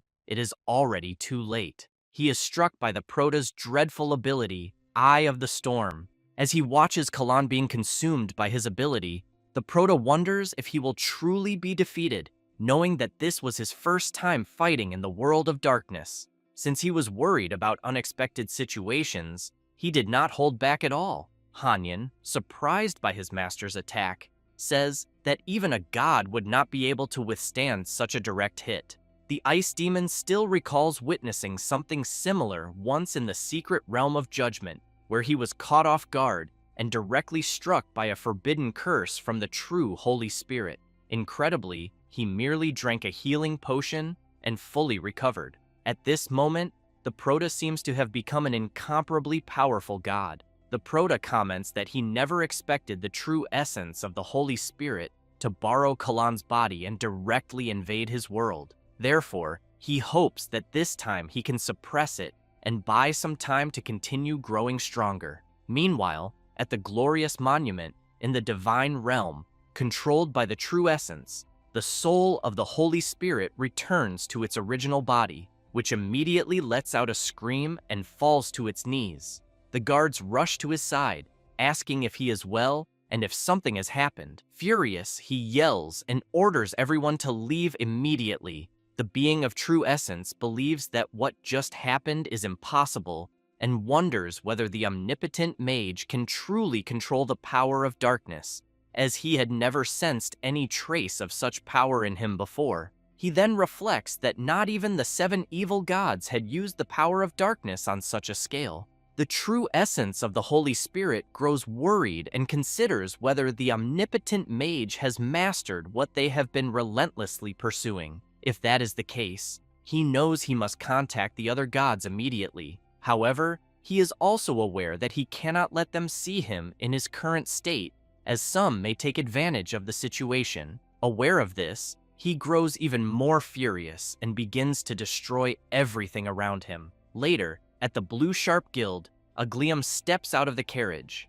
It is Shiyu who looks around and comments that, after being isolated in the hospital for so many days, he can finally return. Then, he turns and asks Shixiang if anyone provoked him while he was away. He replies that they did not, and mentions that, although many people have indeed left the guild, most remain subdued. As they walk inside the guild, Shiyu makes it clear to his younger brother to ignore those who left, as, in any case, the secret realm of judgment still exists. Therefore, he asks Shixiang to work hard, as they will grow again in the future. The blonde boy begins to sweat coldly and wonders if he should tell his brother about the appearance of the true essence of the Holy Spirit, knowing that he would likely love the idea of earning a god's favor and becoming his most trusted warrior. Shiyu is surprised to see what happened to the secret realm of judgment and immediately wants to know what the hell occurred. Later, Shixiang calls the Prota and tells him what happened. He, in turn, asks if the secret realm of judgment has truly been sealed. The blonde boy, upset, says that his brother has just returned and suffered a major blow, as he was counting on that realm to rebuild the guild. Hanyan tells the Prota that the realm of judgment is an extension of the divine realm, the main base where gods spread their faith across different worlds, and that abandoning the realm of judgment voluntarily likely has only one reason. After the true essence of the Holy Spirit fought against the Prota, it completely severed its connection with this world. In other words, it admitted defeat. Shixiang is surprised by the explanation and says that, in that case, the Prota is the true essence. Ningfeng responds that, for now, it seems so, and he believes he has won. The blonde boy begins to sweat coldly and feels a certain relief, knowing that, thank God, he did nothing to betray Assistant Professor Ningfeng. Thus, he believes that the professor will think well of him. Then, the Prota tells Shixiang that he has helped him a lot, and that if he ever needs anything in the future, He just has to let him know. The blonde boy starts jumping with joy and says everything is fine, while his brother lies on the ground, lamenting. Later, at the training ground base, the whole class is gathered, and Ningfeng comments that although they have temporarily defeated the true essence of the Holy Spirit, some planning is still necessary. After all, he knows that, in the end, besides this god, there must be others who will inevitably take notice of this place sooner or later. He then smiles and thanks everyone for trusting him. Someone behind Chang Mukyu thinks of their brother and imagines that he probably can't even believe what is happening. It is Shixiang, who is very happy and surprised that the Prota invited him to be part of his group. It doesn't take long before everyone heads to a meeting room. Wang Yue is deep in thought after discovering that all those previous inexplicable incidents caused by the so-called mysterious Grand Chief were actually the work of Ningfeng, her childhood friend. The old man, Lao Fang, knows that the Prota has never harmed an innocent person. On the contrary, many lives have been saved thanks to his help. Compared to those unpredictable and reckless gods, Ningfeng is much more worthy of respect and trust. The Prota smiles, realizing that he has seemingly reached a consensus with everyone. Moreover, the reactions of some people exceeded his expectations. Then, he looks at Shixiang and sees that he is in awe. He knows he has had that expression from the beginning, with such fanatical excitement in his eyes that it is almost overflowing. However, Ningfeng states that he believes no one there wants to see the world turn into a slaughterhouse for the gods to trample at will, and that the top priority is to grow stronger quickly and protect Earth themselves. He then makes it clear that since their world is relatively low level and lagging in many areas, everyone must find ways to improve in comparison to other worlds. He knows that although he has already found some potion recipes in other worlds, it is still far from enough. Wang Yue wants to know if, besides potions, emblems, achievements, and high-level skills, there is any other method. Ningfeng recalls that a few days ago, he absorbed Arlita's magic weapon, God's Doom, and gained new memories. In them, he found something useful once again. Rui Fang wonders if, by any chance, it could be enhancement and enchantment. The Prota confirms and explains that these two options are ways to improve equipment. Enhancements can increase the base attributes of equipment, while enchantments can grant equipment special attributes and effects. Mr. Fang thinks that until now, everyone has always chosen equipment randomly, without flexibility in selection. For certain special professions, it is incredibly difficult to find equipment that fits perfectly. He knows that if they could modify their equipment and combine it with tactical actuarial science, many powerful combat techniques could be developed. However, the Prota comments that the problem is that both enhancement and enchantment require special materials such as mountain copper, mithril, and adamantite. Rui Fang looks at the berserker, and both comment that they have never heard of these materials before. Ningfeng makes it clear that this is precisely the issue because, to them, these materials are completely unknown and can only be found in secret realms. At that moment, someone calls Lao Fang, and he apologizes, saying that he needs to take the call. Yue is intrigued and asks if the materials mentioned by the Prota are metallic minerals and what their appearances are. Meanwhile, the old man, concerned about the call he received, responds that he will leave immediately. He then informs everyone that there is a disturbance caused by a mutant in the city of Shijiang and that he needs to take care of it. The Prota responds that it's fine and urges him to go quickly. In the city, the scene is chaotic, with several explosions across buildings and streets. A mutant warrior laughs and declares that no one there can stop him. After the old man arrives at the scene, he is informed that the person causing such an uproar had mysteriously disappeared a few years ago and only recently reappeared. To make matters worse, attacks have no effect on him. Lao Fang walks up to the mutant warrior and makes it clear to his assistant that he is going to run a test. He then summons his chaotic flames and hurls them at the mutant warrior. As the dust settles, he remains unscathed. The old man is shocked, unable to believe that his attack had no effect. The warrior begins to laugh and says that it seems the old man's magic doesn't work against him. Lao Fang wastes no time and uses his Infernal Dragon Flames ability, attacking the warrior, who easily dissipates the attack completely. He then laughs again and says that he already warned that the old man's power has no effect on him. With a sinister expression, he reveals that his armor has been enhanced with mithril, a special metal with excellent magic resistance. The old man is surprised to hear that the mutant warrior's armor is made of mithril. Lao Fang turns around and starts running away, while the mutant warrior yells, wanting to know why he is suddenly fleeing. The old man grabs his phone and informs the Prota that he believes he has found a clue about mithril. The adventurers, speaking through the communicator, want to know what is happening inside the building, as they heard that the mutant is really strong and that even Director Fang couldn't handle him,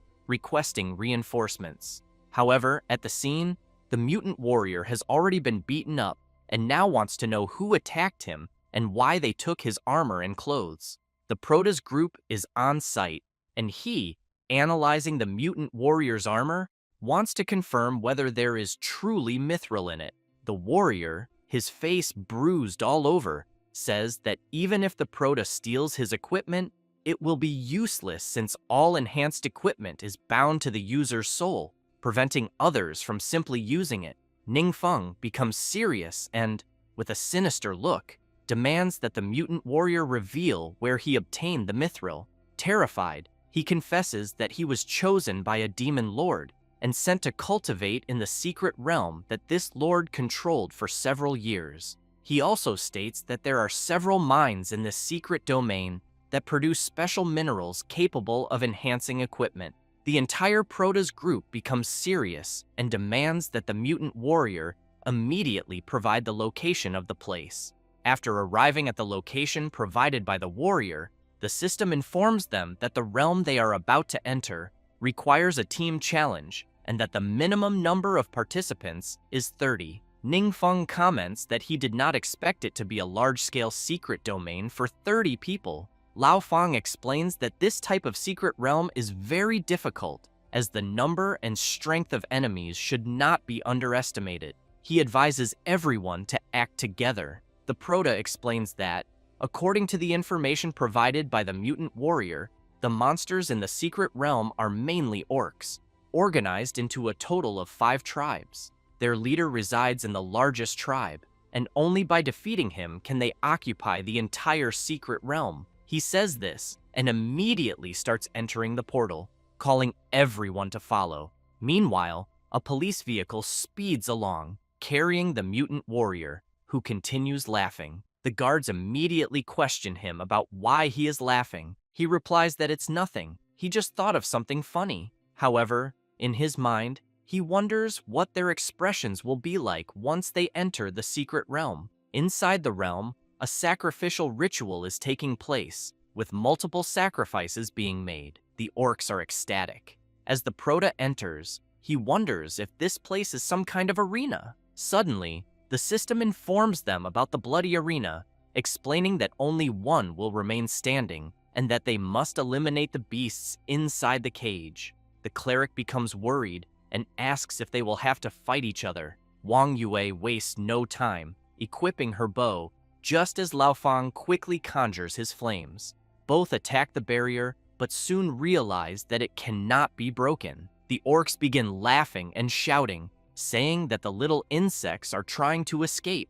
At that moment, some orcs observe them with a sinister gaze. Their leader stands up and takes a deep breath. The old man is startled and shouts, saying that the 5 orcs present are the leaders of their respective tribes. The system then informs them that inside the arena, there are no friends, only mortal enemies, and that the countdown to battle will begin soon. The Prota smiles, grabs his sword, and attacks the barrier, shattering it effortlessly. One of the orc leaders is shocked and extremely surprised to see the blood-stained light barrier destroyed with a single strike. With his terrifying aura, the Prota orders everyone who can to leave. Later, in the Beastman tribe, the orc leader shows the Prota the place where they enhance their equipment, he reveals that the mountain copper, mithril, and adamantite mentioned by the Proto are stored in the warehouse next door. While preparing a weapon, the blacksmith is startled when the leader calls him an idiot, ordering him not to let his hands tremble while working and not to embarrass him in front of the Proto. Ningfeng becomes thoughtful and asks if this is how equipment enhancement works. The orc replies that it is, and that this is their ancestral technique. Then, the leader looks somewhat embarrassed and asks if the Proto is satisfied. Meanwhile, the blacksmith, intrigued, wonders why the tribe's leader, the strongest warrior chief, is being so humble to mere humans. The orc leader recalls the mortal fear he felt when the human mage attacked him. He had the distinct impression that, had he hesitated even a moment longer, he would have been destroyed. Fortunately, he surrendered quickly and saved his life. Ningfeng, still very intrigued, thinks that the world he lives in does not possess this type of technique. Due to differences in levels and race, they will also not be able to learn it. He then wonders if it wouldn't be better to discuss cooperation with the orcs instead.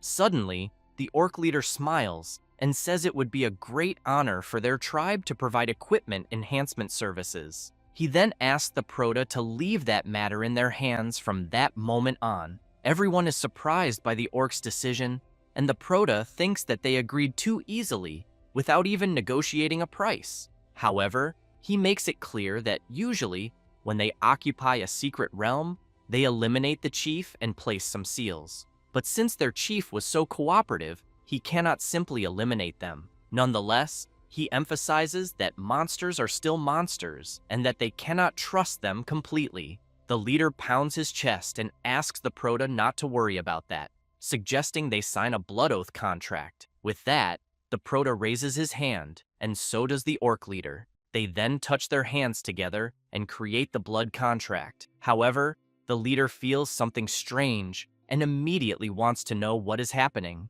The Proto looks at his system, trying to understand why the Apocalypse ability activated on its own. The leader examines the contract and realizes that it states he pledged loyalty to the Proto and obtained the contract for free, in addition to the Proto requiring enhanced equipment as an offering. The orc is utterly shocked to discover who the Proto truly is and immediately kneels, thinking that, since he received the contract for free, the Proto must be one of the 7 demon gods. He then tells Ningfeng that he does not know which demon god he is, but he begs for his forgiveness for any disrespect. The Proto feels awkward and wonders how he suddenly became a demon god just by casually signing a contract. However, he knows that being called that is exactly how monsters refer to one of the 7 evil gods. The orc leader recalls that they have always offered life, chaos, and destruction to the gods according to tradition,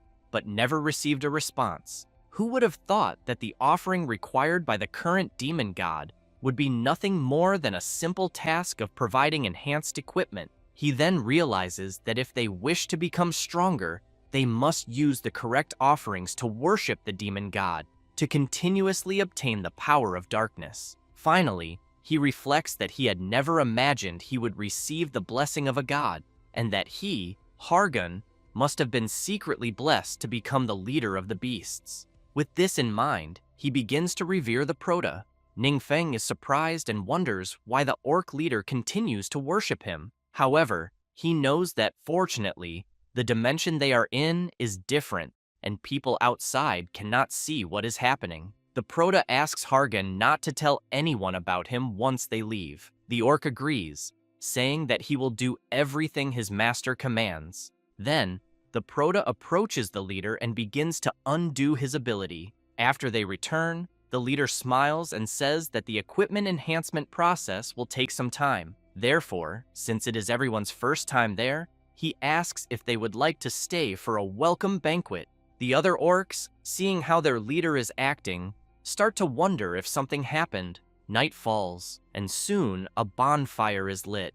The cleric is quite pleased, eagerly waiting for the food to be ready. Meanwhile, the old man, Lao Fang, is excited, drinking alongside another orc. However, he soon reflects that he never imagined humans could coexist peacefully with monsters. Meanwhile, The Proto observes Shixiang and notices that his expressions are always exactly the same. The orc leader thinks that, at first, he wondered how such weaklings were qualified to stand beside such a powerful figure, but he eventually understood that the gods must have a much deeper plan. Because of this, he decided that he must become the Proto's most loyal servant, no matter the cost. Later, the blacksmith informs them that the first batch of enhanced equipment is ready. The system immediately asks whether those who wish to wield the weapons want to perform the soul-binding process, as once bound, the item will become exclusive to the user and cannot be altered. Wang Yue picks up the bow, feeling impressed, and comments that the enhanced equipment stats are 10 times higher than before. She adds that such a level of improvement is something most people cannot achieve in a lifetime of cultivation. At that moment, the orc leader senses a sinister aura of dark power and suddenly shouts, saying that he can feel the power he has always longed for. However, the energy begins to surround Ningfeng, and he soon hears a voice asking who awakened him. The Proto becomes serious and wonders why someone is speaking inside his mind. The voice continues echoing in his head, and this time commands him to submit. However, Ningfeng tells the voice to shut up and channels his power within his mind, wondering who the hell is screaming inside his head. A strange creature takes form, and inside the Proto's shadowy dimension, it begins to question what happened and where it is. The Proto appears in the dimension, and the furious creature demands to know who he is.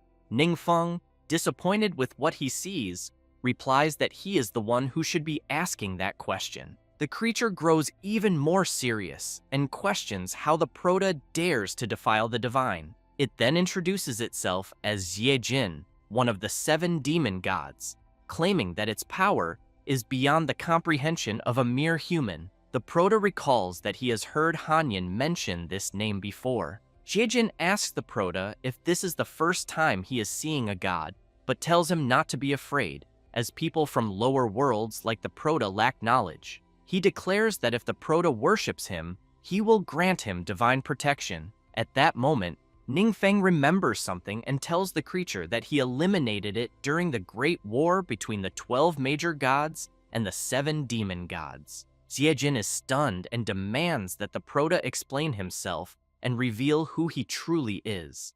Ningfeng, feeling awkward, comments that the creature is too noisy and wonders how to silence it. Just then, a system screen begins to appear. The Proto sees this and tries to understand what is happening. Jiejin, furious, demands that the Proto look at him and answer his questions.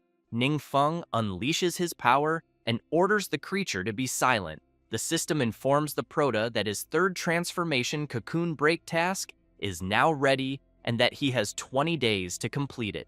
If he fails, the penalty will be the erasure of the host. Ningfeng is intrigued by this information. Meanwhile, in the realm of the gods, at Mingyao Stella, a guard arrives calling for his lord. Irritated, the lord says that he had ordered not to be disturbed. However, the guard informs him that the matter is important. He reports that the dwellings of Lost Souls Moro and Eternal Morningstar, 2 gods, have come to visit him, and that they have apparently found a way to achieve fusion of division. After entering, the god of Lost Souls' dwelling questions Sheng Ling about why he looks so unwell. Meanwhile, the goddess of Eternal Morningstar's dwelling remains silent. Sheng says that everything is fine, that a few issues have simply arisen that need to be resolved. He then asks if they have discovered anything in their research. The goddess raises her hand and begins to release a power. Sheng shouts upon realizing that he is witnessing the aura of a demon god. She explains that such power comes from the division of one of the 7 demon gods, and that, although her divinity fusion is less than 10%, she feels that her understanding of the laws of the universe has improved, and that she can now even use some dark power. Requiem of Souls makes it clear that, through his observations, this fusion is currently stable enough, but it will take a long time to fully absorb another divinity. Still, he knows that this at least proves that the direction they are following is correct. The god of the essence of the Holy Spirit is surprised and concludes that the omnipotent mage must have realized the same thing. He assumes that the mage probably took the divinity of the demon god Jin and used some unknown method to fuse it.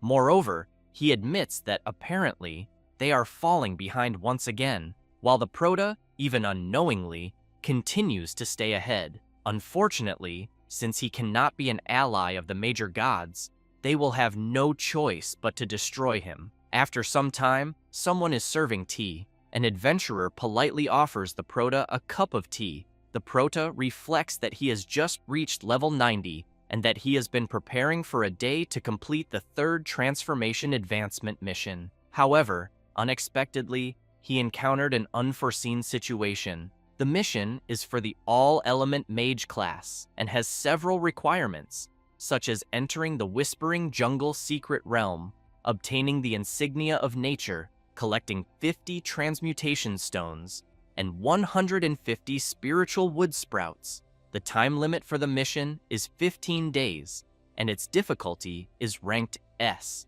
However, a few days ago, at the secret entrance to the Whispering Jungle Secret Realm, the portal began to behave strangely. The adventurers stationed there told the Prota that they understood his concerns, but unfortunately, something was wrong with the secret realm. Just a few days ago, the secret realm's entrance suddenly disappeared. Shocked, Ningfeng was determined to find out what was happening. Hanyan informs the Prota that this seems to be a precursor to the demonic tide. He explains that after accumulating enough energy, some secret realms may enter a brief dormant state to strengthen themselves. Once this strengthening is complete, the secret realm's entrance will reappear, often several times larger, releasing a large number of monsters to invade. This phenomenon is called the demonic tide. He then emphasizes that, in general, the longer a secret realm remains dormant, the fiercer the monster invasion will be when it reappears.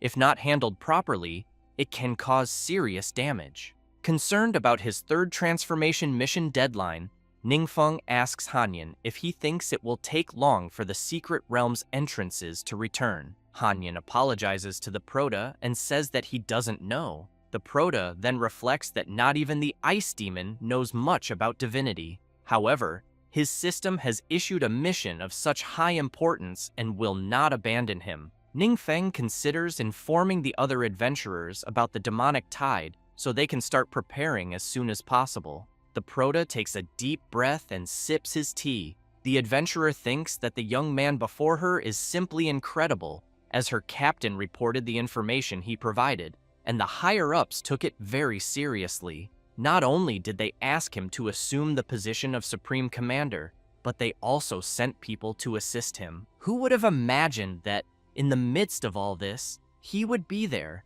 calmly drinking tea? Moreover, the three leaders of the great guilds actually volunteered to go out and take measures for various counteractions. The adventurer informs Lady Linghua that if they wish to evacuate everyone, it will take a lot of time and require significant manpower. However, she replies that they will have to do it regardless because, as the Prota specifically instructed, if not handled properly, this could cause severe damage. The adventurer is surprised and says he will arrange everything immediately. At that moment, a loud noise draws the leader's attention. A massive portal appears in the sky, and countless monsters begin emerging from it. Meanwhile, inside the Whispering Jungle Secret Realm, a creature asks its priest if he is certain that opening the portal before the scheduled time is the right decision. The priest questions why his minion is worried, as he had already said that he can feel the call of Lord Jin. He then shouts, declaring that Lord Ji is not far from them, and that, to earn his favor, they must offer sacrifices immediately. Meanwhile, in the human world, the adventurers are in a state of panic, shouting for an emergency evacuation and instructing everyone to head to the shelter. The creatures continue pouring out of the portal in increasing numbers. Some of those that can fly begin to laugh, saying that the sacrifices are terrified and trying to escape. Others suggest making a bet to see who can eliminate more sacrifices before launching themselves at their victims. However, a freezing explosion suddenly erupts, striking several invaders. Some monsters are startled and begin questioning what the hell just happened. The Proto arrives and states that the creatures invading the human world aren't all that powerful. Hanyan explains that, in reality, the demonic tide isn't necessarily a bad thing, as if they manage to defend successfully, they can gain experience and abundant rewards. As the entire Proto's group prepares for battle, he feels excited at the thought of earning a massive amount of experience and rewards. One of the adventurers assisting in the patrol observes the Proto's group and thinks he knows they all come from the 7 great guilds. Although they are considered the frontline fighters among human adventurers, against such monsters, they are still like weak lambs. He knows they risk their lives facing powerful enemies, but seeing his comrades fall one by one, he wonders if this cruel war will be their endless fate, until he is surprised to see them all resolute and ready to fight whenever they can. Zheng Yanchuan, advancing without hesitation, shouts that he hasn't had such a good fight in a long time and feels like a completely different person. Ning Feng is pleased to learn that the first batch of high-grade potions and reinforced equipment has limited production,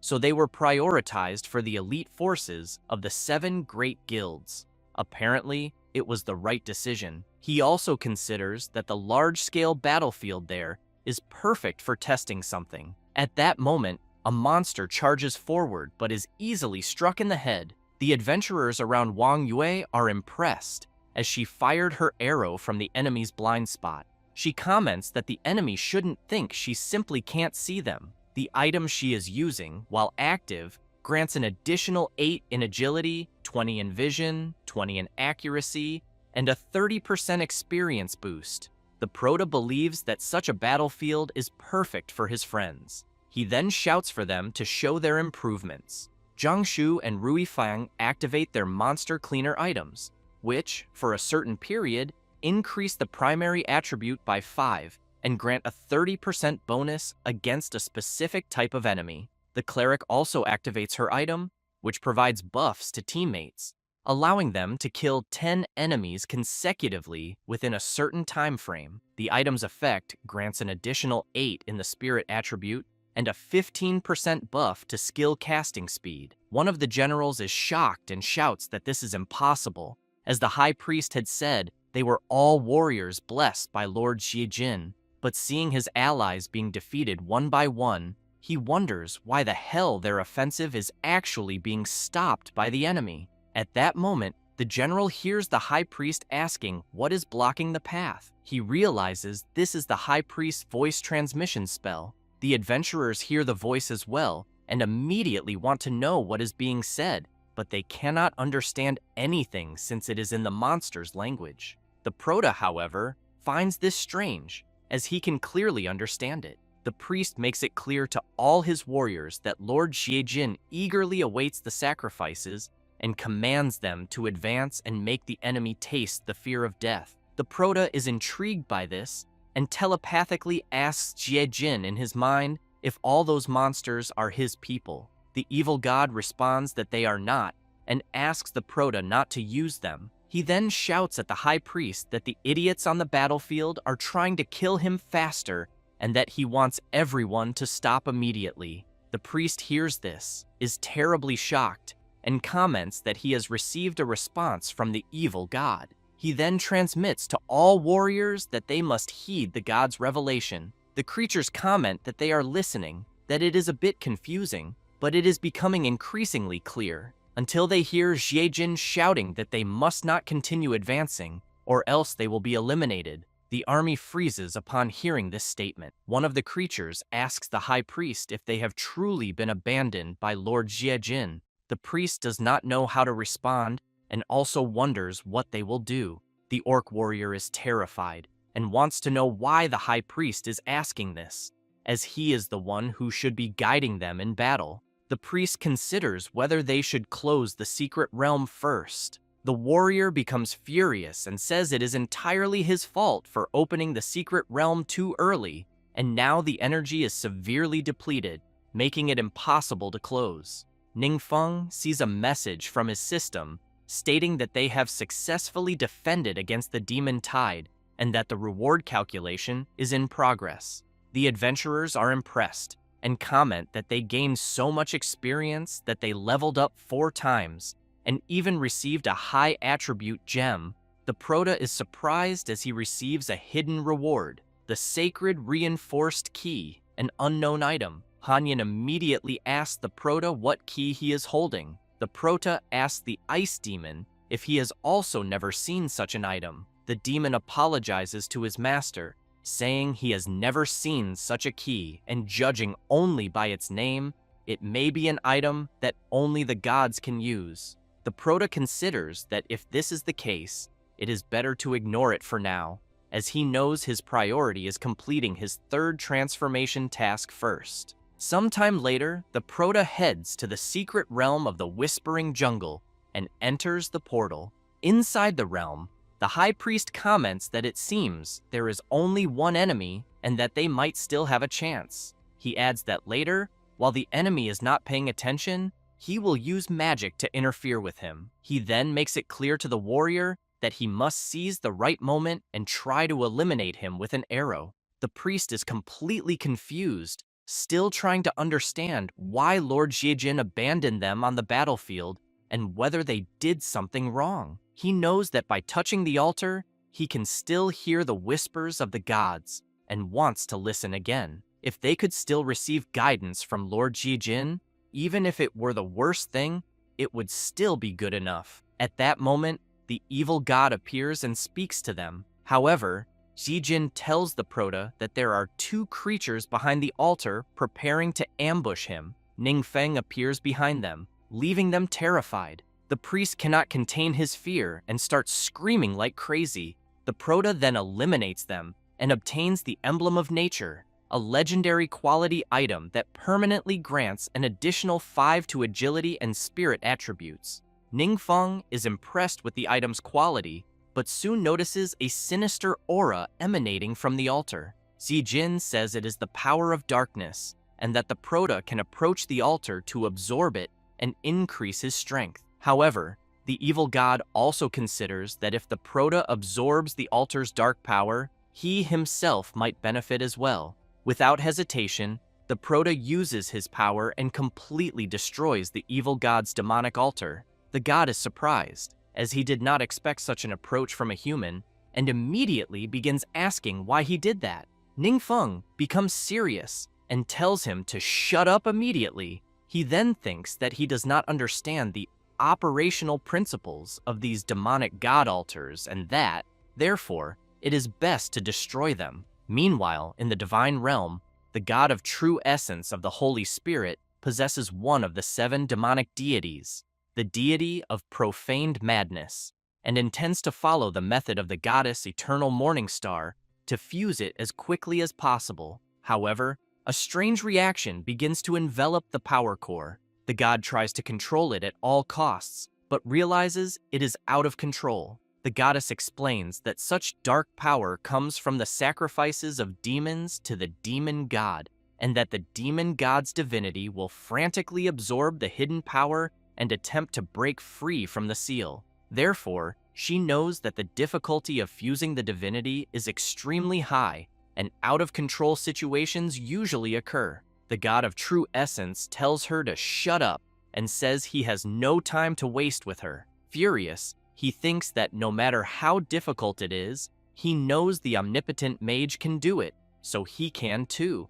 Meanwhile, at the Class Change Center, the system informs the Prota that his Rank S task has been completed 100% and that his understanding of the universe has significantly improved. The Prota is confused and wonders if something should be happening since he doesn't feel anything. However, another system message arrives, informing him that he can now temporarily open a passage to other worlds through the secret realm of believers, and that opening and maintaining the entrance will consume the dark power generated by the sacrifices of the faithful. Ningfeng is intrigued to learn that he can open a gateway to other worlds. He then decides to go to the Orc realm. Using his power, he quickly creates a portal. Hargun, watching his master, thinks that he is truly worthy of being an evil god.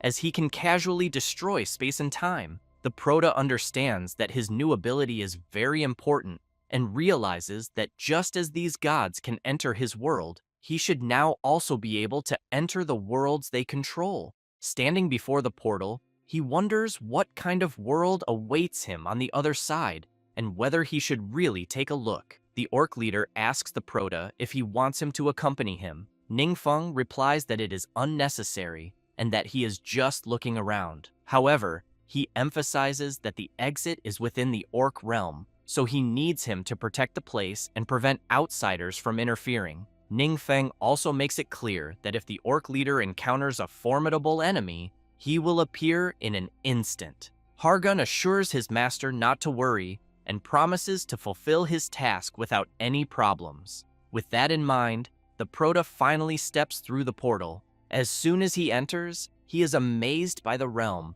and thinks that the scenery is completely different from Blue Star. However, before anything else, he snaps his fingers and decides to use an item first, the Enchanting Illusion skill book, which makes it impossible for normal eyes to distinguish reality from illusion, allowing him to manipulate them at will. After learning the skill, the Proto recalls that this was another reward obtained in the previous realm and that it will be very useful. As he walks, he decides to find a place with a wide view to determine where he should go. After reaching a peak, he spots a large city straight ahead. Upon entering the city, he begins walking and notices that the people he sees seem very old. Due to his ability, fortunately, they cannot recognize him, and apparently, he can also understand what they are saying. He then wonders if this is because his understanding of the universe has improved. Hanyan quickly asks his master to look ahead and points to a temple where there are followers of the goddess Eternal Morning Star. The Proto asks if this is the goddess who favors support classes. Hanyan confirms and praises his good memory. However, Ningfeng thinks that although he is curious about the temple, it is better not to go there to avoid alerting them. He then heads to a place where many people have gathered. One of them raises a staff, and Hanyan quickly asks his master what they are saying. The Proto comments that it seems those people came from a secret realm and obtained a very rare item. He also notes that the group appears to be very powerful, and that everyone around them shows envy. Hanyan, looking at the person holding the staff, tells his master that if he is not mistaken, the item is very similar to the one he used back then. Ningfeng is confused by what the ice demon said. He then explains that the artifact's style is quite unique, and that only another member of the divine lineage would create something like that. He then mentions the name of the Song of Death, Sasita. The Proto sees two creatures talking and decides to approach them. He then asks for permission and inquires about the origin of the item the mage is holding. One of the creatures laughs and says that the item is the most precious hidden reward of that secret realm, the Staff of the Evil God, also known as Sasita's Shame. The Proto asks if that is really the name. The creature confirms and states that she is the final boss of that realm. It adds that it has heard that Sasita was once a lackey of an evil god,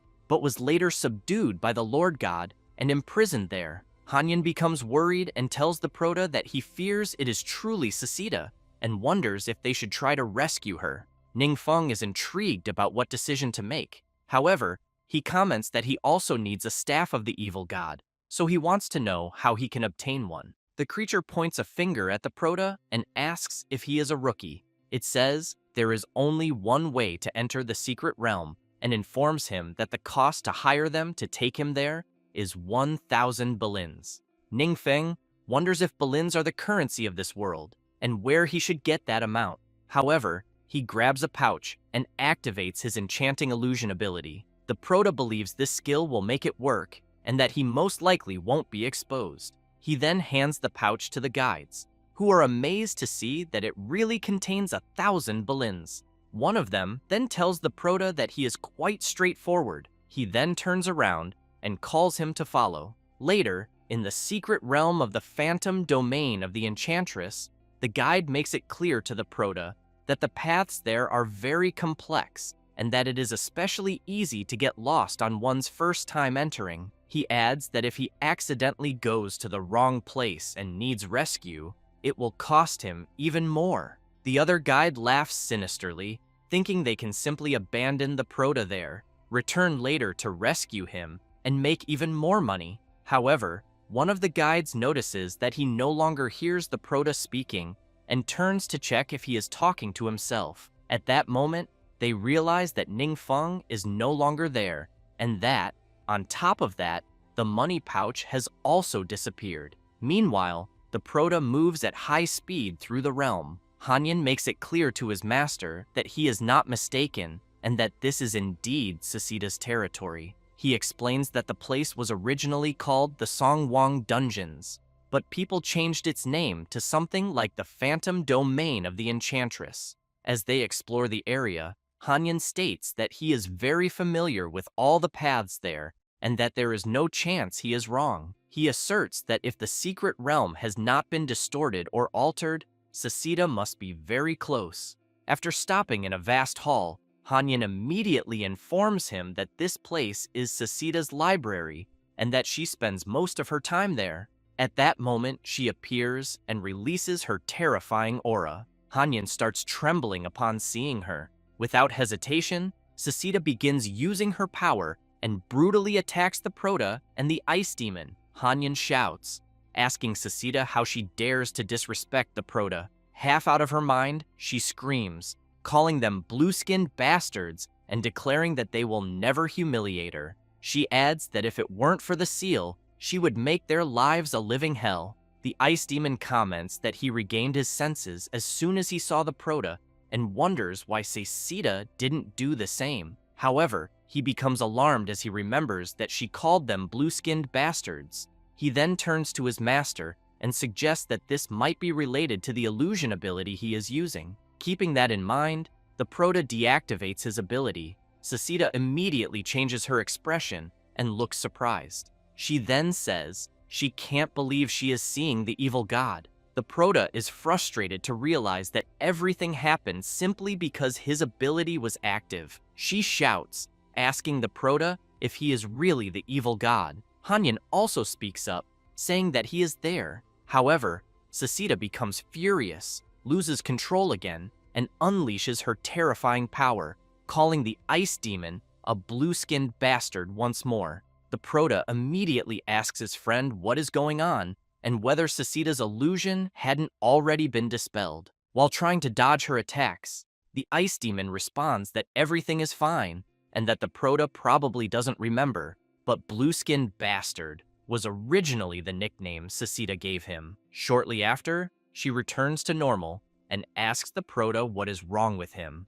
Hanyin comments that, for some unknown reason, his master seems to have lost his previous memories. Susida wonders if it could be because of those hypocritical gods. The Ice Demon tells Susida that she was still alive when he died and suggests that her information might help the Prota. She then kneels and declares that she wishes to return under his protection. However, she explains that she is sealed there by the goddess Eternal Morning Star and is unable to leave. She then screams that the goddess deliberately suppressed her power, turning her into a monster within the secret realm. She reveals that she has been killed repeatedly and reborn countless times, suffering endless physical and mental torment. She then begs the Prota to rescue her from such suffering. Ningfeng comments that her situation is different from Hanyin's, so he is unsure if the previous method will work again. The Ice Demon tells his master not to worry. As long as it is his decision, everyone there will accept it. Hanyin makes it very clear to Susida that the Prota must kill her first, and then use another method to try to save her. He then explains that this is how he was resurrected, but he is not sure if the same method will work on her. She says it is fine, and that she fully trusts the will of the Demon Lord. The Prota becomes serious, realizing that the place they are in is influenced by other gods, and it is not advisable to stay there too long. Knowing this, he draws his sword and thinks it is best to act quickly to get out of there as soon as possible. He then eliminates Susida, and a seal is activated, enveloping them. Meanwhile, in the city, guards begin teleporting, wanting to know what is happening. Near the temple, someone comments that the seal in the secret realm has been triggered and orders all guards to enter the temple to investigate. Someone inside the temple shouts that no matter who is behind this, they must be captured and brought to justice by the goddess. The activated seal begins to spread throughout the entire realm. Sucita becomes terrified, saying this is bad because the formation has been triggered. She then pleads with the Prota to flee quickly and not to worry about her. Ningfeng realizes that she did not drop any items after being eliminated, meaning that he probably failed to save her. Doesn't take long for several guards to start heading toward the Prota. One of the generals shouts that he is trapped by the goddess's seal. Sucita becomes even more worried and apologizes to her master for trapping him there. However, she is shocked to see her master releasing a terrifying power. Ningfeng comments that he still has one last method, but he is unsure if it will work. He adds that if it fails, it could cause the secret realm to disappear forever. She screams, begging him not to worry. However, the Prota ignores her and uses his corrosive wind ability, creating a violent storm infused with dark power, capable of corrupting all light. All creatures are engulfed by this power and are quickly obliterated in a matter of seconds. The mage who was holding Sucita's item drops it. It is a legendary quality item that can be upgraded, containing additional spells such as Soul Withering and Phantom Domain Harvest. Additionally, Sucita's soul absorbed the city's divine power and did not dissipate. Instead, it is now bound to the item, and whoever wields it will receive a bonus of 12 points in the spirit attribute, 12 in magical damage, and a 15% increase in spellcasting range. Without wasting time, the Prota grabs the item, calls out to Sucita, and tells her that it worked. Meanwhile, in the Orc Kingdom, Hargan stands on guard at the Prota's request. He soon notices a rift of a portal in front of him, and then Ningfeng passes through it. The Orc leader is pleased to see his master again. The Prota then says there's no need for him to stay there. He mentions he has decided to seal the passage and that Hargan can leave and take care of his own life. Ningfeng knows that maintaining the passage consumes a lot of energy and that the dark power obtained through sacrifices has nearly been depleted. The Prota comments to the Ice Demon that it's a shame items from higher level worlds can't enter lower level ones, because otherwise he could have brought some equipment from there. Hanyan laughs and says, unfortunately, artifacts can't bypass such rules. But on the other hand, everything went well since Sucita has finally returned. The Prota raises his staff, which he obtained in the upper realm, and the system immediately reveals its info. It is the Staff of Lord Requiem, legendary grade and upgradable. When equipped, it grants the user 1,500 points in spiritual attribute, 150% magic damage, 150% casting range, and 30% spell duration. It's a piece of gear that ignores durability. Normal attachments add death element properties, with a 20% chance of inflicting the weaken effect. While the death element is nearby, the user's mana regenerates slowly.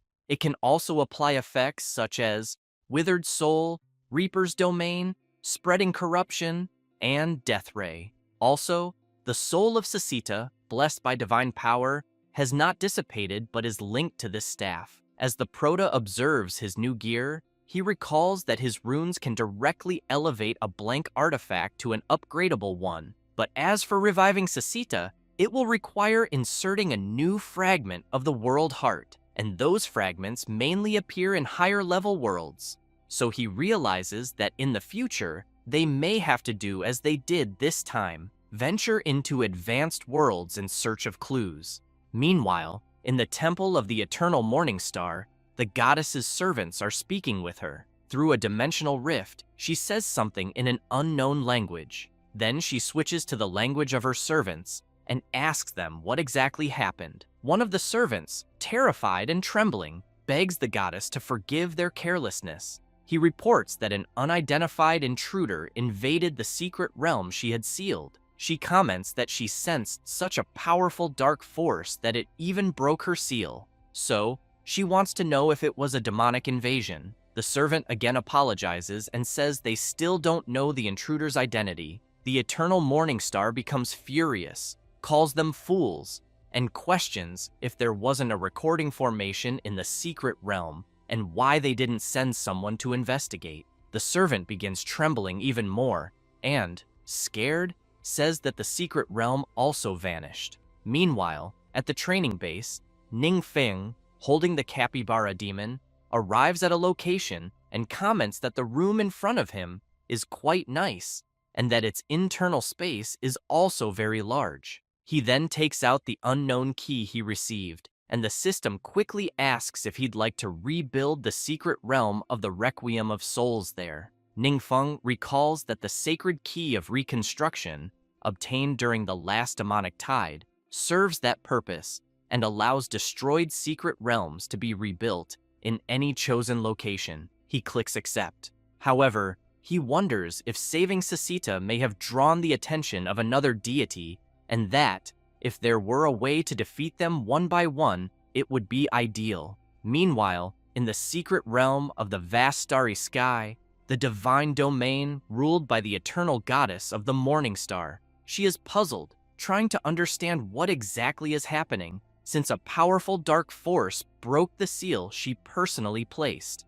She wonders if perhaps a demon god has been resurrected. The goddess recalls that it's been a very long time since she felt such intense unease. She knows the last time was during the battle against the omniscient god. Then she grows frightened, thinking about all the recent events. Even more shaken, she wonders if it could really be the person she's thinking of. After some time, she summons the Requiem God of Souls and shares her concern. The god asks if she's truly worried about the return of the omnipotent god. She says she's not sure. Requiem remarks that the omnipotent god has been gone for so long that no one knows if he's even alive. He notes that the eternal morning star goddess has a habit of biting her hand uncontrollably when extremely anxious, and it's clear that the war against the omnipotent god left her deeply shaken. He then adds that the omnipotent god is nothing more than an unlucky dog who barely escaped, hiding for ages.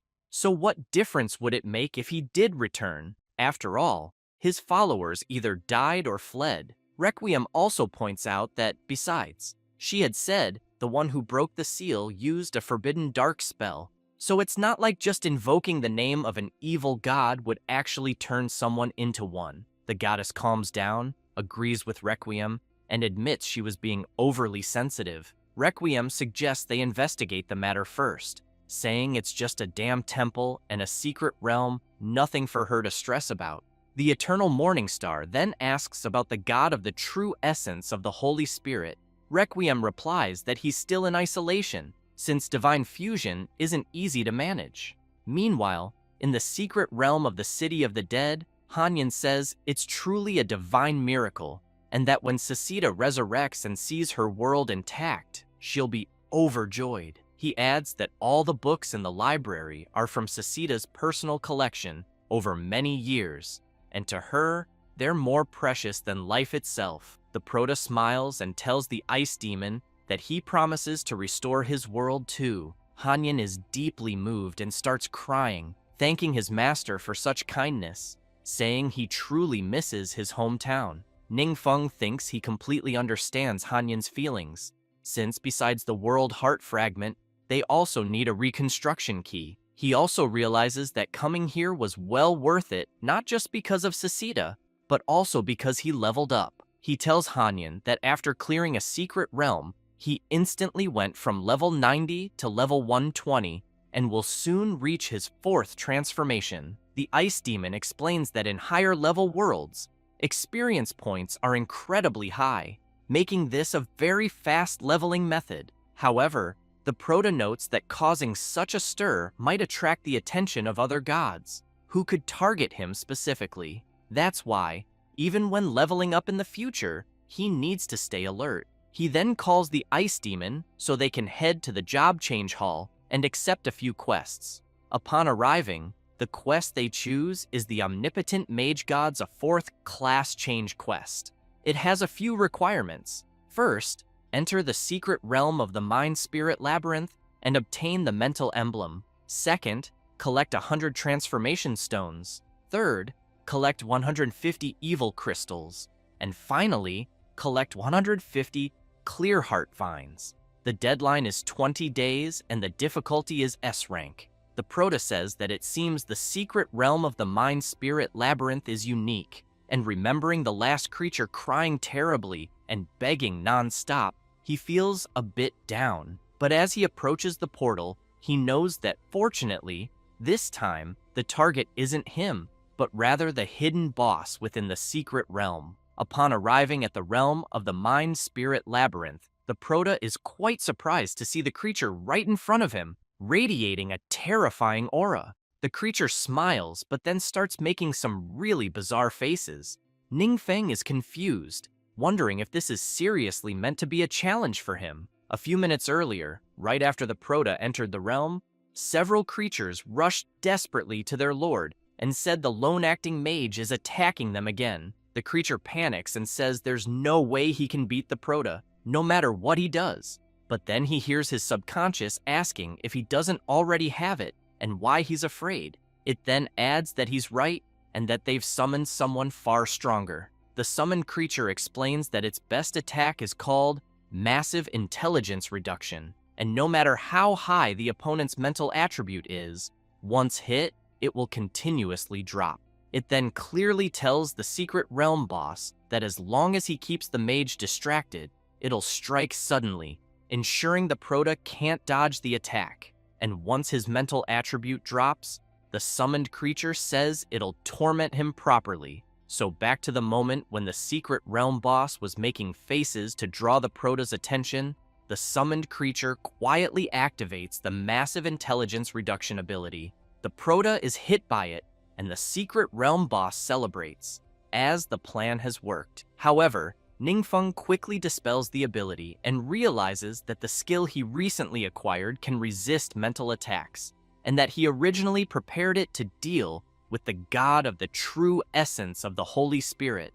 This ability not only blocks mental attacks, but also reflects them back with amplification. As a result, the summoned creature is brutally hit by its own skill and is soon affected by it, becoming dazed. The prota turns serious, and the secret realm boss grows very worried. He thinks that even when the hidden boss wasn't there, the prota used to intimidate him, but now that the hidden boss is present, he's still being intimidated. Then he starts crying, wondering if the hidden boss was brought in for nothing. Ningfeng doesn't waste time, and without mercy, eliminates the secret realm boss. With that, he obtains the mental emblem.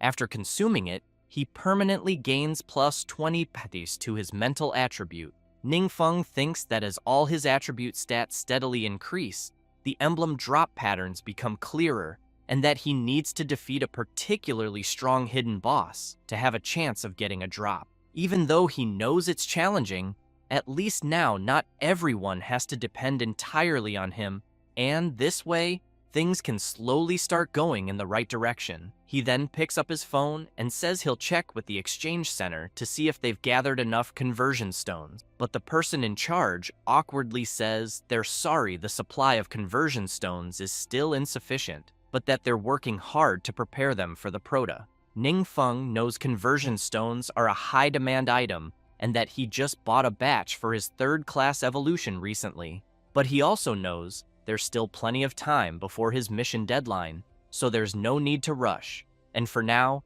he'll return to the training field immediately. When he arrives, he sees several adventurers gathered and instantly wants to know why the training field suddenly got so lively. The adventurers, upon noticing the prota's presence, cheer excitedly and shout that Boss Ningfeng is back. The prota recognizes them as the elite group from the battle against the demonic tide, so he quickly asks what's going on. Lu Ping says the authorities just decided to extend the training camp's duration, and with all the recent changes, everything is now new knowledge, and that instead of wasting resources, it's better to focus and properly train a group of people. The adventurers approach the prota and comment that now they'll have the chance to see him more often, so they want him to guide them properly. The prota laughs and says the group around him is already the strongest in the country. One of the adventurers questions what he's talking about, since they all know that only he is the strongest in the country.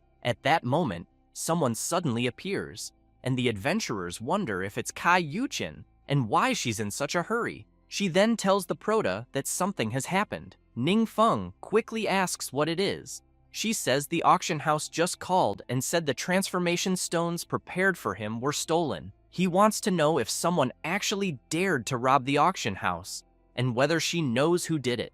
A few moments earlier, at the Yuancheng auction house, Mr. Cheng says they finally managed to gather 100 transformation stones and that they should be delivered immediately to the training camp as quickly as possible and handed personally to Ning Feng. The guard responsible says okay and that he'll do it right away. The director closes the suitcase and a dark aura begins to emerge from it. From this aura, something grabs the director by the neck. The guard rushes to help him, but is restrained by another shadow and then attacked by several others that appear out of nowhere. Unable to defend himself, he is defeated and falls face first to the ground. The other shadow moves toward the auction house director and grabs him by the neck again. The director, now scared, asks what kind of creature it is. Just then, someone arrives and comments that he heard Yuan Cheng's auction house had been stockpiling transformation stones lately, and apparently, that's true. The director gets serious and, looking at the guy, says he's Zheng Jiasheng, the eldest son of Zhenggui Auction House. The director knows that Zheng Jiasheng and Kai Yuchen were classmates in high school and participated in the same year's supernova. However, he was later disqualified from the college entrance exams for injuring someone intentionally and supposedly moved abroad in anger and never returned until now. At that moment, the boy's shadow tightens its grip on the director's neck, but he begs the shadow not to kill him yet, saying he still has questions to ask. He then demands to know why Yuan Cheng's auction house is collecting transformation stones and what they plan to do with them. The director shouts for the boy not to do anything reckless and then says they're for a very important client. Zheng Jiasheng finds that interesting and places his hand on the suitcase containing the stones, saying that's very convenient because Zhenggui's auction house would also love to have a client like that. Zheng makes it clear to the director that he's taking the stones and that, if that important client shows up, the director should tell him to find him at Zhenggui's auction house. He says that and disappears. The shadow creature releases the director, who falls to his knees, coughing hard while trying to scream and beg the boy to stop.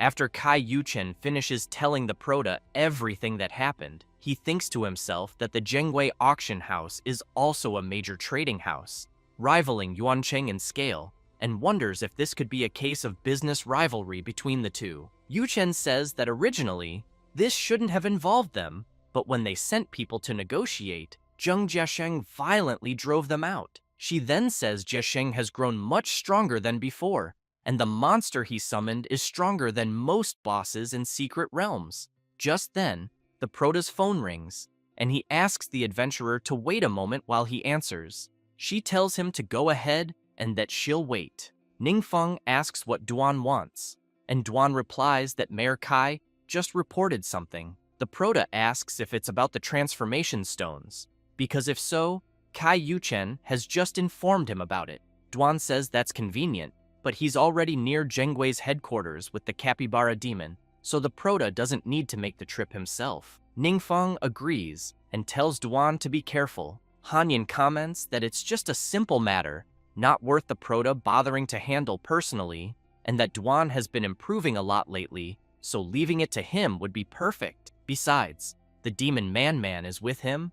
Meanwhile, in the Zhenggui auction house reception room, Jiasheng's uncle is worried and immediately asks his nephew if he's sure it was the right move to take something from Yuan Cheng's auction house. Jiasheng laughs and tells his uncle not to worry. Yuan Cheng's auction house is always trying to dominate the market, so he just gave them a little lesson along the way. His uncle, deeply concerned, thinks to himself that Jiasheng has been spoiled and stubborn since childhood, always causing trouble by relying too much on his own power. He never expected that as soon as Jiasheng returned from abroad, he'd already be stirring up chaos. He then tells his nephew that he's only worried because the 7 major guilds have recently started working with Yuan Cheng's auction house. Jisheng laughs and says the 7 major guilds are just a bunch of clowns. Then he asks his uncle if he knows there are deities in their world. His uncle replies that he's heard a bit about it, and that it seems this was only discovered recently. Jisheng says he wants to formally introduce his master, a devout follower blessed by the deities. The uncle looks at the person sitting and drinking in a strange manner and wonders if that's the one Jisheng brought from abroad. Jiasheng says his master comes from a higher-level world that caught the attention of the gods, and the deity he worships cannot be referred to by name, only revered as Requiem of Souls. The boy also says his master's current journey around the world is to spread the faith and recruit more believers for the deity, and that any nations willing to worship the Great Lord will receive protection from his master. However, he warns that those who refuse to worship the Great Lord will be erased from existence by his master. Jisheng's uncle says that even if his master comes from a higher-level world, his tone is still very arrogant. Jisheng explains that his uncle hasn't witnessed his master's power firsthand, so it's natural he doesn't fully understand. At that moment, the company phone rings, and Jiasheng hits the speaker button so everyone can hear. He quickly asks what's going on. The receptionist reports that a visitor is there, saying he came to collect the transformation stones. Jisheng tells them to make the person wait. He hangs up and asks where they left off. His uncle, startled, says they were talking about his master's power. Jiasheng laughs and says, simply put, if the highest level an adventurer in their world can reach is level 310th class change, then his master's level is at least over 1,000, and that kind of gap can't be bridged by mere numbers. Then he lets out a sinister laugh and declares that soon his master will summon the Great Lord to descend and grant protection to this world, and that he'll become the first believer in the world to receive the deity's grace. His uncle takes a deep breath and says that in that case, there's nothing to worry about, since even the 7 major guilds, in the eyes of that so-called Great Lord, are probably nothing more than insects. At that moment, someone bursts in, slamming the door open. Jiasheng immediately demands to know who just did that. It's Duan, and he makes it clear that he's there to collect the transformation stones. Jiasheng laughs and says that apparently people have become quite arrogant since he went abroad. He then stands up and, while releasing his aura, asks Duan if he didn't hear that he was told to wait outside. However, he's suddenly surprised by something, and before he can react, he's grabbed tightly by the neck and lifted off the ground. Duan doesn't waste words and immediately questions the boy again, demanding to know where the transformation stones are. Jiasheng starts sweating cold and thinks that what's happening is impossible, since he's been trained by his master, and his gear and skills are top tier. He then wonders how he couldn't even see his opponent's movements. At that moment, Duan notices something as he turns to the side and sees Jiasheng's master unleashing his terrifying power. Then, Jiasheng's master laughs and tells Duan he made good moves, asking if by any chance he's a follower of the god of the true Holy Spirit. Duan replies seriously that he's not. Jiasheng's master remarks that by saying he's not, that proves he actually knows that god, and it seems Duan has encountered some miracle that increased his power. However, he adds that he didn't like Duan's answer, as the tone lacked respect for a divine being, calling it arrogant blasphemy. Jiasheng becomes very worried and fears what his master might do. His master then starts releasing his terrifying aura and makes it clear that, even though they have different beliefs, he will teach a lesson in the name of the gods, and that his shadow guard will make Duan understand there's always someone stronger. But then he hears a sound and quickly turns, wanting to know what's happening. He sees the demon Man approaching. Terrified, he wonders how such a creature got close without being noticed, and where his shadow guard is. Looking around, he realizes all his shadow guards have vanished. Jiasheng panics and says his master's shadow guards were all transformed from high-tier demonic beasts, extremely powerful, and wants to know what kind of monstrous creature could devour them so easily. Dwan comments that apparently the demon Man really likes the taste. Then he tells Jiasheng's master that if he has more, he can summon a few more. The master is terrified and starts questioning what kind of terrifying place he ended up in. He begins to release his power and thinks he's in danger and needs to find a chance to escape as fast as possible. But then the demon Man touches his hand and dissipates his magical power. The master is horrified, unable to believe what's happening. At that moment, Man jumps and lands a tremendous punch on Jiasheng's master's face, even breaking his teeth from the impact. He then falls to his knees and starts begging for forgiveness, saying he's just a small adventurer who found a breach in the temple while exploring a secret realm and was brought there. Dwan recalls having heard something about this, as Hanyan had mentioned it before, and it's one of the few situations that allow people from upper worlds to enter the lower world directly. He then gets serious and says he heard the master wanted to summon a god. The master explains he only planned to use the heart of the world to maintain a ritual in hopes of attracting a god's attention, so that if he was acknowledged, he would become the god's agent in their world and receive even greater grace. Dwan gives him a sinister look and asks if he really has a fragment of the heart of the world, and if so, to hand it over immediately. Meanwhile, in the divine realm of the eternal star of tomorrow, the god of the true Holy Spirit has completed his task of fusing with the essence. The goddess congratulates him, as does the Requiem of Souls, who notes that this was expected from a 10% fusion with divinity. The god of the true Holy Spirit thinks to himself that after fusing with the divinity, the wounds inside his body have also greatly lessened, and the uncontrollable dark power has finally become somewhat tamed. Then, he looks forward, which confuses the other gods. He wants to know if something has happened that he should be aware of. The eternal star of tomorrow becomes nervous and mentions the omnipotent mage. Requiem of Souls asks the god of the true Holy Spirit if last time the god omnipotent mage rescued his former clan members.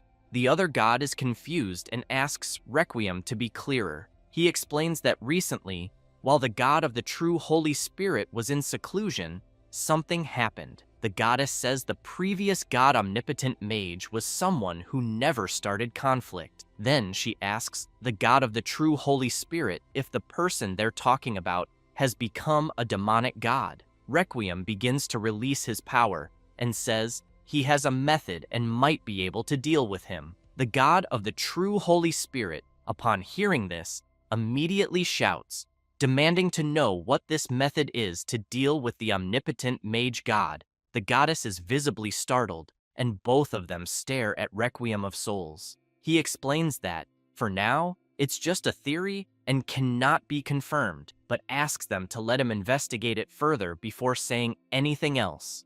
The god of the true Holy Spirit thinks Requiem of Souls is a sly figure and must be secretly up to something. Even though he claimed it was only a theory, he suspects Requiem is already looking into it.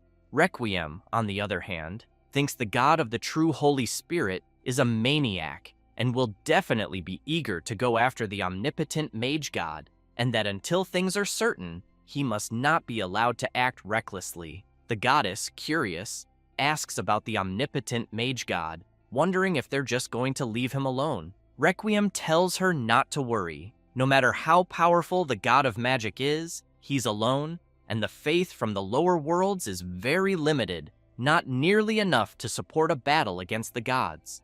And without the favor of other gods, that place called Blue Star will never become a higher world. He adds that this is also part of the universal laws, meant to prevent a god from monopolizing a world and expanding their power into an unbalanced state.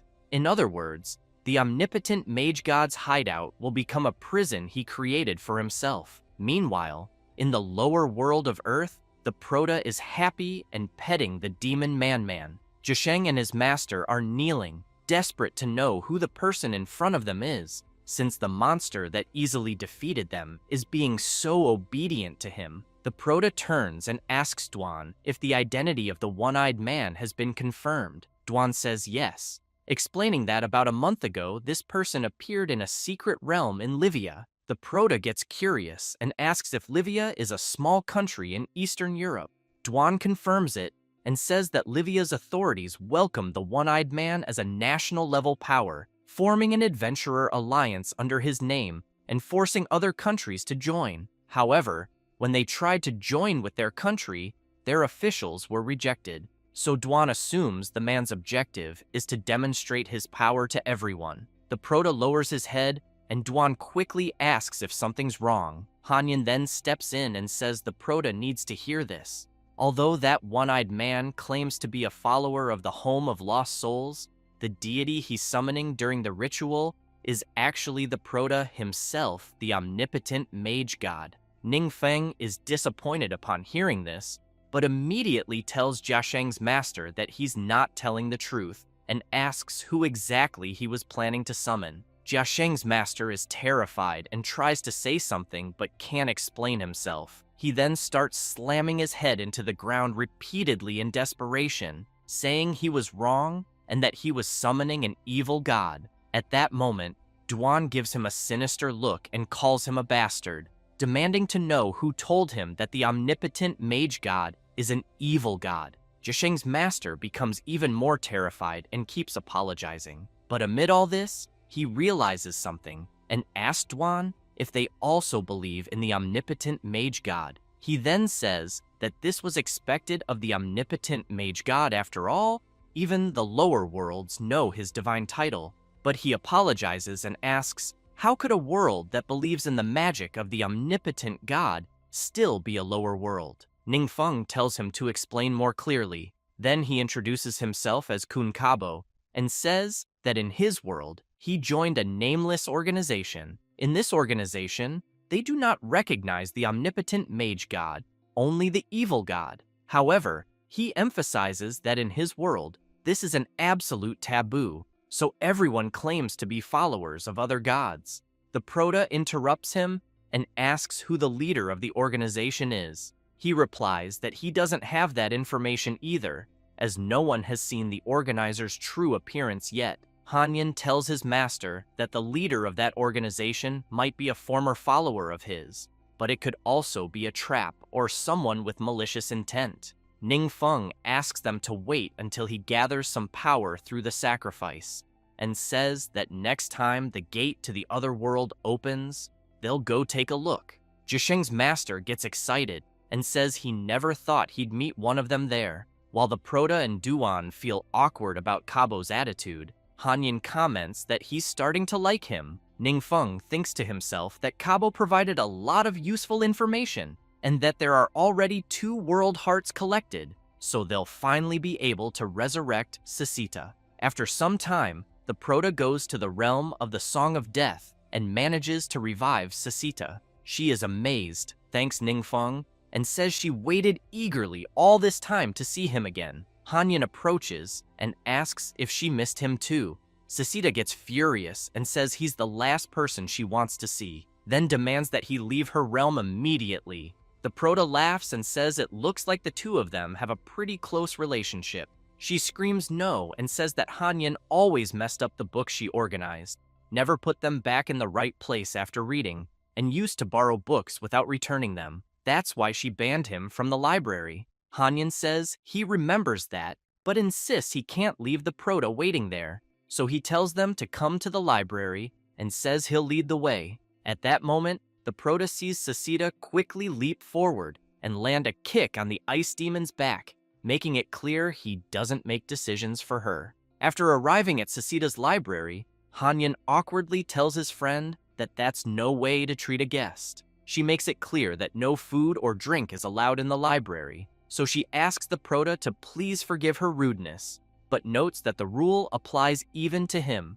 Ningfeng laughs and asks the ice demon to please stop provoking Sasita. Then she asks her master if he understands the current situation. He says yes, and as he tells the story, she listens in awe. However, she comments that relying only on the world they're in to fight against the other gods could be extremely difficult, and that without divine intervention, the adventurers of this world can't break their limits or become true support. She adds that, as the Proto saw, Cabo, the one-eyed man, suppressed an entire continent by himself with power, and that kind of gap between world levels can't be closed just with numbers. In higher-ranked worlds, whenever the Proto intervenes, he will always draw the attention of other gods.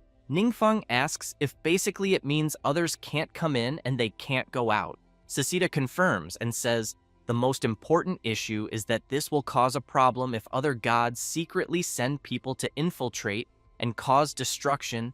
They might not detect them in time. The Proto thinks to himself that if other gods are willing to sacrifice their believers and send suicide squads, like when he rescued Sasita before, it caused many problems. Also, these gods treat their followers like pawns, so they really might do something like that. Hanyan tells his master that he once had a theory. He then says he noticed earlier that the exclusive achievements the Divine Lord can grant don't only belong to his own domains, but also involve other gods' domains. And to be precise, they involve two gods, the agility-type Shadow Commander and the support-type Sage. After hearing those two names, Sasita comments that they were already eliminated by the Lord God during the War of the Gods. The Proto is a bit puzzled by that, but Hanyan says that apparently it seems his master had considered that possibility too. Sasita gets nervous and wants to know what the two of them are talking about. Hanyan says he only realized this possibility recently, and that the divinity of the Shadow Commander and the divinity of the Sage's Prayer might also have merged with the Proto's divinity. He gets excited and says that if this theory is true, a few things can be explained. For example, how the Proto was directly hit by a curse and still fully recovered. Also, how his master can grant exclusive achievements from those two gods, but not from others. Then he says this could mean they don't have just one god on their side, but actually three. But he quickly remembers the demonic god Xie Jin and says no, that makes four gods. Ningfeng comments that, in other words, if they kill other gods, there might be a chance of fusing with their divinity too. Hanyan makes it clear to his master that this theory still needs to be verified, so the Proto gets serious and asks him to verify it immediately. Meanwhile, in the realm of the gods, the god of the true essence of the Holy Spirit, as well as Requiem of Souls and the goddess of the eternal star of tomorrow, all sense something strange. They immediately want to know what's going on, as they suddenly felt a terrifying threat. They begin to recall the time they confronted the omnipotent mage god. The god of the true essence of the Holy Spirit shouted that they weren't there to fight him and asked why he refused to listen. But the omnipotent god simply stayed silent.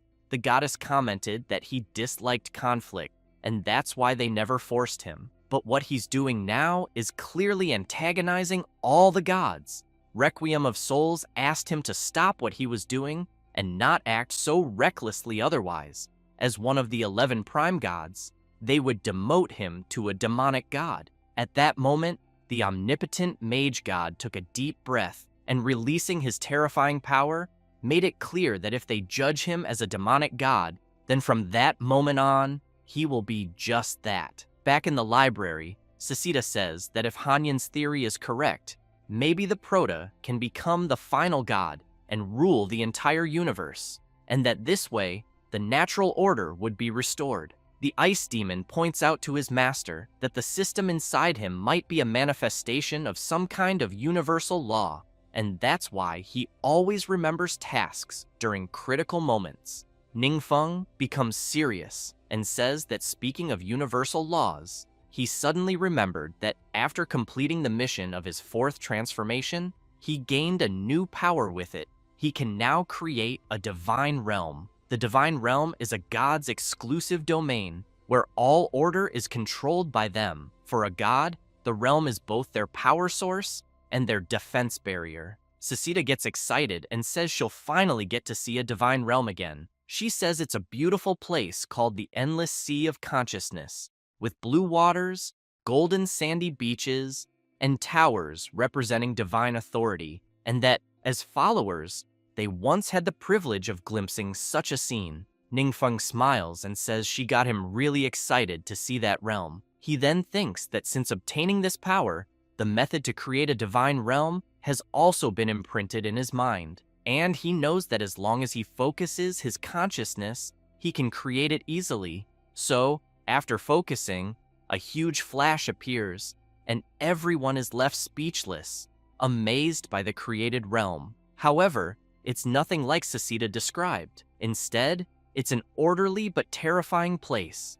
Ningfeng starts yelling, demanding to know what kind of realm he just created, because it doesn't look like a god's realm at all. Then he asks where the sea and the beach are, and wonders if maybe it's because his level isn't high enough, because the place he's seeing now, no dog would even live there. At that moment, the Prota hears someone say they think they can sense his divine realm. Ningfeng notices Ye Jin and asks him to look around. The demonic god comments that yes, this is indeed his former realm. He then says it's a pity the place had been completely abandoned and without divine power for so long, but he really wants to know how the Prota found it. Ningfeng says it's strange he was creating his divine realm, but ended up creating Jiejin's realm. As he walks, he thinks to himself that he doesn't know why he lost his memory, but for now, he needs to uncover everything little by little, and that it's best to look around first. Looking at the tower, he comments that the temple is quite ruined and seems to have been abandoned for a long time, and as he gets closer, there's a faint resonance. But he doesn't know if it's because of Jiejin or because he fused with part of Zijin's divinity. He adds that the surrounding mountains and clouds block his vision, so he can't see what lies ahead. But then he's surprised by something and quickly asks Hanyan and Sasita if they saw what he saw. The ice demon says it looks like there's something within the clouds. Without hesitation, Ningfeng jumps and heads into the clouds to see what it is. Sasita and Hanyan follow him, yelling for him to be careful, since the tower that represents his divine authority seems to be just ahead. She then asks why her master's tower is there. He tells them to look around first.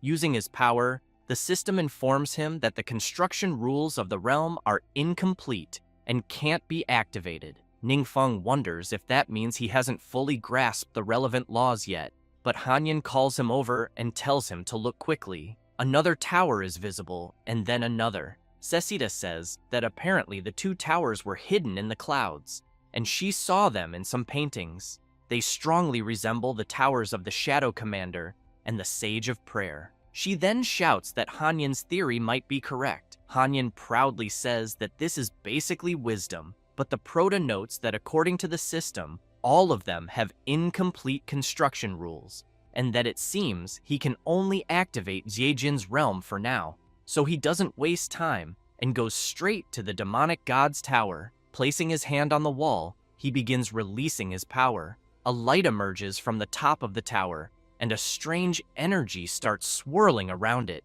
Finally, a massive explosion of light bursts at the top. The system informs him that he has acquired the authority to enhance the realm, and that he can use the power of darkness to strengthen it, and the death of any intruder will enhance his divine power. Ningfeng is shocked and wonders if the power he's feeling really belongs to a demonic god, because now he can increase his divine power through killing. No wonder secret realms often invade other worlds. He comments that this is the first time he's come into contact with a god's ability, so he needs to spend some time carefully studying it. Meanwhile, in the realm of lost souls controlled by the god Requiem of Souls, he reflects that the reappearance of the omnipotent mage god is unexpected. However, he knows that since he finally revealed himself, it's better than hiding in the shadows. He then observes the mage god's tower closely and thinks that since he managed to access and understand the rules that originally belonged to him, Requiem knows this has significantly boosted his power.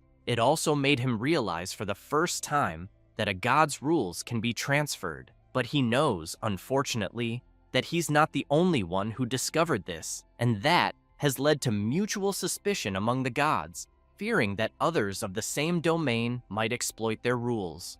The 10 prime gods are split into factions of various sizes, and it's probably difficult to unite them all against the omnipotent mage god right now. But he knows that luckily, he has mastered a new power source from divine fusion, and that the power of the evil god might be the key to breaking this stalemate.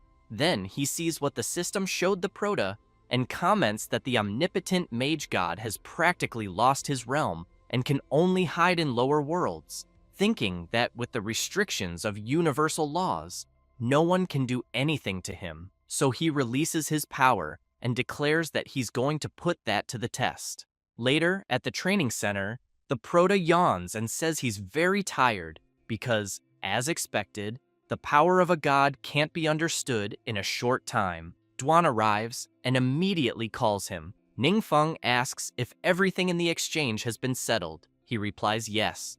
The Prota comments that Kabo is very arrogant and conceited, that he really seems to think of himself as a follower of the evil god. So he asks Duan to keep an eye on him, otherwise he will cause more problems. Duan agrees, but mentions that Kabo seems a bit different from what he had imagined. He then says he didn't expect even the fighter class to become a believer in the Lord God, and that if he hadn't seen it with his own eyes, he wouldn't have believed it. Duan, a little awkward, wants to know why Kabo suddenly became a different person. The one-eyed guy smiles and apologizes to Duan for his previous arrogance, and explains that when he arrived in this world, many malicious people tried to take advantage of him, so he had to make them feel admiration to avoid many problems. Duan recalls that he asked the Prota to investigate Kabo's situation, but apparently he really hasn't done anything outrageous since arriving in this world. However, still wary, Duan gets serious and asks Kabo if, the way he acts, he's not going to ruin the image of the omnipotent god of magic. Kabo gets embarrassed and asks Duan not to worry, saying everyone thinks he's a follower of the House of the Soul God, and that he will talk about it when the time is right, and that he was inspired by the Prota and abandoned darkness for light, turning over a new leaf, and that he absolutely won't cause any problems for his master. As soon as Duan hears that, he's stunned, thinking that this guy changes his personality way too easily. After telling all this to the Prota, he concludes that Kabo isn't as stupid as they thought, and in that case, they can observe him a bit more to see if he's really trustworthy. Then Ningfeng comments that, as for his true identity, there's still no need to reveal it. Duan informs the Prota that Kabo and Zhengwei specially prepared an apology banquet and hope the Prota will grace them with his presence, and that they also invited the Yuancheng trading house to join them. Ningfeng smiles and says, then they should check it out, and that it's a good opportunity to rest too. After arriving at the Zheng family mansion, the Yuancheng family meets them, and they begin to chat. People passing by are impressed and comment that something big is happening because they heard the two main auction houses will be meeting. At that moment, a limousine arrives.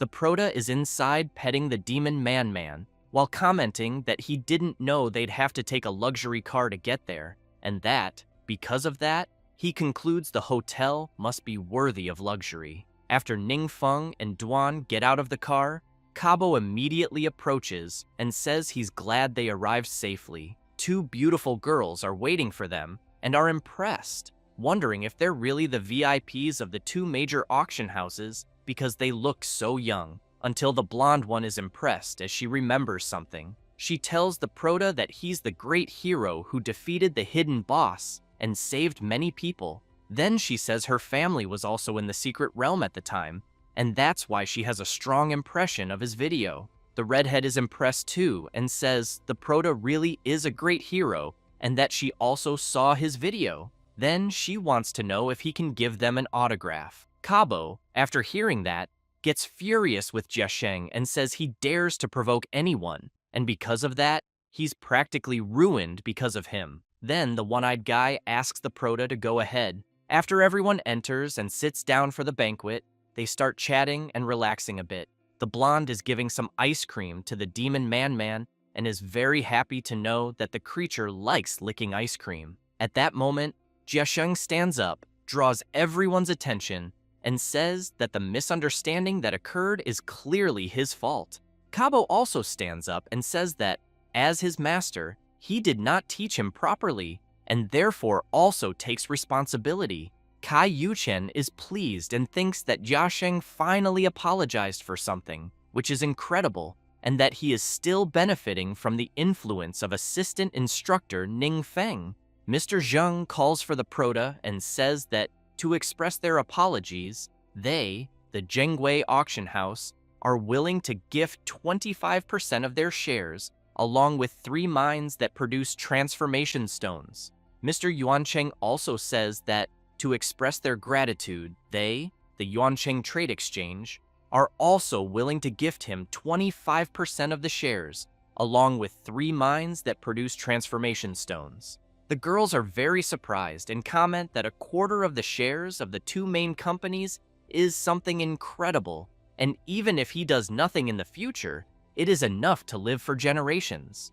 Mr. Yuancheng comments and makes it clear that they don't understand, and that ever since they approached the Prota, the company has never lacked high-quality products, and turnover has multiplied several times. He then emphasizes that 25% of the shares is nothing, because the most important thing is that the Prota is willing to work with them. Ningfeng thinks that the shares are a small matter because he knows the mines are the most important, and that he just completed the 4th transformation mission, and the transformation stones he will need after that will definitely increase. And now, with their own mines, they won't have to make temporary purchases constantly. Cabo calls the Prota and says that, moreover, there is another matter on which he would like to know his opinion. The one-eyed man, a bit worried, thinks that the day before, he asked the Zhenggui trading house to organize some information about Ningfeng, and then realized that he is absolutely extraordinary, and that Duan shows tremendous respect for him, and that maybe the Prota is indeed the omnipotent god of magic in that world. He also thinks that, on top of all this, there is the demon Man-Man, who is his pet. At that moment, Man-Man turns and starts staring at him, and Cabo gets scared because the demon noticed he was being stared at. However, the Prota approaches and wants to know what Cabo has to say. A bit awkward, he says that actually, in Livia, he asked neighboring countries to jointly resist the invasion of magical creatures, and that it's a shame there are so few powerful adventurers, so the fighting force is really lacking. The Prota thinks that Cabo established an organization similar to a mutual aid organization, which received support from several countries, and that these countries entrust the difficult secret realms to Cabo to resolve, and among them are secret realms with generous rewards, and that's how Cabo obtained the 2 World Heart fragments. He smiles and tells the Prota that, if possible, they hope to achieve cooperation with him to jointly maintain the security of the Blue Star. Ningfeng thinks that people say Cabo has a very high status in Eastern Europe, and that his reputation is continuously spreading abroad, so he considers that it would be good to gain more support by leveraging his influence. With that in mind, the Prota tells Cabo that it's okay and agrees. He is happy, thanks the Prota, and says that it is an honor to invite a powerhouse like him. However, Ningfeng thinks that if they expand the battlefield in the future, they will need more powerhouses to be stationed in the domestic market, and therefore, it's time to begin hellish training for the new batch of adventurers. Then, while the banquet continues, the Prota asks Cabo to tell in detail about his experience of being there. He replies that he was originally exploring a secret realm, but was accidentally swept into the temporal turbulence, and that they say temporal turbulence is very rare and only occurs once every 100 years, and that he doesn't know how he encountered it. He then says that, speaking of such a subject, he still feels a lingering fear that time and space are extremely unstable within the temporal turbulence, and that being able to come out alive and unharmed was truly a blessing from God. Later, somewhere in the realm of the Blue Star, some people are surprised and want to know what they are seeing, a kind of dimensional rift, or even a timeless vortex. Meanwhile, at the training center, the leaders of the major guilds and Professor Jieyan are all gathered. Ningfeng, inside the control room, thinks that the various guild presidents he met during the short period are decent people, and that, along with Professor Xi, they are the ones who can currently be developed. While going through the hellish training, President Yingzhen has in mind that it's a special training that caused the Prota's power to increase drastically, and that, because of that, he must take it seriously. Ningfeng becomes even more serious and increases his dark power over the leaders. While Lu Ping and Yan Xuan endure the pressure, Madame Linghua asks Yingzhen if they're just going to defend themselves so passively, since the hellish training they're undergoing is too diabolical, and that, if she didn't trust young Ningfeng, she would already think he's clearly an evil god. Yingzhen replies that there are quite a few of them, so he suggests they try to coordinate based on the battle team model and proposes using the guard formation. Thus, they all assume the formation and begin resisting the pressure. The Prota, seeing this, says they'll probably be disappointed because his friend Yue and the others tried that method and it was useless. However, he comments that after studying authority in the realm of God, he has more information when observing this kind of fighting style. And, looking at the guard formation, the Prota comments that, as expected of experienced adventurers, they coordinate more smoothly. Madame Linghua uses her Earth Shield skill, and Jie Yan activates her Suffering Purification skill, but soon both become confused as they feel something strange. Lu Ping and President Yingzhen are left open-mouthed, surprised by what they're seeing. The system informs that with the increased suppression, when the scholar and priest classes are present and form a guard formation, the defensive bonus effects increase by 20%. Ziyan immediately begins to question what's going on. Then, Yuening and Lu Ping receive an 8% evasion increase and a 15% armor boost for having two of the assassin class together. Hanyan asks them to trust the team-activated domain effects. Sasita, impressed, wants to know if something like that really exists.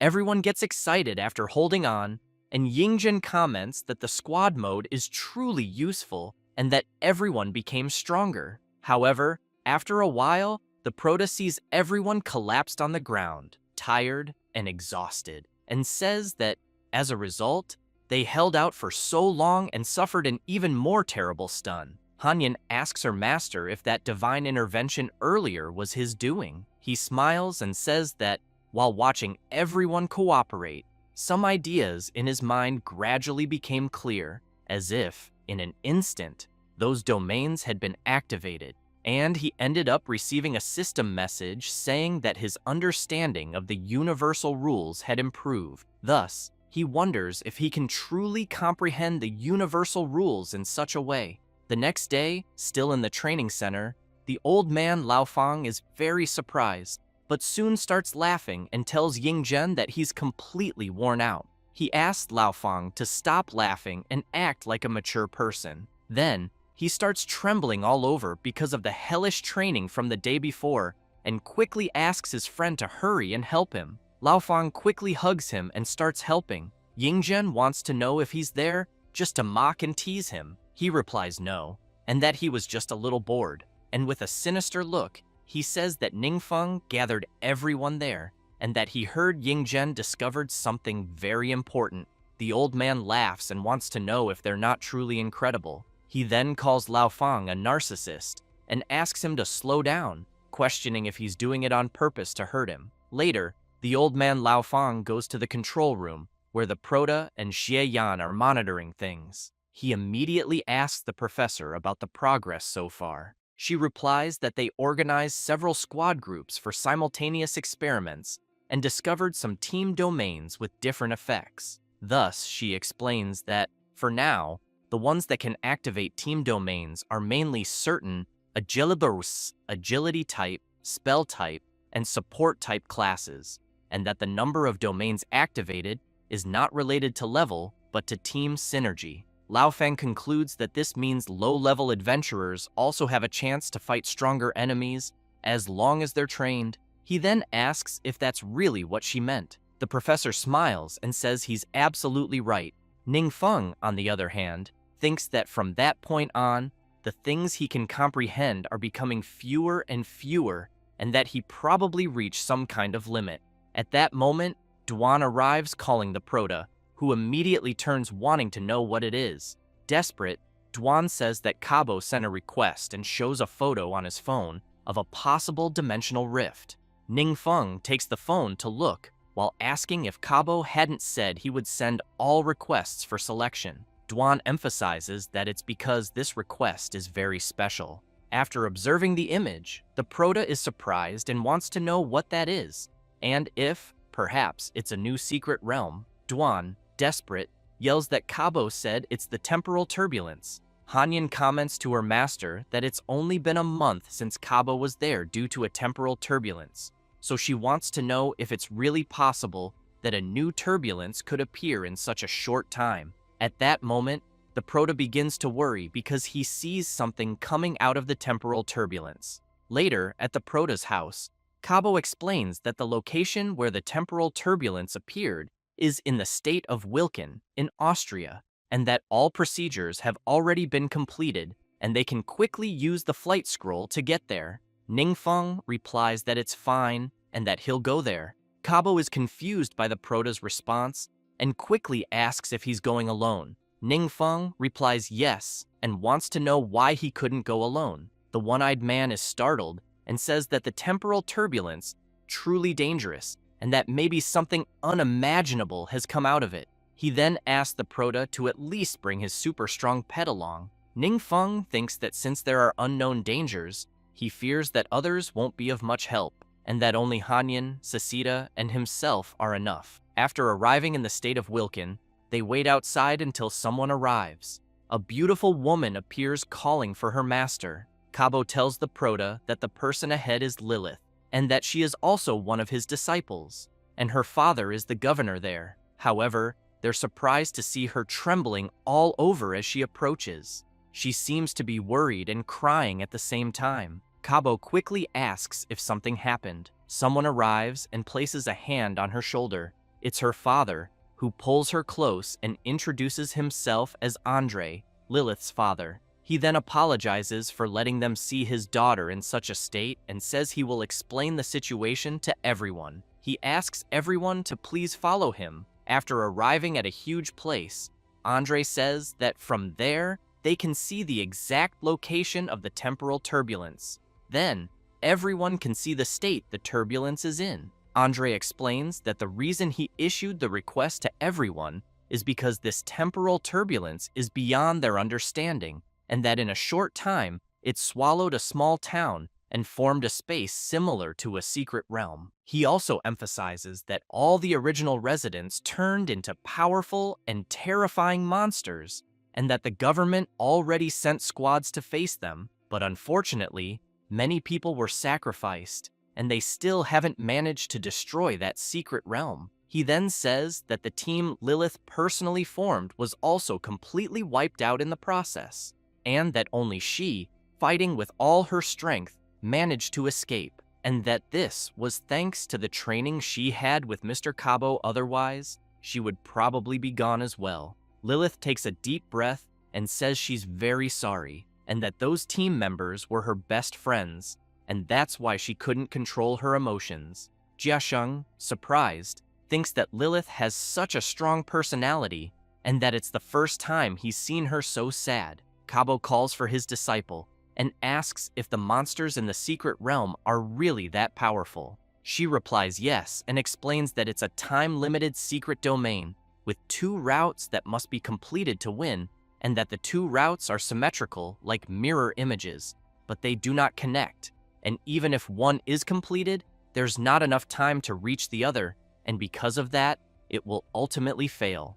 Kabo is intrigued and says that, in other words, the safest way is for 2 squads to take on the route simultaneously, each following one path. Lilith says yes, but points out that this would require a very high level of strength from the adventurers, and that they can't even gather a qualified squad right now, much less 2.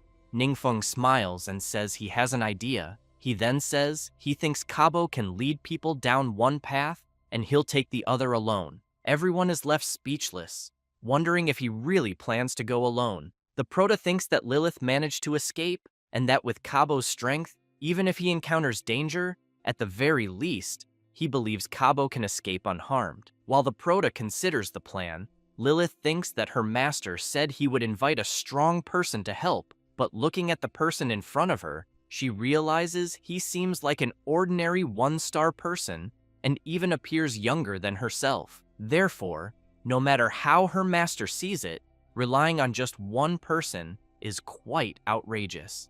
Cabo, worried about the prota's decision, quickly asks how he plans to do that. Ningfeng smiles and tells him not to worry, just to focus on completing his route. After deciding everything, they head straight to the secret realm of the temporal turbulence.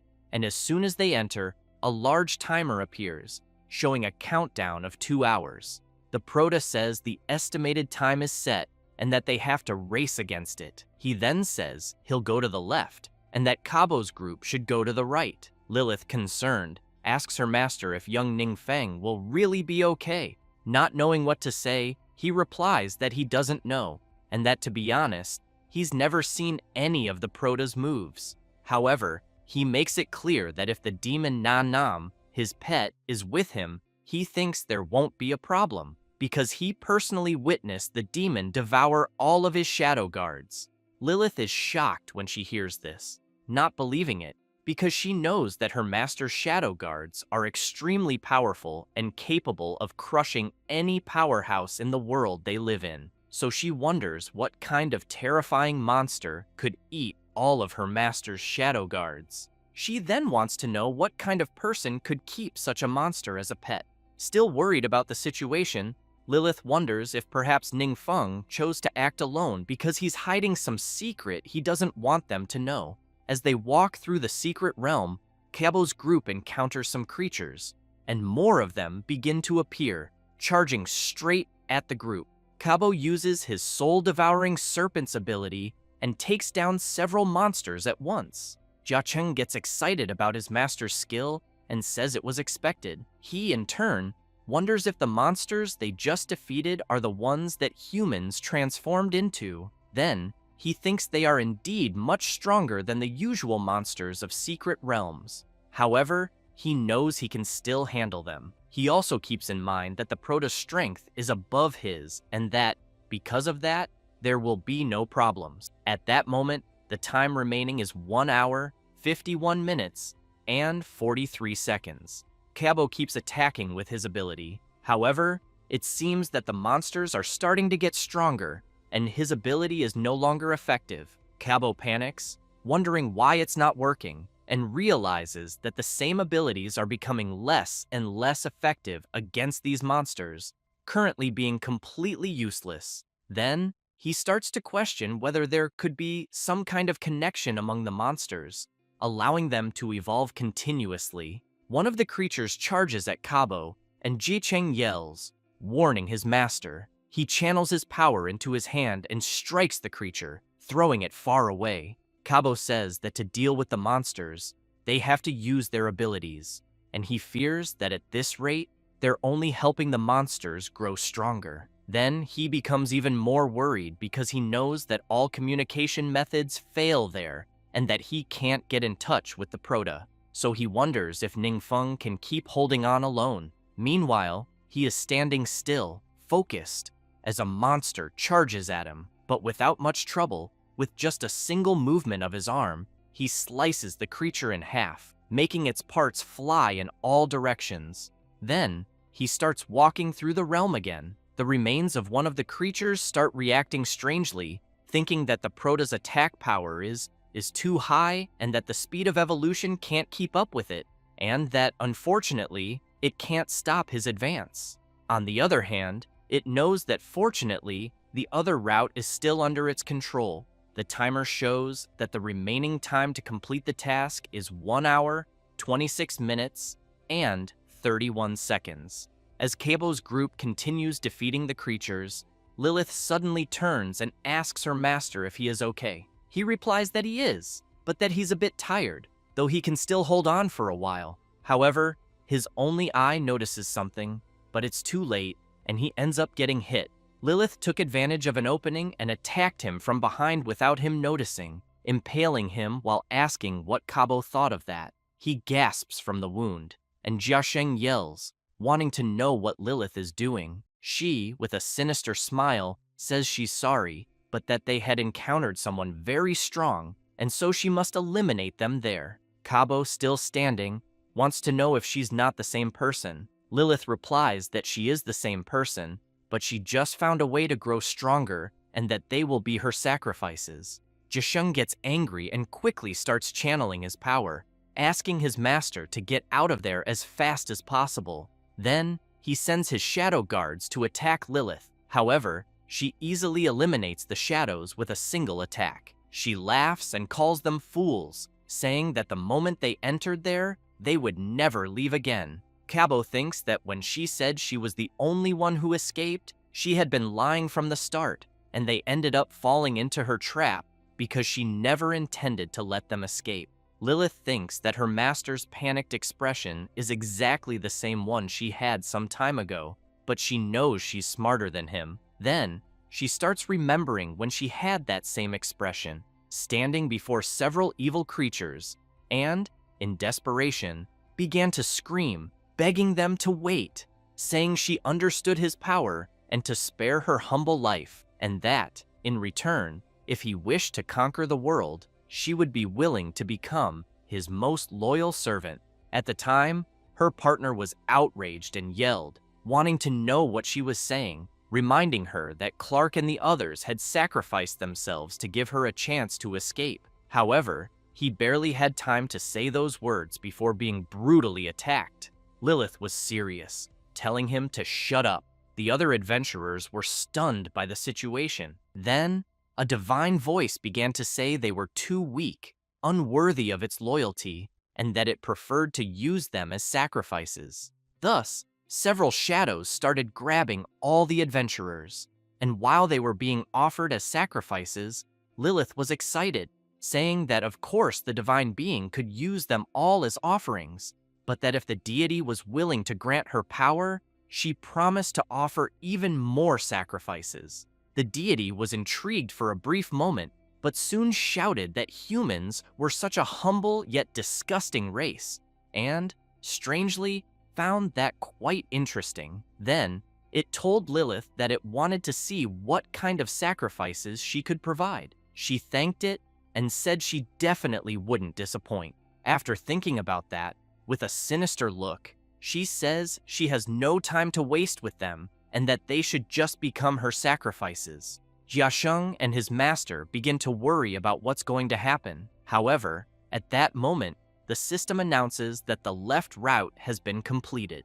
They get excited and start celebrating. Lilith tells them to wipe the smiles off their faces and says it's useless, as the two routes aren't in the same space-time, and even if the Proto completed one, he won't be able to complete the other. But then another message arrives saying the right route has also been completed. She is stunned, in disbelief, and starts screaming in desperation, wanting to know how he did it. Meanwhile, Ningfeng is standing before the massive monster he just defeated and observing the area, comments that it's exactly as Lilith had said, that both routes are mirrored images, and he only had to use his Void Walk ability to cross from one route to the other without needing to retrace his steps. But he soon starts to notice something and wonders if he's being teleported somewhere else, until he is indeed teleported. Meanwhile, Lilith is desperate to know how the Proto managed to complete both routes, until she, Jiasheng, and Cabo all begin to question what is happening and are then pulled somewhere. After all of them are teleported, Jiasheng is panicking, wanting to know where he is and what's going on. Lilith knows that whoever completed both routes would be teleported to the space regardless of their master, but knows it's her first time there too. Then, she's surprised by something. She's standing before a massive creature. Jiasheng asks his master if what they're seeing is the final boss of the secret realm. He comments that, judging by such a terrifying aura, it's at least a demon lord-level monster. Then, he thinks it's possibly the most powerful being below the demon god, and that they're all definitely going to die there. Lilith starts laughing and says that her master's true form is by far inspiring, and that since she doesn't see the Proto there, he was probably already eliminated. She laughs even more and tells her master that it's her who's there, his humble servant, and that the people present are the sacrifices she brought for him. Hoping he's satisfied, the deity questions what she's talking about, but she gets confused because she notices the voice of her master sounds different from when she first heard it. At that moment, someone appears walking atop the deity's head. It's Ningfeng, radiating a terrifying aura, and with a crushing gaze, he tells Lilith to give a good explanation. Jisheng and Kabo are left speechless, shocked to see the Proto. Lilith, utterly stunned, wants to know why the hell Ningfeng is standing on her master's head and why he's not resisting. The deity is sweating cold and thinking that it's terrified. Then it begins recalling a few moments earlier when it thought the Proto did have high attack power, but never imagined he could reach the end of both routes and even defeat its personally assigned guards with a single forbidden spell. Then, he used another forbidden spell, ignoring the separation of space and time, and appeared on the other route. The guards were eliminated by the Proto's dark ability before they even had time to react. Therefore, it started to conclude that, since he used 3 forbidden spells so casually, only the demon god could do such a thing. At that moment, Jisheng yells at Lilith saying her plot has failed, but asks why she betrayed their master and deceived everyone. She changes her expression and replies that it's because they're all fools. Then, she shouts, calling for her master, saying that with his power, he can easily conquer the world, and that her family and herself became his greatest support, serving him willingly. At that moment, the Proto recalls what Kabo had said earlier and thinks it's no wonder he spoke those words. Still desperate, Lilith screams, asking if her master doesn't enjoy the feeling of superiority, and says that the strong ruling over the weak is the natural order of things. Kabo makes it very clear to her that the god she worships does not like greedy and foolish people, and unfortunately, she and her family are both. Lilith is stunned to hear this. Sasita is impressed by Kabo's words and comments that those words really match the Lord God's style. Hanyan notes that Kabo understands the Proto very well. Still in despair, Lilith begs her master to hurry and eliminate everyone. At that moment, a massive hand begins to move with force. Lilith becomes terrified at the sight. The deity, without any mercy, crushes her. Ningfeng makes it clear that time is almost up, and that he will finish off the secret realm boss and call it a day. So he leaps while activating his ability and, as usual, defeats the boss with a single move without much trouble, until he's surprised to see an unexpected drop. The system announces that he obtained the emblem of the Relic of the End and asks if he wants to begin the absorption. Then, the secret realm starts experiencing energy fluctuations. Hanyan comments that temporal turbulence is inherently unstable and usually disappears quickly, but that in this case it's still present, so she fears it may be a problem. The Proto turns and asks why. The ice demon replies that even the power of a god cannot erase temporal turbulence, and that they can only rely on a large number of high-ranking believers temporarily. However, Sasita points out that the existence of turbulence is always a hidden danger, and that a powerful being could break the seal at any moment, also reminding them that some worlds in the past were destroyed that way. The Proto considers that maybe something this dangerous was created by other gods just to deal with him. He then gets serious and says that if that's really the case, they deserve to pay. But he's soon surprised by something, and while trying to control the temporal turbulence, Hanyan approaches and asks if he's okay. He says that it seems that to repair the breach, he's going to need something. At that moment, a system mission arrives in which Ningfeng has to repair the world, and the time limit to do so is 2 hours. The penalty for failure is the elimination of the host. The Proto keeps in mind that even the power of a god cannot erase temporal turbulence, and yet the system gave him the task to repair it. So he questions whether the system is an existence above the gods, since it constantly threatens him with elimination if he fails,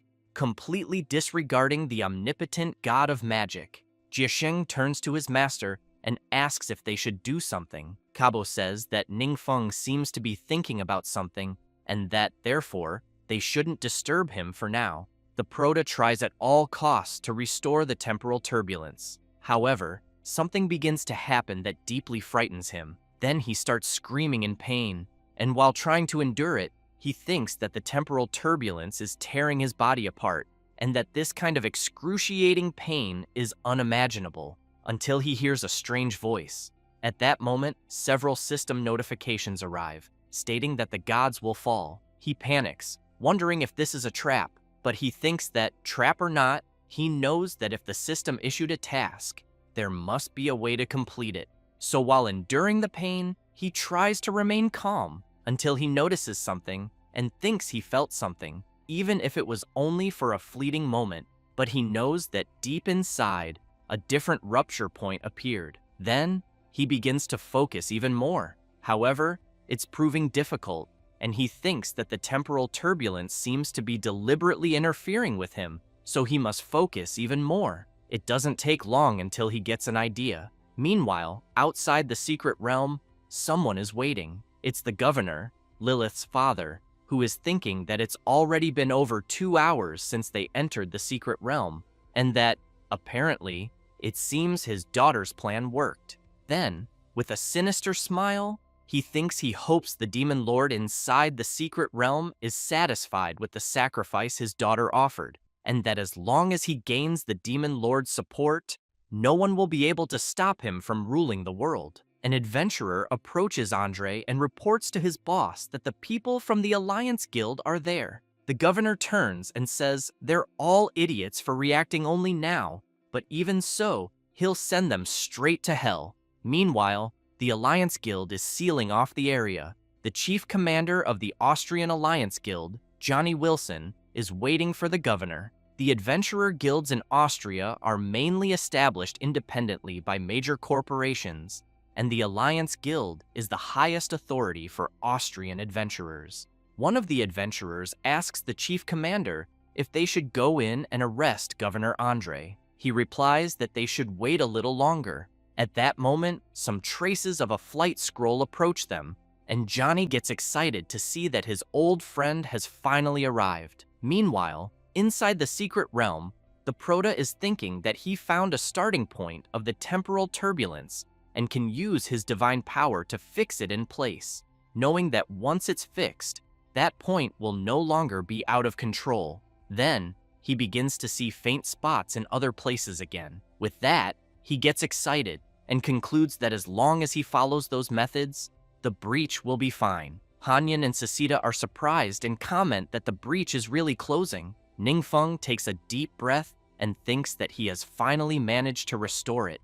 And a message from the system arrives saying that his understanding of the universal laws has improved and that the resilience of the world he protects has increased. Sasita also sees this and comments that what she is seeing is beyond her knowledge. The Proto says that he will explain later and that he will study it slowly afterwards. Then, he becomes serious and thinks about the voice he heard earlier when repairing the temporal turbulence, wanting to know what exactly that meant. At that moment, Zhesheng points his finger and asks his master to look, because the breach is clearly stabilizing. Then he tells his master that it seems the environment is returning to normal and that this is believable. The Proto approaches Kabo, who becomes frightened and shouts, begging Ningfeng to believe him, saying that he, one-eyed Kabo, never had any intention of conquering the world. The Proto smiles and, touching his shoulder, says that he believes him.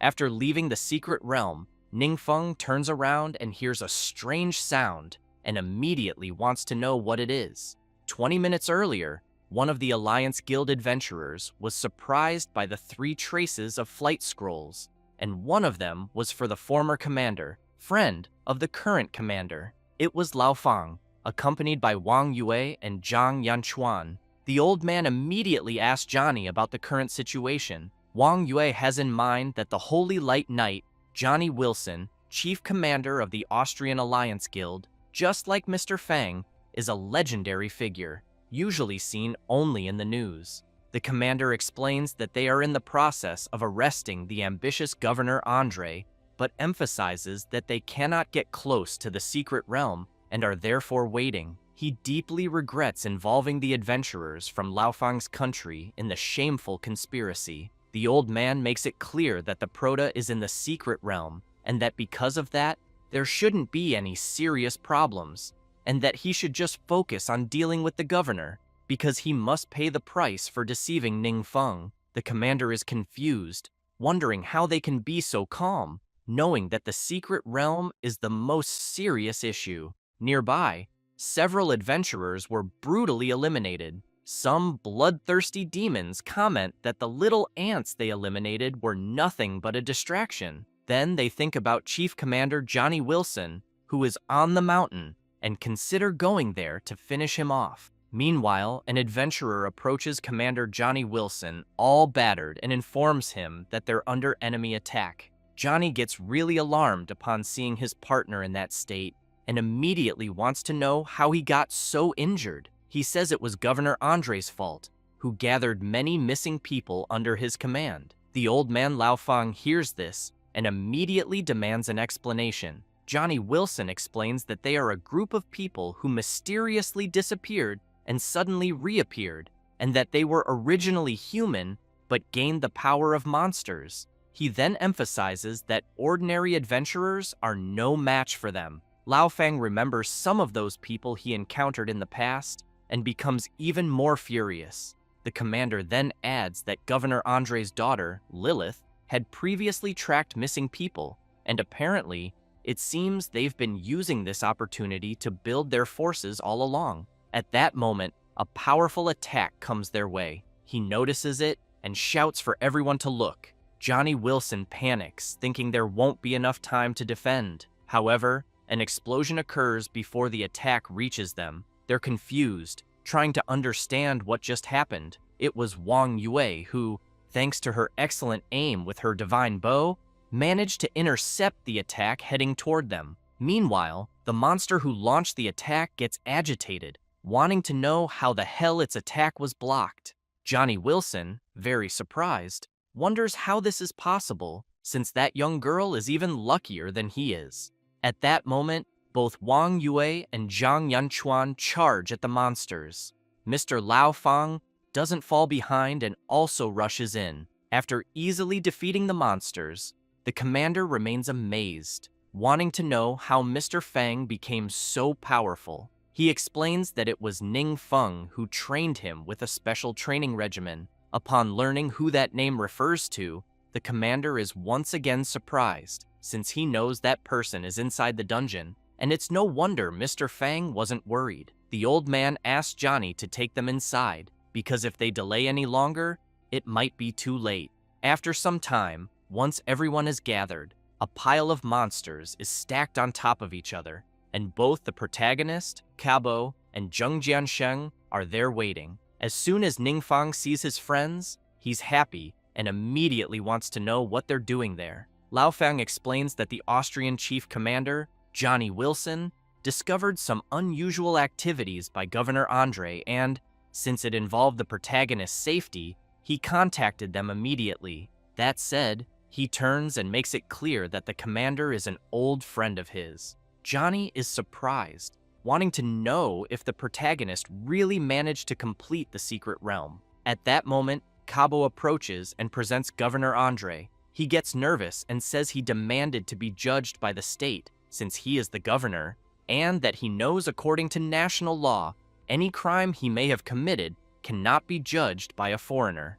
Otherwise, it will be considered a declaration of war. The commander responds that the governor is right and starts smiling joyfully. However, Johnny explains that he is prepared to use his authority to invite Mr. Ningfeng to become an honorary citizen of Austria. The protagonist laughs and replies that he accepts the invitation. The governor panics, calling the commander a crazy bastard. Thus, Johnny shouts that he hopes Mr. Ningfeng, as a representative of the entire world, sends him to hell. After a while, several adventurers are seen carrying the monsters' corpses, and a girl is annoyed, wanting to know why she has to carry bodies, since that's not something a woman should be doing.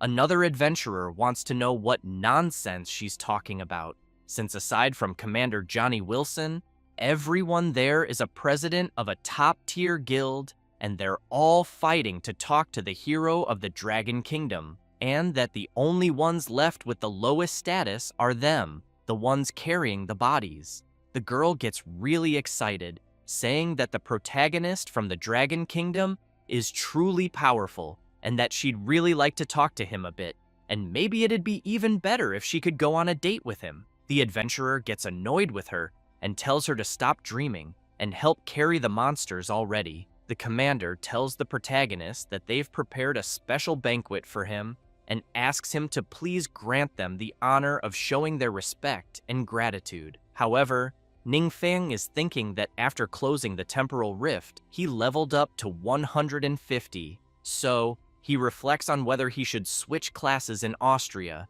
since his personal data will be stored there, which seems unnecessary, but he knows that to expand his influence, staying there for a meal is still acceptable. Besides, repairing the temporal rift used up a lot of energy, and he's feeling a bit tired from all the effort. After considering it, he takes the commander's hand and says he'll be glad to accept his offer. Johnny laughs and says he's very pleased about that. The next day, at a 5-star hotel, the banquet is ready, and as soon as the protagonist arrives, Johnny kindly asks him to take a seat. Ningfeng is impressed by the amount of food in front of him and thinks that he really is starving. He then starts thinking about the cooperation between the Austrian, Dragon, and European guilds, and concludes that they've already become quite powerful, and luckily, he knows they'll soon be able to form an alliance to protect Blue Star. At that moment, the commander hears his phone ringing, so he apologizes and excuses himself, saying he needs to step away for a moment. The protagonist replies that it's fine and that he can go ahead. After going to a more private spot, he wants to know why he was called and if something happened. The girl from earlier, the one who was carrying monsters and wanting to go on a date with the protagonista, says it's about Ningfeng becoming an honorary citizen, since the payment department reported that they don't have detailed information about Mr. Ningfeng and that the Dragon Kingdom refused to provide it. Therefore, they can't just approve someone with an unknown background as an honorary citizen. The commander is stunned by this and says it seems he'll have to stay a bit longer, so he tells her to remain there and keep an eye on things, and to make sure Mr. Ningfeng is not neglected. Sometime later, in the conference room, there's a meeting going on about the matter. One guy asks why such a powerful person would appear in the Dragon Kingdom. The Minister of Public Relations makes it clear that if they offer Ningfeng favorable enough conditions, they might be able to lure him to Austria, so he thinks they should try. At that moment, a massive explosion hits the entrance of the conference room, and several monsters appear. The council members are terrified, wanting to know why there are monsters in the parliament and where the guards are. One of the members starts laughing and then yells that they're all right because they will never allow someone of unknown origin from the Dragon Kingdom to join the country. Another member wants to know what he's talking about in a situation like this. The man makes it clear that they just didn't expect the person from the evil Dragon Kingdom not only wanted to rule the world, but also cruelly murdered his country's authorities, and that this is an immediate declaration of war against Austria. The members get confused and start shouting, demanding to know what the hell he's talking about. At that moment, the man speaking starts to have his head split open, and soon his entire face, revealing Lilith, Governor Andre's daughter. She starts laughing and unleashes her intense, dark power. Later, the commander runs to the location in a panic, and as soon as he arrives, he sees the chaotic scene and the council members all injured on the ground, wondering what the hell just happened, until he hears his phone ringing. As soon as he answers, he yells to make it quick because he has an urgent matter to handle. Someone informs him that a large number of statements from unknown sources are appearing online, claiming that the foreign adventurers killed Austrian officials, but that Austria's top guilds are trying to cover up the truth. They also say the Congress refuses to allow this killer to become an honorary citizen and have called on everyone to unite against the powerful. Moreover, many people are currently supporting this online, Johnny gets furious and yells that it must be Governor Andre and his family, as he knows those guys are like ghosts, haunting them relentlessly. He then looks around at all the wounded people and says they want to use public opinion to attack the protagonist, even if it means starting a war, and that the truth can't be revealed to everyone, because soon things will spiral out of control. So he moves closer to the fallen bodies and thinks that the place is severely damaged and fears they won't find any clues, until someone grabs his foot, startling him. One of the council members, with a trembling voice, begs the commander to save him. Meanwhile, at the 5-star hotel, the protagonist is eating everything in sight. Cabo wants to know if Lilith is really still alive. One of the council members managed to escape and confirms that yes, Lilith is alive, and that he saw her summon monsters and kill everyone with his own eyes, having only escaped thanks to his fake death skill. Cabo asks where she might have gone. The man apologizes and explains that, since he was faking his death, he couldn't see where she went. Ning Feng, while eating, wants to know if Lilith has any other life-saving or resurrection abilities.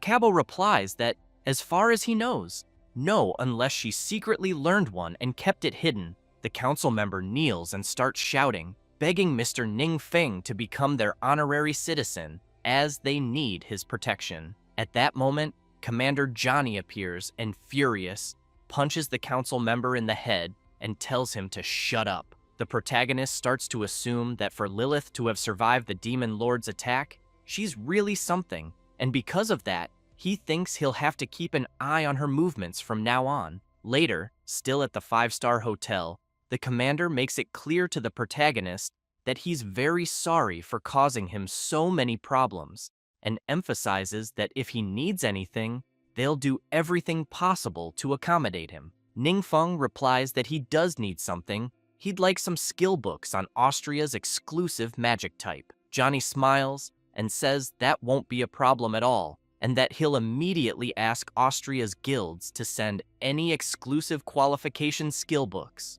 After they send them, Ning Feng is quite disappointed with the skill books. Johnny is embarrassed and explains that since exclusive skill books are very rare, they're hard to find on short notice, but if more are found later, they'll send them right away. He also says the protagonist can search for them in the secret realms. Ning Feng smiles and says he understands. However, he adds that he has other matters and needs to return to his father for a while first. Then he says Cabo will stay to help deal with the follow-up matters. The commander thanks him and says he looks forward to seeing him again. 5 days later, at the same 5-star hotel, Johnny comments that he didn't expect them to meet again so soon. Ning Feng laughs and says he didn't either, as he didn't know the secret domain for the 5th-class mission would be in Austria. The commander tells the protagonist that the secret realm he's looking for is located in the Western Desert, and that they haven't conquered it yet, so they don't have detailed information. Meanwhile, in the kingdom, a creature resembling a capybara is trying to eat something until it gets really startled as its bowl is suddenly attacked, and then looks confused, wondering what the hell just happened. Later, they're speeding inside a limousine, heading toward the secret realm. Ning Feng wants to know if they've never seen such a thing before. The commander apologizes and explains that when changing classes, they only use conversion stones, and that they've actually never heard of the conversion crystals the protagonist mentioned. Cabo comments that conversion crystals are a higher-level form of conversion stones,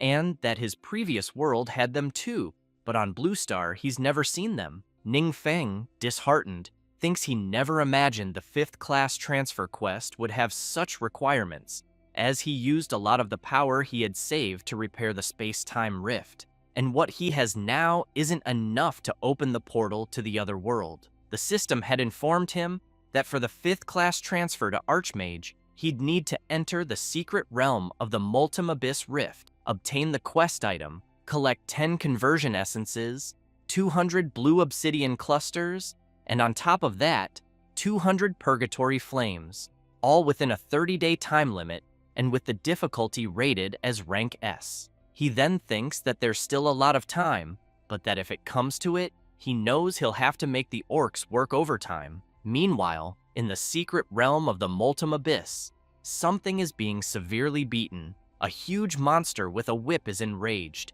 yelling at the thing it's hitting that it only mined a little ore, so he wants to know who gave it permission to rest.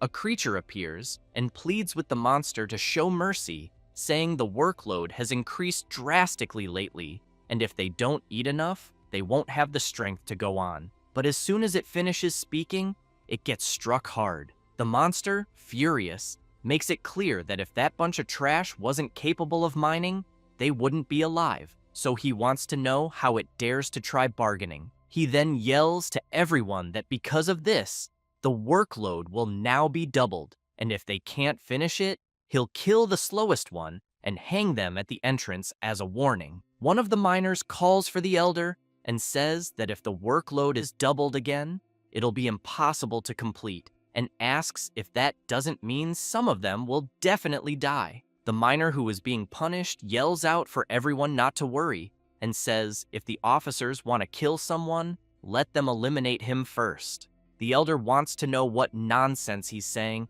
because they can't just abandon him. Timeng starts crying and says it doesn't matter, because someone will end up being sacrificed anyway, since they're all so weak. The elder tells Timeng he'll take everyone to work first, and that he should rest and follow later. After everyone goes off to work, Timeng stays behind recovering, but soon hears someone saying that apparently there are monster corpses nearby, and that there might be other adventurers around too. Meanwhile, deep in the secret realm, the boss of the realm is channeling his power, but soon asks his underling where the ore is and whether it hasn't been transported yet. The underling apologizes and says he already sent them off to work and that everything will be restocked again soon. The boss makes it clear that if that bunch of idiots weren't somewhat useful and able to improve the ore quality, he would have killed them long ago. At that moment, the evil vessel begins to react, and the boss gets excited because the demonic god responded to his ritual. The guard wants to know if they should send more ore, but the boss tells him to shut up and not interrupt while he listens to the oracle. He then hears the demonic god demanding flesh, blood, and sacrifice. So he quickly orders his underling to find sacrifices to offer the demonic god. The guard, frightened, reports that everything happened so suddenly that he might not find any quickly. The boss gets furious and yells, ordering them to capture those miners, since the summoning ritual for the demonic god worked, and therefore they have no reason to stay alive anymore. He then shouts that becoming sacrifices for the demonic god will be the most glorious moment of their lives. Meanwhile, in the Purgatory's Rest Kingdom, the divine realm ruled by Recap of Souls, he thinks this place called Blue Star is very strange,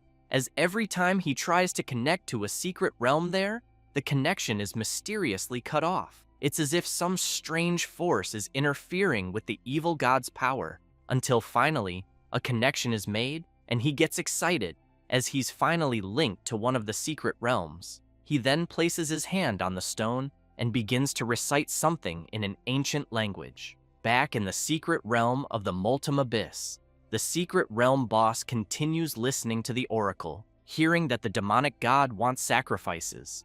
At that moment, the miners arrive, all of them bound by magic. The guard informs his master that the sacrifices have been brought.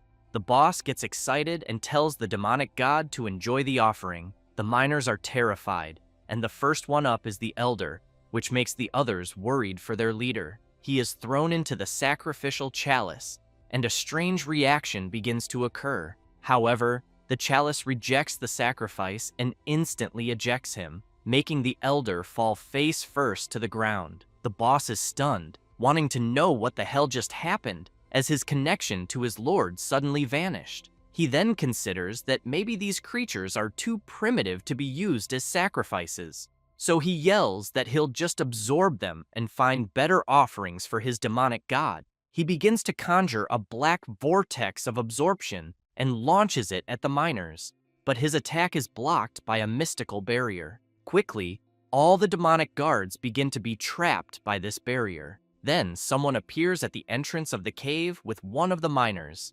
It's the protagonist, wielding the power of evil curses. The miners are amazed to see that the spell imprisoning them has vanished. Then they see Timeng recovered and feel happy, but soon want to know who the human is with him. The miner says that he's the demonic god himself and asked him to come save them. The others are confused, wanting to know what the hell he's talking about. Timeng says it's a long story, but reveals he's already pledged loyalty to the protagonist. The miners remain intrigued, wanting to know why a demonic god would be interested in weak creatures like them.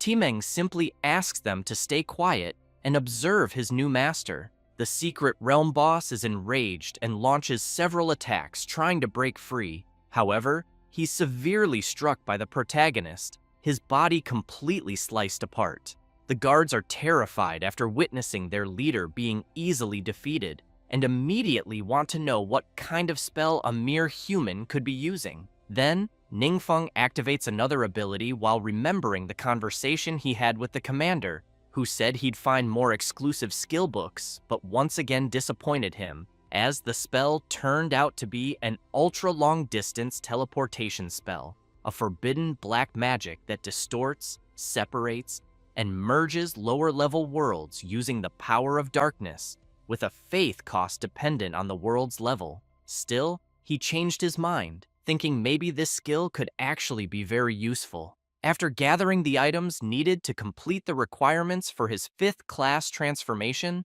he finally obtains the Abyssal Kingdom emblem of legendary quality, which, once consumed, permanently grants 10 extra spirit points and a 50% boost to critical damage. Ningfeng quickly consumes it and thinks he now has to acquire the next missing item, until he's surprised by something he sees the miners bowing before him. He asks Timeng what that means. The miner explains that his brothers pledge their loyalty to him and ask what kind of tribute he prefers. After the protagonist says what he wants, Timeng calls everyone's attention and says they need to provide all kinds of gems and minerals for the Lord Demonic God. Ningfeng emphasizes that, for example, what he needs most right now are 10 conversion crystals.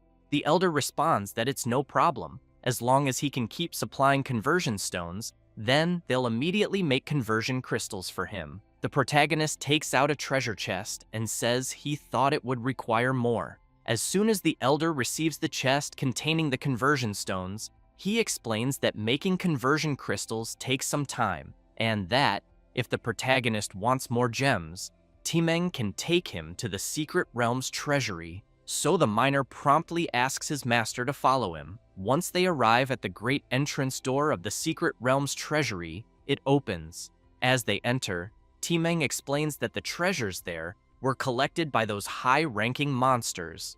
Ningfeng grabs a ruby in one hand and a sapphire in the other, and says that compared to the Blue Star's gems, these have an extra flawless prefix and significantly enhanced attributes. At that moment, Hanyan asks his master to take a look over there. He then walks towards something shiny. As soon as he picks it up, the ice demon tells his master it's a mystical item that emits calm and can be used to upgrade the divine artifact necklace of his master. He then asks the protagonist to let him handle the task. As soon as he sees the ice demon, Timeng is terribly frightened. Ningfeng laughs and tells the miner there's no need to fear, as he's one of his subordinates.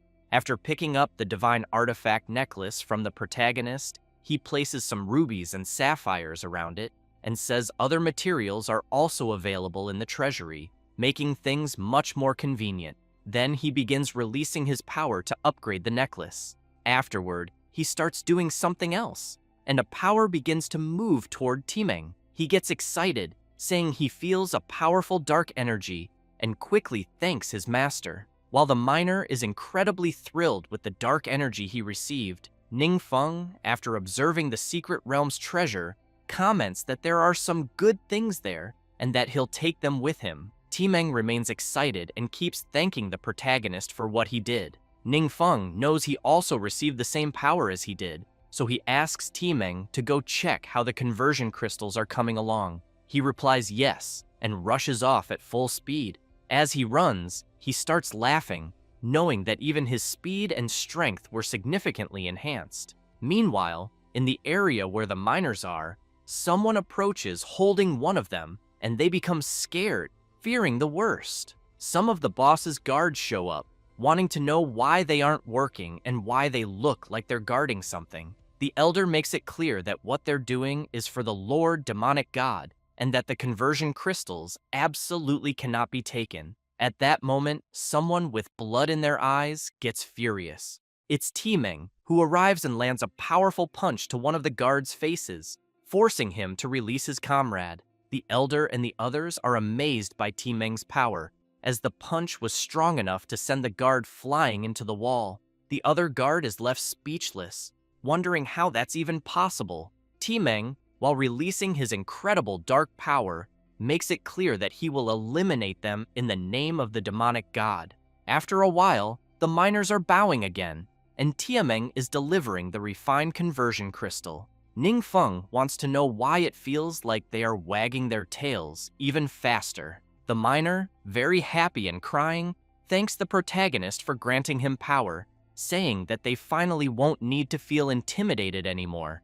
Ningfeng takes the crystal and wants to know if it really is a conversion crystal, since its shape is more regular than common conversion stones. Hanyan explains that the higher the world's level, the higher the level of the gems, and their shapes are also different. She says these small crystals will be used in many places in the future. Ningfeng replies that he understands and asks the ice demon to thank the miners for helping to find gems to upgrade his divine artifact. The divine artifact Frostfall Pendant now grants an additional 2,400 unassigned points, 200% more skill casting speed, 200% more mana recovery, 60% more magic resistance, and 30% more critical damage. The equipment currently ignores the durability stone, may have a freezing basic attack, applies the water element, and has a 25% chance to freeze. Additionally, the frost causes enemies within a certain range to have their speed reduced by 15% every 30 seconds. The divine artifact also grants 2 additional spells, the Icy Ice Wall and the Rising Cold Tide. Ningfeng gets too excited and says he didn't think he could get an item above legendary quality. Hanyan mocks Sasita, saying his divine artifact is even more powerful and that he was the first to upgrade. She gets furious and tells him to shut up or she'll beat him up. At that moment, something strange starts happening to the protagonist's body, and he's surprised to see it happening. He then wonders what just happened because he feels a bit of his divine power was drained from his body. He tries to calm down while thinking there wasn't much divine power, but it disappeared very quickly, and he didn't even have time to track where it went. He then says goodbye to the miners and thanks them. Sasita wants to know how the divine power suddenly disappeared, then says he's sorry because they know very little about what just happened and won't dare speak carelessly. Ningfeng gets serious and makes it clear that, for now, they will just ignore it, and that he'll return to his country first to complete the advancement mission for the 5th transformation. After returning and going to the transformation room, the system immediately informs that the protagonist's understanding of the universe has improved again. As soon as he leaves, Ningfeng comments that this class advancement allowed his fusion with the divine personality of the demonic ashes to reach 20%. Thus, he reflects that the recent familiarity everyone gained with formations also gave him a deeper understanding of the 3 divine personalities: agility, magic, and support. With that, he concludes that, adding the recently acquired Skull of Rescission, which also contains the memories of the demonic god's life, he knows he'll need some time to digest all of it. Later, in the protagonist's divine realm, he is focused, trying to understand things more, until he again feels his divine power being drained. He is surprised and thinks that some of his divine powers were drained again, but now he vaguely captured the source of the divine power drain, and that apparently it doesn't seem to be coming from his country, but from somewhere in the southern hemisphere. After a while, they go to the African savannah, where something is happening with a timer. The protagonist soon wants to know what it is. Meanwhile, in the secret realm of Purgatory's Rest, the realm controlled by Requiem of the souls, he is laughing, shouting that he finally did it, and observing the time rift of the abyss of Time Devourer, he knows it's a special type of secret domain, and that those demonic gods of the past also used it. He then concludes that this type of secret domain generates a countdown, and once the time reaches 0, a certain number of adventurers will be randomly absorbed, whether they entered voluntarily or were passively drawn in. And once the secret realm fails, they won't die. However, he knows very well that resurrection comes at a cost, as the secret realm will absorb the divine power of the world therein and return it to the demonic god who controls the secret realm. And not only that, as he knows this secret realm has even more powerful aspects. Meanwhile, the protagonist approaches the entrance and, as soon as he places his hand over the time-space dimensional rift, he wonders why the hell he can't enter it. It doesn't take long for a system message to arrive, informing him that his magic type and class can't enter the realm. He's confused, wondering why there are class restrictions as well. Cecita explains that this type of secret domain usually appears in some high-level worlds, equivalent to a challenge initiated by an evil god against a main god, and they come with some special rules, such as restricting specific classes from entering to increase strategic difficulty. However, she explains that how exactly this is done, she has no idea. Ningfeng becomes thoughtful and comments that, in other words, what's influencing this secret domain could be an evil god, or maybe it's because he's fused with the personality of an evil god. Both Cecita and Hanyan shout that this is really possible. The protagonist considers that, unfortunately, things are getting more and more troublesome, as he knows the most urgent task now is figuring out how to deal with this secret domain. Moreover, he knows that most of the experts on his side are of the magic class type, and if they can't enter, everyone's strength will be drastically reduced, until he soon has an idea and wonders, what if they form a team and try it out first? He then thinks about his team and concludes that everyone has made great progress during this time. Besides knowing that Wang Yue and Rui Fang are close to level 4, and President Yingzhen has even completed his 6th class transformation, and that, excluding magic-type classes, he believes this is probably Blue Star's strongest formation. Thus, he becomes confident and makes it clear for everyone not to worry, as this secret realm won't cause the adventurers to die, and they'll also be able to train. After telling his team about the secret realm and giving his orders, they shout that they understand and will do their best. With that, they head to the portal, and as soon as they enter the secret realm, President Yingzhen shouts for them to form the attack formation and pay attention to mutual cooperation. They respond affirmatively and charge ahead until someone jumps toward President Yingzhen. He tries to defend himself as best he can, but soon sees something else coming his way, and with not much he can do, ends up being trapped by a strange spell. Duan is struck by an attack and becomes puzzled, observing his injured shoulder. Madame Linghua doesn't like what's happening at all, but soon becomes frightened when she senses someone quickly approaching from behind. The protagonist, meanwhile, is thinking that his divine power was drained again, and that it's already been 10 minutes since his friends entered the secret realm. So he wants to know if the enemy is really that powerful. Then, suddenly, several return teleports begin to appear, and it's all of them. Wang Yue apologizes to his friend and says they didn't make it. He wants to know if everyone is okay and if anyone's injured. Yingzhen looks confused and says something strange happened, as all their wounds healed after leaving the secret realm. Ningfeng breathes a sigh of relief and says, "That's good," then asks everyone to rest a bit, as they'll try again once they've recovered. Wang Yue wants to know if the protagonist has a way to help them. Ningfeng replies that he's not sure yet, as he still needs to find out. Yingzhen makes it clear that it's not a problem, and that whatever he says, they will follow. After a while, the protagonist stands before the entrance of the secret realm. Wang Yue approaches him and wants to know if everything is okay. He replies that it is, and that he can still hold on. However, he keeps in mind that although he consumed a bit of divine power, his goal was achieved. So, he asks his friend to help him. After she helps carry him, they go to the portal, and Ningfeng asks her to let him slightly modify the secret realm. A few hours later, they are standing in front of the portal. Wang Yue asks if everything is okay now. The protagonist replies yes and tells her she can go in and try again. However, the old man Yingzhen notices that the secret entrance to the realm doesn't seem to have changed, so he wonders what Ningfeng did. As everyone approaches the entrance, a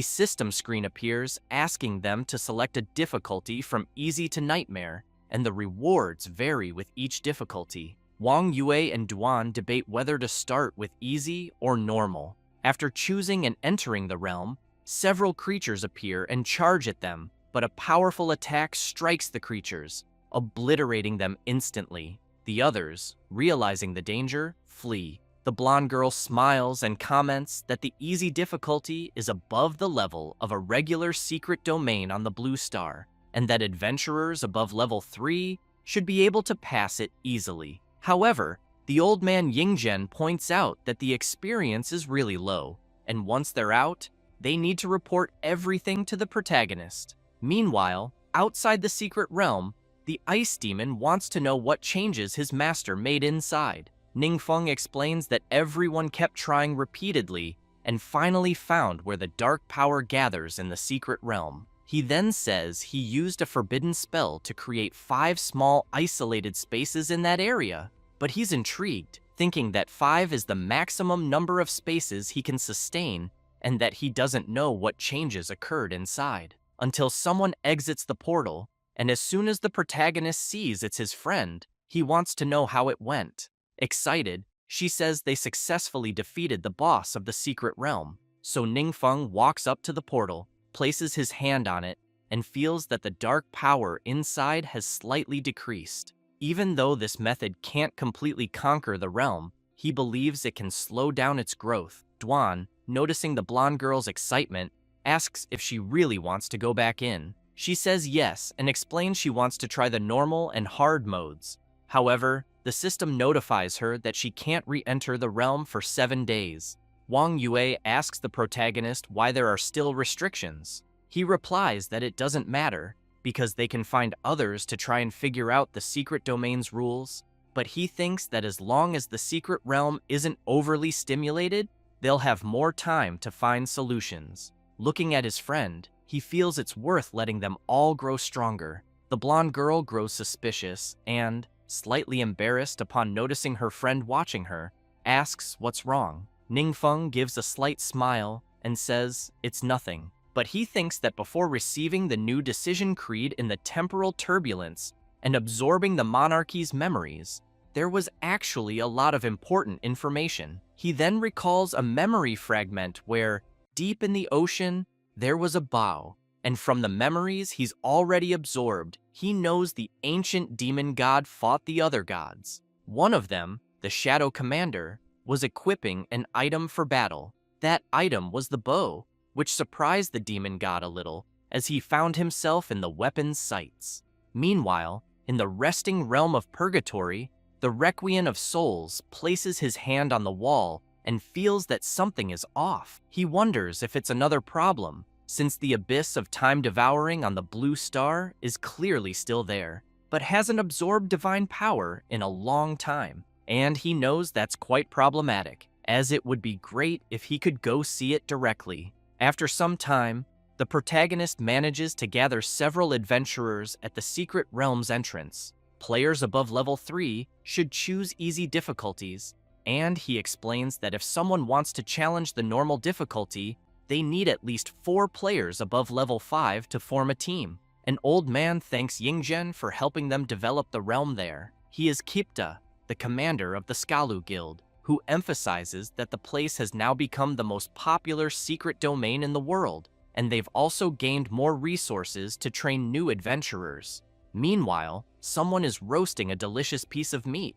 It's the protagonist, thinking that a large number of adventurers can continuously consume the power over the secret realm, constantly delaying the realm's countdown. and it can't actively absorb people. However, he knows that currently, the highest difficulty that can be cleared is normal, and he still needs to find a way to improve his friend's skills. He then thinks that there is very important information in the memories of the demon monarch, as he knows that the lost bow, the divine scar of Arc Flash, is the divine artifact of the Shadow Commander, one of the 12 main gods, and that, after the Shadow Commander was eliminated, the divine artifact fell to the mortal realm, and someone used its power to fight the demon monarch. This is why the monarch remembered it. He's happy and concludes that once he gathers enough divine power, he will go to that world to find the divine artifact and give it to his friend Wang Yue.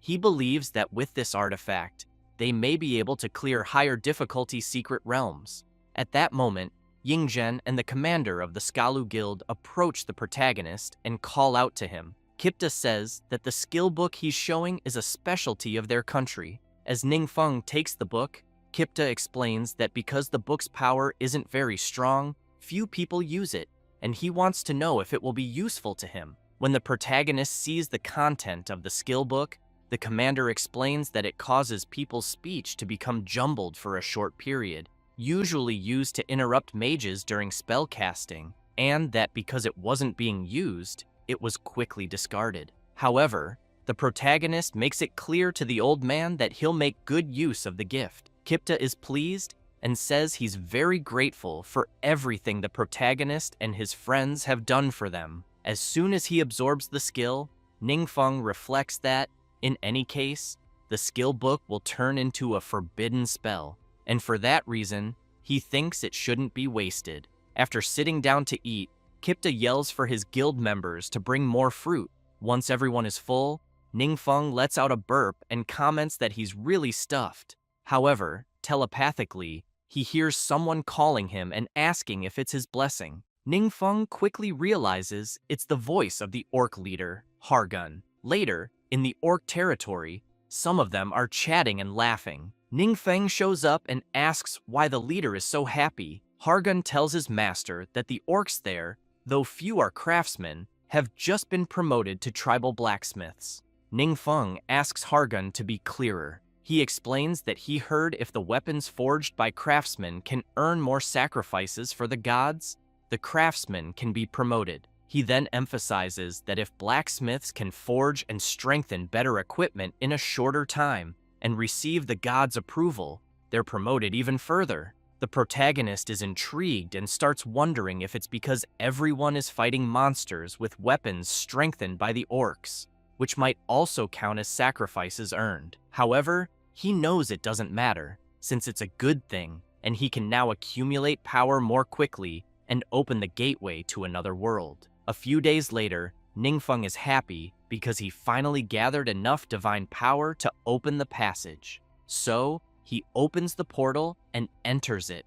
As soon as he arrives in the secret realm, which is surrounded by a sea, he dives to the bottom and heads to where the divine bow is. Once he grabs it, the system notifies him that he has obtained the divine artifact, the bow of the scar of Arc Flash. However, the system also informs him that it's a replica. Hanyan wants to know if his master is saying that the artifact he just retrieved is actually fake. Ningfeng becomes serious and says that the divine artifact in his hand is indeed a fake, but something feels off. He then thinks that in the demon monarch's memories, he saw the bow unleash an attack with true divine power, which is why it left such a deep impression. Sasita asks if the divine artifact might have been swapped by someone. The protagonist says possibly, and emphasizes that the place seems like a temple located underwater, and that, thanks to the secondary skill of his necklace, he can breathe underwater,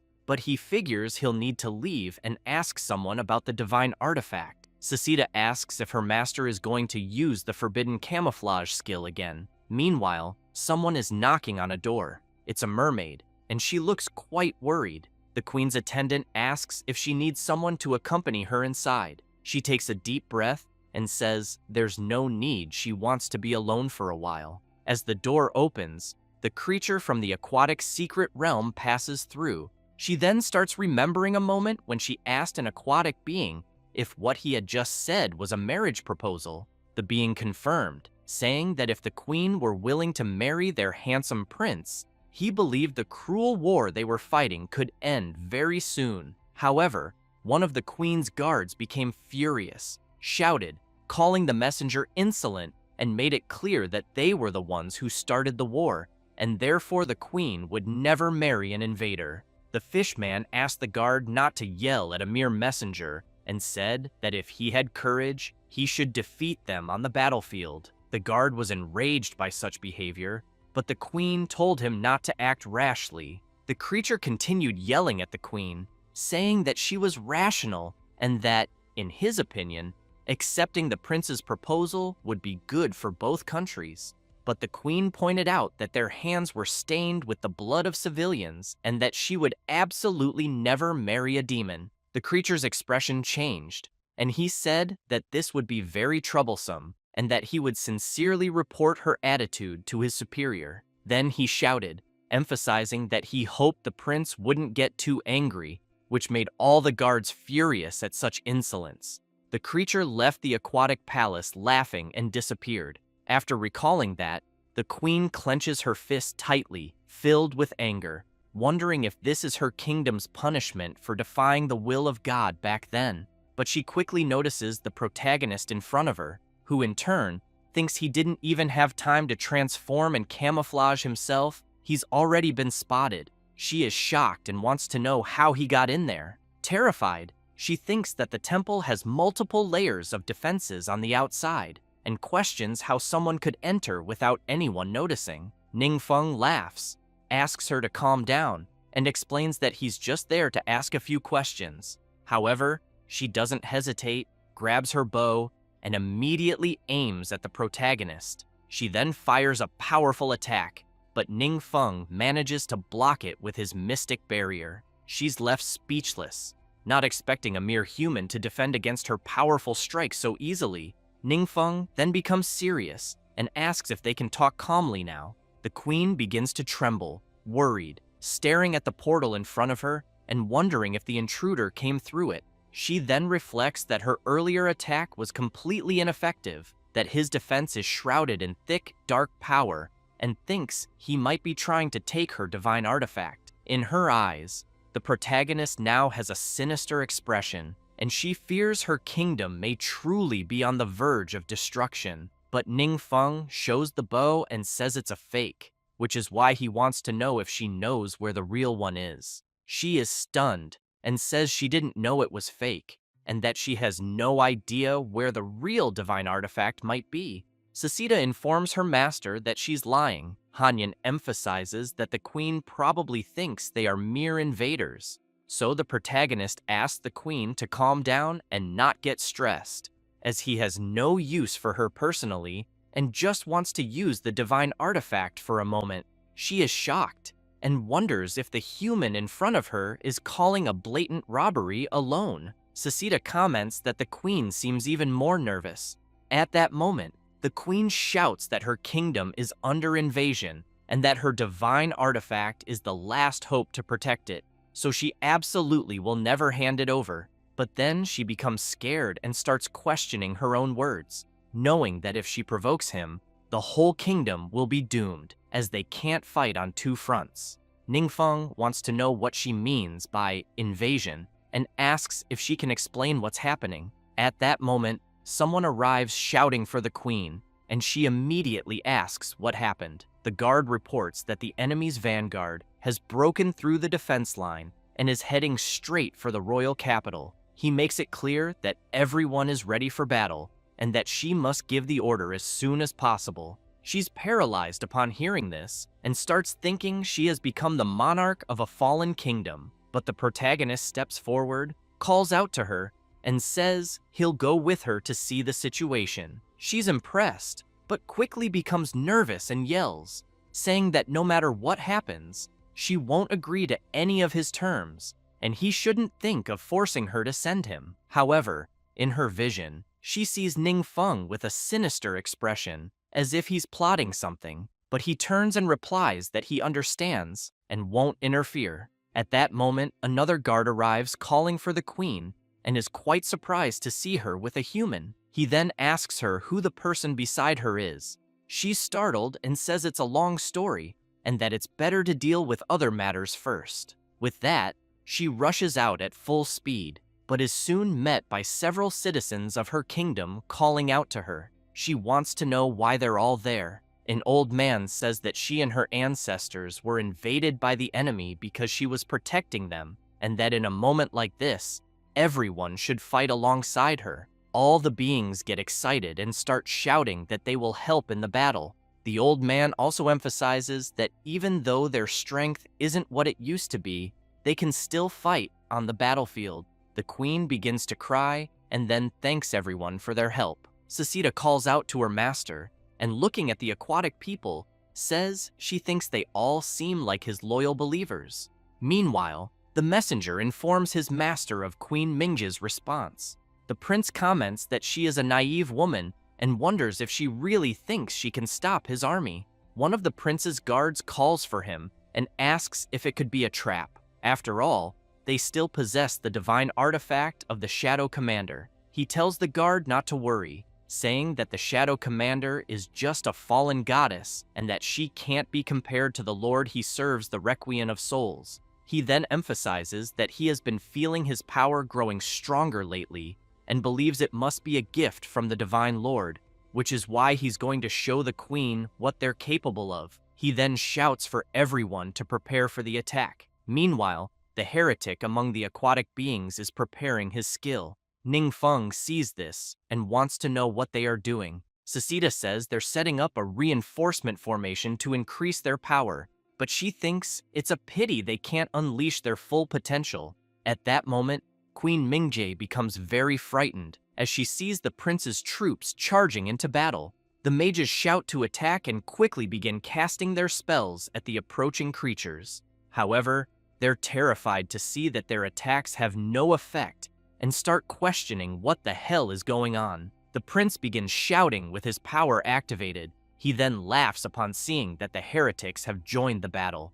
Believing that the queen won't be able to stop him, he tells the group of heretics to witness the difference in strength. One of his massive creatures then unleashes a powerful attack, completely destroying the barrier the heretics had created. They are terrified upon realizing the barrier has been totally shattered. However, the old man becomes confused when he hears someone shouting for them to counterattack.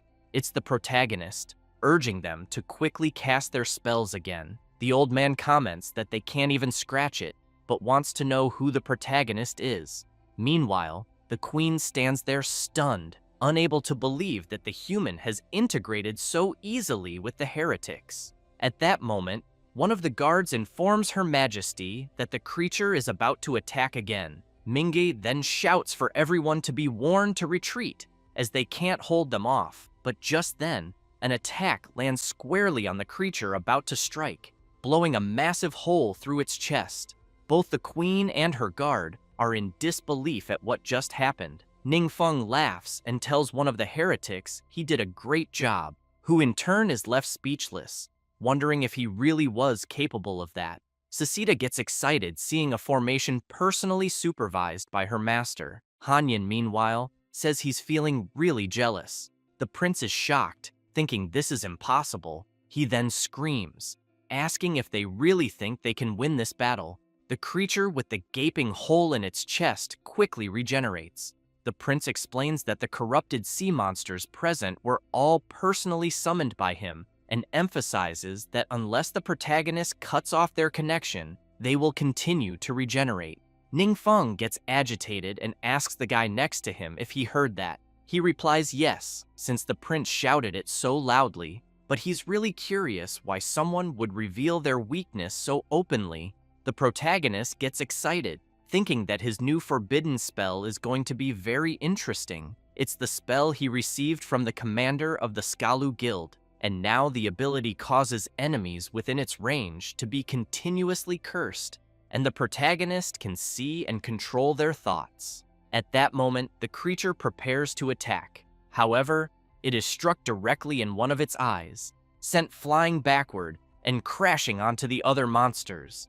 The aquatic prince goes mad with rage and yells, demanding to know how they found the sea monster's core, since he knows that the core of every sea monster is located in a different place. Ningfeng congratulates the heretics and asks them to strike again. The heretics comment that they didn't expect even insight-type magic to be enhanced within such a formation, and that now they can clearly see the monster's magic cores. The old elder is very pleased and says it's been a long time since he felt like this, like when the Divine Lord was still around. Queen Minji, very surprised, wants to know exactly who the protagonist is. He replies that someone who adds is not her enemy and that they can talk more later. He then turns and asks if, for now, she could help find some food, as he is very hungry. She agrees and says she'll have someone prepare something immediately. After some time, Ningfeng wants to know what the relationship is between the heretics and her.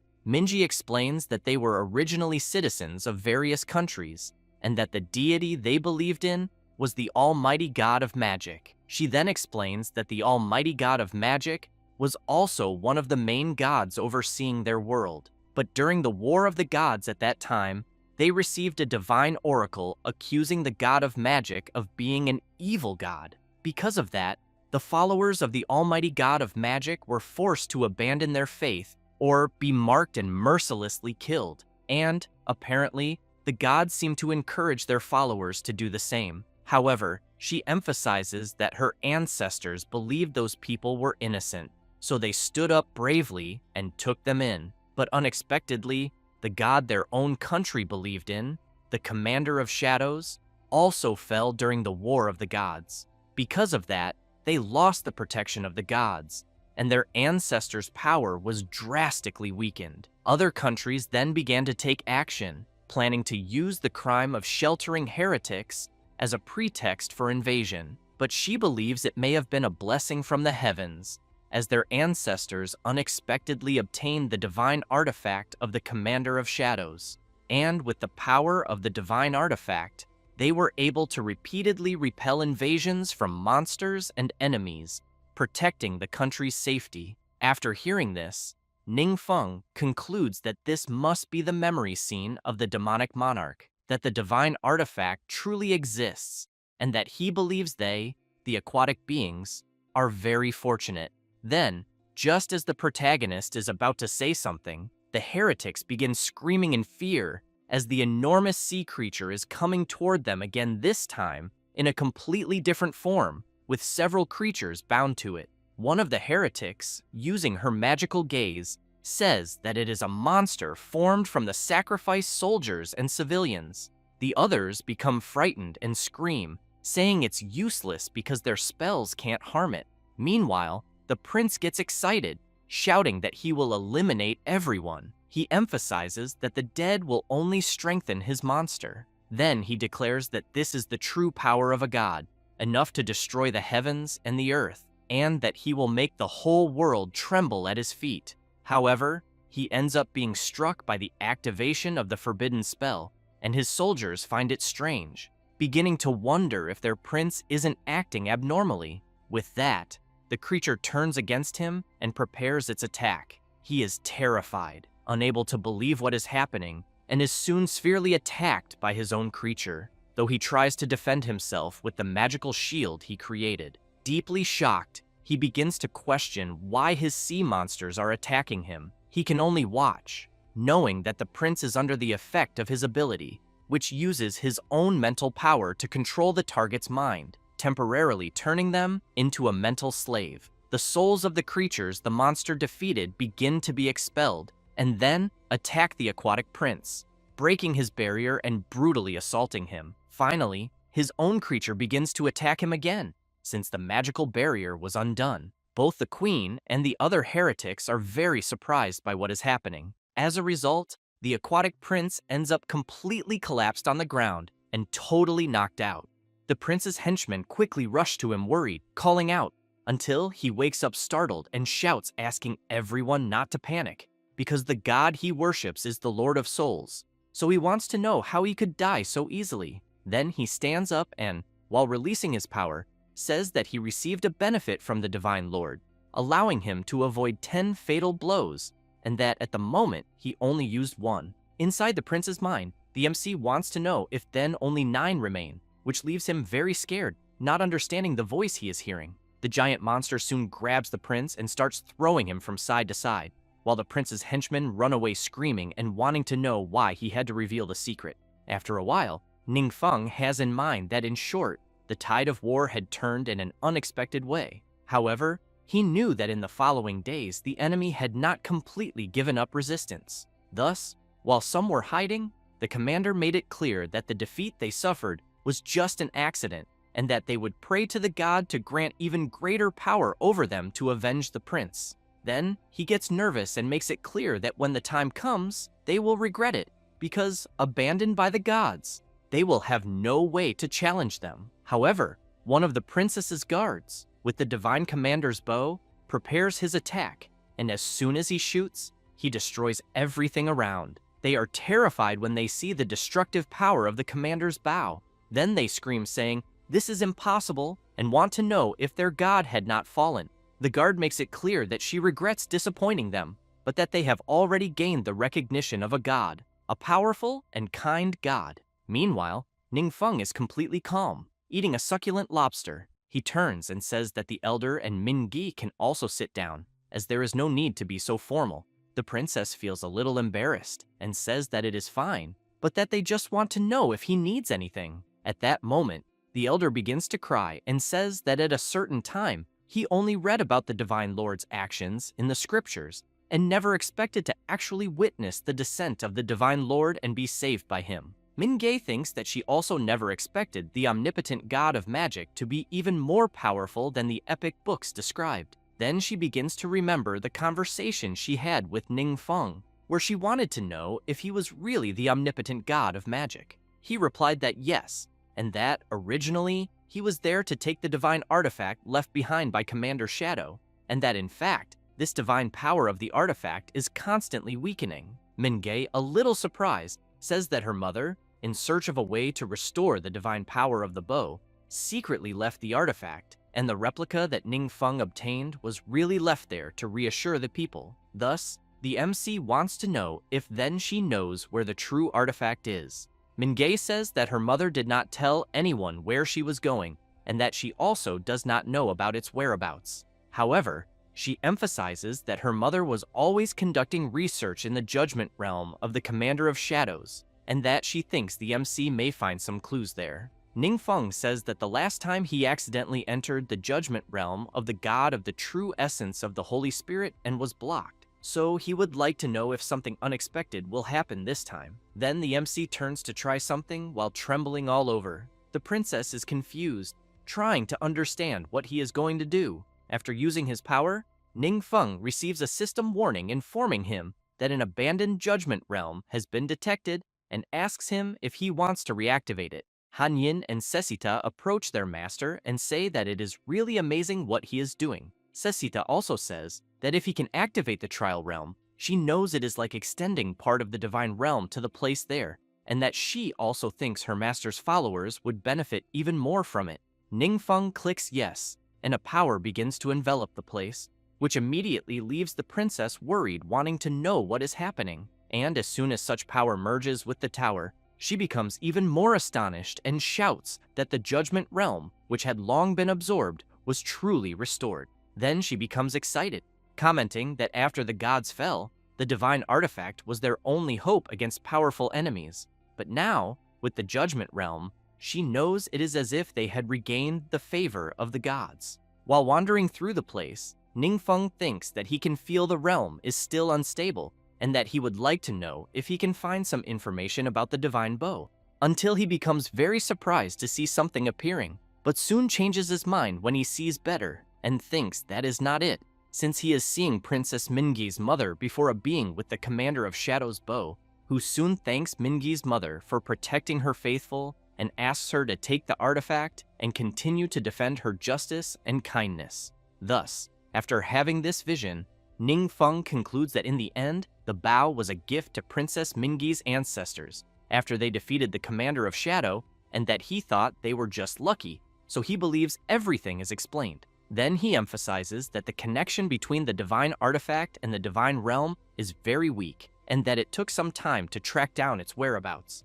But now that he has finally found its location, he will return after recovering his strength. After returning from the Judgment Realm, Menge wants to know if the MC needs them. He smiles and wants to know if she has no matters to deal with regarding her country, as he can handle the matter alone. That said, he leaves immediately. As soon as he arrives at the place, the ice demon comments to his master that apparently there is nothing there. Ningfeng extends his hand, and an intense glow begins to occur, and a passage begins to form. Sasita shouts, saying it is a hidden cave. Hanyin says that below are the runes representing the Commander of Shadows, but wants to know what that is so deep in the vortex. Thus, Queen Mingi's ancestor appears, and the MC quickly picks her up in his arms and asks if she can hear him. She begins to wake up, and soon wants to know who the MC is. He says he is a friend of Princess Mingi and asks if she is her mother, until she becomes frightened and wants to know how she got there.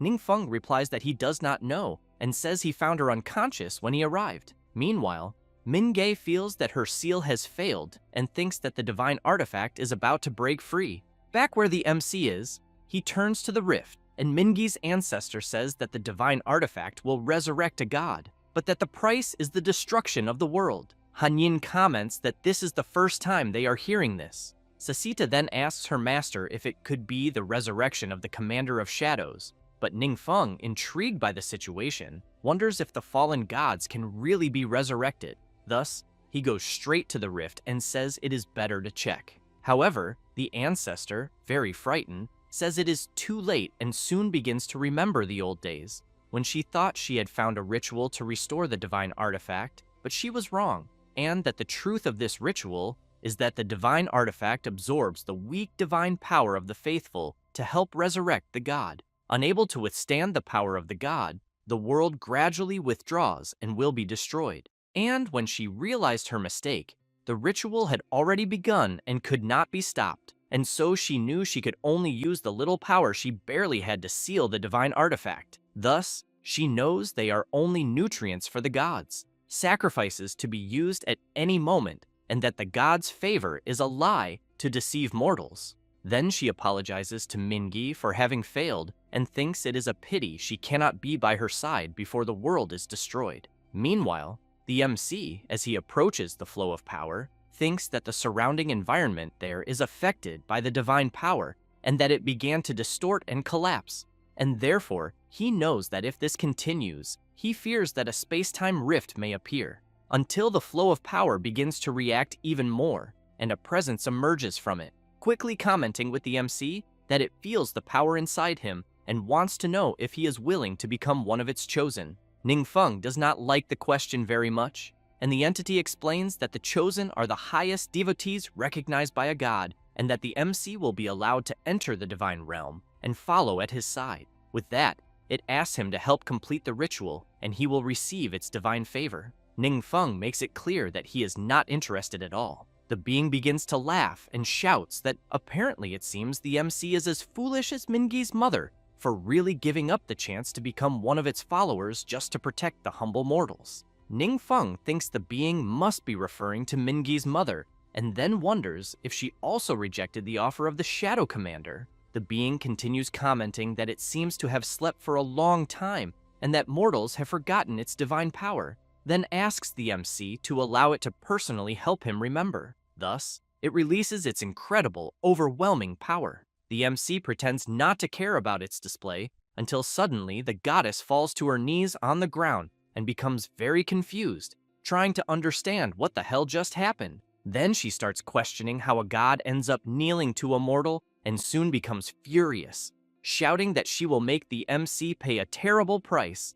But while she keeps struggling, she realizes she cannot get up. Then, beside the MC, something begins to appear, and a spiritual warrior emerges, jumping onto her back, and with his high speed begins to circle Ningfeng. The goddess becomes excited and makes it clear that he was being bold by looking down on a god, and that now he would experience her forbidden spell. However, without much difficulty, Ningfeng manages to annihilate the goddess's spell. Ningfeng comments that apparently she left a trap set in advance, but makes it clear that unfortunately for her, he did not lower his guard. The goddess is stunned and shouts, wanting to know how he could wield such immense power, and soon wants to know if he received the power of the omnipotent god of magic. Ningfeng does not quite understand where she is going with this. The goddess shouts, calling the omnipotent god a traitor, and comments that he really opened the knowledge of the gods to mortals, and that no matter how they tried to dissuade him, he refused to change his mind.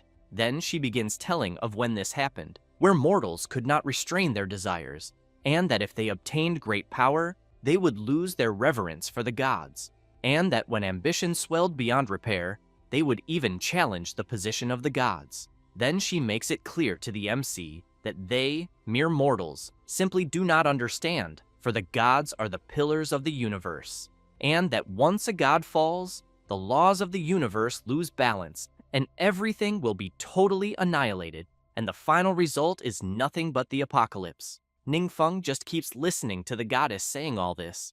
Then she shouts, asking him to help her complete the resurrection ritual, and that if he is willing, she can recommend that he replace the omnipotent god of magic and become a new god. Ningfeng, while beginning to channel his power, wants to know if she had not said that the gods are the pillars of the universe, since she wants to eliminate the omnipotent god of magic, and therefore wants to know if the threat of the omnipotent god of magic could be more terrifying than the apocalypse itself. The goddess begins to despair and shouts, asking him to stop and not try to be foolish, for if he dies, the laws of the universe will definitely spiral out of control. Ningfeng becomes serious and replies that he does not care, and that he could not care less. Thus, without any mercy, he strikes his powerful attack at the goddess.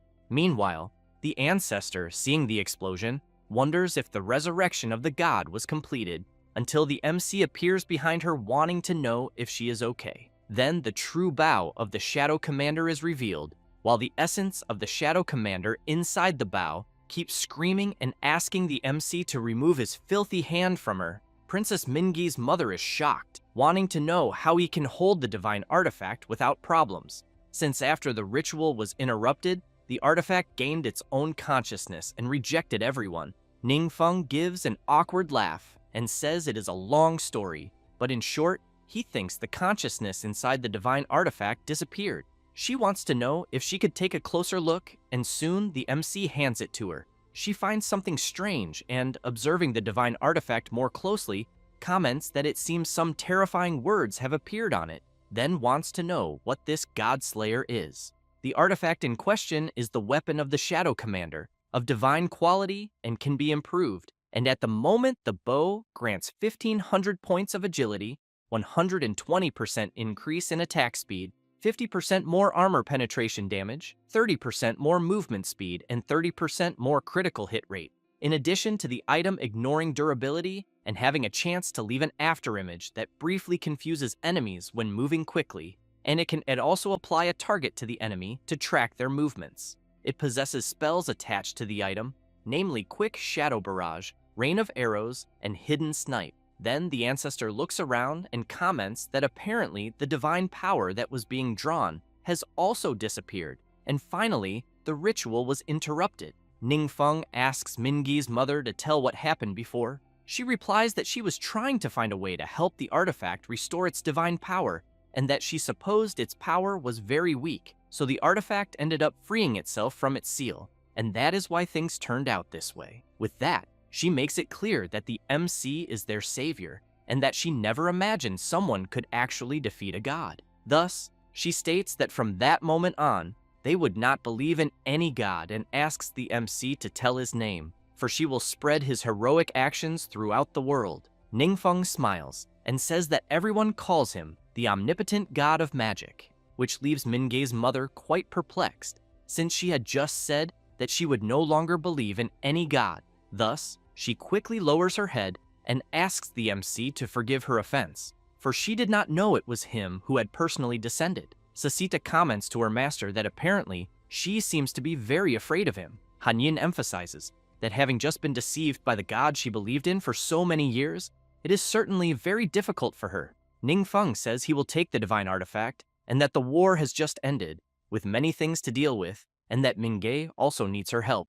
A little afraid of reuniting with her daughter, she replies yes, After some time, as soon as the MC returns to the training field of the supernovas, Wang Yue wants to know if her friend is really giving away such a powerful bow. She gets very excited and comments that she never thought she would be able to use a divine artifact. The others start drooling over the MC's gift, who in turn laughs and says, "That is not all." Suddenly, a tremor begins to occur in the place, and everyone wants to know if it is an earthquake. But soon they are surprised when looking up. Thus, the MC says that there is also a suitable test field for them, just like the one previously released. Ningfeng reflects that after activating the test domain, he can open an entrance in the world he controls, and therefore knows it is a crucial moment for everyone to improve their strength, deciding to let Wang Yue try first. As soon as she enters the realm, she is impressed and comments that it looks like the skeleton of some kind of giant beast, but soon notices some warrior skulls rushing toward her. Thus, she takes the divine bow and without much difficulty, with just a few simple shots, she easily annihilates the creatures. The people watching from the outside comment that the power of the attack is quite impressive, and that based only on the statistics, they think even a master of the 6th transformation would be crushed by Wang Yue. Ningfeng feels that the princess is also taking the same test in the Judgment Realm. Meanwhile, Mingay asks her mother if something is wrong, since she does not seem well. She replies that it is nothing but keeps thinking that she no longer knows if she can trust these gods, and, seeing her daughter entering the Judgment Realm,